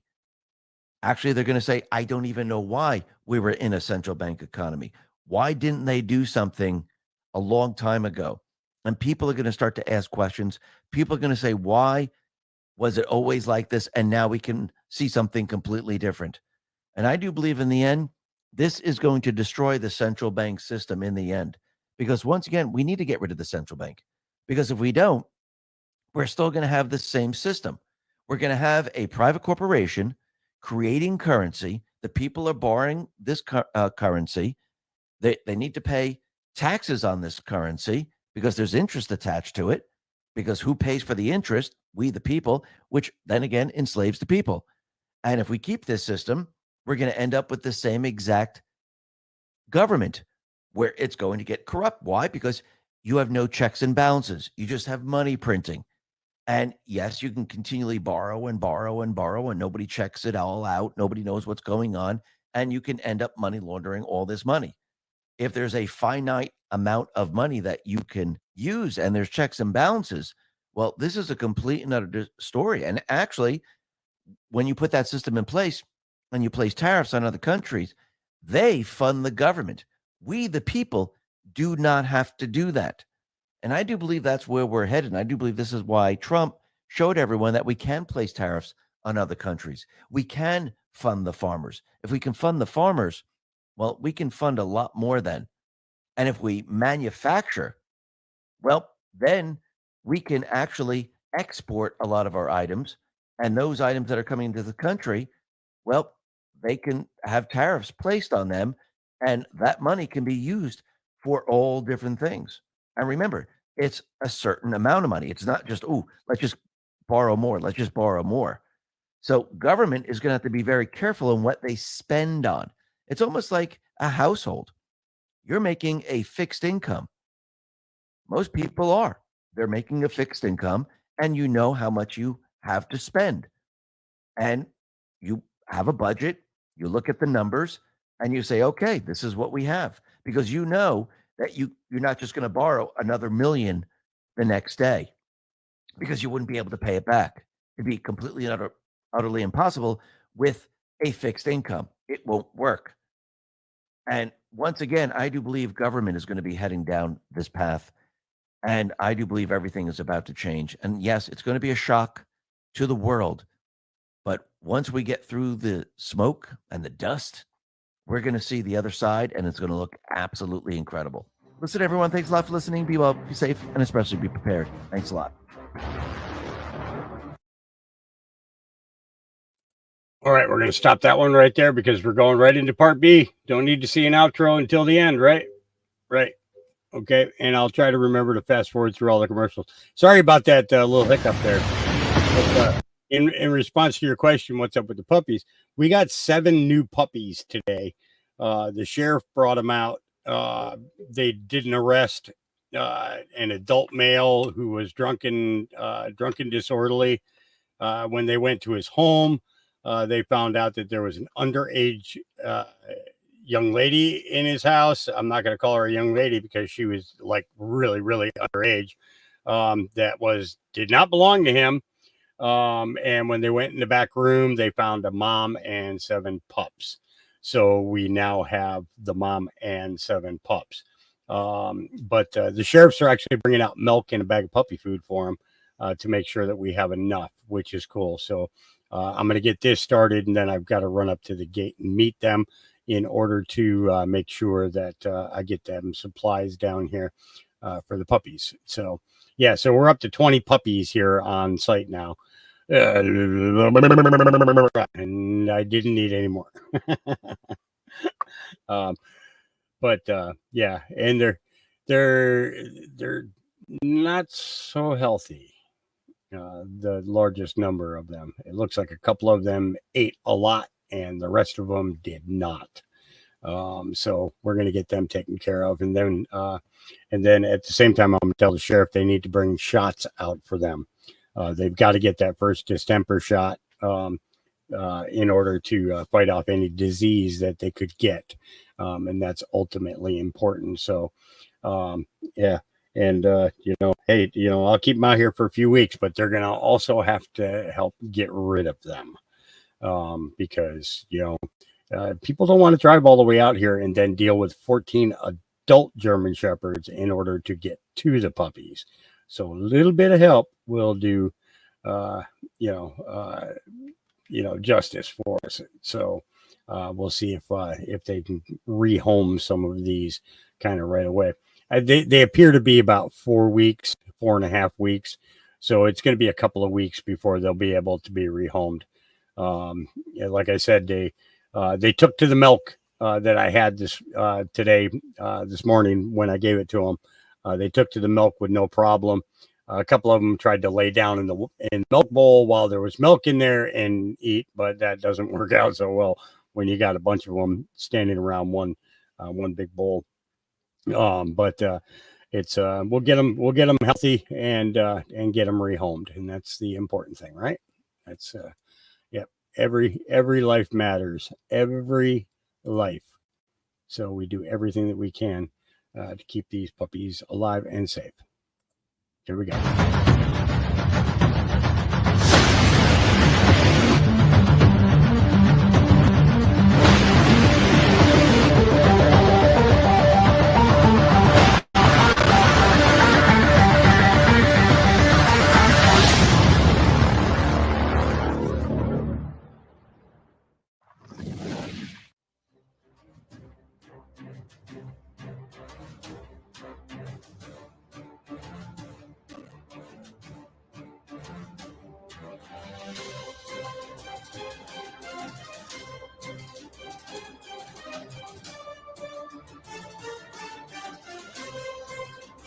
Hi, and welcome. You're listening to the X22 Report. My name is Dave, and this episode 3218 BN. Today's date is November 22nd, 2023, and the title of the episode is Deep State Running Out of Options. How do you safeguard U.S. elections?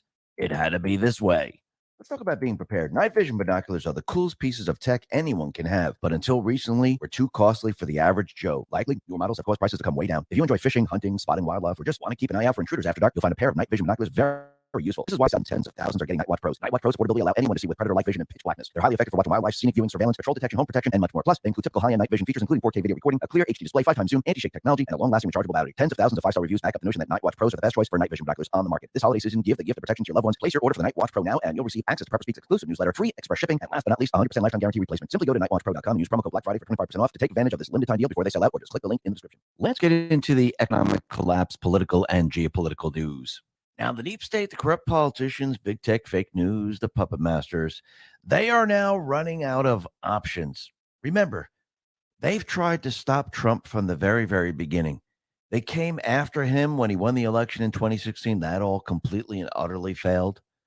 Then they continued on by going after him, and they cheated in the election. But Trump, he actually set them up. And now he has the evidence that they work with foreign governments and they cheat in the election. And then when he decided to run for the presidential election, the deep state players went, holy crap. Okay, what we're going to have to do is we're going to have to get rid of him way before the elections. And the only way to do this is to actually make it look like he's a criminal. Let's do it. Let's create some cases. We'll just make them up if we have to. Well, actually, that's what they're going to have to do. They're just going to make them up. And we will go after him and we'll just indict. And when the people see this, they're going to go, oh, whoa, wait a minute. Now he has 1 indictment, 2 indictment. He's a criminal. Okay, we're not going to vote for him. He shouldn't be president. This entire plan that the deep state put together completely backfired. Did the people move away from him? Did they decide, oh, you know something, I'm not going to vote for him? No, actually, the opposite happened. So that didn't work whatsoever. But what did the people see? The people saw the resident going after a political opponent. It's almost like it was planned that way. And the people went, holy crap, look at this. This is election interference. He's trying to interfere in the election by going after Trump right now, using local prosecutors to go after Trump. Now, when the deep state realized that this plan wasn't going to work, and they realized it was backfiring, and they realized that, holy crap, now Trump is going to try to speak out. They tried to gag him, and they tried to force him into breaking the gag ruling so they could throw him into prison. But then they realized if we throw him into prison, well, he's going to get more and more people because the people are on his side. They see him as a victim, which he is, because Biden, with all the evidence that's pointing to him, he's going after Trump. And this is what people are seeing. Remember, this is the show that you're watching play out right now. Because remember, the American people, they're just watching this. They believe this is just another election. They believe that the elections are, from going back in time, they were on the up and up, and this is the way it's always been. So you just can't spring it on people and say, hey, by the way, this is a show, and yes, we need to wake you up. We need to wake you up because we need to take the country back. If we can't take the country back, the country's then doomed because they have a 16-year plan that they have implemented. And if we don't do anything, they're going to bring us to war. We're going to lose the war, and the Constitution's going to be destroyed, and then the country will be destroyed. Trump just couldn't come out and say that. He needed to show the people how all of this is going to play out. That's what this is all about. He needed to put the resident in place. He needed to have the pause because there was no way that he could explain it to everyone. There was no way he could tell you, look at the borders. Look what's happening. Look at the crime. Look at the economy. He couldn't tell you, which he did tell you, but no one was really believing it. He needed to actually show everyone because this is the way the country would actually respond to everything that's happening. It's the only way to wake the people up. And now, since everything they tried hasn't worked, what did they try to do? They tried to remove him from the ballot. This is why they hit him on Twitter. They didn't want people to see his tweets because those show that he told everyone to go home peacefully and go peacefully to the Capitol. Of course, they didn't want people to see that. They hid the January 6 tapes because they didn't want anyone to see that because then you would learn the truth. And they tried to use all this to get him off the ballots. But All of this has failed. Now, think about what's happening right now. The people, all they're seeing is election interference. All the people are seeing is, wow, look at this. All they're doing is interfering in the election. They could have done this a long time ago, but they only did it because he started to run for president. And now they're just interfering every single step of the way. And now they have pretty much nothing left. I mean, they're running out of options. And now Trump is out there saying, okay, you have nothing left. You couldn't throw me off the ballot. The courts have already ruled. And now I'm going to be running against Biden. And the polls, which Trump continually puts out there, and you can see NBC, CBS, all the news agencies, they're out there saying, holy crap, Trump's in the lead. Holy crap, look at this. He's going to beat Biden. Now, why do you think this narrative is being pushed right now? Why do you think Trump is out there saying, oh, looks like we're going to go head to head with Biden and I'm winning right now? You think Trump is trying to force him out? You think he's trying to tell the D Party, if you don't do something, yes, I'm going to win no matter what? I do believe he's actually doing this. Why? I do believe he wants the change of batter. How do you make your enemy do what you want them to do? Well, you actually create a narrative. You make them afraid. And since they're afraid of losing, they will do something else. Basically, Trump is going to force the D's to take Biden out. This is why Trump went ahead and got a physical one. Because remember, they put out articles, oh, look at his age. Oh, he's not going to be able to be president. You know, same thing with Biden. They're trying to make the comparison. So Trump is going to be using this, which he is using it. He's going to use it against Biden because Trump is physically fit. He has his mental abilities. They're intact. And now, since he got the letter from the doctor, everyone's going to be calling on Biden to do the same thing. Because if Trump did it, then Biden must do it. And I do believe Trump is trapping Biden in all of this. Because I do believe with everything that we're seeing, everything that's going on, the evidence is already built against Biden. And yes, Trump will take care of him later. He already told us he's going to get a special prosecutor to go after him because he knows he already got this evidence. It's going to be a slam dunk case. It's going to be very, very easy. So he already knows that this is taken care of. He wants the other individual to enter into the spotlight. And I do believe he's already pushing to get that individual into the spotlight. And it looks like the D's have given the talk show hosts an all clear signal to say, okay, start attacking Joe Biden, start attacking his age. And I do believe this is all in process right now. And we could see Jimmy Kimmel, he's attacking Joe Biden. It was Joe Biden's birthday. And I do believe they gave them the all clear to do this. And I do believe in the end, hey, before I forget, X22 is launching the second official X22 merch drop this Black Friday called We the People. This launch consists of all new items. Everything is going to be limited quantity. These are all new designs that you've never seen before, and they're going to blow your mind. Head over to x22store.com. That's x22store.com, or visit x22report.com and click on the banner, or just go to the description down below and click on X22 Store. It'll bring you right over to the store. Just enter your email. You'll get a 15% discount. Plus, you'll get a chance to win a free care package. It'll include everything from the site. Plus, during the launch, we'll be unveiling the mystery items, and these will be new products that we add to the drop. So head over to x22store.com or just click the link in the description. Joe Biden isn't going to say, hey, let me take a cognitive test. I do believe it's going to be forced upon him. Now, why is this all happening? Because once again, I do believe Trump wants the person, and I do believe it's Obama, front and center. And I do believe that Trump needs all this to play out because he turned the tables on them. He's using the 16-year plan on Obama, who was using the 16-year plan to destroy America.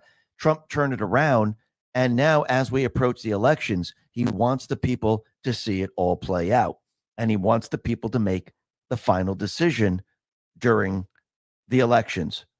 What do you want? Do you want to take the country back? Or do you want to hand the country over to the deep state and everything that you know and love will completely and utterly disappear? And The only way he can have the people make this decision is to actually show the people the truth. And they needed to see it firsthand. And yes, it's going to get crazy during 2024. The economy is going to be crashing. Yes, we're going to be heading towards war. But remember, all of this is to have an election, a transparent election that is on the up and up, where I do believe we're going to be using paper ballots, ID, and it's going to be one day. Now, Trump, he continually tells everyone that, yes, once he gets elected, we're going to bring in voter ID. Yes, we're going to use paper ballots. Yes, we're going to have one-day elections. But how are we going to do this if the people don't see how it works? Because remember, we're in a deep state illusionary election system because they control it. It's their system. So if we're still using their system and Trump wins with their system, would people say, well, why do we need paper ballots? Trump won. It's okay then, isn't it? Or is Trump going to usher in paper ballots, one-day voting to show the people, look at the difference and look how much I won by? I do believe that time is coming, and I do believe this is all prepped and ready to go. And we'll be talking a little bit more about this a little bit later. But first, let's talk about Biden, because this is getting worse and worse for him. Because right now we have Jim Jordan. He subpoenaed the Delaware prosecutor Leslie Wolf, who investigated Hunter Biden. And Jordan's subpoenas of Assistant U.S. Attorney Leslie Wolf is significant in the House impeachment inquiry into Joe Biden due to her alleged bias in the investigation of the president's son for tax and gun violations.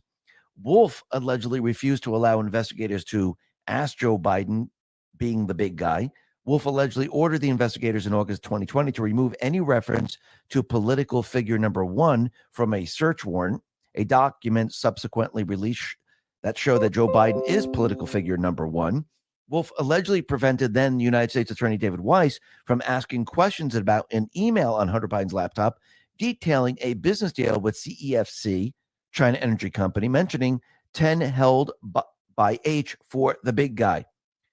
So right now we can see that Jordan is calling this individual in, Leslie Wolf, and he's going to ask her many different questions under oath. Now, the other thing that's very interesting is that we can see Rob Hur, who is the special counsel investigating Joe Biden's stolen classified documents. He's not going to press charges against Joe Biden. And of course, the fake news and the White House, they're all trying to say, well, he's not going to press charges because he cooperated in the investigation. And every step of the way, he cooperated. Well, I hate to say this, but so did Trump. He cooperated every step of the way. And when does cooperating mean that you haven't committed a crime? So let's use an example. Someone commits murder, but the murderer cooperates with authorities and says, oh, no, here's the gun. This is how I did it. Oh, you cooperated? Okay, we're not going to press charges then. Does that make any sense? No, the person broke the law. You follow the rule of law and you broke the law, so there are consequences. But they're trying to use this as their argument, as their narrative that Trump didn't cooperate and Biden did cooperate, and that's why Biden isn't being charged. No, if you look at the Presidential Records Act, and that is the name, Presidential Records Act, Trump is the president. He's allowed to have classified and he's allowed to declassify and he can have the documents. Biden, wait a minute. He wasn't the president. He was vice president. Okay, he broke the law. Wait a minute. He had the documents when he was the senator. Oh, that's right. He broke the law. Period. The end. That's it. That's how the law works. Plus, we found out something else. Paul Sperry put this out and he said, records reveal Biden had his personal lawyer send a FedEx driver to the Penn Biden Center to pick up boxes of White House docs on November 2nd, 2022. The day before November 3rd, the National Archives arrived at the center to retrieve classified White House documents discovered there. Docs withheld from NARA. So wait a minute. He had his personal lawyer send a FedEx driver to pick it up. So he knew exactly what it was. He knew exactly what he was doing. He knowingly did all of this. And it doesn't matter if he's cooperative or not. The rule of law is the rule of law. And once again, you can see that there is a two-tier justice system. Trump, he put this out on Truth. He said the following: wow, fake news CNN, through a leak from the Department of Injustice, has just reported that no charges will be filed in the much bigger than mine crooked Joe Biden documents case. We are living in a very corrupt country. And he's absolutely right. And that's the whole point of this. The whole point of it is to show the people of this country how corrupt it is. Do you see the two-tier justice system? Do you see their 16-year plan? Do you see what they're trying to do to this country?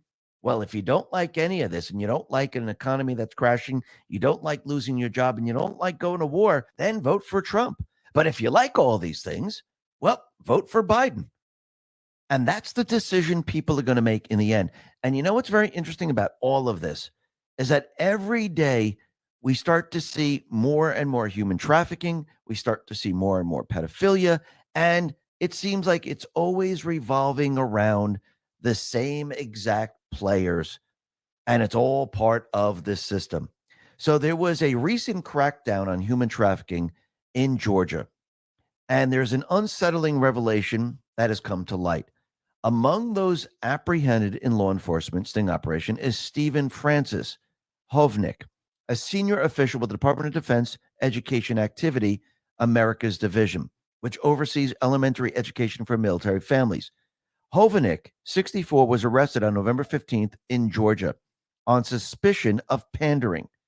And what's very interesting about this is that Hovnik assumed this role as chief of staff during Obama's regime. So once again, we can see that these people, they're all part of the same exact system, and they rounded up a lot of individuals. Now, the other thing that's very interesting, and Gunther Eagleman put this out, it says Democrat friend of Pete Buttigieg, Mayor Wojahn, was just sentenced to 30 years in prison for possession and distribution of child porn. Party of pedophilia. Libs of TikTok responded to this and said, Pete Buttigieg's buddy pleaded guilty to 140 charges and was just sentenced to 30 years in prison for child porn. There were over 500 victims, including infants. Horrific.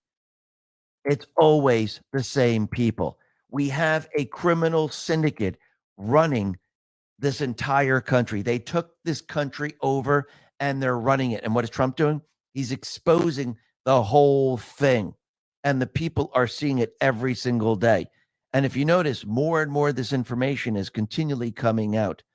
And as the border continually stays open, what are people seeing? They're seeing the child trafficking. They're seeing human trafficking. They're seeing the terrorists come into this country. They're seeing criminals come into this country. And the people, they see it all. Plus, drugs are being brought into this country. Now, what's very interesting about this, and we talked about this before, we have mayors of certain cities, like Mayor Adams. Yes, they tell people don't come to the city, but they never, ever tell people, hey, maybe we should close the border. He never tells Biden, maybe we should close the border. The people in other states, they never say, let's close the border. Actually, Biden never even says close the border. And this is what Biden put out, and we know it's not Biden. He says deaths from fentanyl are an American tragedy that requires global action. I'm committed to doing everything I can do to control this crisis, from expanding prevention, harm reduction, treatment, and recovery to working with Chinese, Mexican, and Canadian partners to tackle this. But let's just really think about this for a second. He says everything but the most important thing. Yes, he's going to work with everyone. He's going to reduce, he's going to create treatment. It's amazing. They create a crisis. They create these problems. And then they have these solutions, almost like the pharmaceutical companies. Oh, wait, we gave you the bioweapon, and now you have heart attacks. Now you have cancer. Now you have other ailments. Don't worry, we got drugs for all that.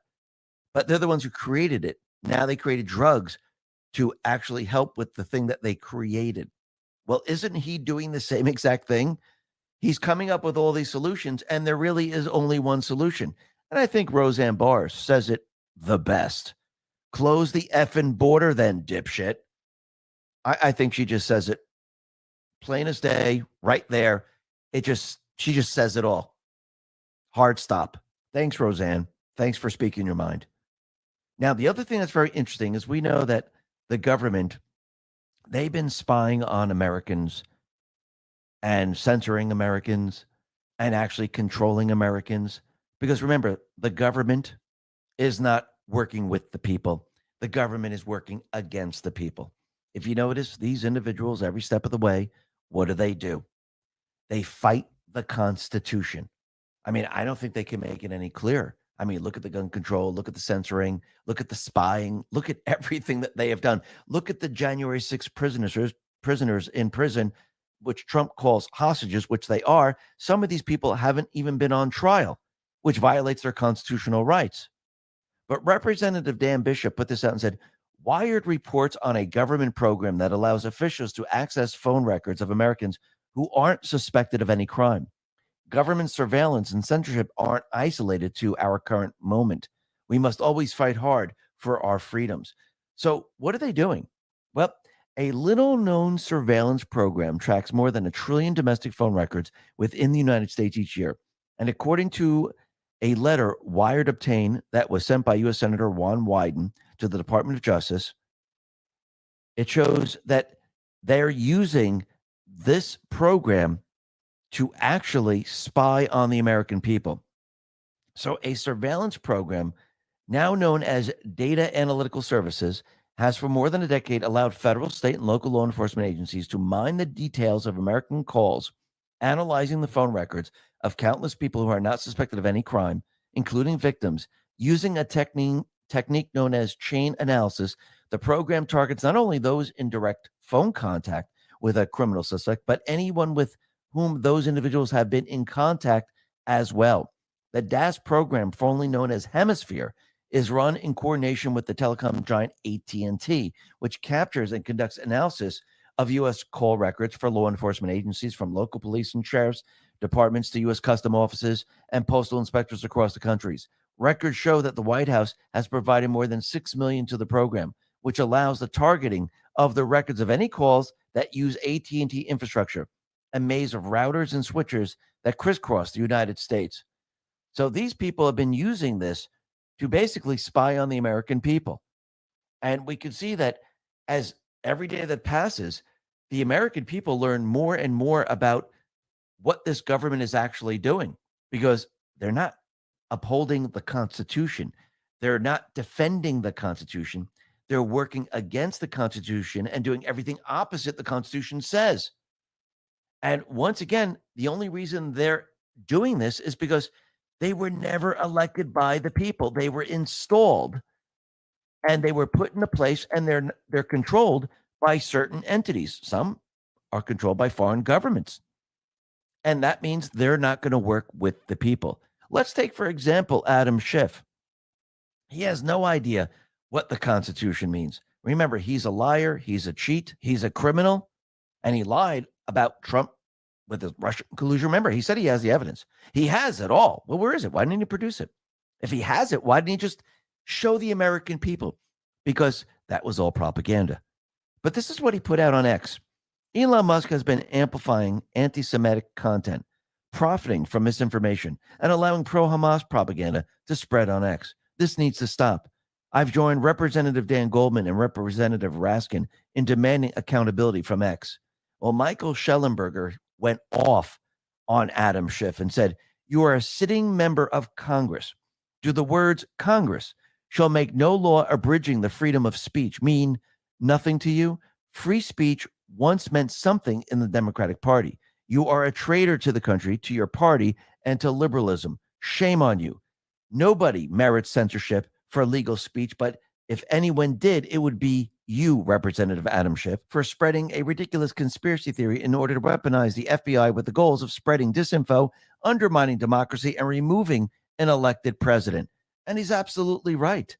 And remember, free speech has nothing to do with hate speech, unless someone is using it to actually commit a crime or commit violence.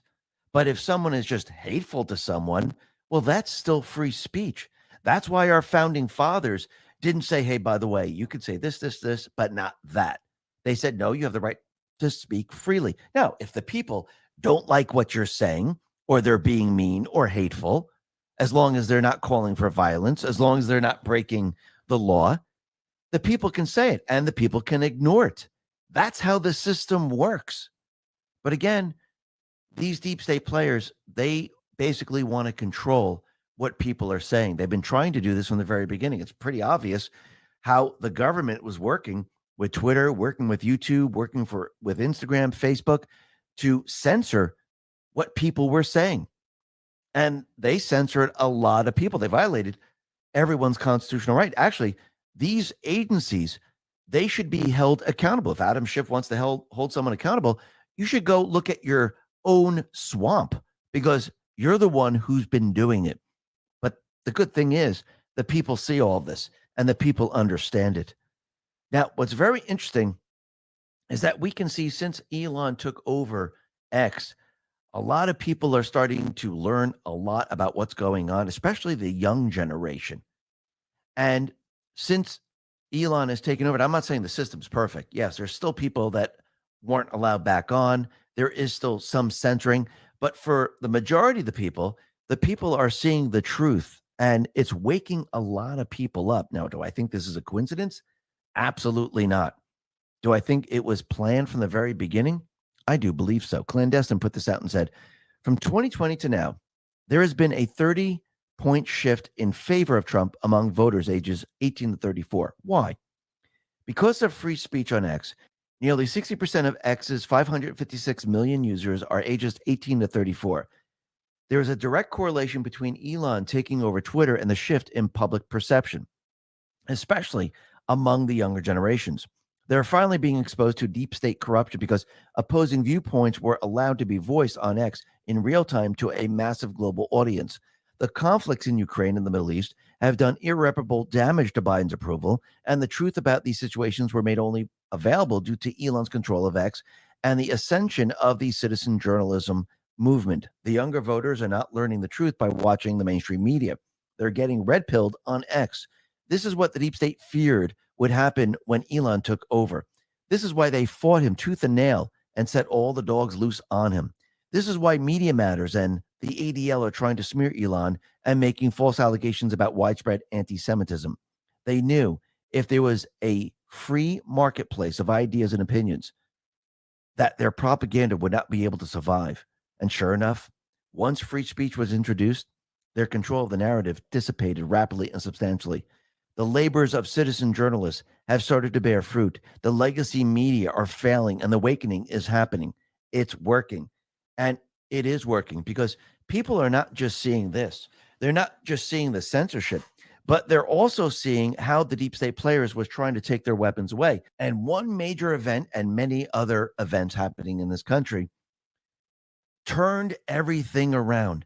Their entire push for gun control this entire time has completely and utterly fallen apart. What do I mean by this? Well, NBC actually had to admit to this. There was an NBC poll conducted November 10th through the 14th, shows over half of Americans, 52%, say they or someone in their household owns a gun. NBC News noted that this was the highest level of gun ownership ever recorded in one of their polls. In 2013, NBC found the percentage of Americans owning guns was around 42%. In 2019, it was 46%. And Americans said they or someone in their household owned a gun. Now the percentage is 52%. Moreover, gun ownership among Democrats has increased through the years of polling as well, which means the entire push with the 16-year plan to get the weapons away from the people has completely and utterly failed. And it's going to get worse and worse for the deep state players as time goes on, because they can try an event. They can try another mass shooting. But you know what the people are seeing? They're seeing the crime around the country. They saw what happened out in Israel. People are afraid to walk on the streets. They see the looting. They see these people attacking other people. With all of this, people are coming to the realization, I am not safe. And since I'm not safe, I need a way to protect myself. Because if I'm walking alone or with someone down the street and 3 or 4 people come at me, who's there to help me? Nobody. The police aren't coming. Yeah, they'll come after the fact. They'll take my statement. But what is that going to do? I was already attacked, or maybe a friend died, or someone was put in the hospital. It's too late. So that's why people are saying, you know something? I'm taking the matters into my own hand. And that's actually what the founding fathers wanted from the very, very beginning. Everyone to be independent. No, they didn't want anyone dependent on the government. They didn't want anyone dependent on a king or a queen. They already went through that. They wanted everyone to be independent. You take care of your own. You shouldn't be dependent on any government agency or the actual government. So I think people are starting to figure this out. And the people around the world, they're realizing socialism isn't working. They're realizing that the economies in these countries are falling apart, and they need a major, major change. We've seen it in Argentina, and we can see that the deep state people. Let's talk about being prepared. Night vision binoculars are the coolest pieces of tech anyone can have, but until recently were too costly for the average Joe. Likely, newer models have caused prices to come way down. If you enjoy fishing, hunting, spotting wildlife, or just want to keep an eye out for intruders after dark, you'll find a pair of night vision binoculars very useful. This is why myself and tens of thousands are getting Night Watch Pros. Night Watch Pros affordability allow anyone to see with predator light vision and pitch blackness. They're highly effective for watching wildlife, scenic viewing, surveillance, patrol detection, home protection, and much more. Plus, they include typical high-end night vision features, including 4K video recording, a clear HD display, 5x zoom, anti-shake technology, and a long-lasting rechargeable battery. Tens of thousands of 5-star reviews back up the notion that Night Watch Pros are the best choice for night vision binoculars on the market. This holiday season, give the gift of protection to your loved ones. Place your order for the Night Watch Pro now, and you'll receive access to Prepper Speak's exclusive newsletter, free express shipping, and last but not least, 100% lifetime guarantee replacement. Simply go to nightwatchpro.com and use promo code Black Friday for 25% off to take advantage of this limited time deal before they sell out, or just click the link in the description. They're very, very angry. We see the Venezuelan dictator Maduro. He was out there and he's calling the new president of Argentina a neo-Nazi. Isn't that strange? They're calling Trump a Nazi. They're calling this individual a Nazi. The president of El Salvador, he's a Nazi.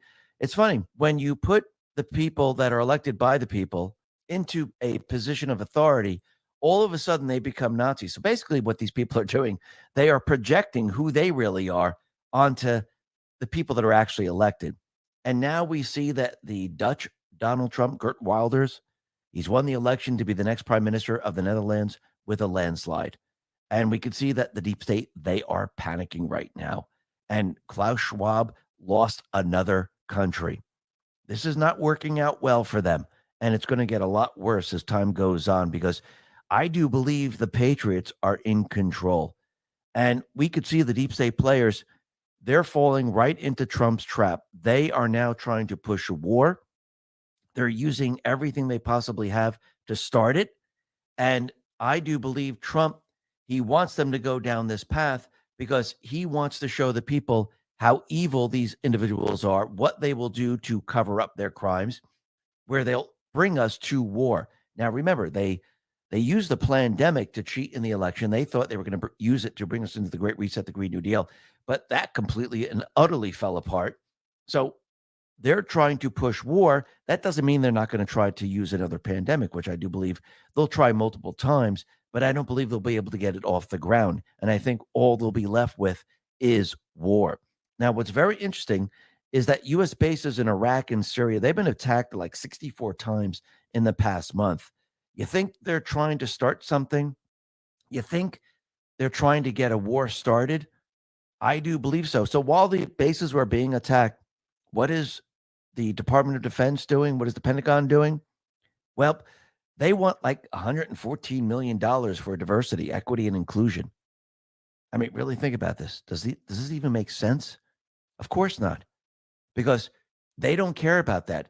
Remember, when you look at this entire situation, their plan was to have the country lose the war.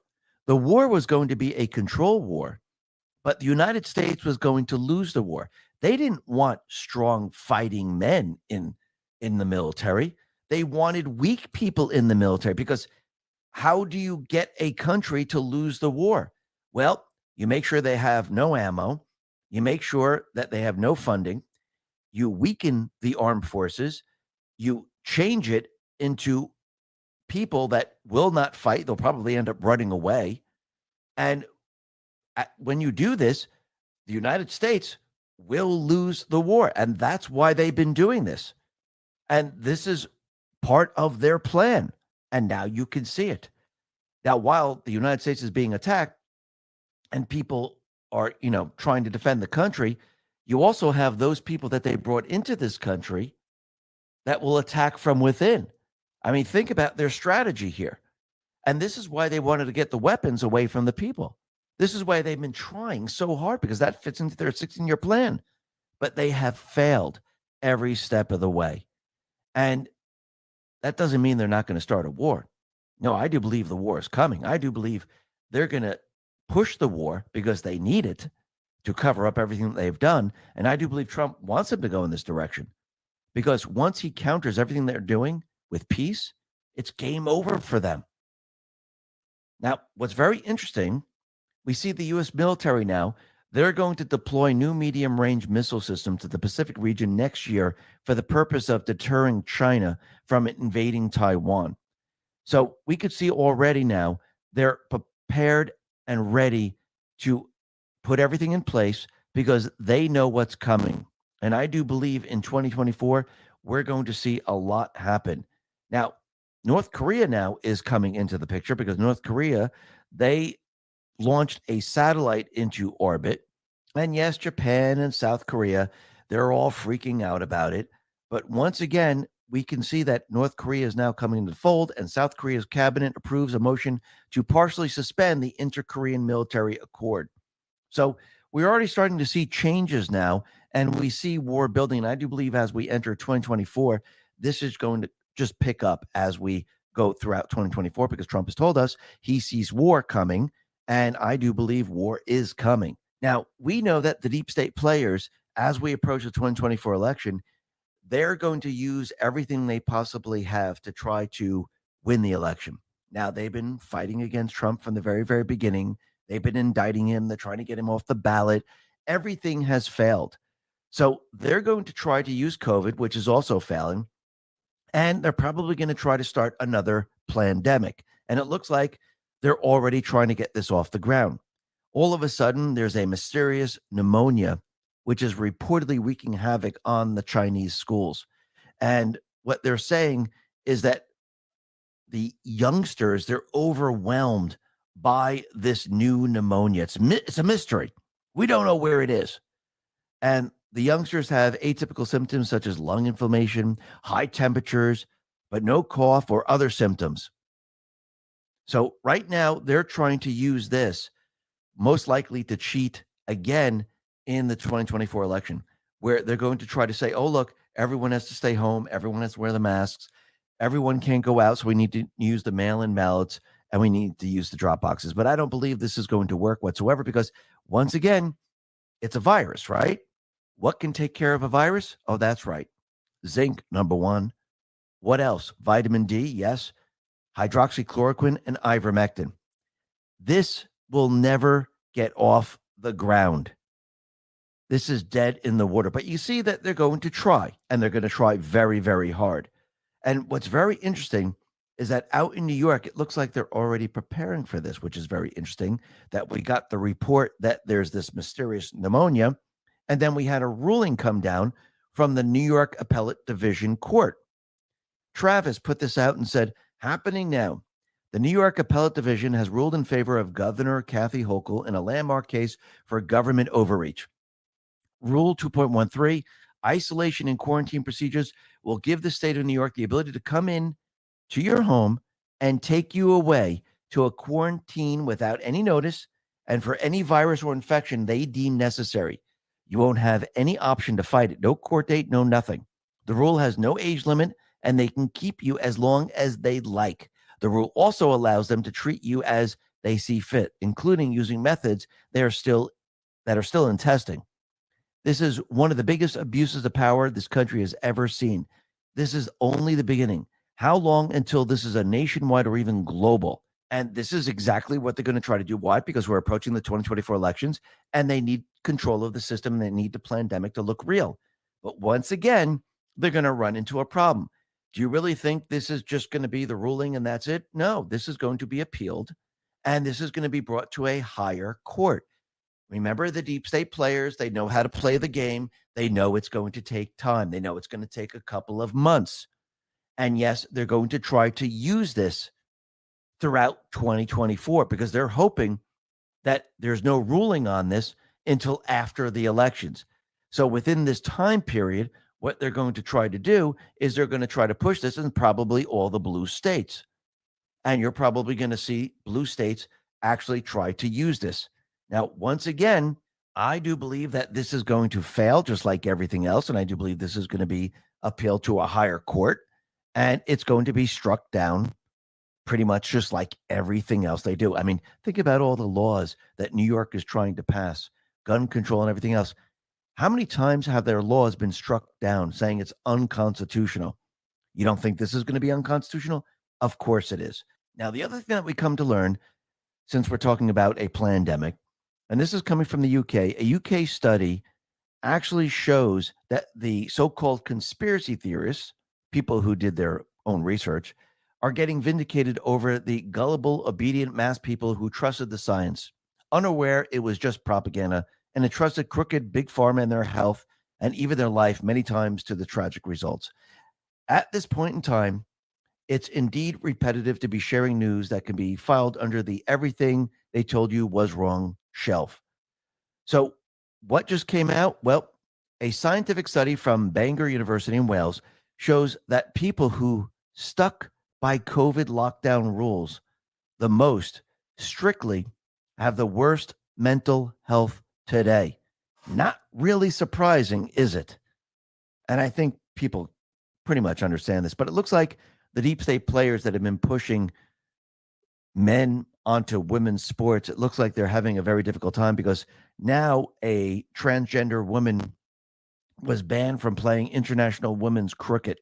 And I do believe every single sport organization needs to fight back. And the women who are on these sports teams, they should most likely sit out. So if there's a swimming match, the women shouldn't dive into the pool. If there's a game, the women shouldn't play, to show that, listen, we're not playing with a man. There's no reason to do this. And I do believe the women would win out in the end. Now, the other thing that's very interesting is that we could see the deep state players, they keep saying the conservative people are racist, Trump is racist, but actually they're projecting their racism on everyone else. And it looks like you could see it as clear as day when you look at the propaganda outlets. Look at Forbes. This is their article, 3 Ways to Decenter Whiteness in Your Workplace. I mean, really think about this for a second. DC Drano responds to this and said, imagine if Forbes published a headline saying 3 ways to decenter blackness in your workplace. Or what if Forbes says 3 ways to decenter Jewness in your workplace? It's racism, pure and simple, and Forbes should be ashamed. Absolutely. Doesn't anyone else see this? They are racist. They're showing you right now. And the other thing that's very interesting, it looks like the military is now threatening the soldiers with their military career if they decide to go to a conservative seminar or something like Charlie Kirk's Turning Point, because there was a letter that was put out there, and Charlie Kirk put this out on X and said, leadership at Air Force Base in North Dakota warns airmen not to attend rally featuring Turning Point actions Tyler Bauer or risk jeopardizing the military career. The DoD has declared war on conservatives. Congress should immediately investigate this absurd, unhinged threat. Don Jr. responded to this and says, unbelievable. People need to wake up to the fact that the radical left has fully taken over our military leadership. Republicans in Congress should immediately investigate this blatant discrimination against conservatives. Enough is enough. Absolutely. But I do believe the people of this country, they're seeing this all play out. And the people needed to see all this play out. They needed to see how the deep state players hid the January 6th video so you couldn't see anything. This way, when people look at the January 6th political prisoners, they realize, wait a minute, they are hostages because they did nothing wrong. The people now are starting to realize that it wasn't the MAGA people. It wasn't Trump.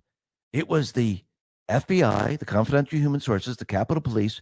They were the ones who staged the insurrection. They're the ones who dressed up like MAGA people. They're the ones who caused all these problems. Everyone else was peaceful. They're the ones who pushed and pushed and pushed and actually broke windows, opened doors, brought down barriers. They're the ones who caused these problems. And Trump, he put this out and said, Mike Johnson's courage will vindicate hundreds of January 6th political prisoners. And he's absolutely right. But what's very interesting is that A January 6th body cam video of a Metro DC police officer telling his fellow colleague, "We go undercover as Antifa in a crowd. It's been confirmed. It's authentic." Take a listen to what this person says. Well, we go undercover as Antifa in a crowd. So can you put that back in? All right, thank you so much. Yeah, it feels better. So once again, here we have the police dressing up and pretending to be something that they're not and causing problems. They are the cause of all this. And when the other tapes are released and everyone starts to see the videos, people are going to say, holy crap, I see what they did. They had an insurrection on November 3rd. They needed to cover up their insurrection, so they created this chaos. And that's what they did because they needed an event to take control of the voting, of the counting, because they didn't want Pence to send the votes back to the legislature. So Nancy Pelosi took control. Remember, she was responsible for the security in the Capitol. That's her responsibility. It's not Trump's responsibility. It's her responsibility. And yes, it's on record that Trump authorized the National Guard. He cannot disperse the National Guard. That's Pelosi. And she didn't do it. Why? Because she wanted this. Because she knew if these votes went back to the legislators, people would find out that they cheated in the election. So they couldn't have it. And now the people are seeing the truth. And yes, the polls are showing that people are learning the truth. Rasmussen Reports put this out and said, how likely is that undercover government agents helped provoke the Capitol riots? April 2023, well, Dems 59%, Independents 62%, GOP 74%, all voters 65%. January 6th, 65% now suspect feds provoked the riots. 65% of the people are getting it. The people understand, and they're going to see more and more, and this number is going to go way, way up. Now, the other thing that's very interesting is we can see the deep state players. They are now attacking Trump on his age, and they're trying to make the case that he's old. And this is why Trump went out, and actually The Atlantic put this out and says, has anyone noticed that Trump is really old? He's younger than Biden, but not by much. So they're trying to convince everyone that Trump is old. Trump doesn't have his physical ability. He can't pass a cognitive test. And I do believe this is why Trump went out and said, okay, let's prove it, man. All right, you're telling me I'm old? Listen, I passed my physical. I'm physically fit. I have my mental abilities. What about Biden? Does he? Well, I do believe he is now forcing Biden to take this test. Now, I don't mean Biden's going to come out and say, okay, I'm going to take a physical. I'm going to do this on my own. I do believe he's forcing the D's to do this to Biden. That's what I do believe he's pushing right now. And I do believe in the end, this is why Trump, when he was down in Texas, right before the inauguration of the resident, this is why Trump said the 25th Amendment is not going to affect him, but it's going to affect Biden. And we can see Jimmy Kimmel right now. He has been mocking Joe Biden's age because it's Joe Biden's 81st birthday. And it looks like he got the all clear to make fun of him over and over and over. And I do believe in the end, we're going to see a change of batter. Now, the other thing that's very interesting, Greg Price put this out on X and says, Charleston, South Carolina just elected its first Republican mayor since 1877. Williams Cogswell, a former GOP state representative, defeated incumbent Democratic Mayor John Tecklenburg in today's runoff election by less than 1,000 votes. Wow, that is absolutely amazing. And the other thing that's very interesting is that a Trump-appointed federal judge in Pennsylvania ruled that undated mail-in ballots can be counted in 2024. Now, Trump appointed this person, but did someone get to this person? Because does that make any sense? Any undated mail-in ballots can be counted in 2024 election? I mean, really think about this for a second. Rich Barris responded to this and said, that's a great way to fabricate late arriving ballots when you are down. You know what the former congressman from the state and Philly election judges were charged with before the 2020 election? Think about that for a second. So, I mean, really, look what they're doing to cheat in the election. They're pulling out all the stops, but I don't believe it's going to work. And I believe that Trump has a plan to protect the elections. I do believe he has to show that paper ballots work, that paper ballots show the actual results, and people can be confident in the election with paper ballots and one-day voting. And I do believe he's setting this all up so when 2024 rolls around, we can use paper ballots, because I do believe war is coming. The United States will be attacked, and he can show the people, look, paper ballots works. One-day election works. Do you feel confident in the election? Everyone can watch the counting. It's completely transparent. And yes, once people see it, they will be able to usher in a system that is separate and apart from what the deep state has set up. But listen to what Trump said about voter ID, about the deep state cheating, and how we have to go to paper ballots. Take a listen. The left Democrat politician has ever been able to explain why their party is so rabidly opposed to voter ID. And that's the biggest giveaway of all, that they are cheating on a monumental scale. They don't want voter ID because they want to cheat. For years, Democrat politicians have claimed that voter ID is racist, but there's nothing racist about an ID. And the suggestion that Democrat voters are incapable of getting driver's licenses is one of the most offensive ideas in American life today. What century are these radical Democrats living in? Americans of all colors and creeds are fully capable of obtaining identification, which is required to drive a car, buy a beer, see an R-rated movie, get on an airplane, get a bank account, check into a hotel, and even to get cold medicine at a pharmacy. Over 80% of Americans support voter ID. Yet in the last Congress, every single Democrat in the House of Representatives voted to ban voter ID nationwide. So the House of Representatives votes, and all of the Democrats voted to ban voter ID nationwide. That's because they cheat. And with their policies, which are so bad and so destructive, especially to our cities, our inner cities, no wonder they have to cheat, because nobody could get elected with those policies. In the anti-Democrat party, only two things are sacred: open borders and no voter ID. They want open borders to destroy our country, and they don't want voter ID because they want to cheat. There's only one reason why you'd support either of these insane ideas, and that's because you intend to cheat like crazy, and that's what they do. When I'm reelected, we will secure our borders, and we will launch a nationwide campaign to get voter ID in every federal, state, and local election. What we really want to do is get down to paper ballots, one-day voting, and voter ID, and we're going to have safe elections again. Thank you very much. So right there, I do believe Trump is setting everything up for 2024 to show the people that paper ballots is the way to go. Plus, he's already building up the narrative for election fraud. Remember, all these things work together, because I do believe when he goes on trial for election fraud, he's going to turn the tables, because Trump is not really on trial. It's the deep state players. He's going to produce the election fraud. And I do believe he's already building the narrative, because Trump is sounding the alarms about 3,600 duplicate ballots that were counted in Atlanta's Fulton County in the 2020 presidential election. And he's already building this narrative to let everyone know that, holy crap, look what we just found. Take a listen to what Trump said about the ballots. This is very interesting. Fulton County, Georgia acknowledges in a major consent decree that 3,600 individual ballots were duplicated. 36 batches of them were duplicated. That's a lot of crime. 3,600 votes. That's really a lot of crime. When are the rest of these facts coming out?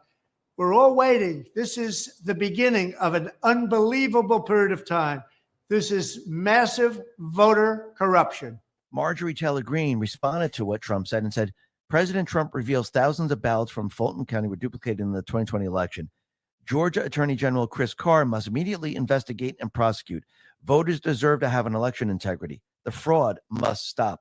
And I do believe this is just the beginning. He needed everyone to see this. He needed everyone to understand that, yes, there is fraud. And he's going to bring this information out, and it's going to build as we get closer and closer to his trials, because he's going to use this to show the American people, and especially those Ds that are watching MSNBC, watching CNN, CNBC, even Fox. He's going to show these people, look, these people cheated in the election. You saw the election interference that they're doing right now with the indictments and trying to throw me off the ballot. Now, if they're doing that now, what do you think they did back in 2020? I have the proof. Now you see the proof. Now, yes, they could fight against it. They could say, absolutely not. I'm not going to agree with this. But as more and more evidence comes out, they're going to have a very difficult time. And I do believe the logical thinking people, they're going to say, okay, there's just too much evidence here. They did cheat in the election. Now, that doesn't mean everyone's going to go along with it. I do believe a lot of people are going to push back, but you can see what's happening right now. Trump has the majority. The deep state doesn't have the narrative. They are panicking. And we have more and more of these individuals calling Trump Hitler, calling him Mussolini, saying that he's going to just round people up. This is how panicked they really are. They're panicked on all fronts. Why? Because they've tried to get Trump every step of the way, and they tried to get him thrown off the ballot. It didn't work. So now they're just panicking, and they're trying to convince people that he's this evil guy. Well, he's just going to use the rule of law to go after all these people that are criminals, because that's what you do with criminals. And you could see that he's setting it up right now because Biden has nothing left. The D Party has nothing left. They're running out of options. And if they keep Biden in this position, there's no way he's going to win because he doesn't have the ability to cheat. So they're going to have to bring in someone that's a lot more popular, that doesn't have the same baggage that Biden has. Because remember, Biden is ruining the economy. Biden's bringing us to war. He has the Afghanistan debacle. He has all this baggage. Now, I don't mean the next candidate is not going to have baggage, but when this person is introduced, it will seem like they don't have baggage. And you can see that Trump, he is now pushing them to do this. Listen to what he said about Biden and about what he tried to do to Trump to get him off the ballot. Biden is very concerned. He hoped he could find a Democrat judge to do his dirty work and illegally remove my name from the ballot. But the 4 biggest cases to strike us from the ballot have officially been defeated. The verdict is in. Joe Biden will be forced to face Donald J. Trump in the 2024 election, the most important election in the history of our country. And judging by the polls, we're going to beat him in a very massive landslide. We have no choice, because if we don't beat him, we're going to have a country that is a total disaster where it's heading right now. It's already there. So now let's show Crooked Joe just how badly he's going to lose by crushing our fundraising goal for the month of November. Think about what Trump is doing right now. He's using fear. He's saying, listen, Biden, you came after me. You got nothing left. You have no options. You tried everything. Yes, you can. We know you're going to cheat in the elections, but you don't have the ability to cheat enough to override the amount of people that are with me right now. And you know it because you see the internal polling. So you can either stay in the race and try to beat me, which it's not going to work, or the deep state might take you out. And the deep state might say, okay, I know Biden wants to say, I know he thinks he can beat Trump, but we know there's no way. We're looking at the internal polling. We got to get rid of him. We got to remove him. And I do believe that's exactly where we're headed right now. And you know what's going to be the topper on the cake? Remember, Biden, he had the border wide open. I do believe when the event happens in this country, and we already had something happen near Canada at the Rainbow Bridge. Don't know exactly what happened there. Yes, a car exploded. We don't know if it's explosives. We don't know if someone just ran into something and the car exploded, but it's very, very suspicious. But we'll wait to see exactly what happened. But I do believe we're going to see a major event in this country. And everyone's going to look at this event and look back and go, holy crap, it was someone who came over the border. We didn't know they were in here. And they created this event and people got hurt. And I do believe this is going to be game over for Biden. But Trump, he put this out on Truth. He said, DOJ and FBI's attack on me leaves our nation vulnerable to greater threats. And what's very interesting is that just yesterday, we had CBS saying increasing terrorist threat to New York State. So this was an intel bulletin. They put this out, and then all of a sudden, we had this car crash into the Rainbow Bridge and explode. Now, there are some people out there saying there's explosives, some people saying this was just a driver that lost control, hit something, and the car exploded. So once again, we'll have to wait to see what this really is. And I do believe they'll be investigating all of this, and they'll let us know what it is, or maybe not. But I do believe we're going to see other events occur in this country. And yes, it's going to lead us back to open borders. And where does this all lead? This all leads to the 2024 election. That's what this is all about. That's what this entire show is all about. Trump, he put this out on Truth. He said the following: the stakes in this election could not be higher. Next November, you have a choice between more poverty and weakness under crooked Joe Biden or peace, prosperity, and strength under President Donald J. Trump. And that's the decision people are going to have to make. And the only way that people can make this decision is to have everything play out. And I do believe in the end, Trump is going to have to protect the elections to show the people, look how paper ballots work. Because remember, people forgot all about paper ballots. People haven't seen paper ballots in a long time. They haven't seen counting at the local level for a very long time. I do believe Trump needs to show the people this. So this way, the people moving forward say only paper ballots. And that reminds me of Post 4951, this is November 12, 2020. It says, how do you show the public the truth? How do you safeguard U.S. elections post POTUS? How do you remove foreign interference and corruption and install U.S.-owned voter ID, laws, and other safeguards? It had to be this way. Sometimes you must walk through the darkness before you see the light. And I do believe that's exactly where we're headed right now. And the people, they must see it. They must understand that paper ballots, that gives you a free, transparent election. And people can look at the paper ballots and recount them and recount them and recount them, and they can come up with the same exact results. Compared to the computer systems, compared to the mail-in ballots, compared to everything the deep state has put into place. And I do believe in 2024, the people are going to see the truth. And the people are going to see everything that the deep state has done. And the people are going to say, you know something? We're with Trump. And I do believe Trump, he wants the people on his side, and he wants to show the deep state players, I got everyone.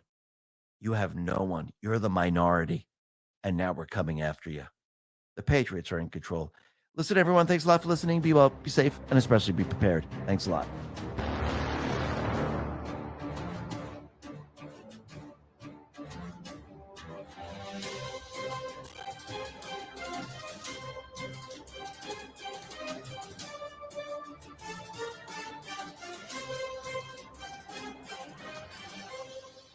All right, and that was today's X22 with Dave. Up next, our last one of the evening, unless something really good drops in my lap. All right, we're going to hit up Space Shot, Machiavelli, Lisa B. I think Cue Ball is also going to be with them tonight. I'm not positive, but I believe so. And let's go ahead and get these guys fired up and going. These guys do the dives right there with you, and they're full of knowledge. So let's do this. Here we go.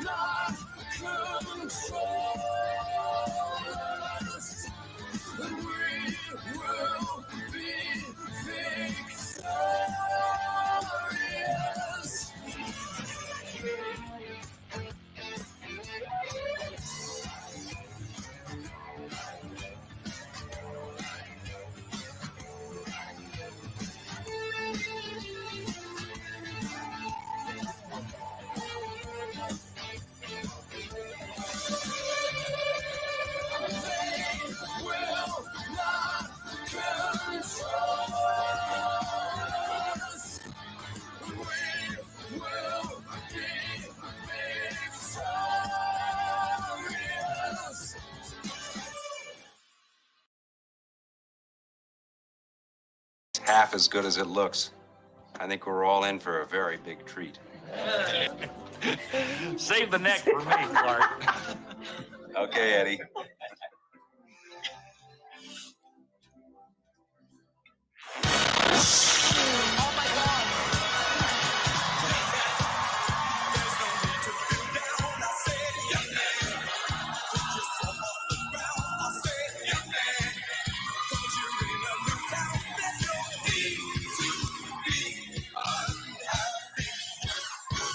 This turkey tastes half as good as it looks. I think we're all in for a very big. Go back to Telegram. All right, give me 1 second. All right, Lisa's sounds better. All right, ladies and gentlemen, here we go. Our movement is about replacing a failed and corrupt political establishment with a new government controlled by you, the American people. The Washington establishment and the financial and media corporations that fund it All right, so I just played this exist little for only video for one everybody, reason, to while protect they were waiting. and So they're enrich listening to itself. The establishment has trillions of dollars at stake in this election. For those who control the levers of power in Washington and for the global special interest, they partner with these people that don't have your good in mind.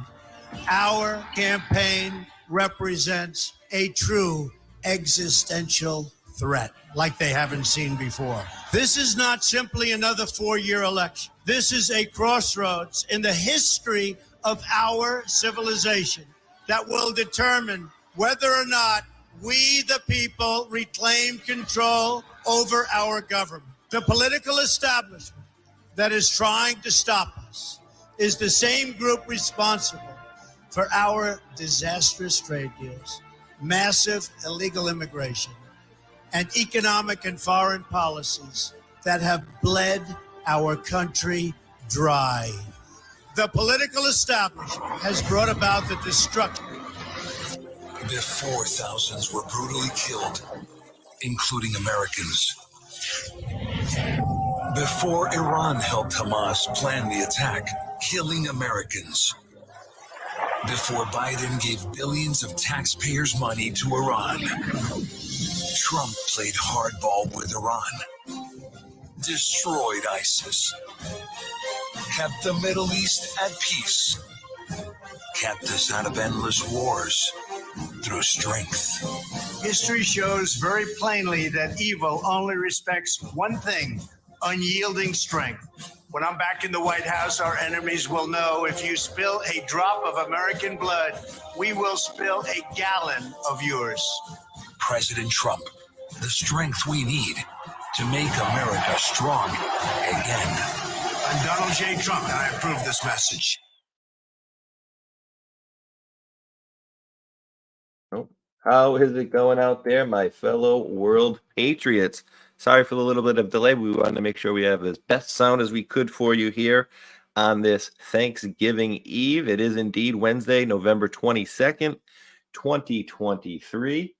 And of course, we have episode 94 of Hold the Line. Oh, sorry about that. So, of course, we have Miss Lisa from across the pond and Mr. Mac. So, of course, let's bring in Miss Lisa first, because Mac always insists ladies first. How's it going today, Lisa? Well, very, very busy day, and yeah, we're starting newly, so it just seems like one continuous trip right now. But looking forward to the show. Good evening, everybody. Yeah, absolutely, as always looking for it. And I got out of work at like 1:30 today, so we decided we could come out a little early. We could give us at least a good solid 2 hours. I know Mac always likes that extra little time what we got there, brother. But so here we are, and we got plenty of time tonight. And welcome in, sir. How you doing? Great. Happy early Thanksgiving to everybody. Thanks for having us on the show. Space Shot as usual. Lisa, great to see you, and looking forward to a info-packed discussion. And thanks for everybody that tunes in. Let's get into this. Yes, indeed. Let's rock this. Now, you guys may be noticing that the date is indeed November 22nd, and I think we'd be remiss if we didn't. I would definitely not say celebrate, but pay homage to President John F. Kennedy. And this is, as I guess, some of the stuff that they put together or whatever. I think it looks a little bit better when it's not as zoomed in. But 60 years ago today, guys, is when they took out John F. Kennedy right out in the public, right in front of everybody to see. Now, as I was watching this and was recording this last night to put on here, you guys, I'm sure, have heard of the theory, like, that they basically faked this, and that, here you can see him waving, but then after the sign is when they faked them and put in like a body double. I don't know if you guys have ever heard this idea, but you can see him moving right here. But then when we get to a certain point, once you see him, he literally looks like he's like a dummy, and he's not moving at all. Maybe he's like kind of stuck from that first bullet or whatever. But in any event, we lost a great president that day that was doing things that the deep state didn't want, similar in the vein of Abraham Lincoln was allegedly doing things that they didn't want either. Oh, my heater's cracking off over here. And President Trump, as we all know, guys, is right in that same ballpark. And we know for sure that they have tried to take him out at least 3 times that I can count. And I know there had to have been more. So yeah, just remembering John F. Kennedy on this day, 60 years later. So let's start with Lisa, then we'll switch it up, Mac. Lisa, anything you wanted to mention about John F. Kennedy, or this day, or what this means? And I think we are a little bit, talk about maybe a little bit coming full circle, perhaps playing out the vision that he had many years ago, possibly being played out in slow motion, I might add, and not only just this video, but the reality that we're living today, slow motion, getting back to where we need to be as a country, and maybe getting to be more how we should be, right? So maybe they're getting rid of that CAA in slow motion format. But what do you think, Lisa?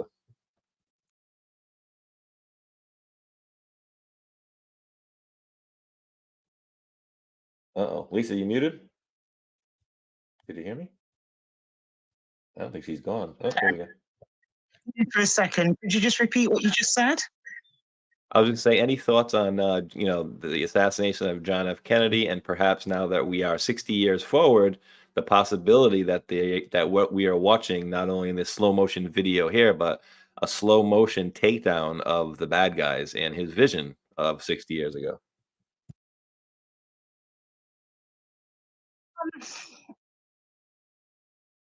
I think there's similar things going on. It is rumored that was when they show the cadaver of his body, if you watch A Rich Man's Game, which is the long documentary on his supposed death, it does look like somebody else. We know that there's lots of anomalies that are connected with this particular situation as well. So I urge everybody to just do your own research. But for me, there are too many anomalies. Yes, it looks like somebody gets shot. It's like, is that him? I don't know for sure. And we also know that they didn't like what he was doing. A lot of his policies, a lot of the things that he was suggesting. Also about having the dollar again backed by precious metals. He said that a day before this actually happened. So putting a spoke in the works for the cabal. We'll see. What are your thoughts, Mike? Yeah, it's I recommend everybody watching the documentary JFK to 9/11. And there's a certain particular scene in there where there's 2 angles of JFK, one from the usual side that we've always seen, but there's one from like across the yard. I don't know what you call it, the courtyard there with the grass. And what they ended up doing and shown in the documentary is they spliced the video, because they actually stopped, like right there, you see it spliced. They stopped, and that allowed for them to shoot JFK probably the first time, and then you have the second shot after that. So why would they stop, right there? It's a total like security thing where you don't do that. So it plays in, was it an inside job? And we've all heard the theories, and I firmly believe that there was an inside job here, along with probably some other stuff that we don't even know yet, but it's terrible. Lyndon Johnson was a part of that, and some other people. Yeah, and you know what I was noticing too, Lisa, I see you unmuting. What I noticed too was really weird about this. The whole thing, everybody knows Jim Garrison or Kevin Costner back and to the left. His head went back and to the left, right? So he's actually, obviously he's traveling from here left to right on the screen. And allegedly that shooter was like, over his shoulder, if I'm not mistaken. It's either over his left or right shoulder. But in any event, he's getting basically, if it was the left shoulder or for the far left side, you could see that. But wasn't he more on the right side? And it just seems so weird that like the amount of, I don't know, the amount of matter that blew off the side of his face there. I mean, obviously I've never seen anybody shot in the head or the face or anything like that before, but it just seemed like a lot of skin right there, like that. It just came peeling off. And maybe that's, unfortunately, maybe that's a thing of war, that that's what happens. But what do you think, Lisa? Any more thoughts on that one? I don't have the answers, but I would tend to agree. And it looks like there was probably more than one shooter, particular day too. You don't say. Yeah, absolutely. It wasn't Bush one of the Bushes there as well?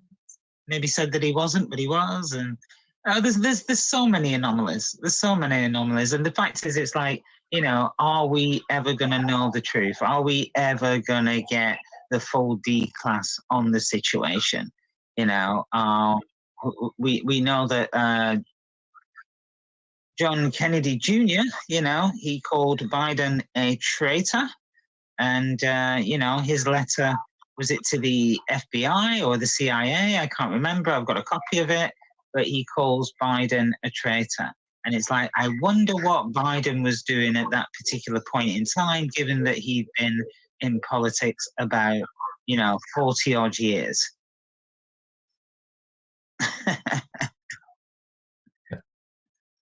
Yeah, I do recall what you're talking about too. And I think it started off, you are a traitor to your country.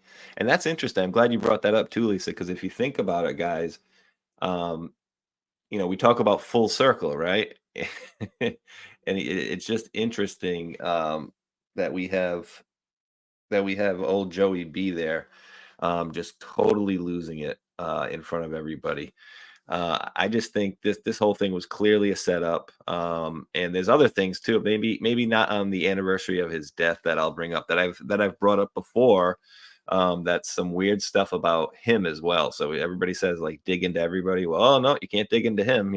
There's apparently people that you're not allowed to dig into, but we should be able to dig into anybody, whether it's President Trump or not, right? So like that's up to us. And I've said it from the beginning, and I'll hold that till the very end. I don't care if it's found out that President Trump did some stuff that we found out and we got 100% solid reporting on it. Guess what? I probably can speak for Lisa and Mac, knowing them.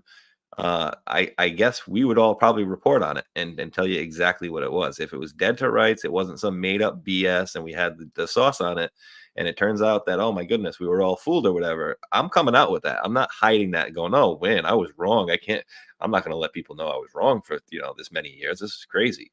No, we need to be able to basically investigate anybody, and we need to take the feelings out of the matter.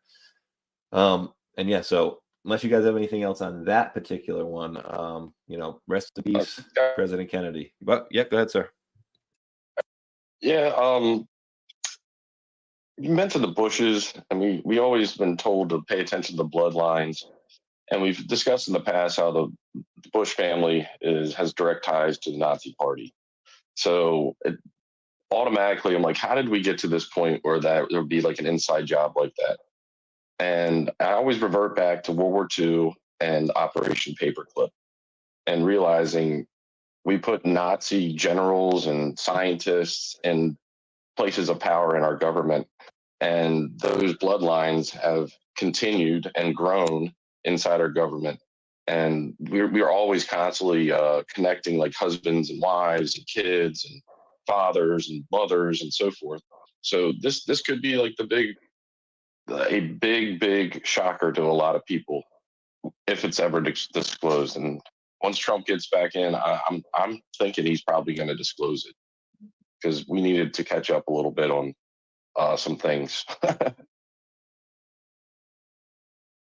Absolutely. Oh, let me unmute for them. Yeah, absolutely. And the other thing is too, didn't they just make it like the rest of it, classified for another 80 years or whatever? It's ridiculous. And that's what they're hiding. They're complicit in hiding all the stuff that they do. So if you do like a little round robin fashion here, right? Like the election stuff, obviously they hide that stuff. Just like the guy, and we'll probably get into him a little bit later, but the new president of Argentina, he comes out and he made a perfect statement, which was, hey, it's just like with Trump. He didn't say that part, but he said it's like if something happens between them, well, they go online and they champion something else, and everybody just kind of sweeps it under the rug. But if it happens to us, we get attacked. So it's very similar that we're seeing all this stuff with Biden right now, and President Trump, right? If the shoe was on the other foot, and if we had a real legal system, President Trump wouldn't have one indictment right now.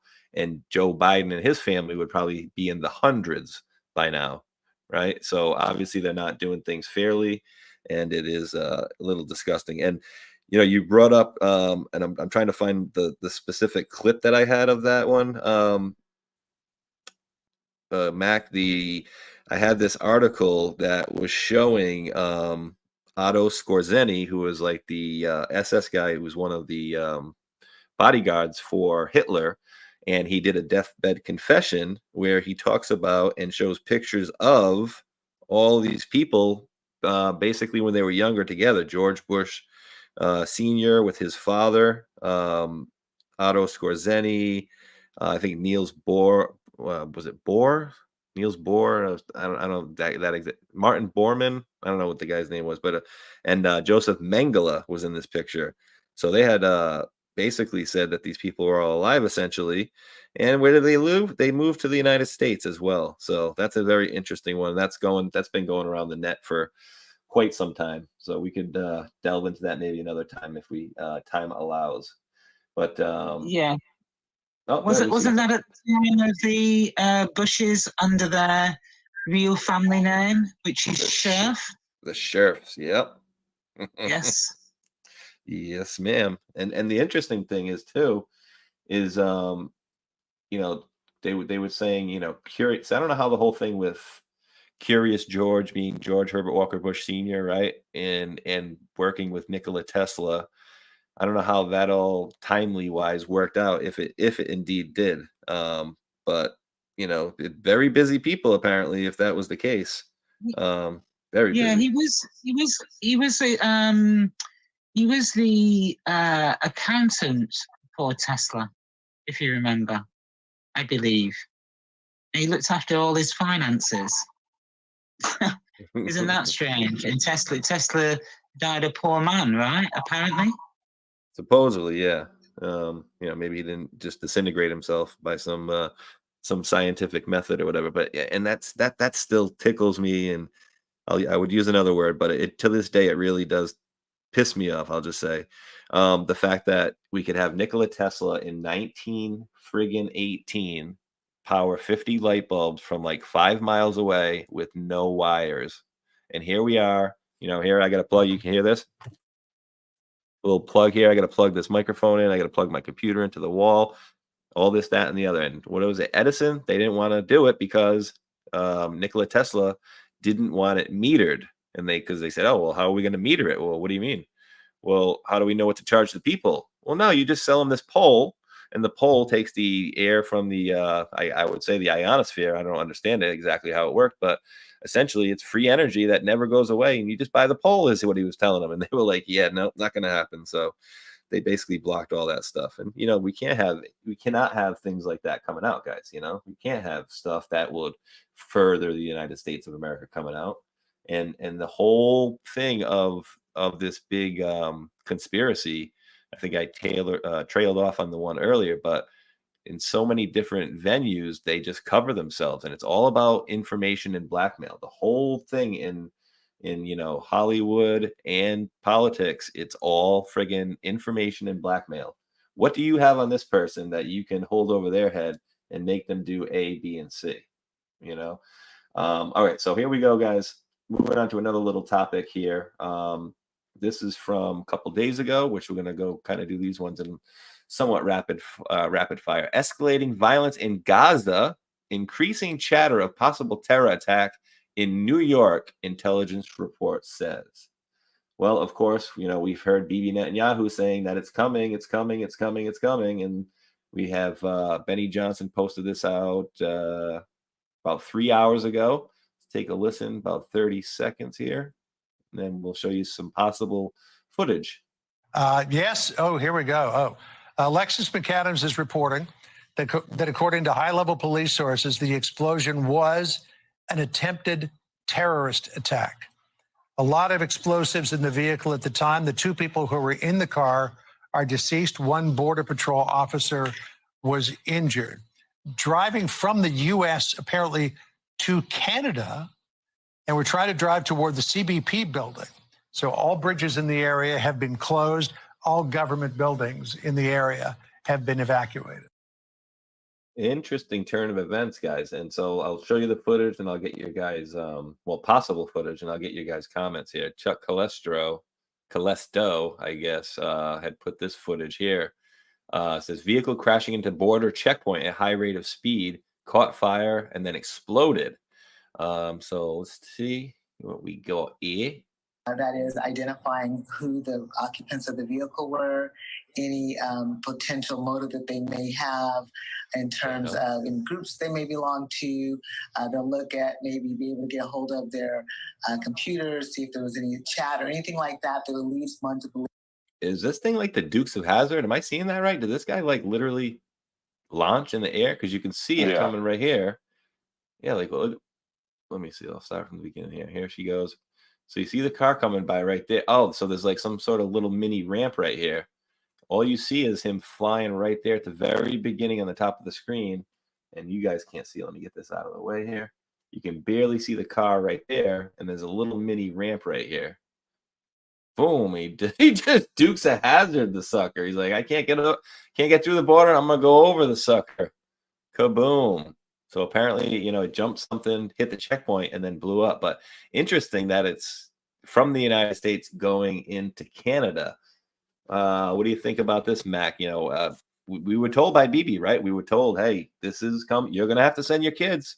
This is coming to your land. It is coming to your. I mean, when they tell you like that over and over, at a certain point, you have to believe them, right?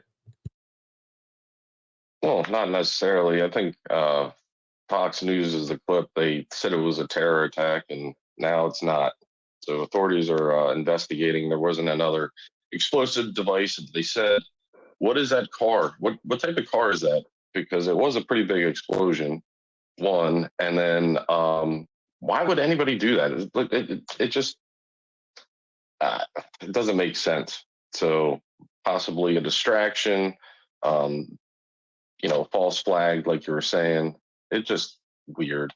The fact that it would make sense if it was a terrorist attack, but the fact that they're saying it's not now is a little strange. So as this develops, we'll find out more and more. Yeah, Lisa. I don't know.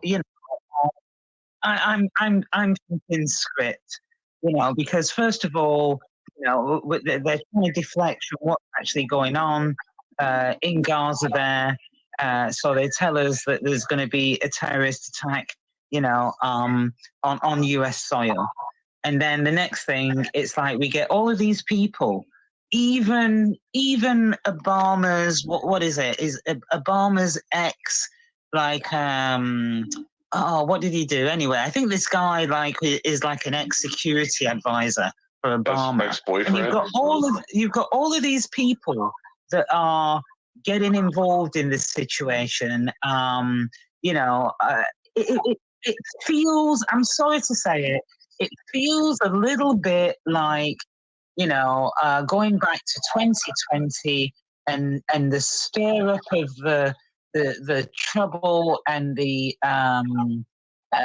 spinning of the narratives when it comes to Antifa and Black Lives Matter. That's how it feels to me. That's my honest opinion, because you've got all of these people stepping in, you know, one on one side, one on the other.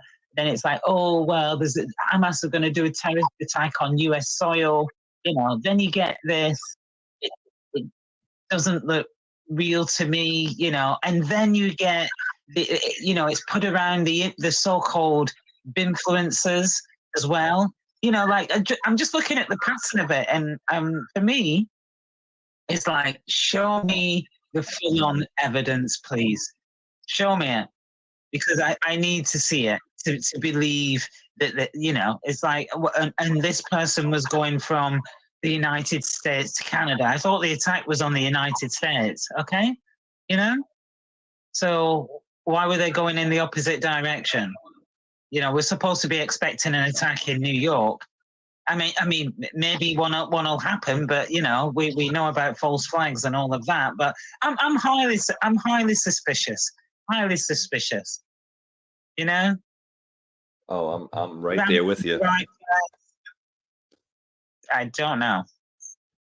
Yeah, Mac, I'm right there with her, because I'm thinking they want us to be heightened, right? They want to have our senses heightened and worried about this stuff, and that's what it is. It's constant. Like I'm a firm believer in that thing. You know, I don't think it works exactly like that. Like the whole law of attraction, the secret thing, right? Like what you concentrate on. It's not just that easy. It's, in my opinion, it's what you truly believe will happen. Kind of you draw to you. And I think that's what the dual purpose of these false flags is to keep people in a constant state of fear 24/7, because we know even at the DNA level, right, shuts down your hypothalamus, your main what the hell the word is there, your gland or whatever, your hypothalamus gets shut down. You go into fight or flight, and that's what they want us to be, in this constant state of fear, so they can get their ideas and plans through, problem, reaction, solution, like David Icke, right? So they create the problem, they already have the solution, and then they get the reaction from us. And also, like I mentioned, to keep us in that heightened state of fear always. So yeah, it's never ending. And that's why we need to have control of the media, because the media is just, well, they got an open door to lie to us. And if anybody doesn't believe that, look up, Fox News lawsuit going to court over the bovine steroids. Had to rewrite a story 72 times, had to write non-disclosure agreements, took the non-disclosure agreements with them instead of signing them. So many times that these people lie to us. But I think that you guys could be onto it. I think you're onto it, Mac. I think Mac and Lisa, that this is like a distraction and keeping us, ready for the next one. You know what I mean? And here we are, holiday time, Yeah. Wouldn't it be shocking if it was a Tesla or an electric car and the person was like on auto drive or something? That would be like, and the explosion itself was ridiculous. It looked like, it was like, I've seen videos where people like fly into, or they don't fly in, but they come in their car and they hit the toll section and the car doesn't even explode. So I'm thinking, based on the evidence, that, and I got to look at the chemistry of it, because the flame, they showed it, has a certain like orangish tone to it. And I wonder if it's a lithium battery fire. I'm just saying. I have no idea. A lithium battery fire, they're very difficult to put out. I don't know if you remember, but every time there's been a fire in a Tesla, they're using gallons upon gallons upon gallons upon gallons of water. It's very difficult to put out. That's why they don't transport lithium batteries in the same way as they transport everything else, because it's a fire hazard. It burns for a long time, and it's not your norm. It's not like a wood fire or anything like that. When you try and put it out, they have difficulty doing that. If you notice if there's a fire in Tesla, it's just burnt out completely, because it's been burning for so long. But have a look. There's a big difference between a lithium fire and a normal fire. 100%. So, Yeah, and this is interesting. My buddy Hulkinator had dropped this one. This is a different tweet, but it's the same video as the ass end of the last video I just played you guys. And this one is saying that, which is interesting. Here we go. Back to tab. It says strong explosion reported. Incident involves vehicle entering U.S. from Canada via Rainbow Bridge in Niagara Falls. Access closed in both directions. So we got shoddy reporting in one side or the other, because one's saying it's coming from the United States and the other one's saying that it's coming from Canada. And then another one says insider paper, Hulk had dropped again, says photo after reports of incident involving vehicle coming into the U.S. on Rainbow Bridge in Niagara Falls, New York. Governor Hochul says being briefed on incident, all 4 international border crossings between the U.S., Canada, and Western New York are closed now. Wow. Was that the car? I mean, shit, what is left of that thing? Is that pieces of it? Is that pieces of it over there? That's just, I mean, what was in this thing? That's what we need to know. What was the explosive that was in this thing? Yeah, well, that's what they're like trying to. You got Fox News trying to be the first to do that. I think they did that during the 2020 election. So they're pretty fraudulent in reporting altogether. And they say according to top officials in the police or whatever, then the FBI is now involved. Now they're saying that there is no terrorist attempt and there was no second explosive device. And it just doesn't make any sense whatsoever. It sounds to me like somebody's testing the water to see how quickly or how well we swallow the narrative. And it's they've messed up. They're reporting, like opposite facts and stuff like that. But don't you think it's interesting that the influencers have picked this up and they've run with it, and we've got different information coming out? Do you see that? For me, it's like, come on, they've done this before.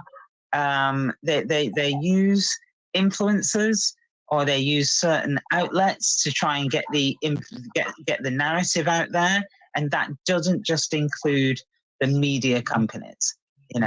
Social media is a big influence, remember. So I'm just wondering, if you put the whole circle together of the people that are reporting this, or that were the first to report it, and then look at all of these different facts, let's say, if you can call them facts, then I don't know. I think something smells right here. Really. Yeah. Oh yeah. I agree. And look at this one. It's like the castle's crumbling a little bit to support what Lisa's saying. Like, if you pay attention, you're able to scan on what things are going on. You have those people that are accounts that will post out like just breaking or what just happened, and they put it in. And then you have the people that you can't. I mean, sometimes you can't even find it online. I mean, I saw one today that there was like some Chinese aircraft carrier that was on fire, and I couldn't find any validation to it. So we have to understand that there's this distraction, we'll call it, that you can find truth in certain things, but you also have to sift through the BS in order to find the truth. And you got to like take notes in your head and kind of like pinpoint them, like, oh, I see the connection here and see the connection there. And you just build yourself a nest of truth. If that makes sense. Oh yeah. Absolutely, sir. Let me see. Yep. And I got the screen blocked. I'm trying not to give the folks at home a seizure here, but I have a proof of exactly what you're talking about the other day. That was just so blatantly stupid. Somebody came out and basically said on Twitter, it's one of these breaking accounts too. Breaking news. Basically, they admitted in Arizona that the voting machines were rigged during the election. That's all. It literally said officials in Arizona admit that the machines were not, done correctly or something along those lines. So it doesn't mention a year, it doesn't mention anybody's names, doesn't mention anything at all like that. So it's just like, what the hell is going on here? So I said, hey, can we get any information? Like, what year are we talking about here? And of course, it's one of these accounts that just posts, and they just shit post and shit post and shit post over and over and over again. And, continue to just, perpetuate putting out stuff that's not backed by anything. And I can't find it right now, but I'm not going to worry about it too bad. But yeah, it's getting out of control. So now let's give this loser a win here. Let me see, where is it? Let me get it here. Let's give this loser a win. You guys will know what I'm talking about. John Kirby getting his butt kicked at pretty much every damn meeting that they have at the White House. So we're gonna give him a win. We'll take this as serious, and then we'll make fun of him in a minute, as we know how to do really good. Hi, I'm John Kirby. I usually run from press reports when you guys ask tough questions about Joe Biden, but since I have some good news today, I will be able to put a nice video out for you. And look at my pride when I tell you all of this. Hi, I'm John Kirby, National Security Council Coordinator for Strategic Communications, and today we wake up to good news. A lot more work to do, but it's a good day today. To good news. Thanks to President Biden's personal leadership and involvement, a deal now has been struck between Israel and Hamas to release more than 50 hostages that Hamas has been holding, all women and children. And in the next day or so, we'll start to see them be reunited with their families. This deal will also allow for a pause in the fighting for something like 4 days, maybe longer, we'll see. And also a much needed surge of humanitarian assistance, food, water, medicine, and fuel to the people of Gaza who so desperately need it. Now, there's a lot more work to be done. Even as we're glad to see these hostages get reunited with their families, we're going to keep supporting Israel to make sure they've got the tools and capabilities they need to go after Hamas. We're going to continue to work on increasing and accelerating the humanitarian assistance that's going into Gaza. And of course, we're not going to rest until we can get all the hostages back with their families where they belong. So a lot more work to do, but it's a good day today. Oh my goodness, what a stiff. So we got all this stuff going on, and now they got the pause. But Lisa, I mean, weren't we kind of pausing for the last, I don't know, week and a half, 2 weeks or whatever? Because I know they use that word, and that's funny because that's a word that President Trump has been using to indicate his pause and why he's away from right now. But in my estimation, they were doing some heavy bombing and whatnot, and they've kind of been paused for about a week or so. With this whole situation. And as let me pull this up here too, just to remind everybody right here, guys, just to remind everybody exactly what the team said there. We are saving Israel for last. Very specific reason, not mentioned a single time. So what do you think? We're going to go with Lisa, but whoever's unmuted. Lisa? Oh, it's interesting. Somebody, I think somebody got pulled up, let's say, because they said, this isn't me, this was in the media. Some celebrity, I believe, said that Israel was involved in 9/11. Yeah. So they got pulled in for some form of speech. He said about, they're letting through the aid and all of that kind of thing. And it's like, hold on a minute. Didn't this start on October the 7th? Was it October the 7th? And we're now November the 17th. So therefore, it's like, what I do know is that aid was held up. And they weren't, and Israel said that they weren't letting aid through, if you remember. So is it that the aid has taken this long to get through? And if it has, that's a mighty long time. So why is he bragging? Yeah? Why is he bragging if the people have gone without for all of this time?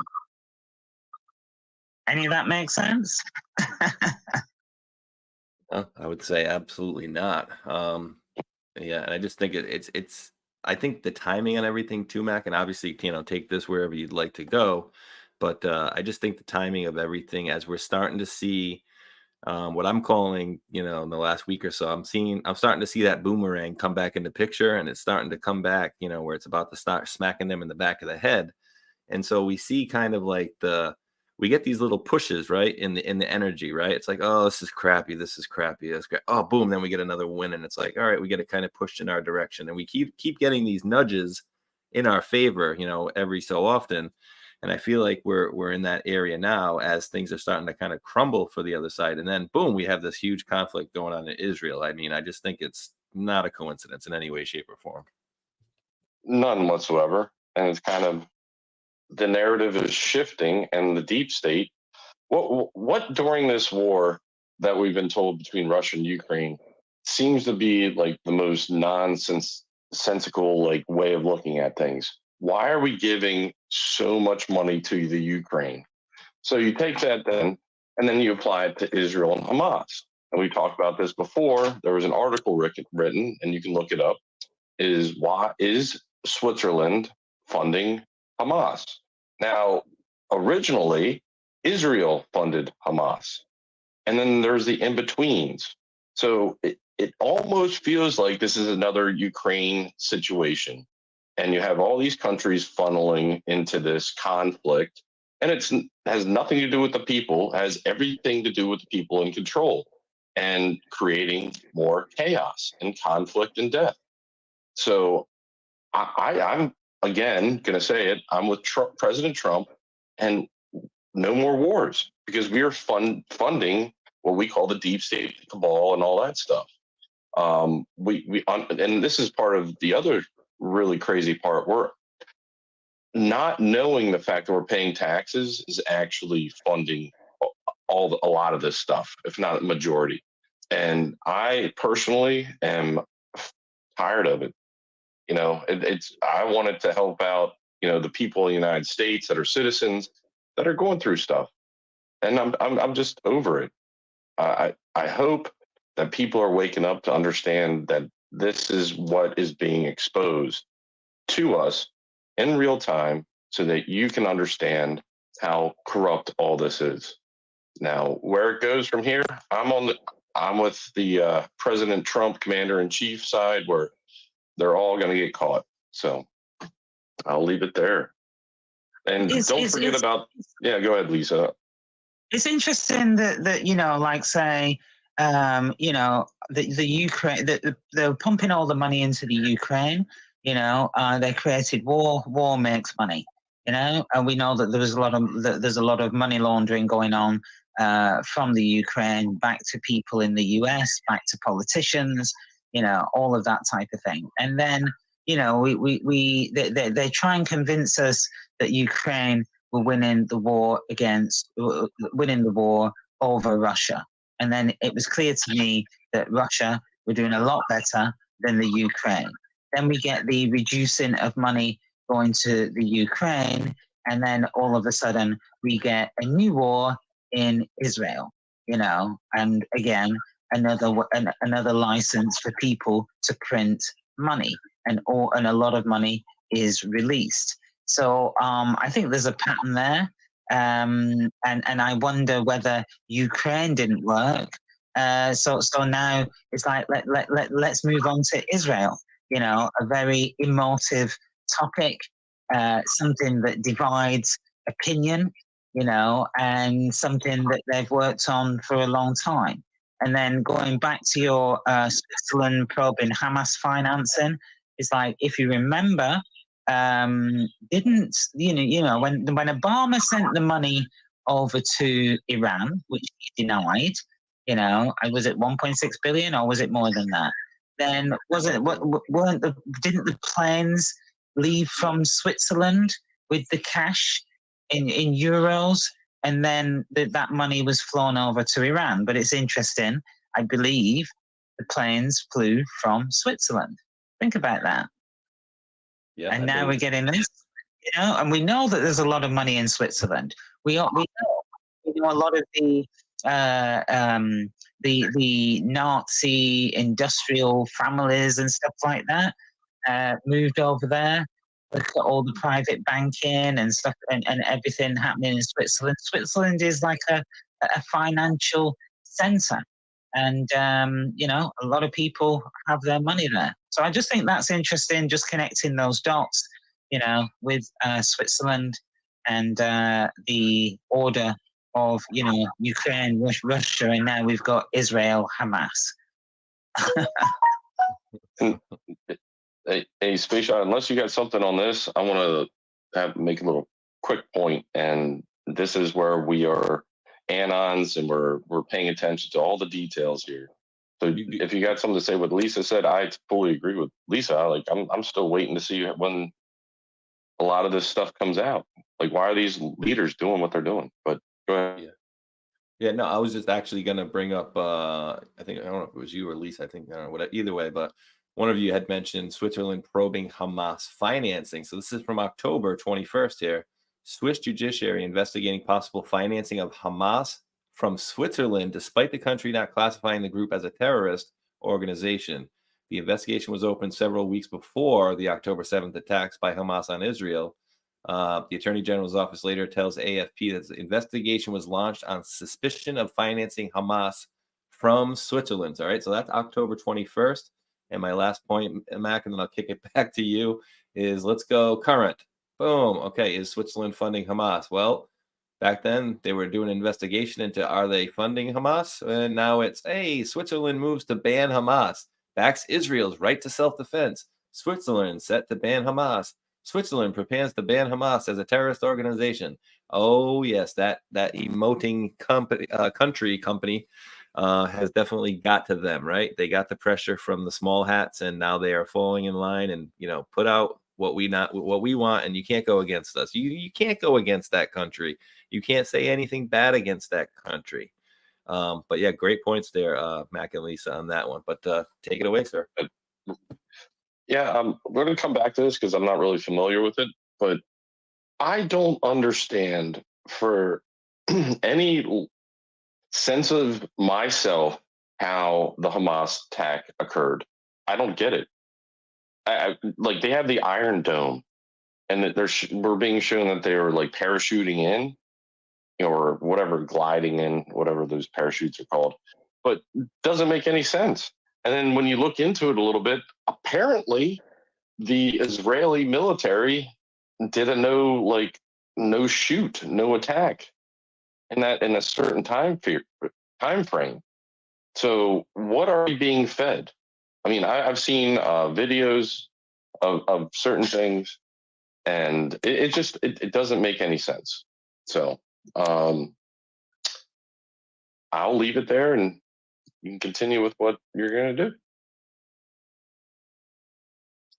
Okie dokie. So let me see. Yeah, so that's out of the way here. And yeah, interesting too what Lisa was bringing up, and you were right. $1.7 billion in cash transferred to Iran. And if you noticed right before that, I was checking because I thought it was 1.8, but if you go to the 1.8 billion, then we have Baltimore received 1.8 billion from Hussein Recovery, American Recovery and Investment Act. Follow the money. Who are the politicians in that area? Who gets all that money? You know what I mean? So, but that and these are the ones with the 1.8 right here. These are the ones with the 1.7s are the ones with the planes and the helicopters and whatnot. And that was another story. If you guys remember too, that story that came out about the Birdman. Ron, I think his name was Perot or whatever, and he allegedly has communications with Joe Biden talking about how they set up the SEAL team. And this was literally a week before I got kicked off of YouTube. So October 15th, 2020. What is up with people holding on to information? If you publicly came out and said it, why would you not release that information? Because when you come out and publicly say that you have it, that's the target on your back. Getting the target off your back is getting that stuff out in the public. I don't know. I feel like that whole thing was like a little honey trap or something like that, because they were all wrapped up. And the person that was doing that interview was Anna Kate. And we know that she had been doing some investigative work, we'll say, some honeypotting herself over there for some allegedly RNC people or Republicans as well. But yeah, craziness going on. And Happy. Oh, actually, I wanted to say something too. Happy. What are you talking about? Eyewitness. Put it down the bottom there. But I did want to ask you guys. You guys know I never ask you for anything except for, and you guys always show up, so I really appreciate it, for prayers. I did see in the chat, and I hate to see this. Our brother, Patriot Mike, suffered an injury, in the last couple of years or whatever, where he hit his head, and the poor guy has like these massive migraines like all the time, and they're very persistent and horrible. And I just saw that he had messaged Wheezy in the chat saying, hey, sorry, I'm not going to be doing chatting for a while because it just, it's killing my head. So if we could all lift up Patriot Mike, guys, into prayer. A very, very great guy, excuse me, who reached out to me to give me a little bit of mentorship on the Lord. So if you guys could definitely give him some prayers, and let's lift him up, and let's see what we can do about getting those migraines away. Because I get two or so of those a year, and I couldn't imagine having them every day. That's just a horrible, horrible thing. So please lift up Patriot Mike, guys. All right. So let's see. You want to see? Oh, go ahead. Sounds strange. Patriot Mike, it's like maybe try some sea salt in water. Often people who get migraines are missing salt, and also try some magnesium as well. If you can get it in nanominerals, as in nanoparticles, magnesium, something called like Okinawa powder or something like that, just try and get a bit more magnesium. And if you don't have issues, health issues that are affected by salt, try salt as well. Try some salt water. That sounds strange, but try it. See what happens. No, Lisa, Himalayan salt. Get that pink, the pink salt. Yeah, that's the good stuff. Now, do you think that would have the same effect for somebody that had like an accident that like whacked their head really good versus somebody that just kind of has migraines anyway? Oh, it could be the same. If it's the same, if it comes from the same mechanism, yes. Nice. But it's possible. Obviously you have to look into it in detail, but just thinking about it, 40,000 foot view, if it's not like literally a nerve that's been damaged or something like that is causing the migraines, and he is getting migraines, then it potentially, or I would at least look at ruling out the fact that it's coming from the same source as people that get migraines. I would look at ruling that out. So, for me, and I'm saying in my opinion, I would try it.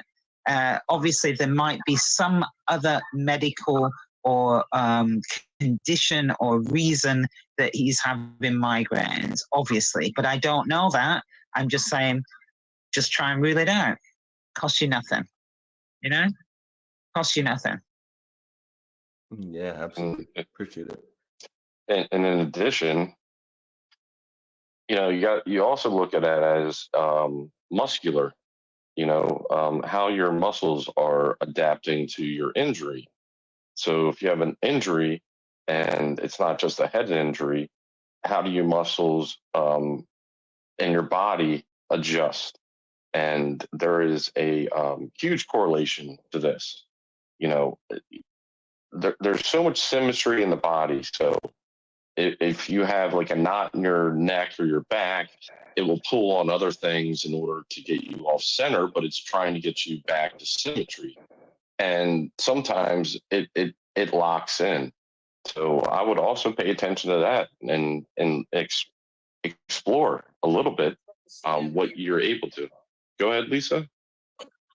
Yeah, I was going to say, like, I'm not talking rubbish here. So you can look up on PubMed Central, so NCBI, NLM, NIH.gov, and look up sodium chloride, migraine, and salt withdrawal, because they've done studies to find that a lot of people who have migraines have, they're lacking salt. And then when you think about magnesium as well, magnesium, you probably get it in tiny amount in the form of a salt. Does that make sense? So, when you get trace minerals and things like that in water or in food, you find magnesium. But I would look it up. I'm really not joking. But there are studies that have been done to show that a lot of people who get migraines are actually lacking in salt. Awesome. Appreciate the good words, and I can vouch for Lisa and Mac's knowledge on the medicine stuff. They turned me on to the sweet wormwood, which in my opinion works excellently. So yeah, appreciate the info there, guys. And Happy was asking about this, and I hadn't seen this, but apparently there's an eyewitness to this quote explosion quick. So let's take a little listen to it. It's like a 3-minute thing, but I don't think we'll have to listen to the whole deal. But this guy is a tour guide for 15 years or something like that. But he said he saw everything, and let's take a listen. Back to Okay. this guy, just to see how things are going rather than stay home and get bigger than I already am. Just to come down and shoot the breeze. I've been a guide here in Niagara Falls for 15 years. Have you spoken to Homeland Security? Did they interview you at all? Yes, the FBI came to my house. I gave them a statement. And then finally, but before I gave them a statement, because I gave the officer my license and he said, I said, if I can help you, he took my license, my name and number. I'm seeing all this stuff on the news that was inaccurate. And the news had already called me, but then they just called. I just had an interview with them. They came to my house maybe 35, 40 minutes ago. Can you spell your first and last name again? Ricky, Rickie Wilson. And that was the FBI that interviewed you? Yes. Okay, thank you, sir. They didn't say not to talk to anybody, but I'm seeing all this stuff that's inaccurate. This is exactly what I saw. There is cameras. I informed them on some of the One Niagara inside, and they should be able to play footage back. But that's what I seen. I mean, given all your years being a tour guide down here, is this just unlike anything you've ever seen? Yeah. Yes, it is. Other than we get people from all over the world who use some interesting stuff, but we love it. Yeah, 15 years. So I'm glad I could help you guys out. There was only 2 witnesses that I know of, me and this other guy, but there were 2 other fellas there. I think they were from Turkey, and they were saying they were seeing somebody kept circling, going in circles, perhaps arguing with somebody in a car. I don't know. All I seen is it go through the air. And it was definitely on this side of the border. It was on this side. Yes, sir. Yes, it was. Right over there by the light. It hit that cement thing. I'm assuming it hit the cement because I seen all the debris. But I mean, how did it get up there? I mean, this thing was up in the air. I know it sounds like I'm crazy, but the car was airborne. And not 3 or 4 feet. I mean, up there. Ricky, the fact that this is all happening, the day before Thanksgiving, busiest travel day, one of them of the year, does that make this a little bit harder? When people don't know what's going on, of course. That's why I'm down here to tell you exactly what I seen. I don't know what happened. All I know is that vehicle was 10, 15 feet in the air before it hit the building.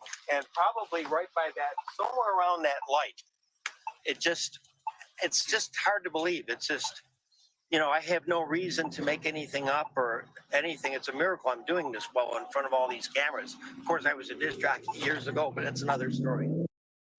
All right, so at least we got an eyewitness that says it was on our side of the border here, because he's in Niagara Falls, New York side.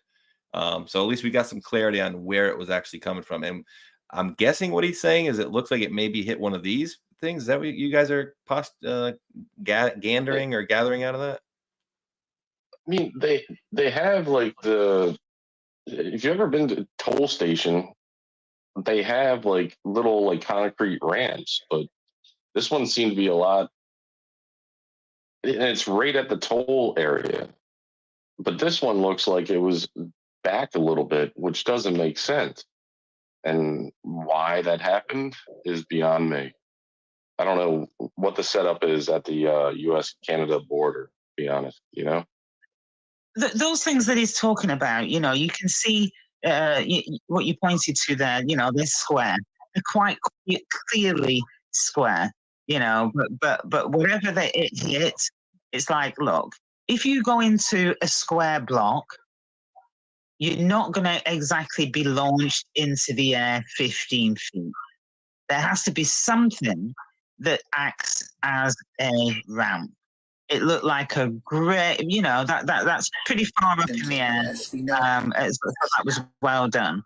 The other thing is that this guy, I thought this was a toll spot, you know. So he said that. How does he know that there were only 2 witnesses? Tell me that. How does he know that there were only 2 witnesses? So he believes he knows what he saw, but how does he know that there were only 2 witnesses? Tell me that. And then secondly, you know, we've had the FBI collect information and also some cameras. Remember that at the Pentagon, and it was never released. So when the plane was supposed to have hit the Pentagon, the FBI came along, collected the footage from the cameras, and we've never seen it since. You know, we've had the FBI collect, I don't know, the Biden laptop footage, and it wasn't released. It always goes to disappear. It still seems strange to me. It still seems strange to me, you know. And really, just pay attention to the background of the interview as well. Like, is this guy in front of a green screen? It just seems strange. You give an interview, you don't have like an unfocused background. He's saying that, and I'm just looking into this deeply. He's saying that the news reports are inaccurate. We just identified that they're inaccurate, so we know that. So that's all of the like obvious stuff. Now tell us something that we don't know, aside from, you know, what about the explosion? No mention. I don't know. Maybe it's me. Maybe I'm being a bit paranoid or whatever, but it just feels like I'm not getting the whole truth, even though this guy is supposed to be a key witness. No disrespect to him, but you're not telling me anything new, and you're not really adding anything to it. But what is happening is they are, in effect, qualifying him as a key witness. Does that make sense? So therefore, if you spin a narrative, then you have certain people whose statements are accepted more than others. And I don't know, you know, I'm still, I don't know. I'm sorry, guys, but I just can't swallow it all just yet. I'm not buying the total narrative. I don't think I know enough, and I don't think that does enough. I do wonder whether, you know, that a circus is being set up around it. I'm not saying he didn't see it, but, you know, telling us it launched 15 feet into the air, yeah, and, you know, who was driving? Did you see anybody driving? Was it male? Was it female? You know, what happened afterwards to the driver after the explosion? You know, did they get the driver out? Was the driver killed? Did an ambulance arrive? I'm not really getting any information.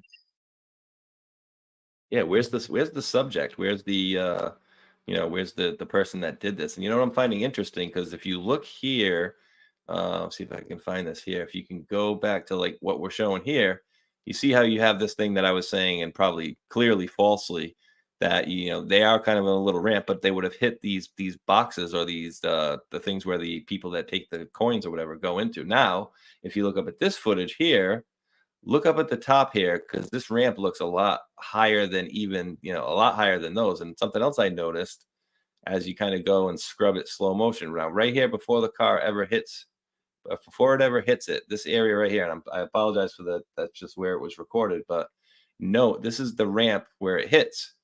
And watch after it goes by, you're going to see, it's almost like it dumped the trunk or something like that. And then you see a wheel go flying off. So, and then when it gets to this side of the pole, it almost looks like it's two cars going, but you'll see what I mean. Ready? So it hits the thing here, it goes in the air, and then it looks like it separates from the back of it right there, because you're going to see what I would call the back of the car, and maybe the hood, the, you know, above the driver hood right there, is right there. And then you're going to see this part keep going on, and then the other part just kind of stays there. So let's see. Ready? Boom, and it goes up and then flattens out a little bit or whatever. I don't know, but that white part is still there. And now it looks like you got headlights over here. I don't know if it's separating from the frame right here, perhaps. And like this is just the body without the wheels, and this is the frame with the wheels and the undercarriage. I have no idea, but this part right here is interesting to me that it's still white right there. And I apologize for the folks whose eyes may not be as good as ours, but there's something definitely weird about the whole situation. That was like one lane thing. That was like a road by itself. If you see it almost looks like a little side road or like a, where they send you off to secondary inspection or something like that, or like an employee entrance or something like that. Just really, really weird. But terrorist attack, I don't know. I'm not seeing the terrorist attack on things. All right, let's get New York out of the way. We're done. We're done with New York finally. It only took us an hour in 40 minutes. But you guys want to see some ridiculousness? This is from Accountable GOP, the anti Trump, or whatever you want to say, the anti-real GOPs. And who is it? One of our favorites. You guessed it. The guy who could not fit into a phone booth. And for those young kids out there, we used to be able to use payphones. No. But yeah, let's listen to a little bit of Dip-ish Christie charming the folks. Doesn't this guy know that probably like 80-90% of the Republicans want to vote for Trump? I don't know how he gets this many people into a room. Really, I really don't. You cannot get in this business and decide that the only election that you'll accept is one you win. That the only elections that's fair is the one I win. You can't go out behind the seal of the President of the United States in the East Room of the White House on election night and say the election was stolen when you have no evidence to prove it was. And in fact, we sit here now 3 years later and there's still no evidence the election was stolen. You want to know why? Because it wasn't. He lost. Then he sent this country and so many supporters of his down a road that's led many of them to prison. And more of them are going to go to prison because of what happened on January 6th. And people who worked right around him are now going to prison because he asked them to commit crimes on his behalf. And let me tell you what's going to happen this March. He's going to walk in. Let me tell you what's going to happen here, fat butterball piece of Kakapuyum Sakapupi. Okay. And for those of you that don't know what Kakapuyum Sakapupi means, it means your kid had very dirty diaper. Okay. That's right. Okay. I was living in Connecticut. Okay. And on my way down to New York to do a gig. Okay. And this fat piece of crap shut down the bridge. Okay. Shut down the bridge. Talking about getting people to do you favors. Okay. You know what I'm saying? All right.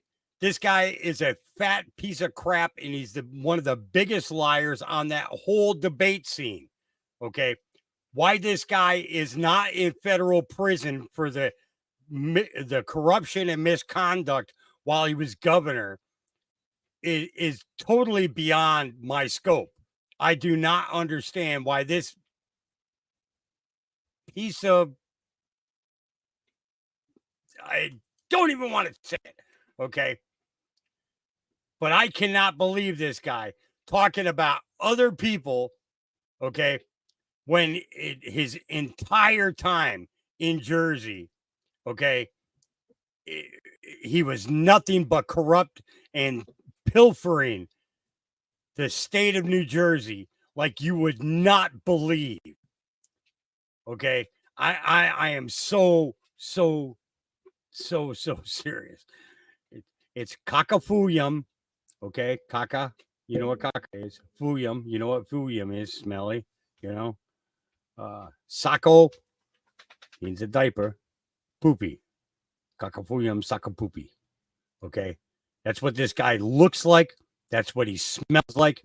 And every word that comes out of his mouth is as bad as how he smells. Okay. All right. Let's get back to it. Sorry. No, I'm not. I'm not sorry. This piece of crap is no better than the other two that we talked about earlier. Okay. So here we go. Into a courtroom in Washington, D.C., and his own former chief of staff, Mark Meadows, has cut a deal for immunity, and he is going to testify as far away as I am from you. He's going to be from Donald Trump and saying, I committed crimes at his instruction, and he committed crimes right before my eyes. Now, let me ask you something, everybody. If that doesn't disqualify you from being president of the United States, what the hell does? Saying, I committed crimes at his instruction, and he committed crimes right before my eyes. Now, let me ask you something, everybody. Does this suit make me look fat? I don't even know where to start on this one. I don't even, Lisa, then we'll switch it up again next time. This guy is such a disappointment. And while we know all the connections that he had with staffing, helping staff Trump's administration, and oh yeah, this guy would be a good guy. This guy would be a good guy. For him to come out here, and even though you're running against him for president, which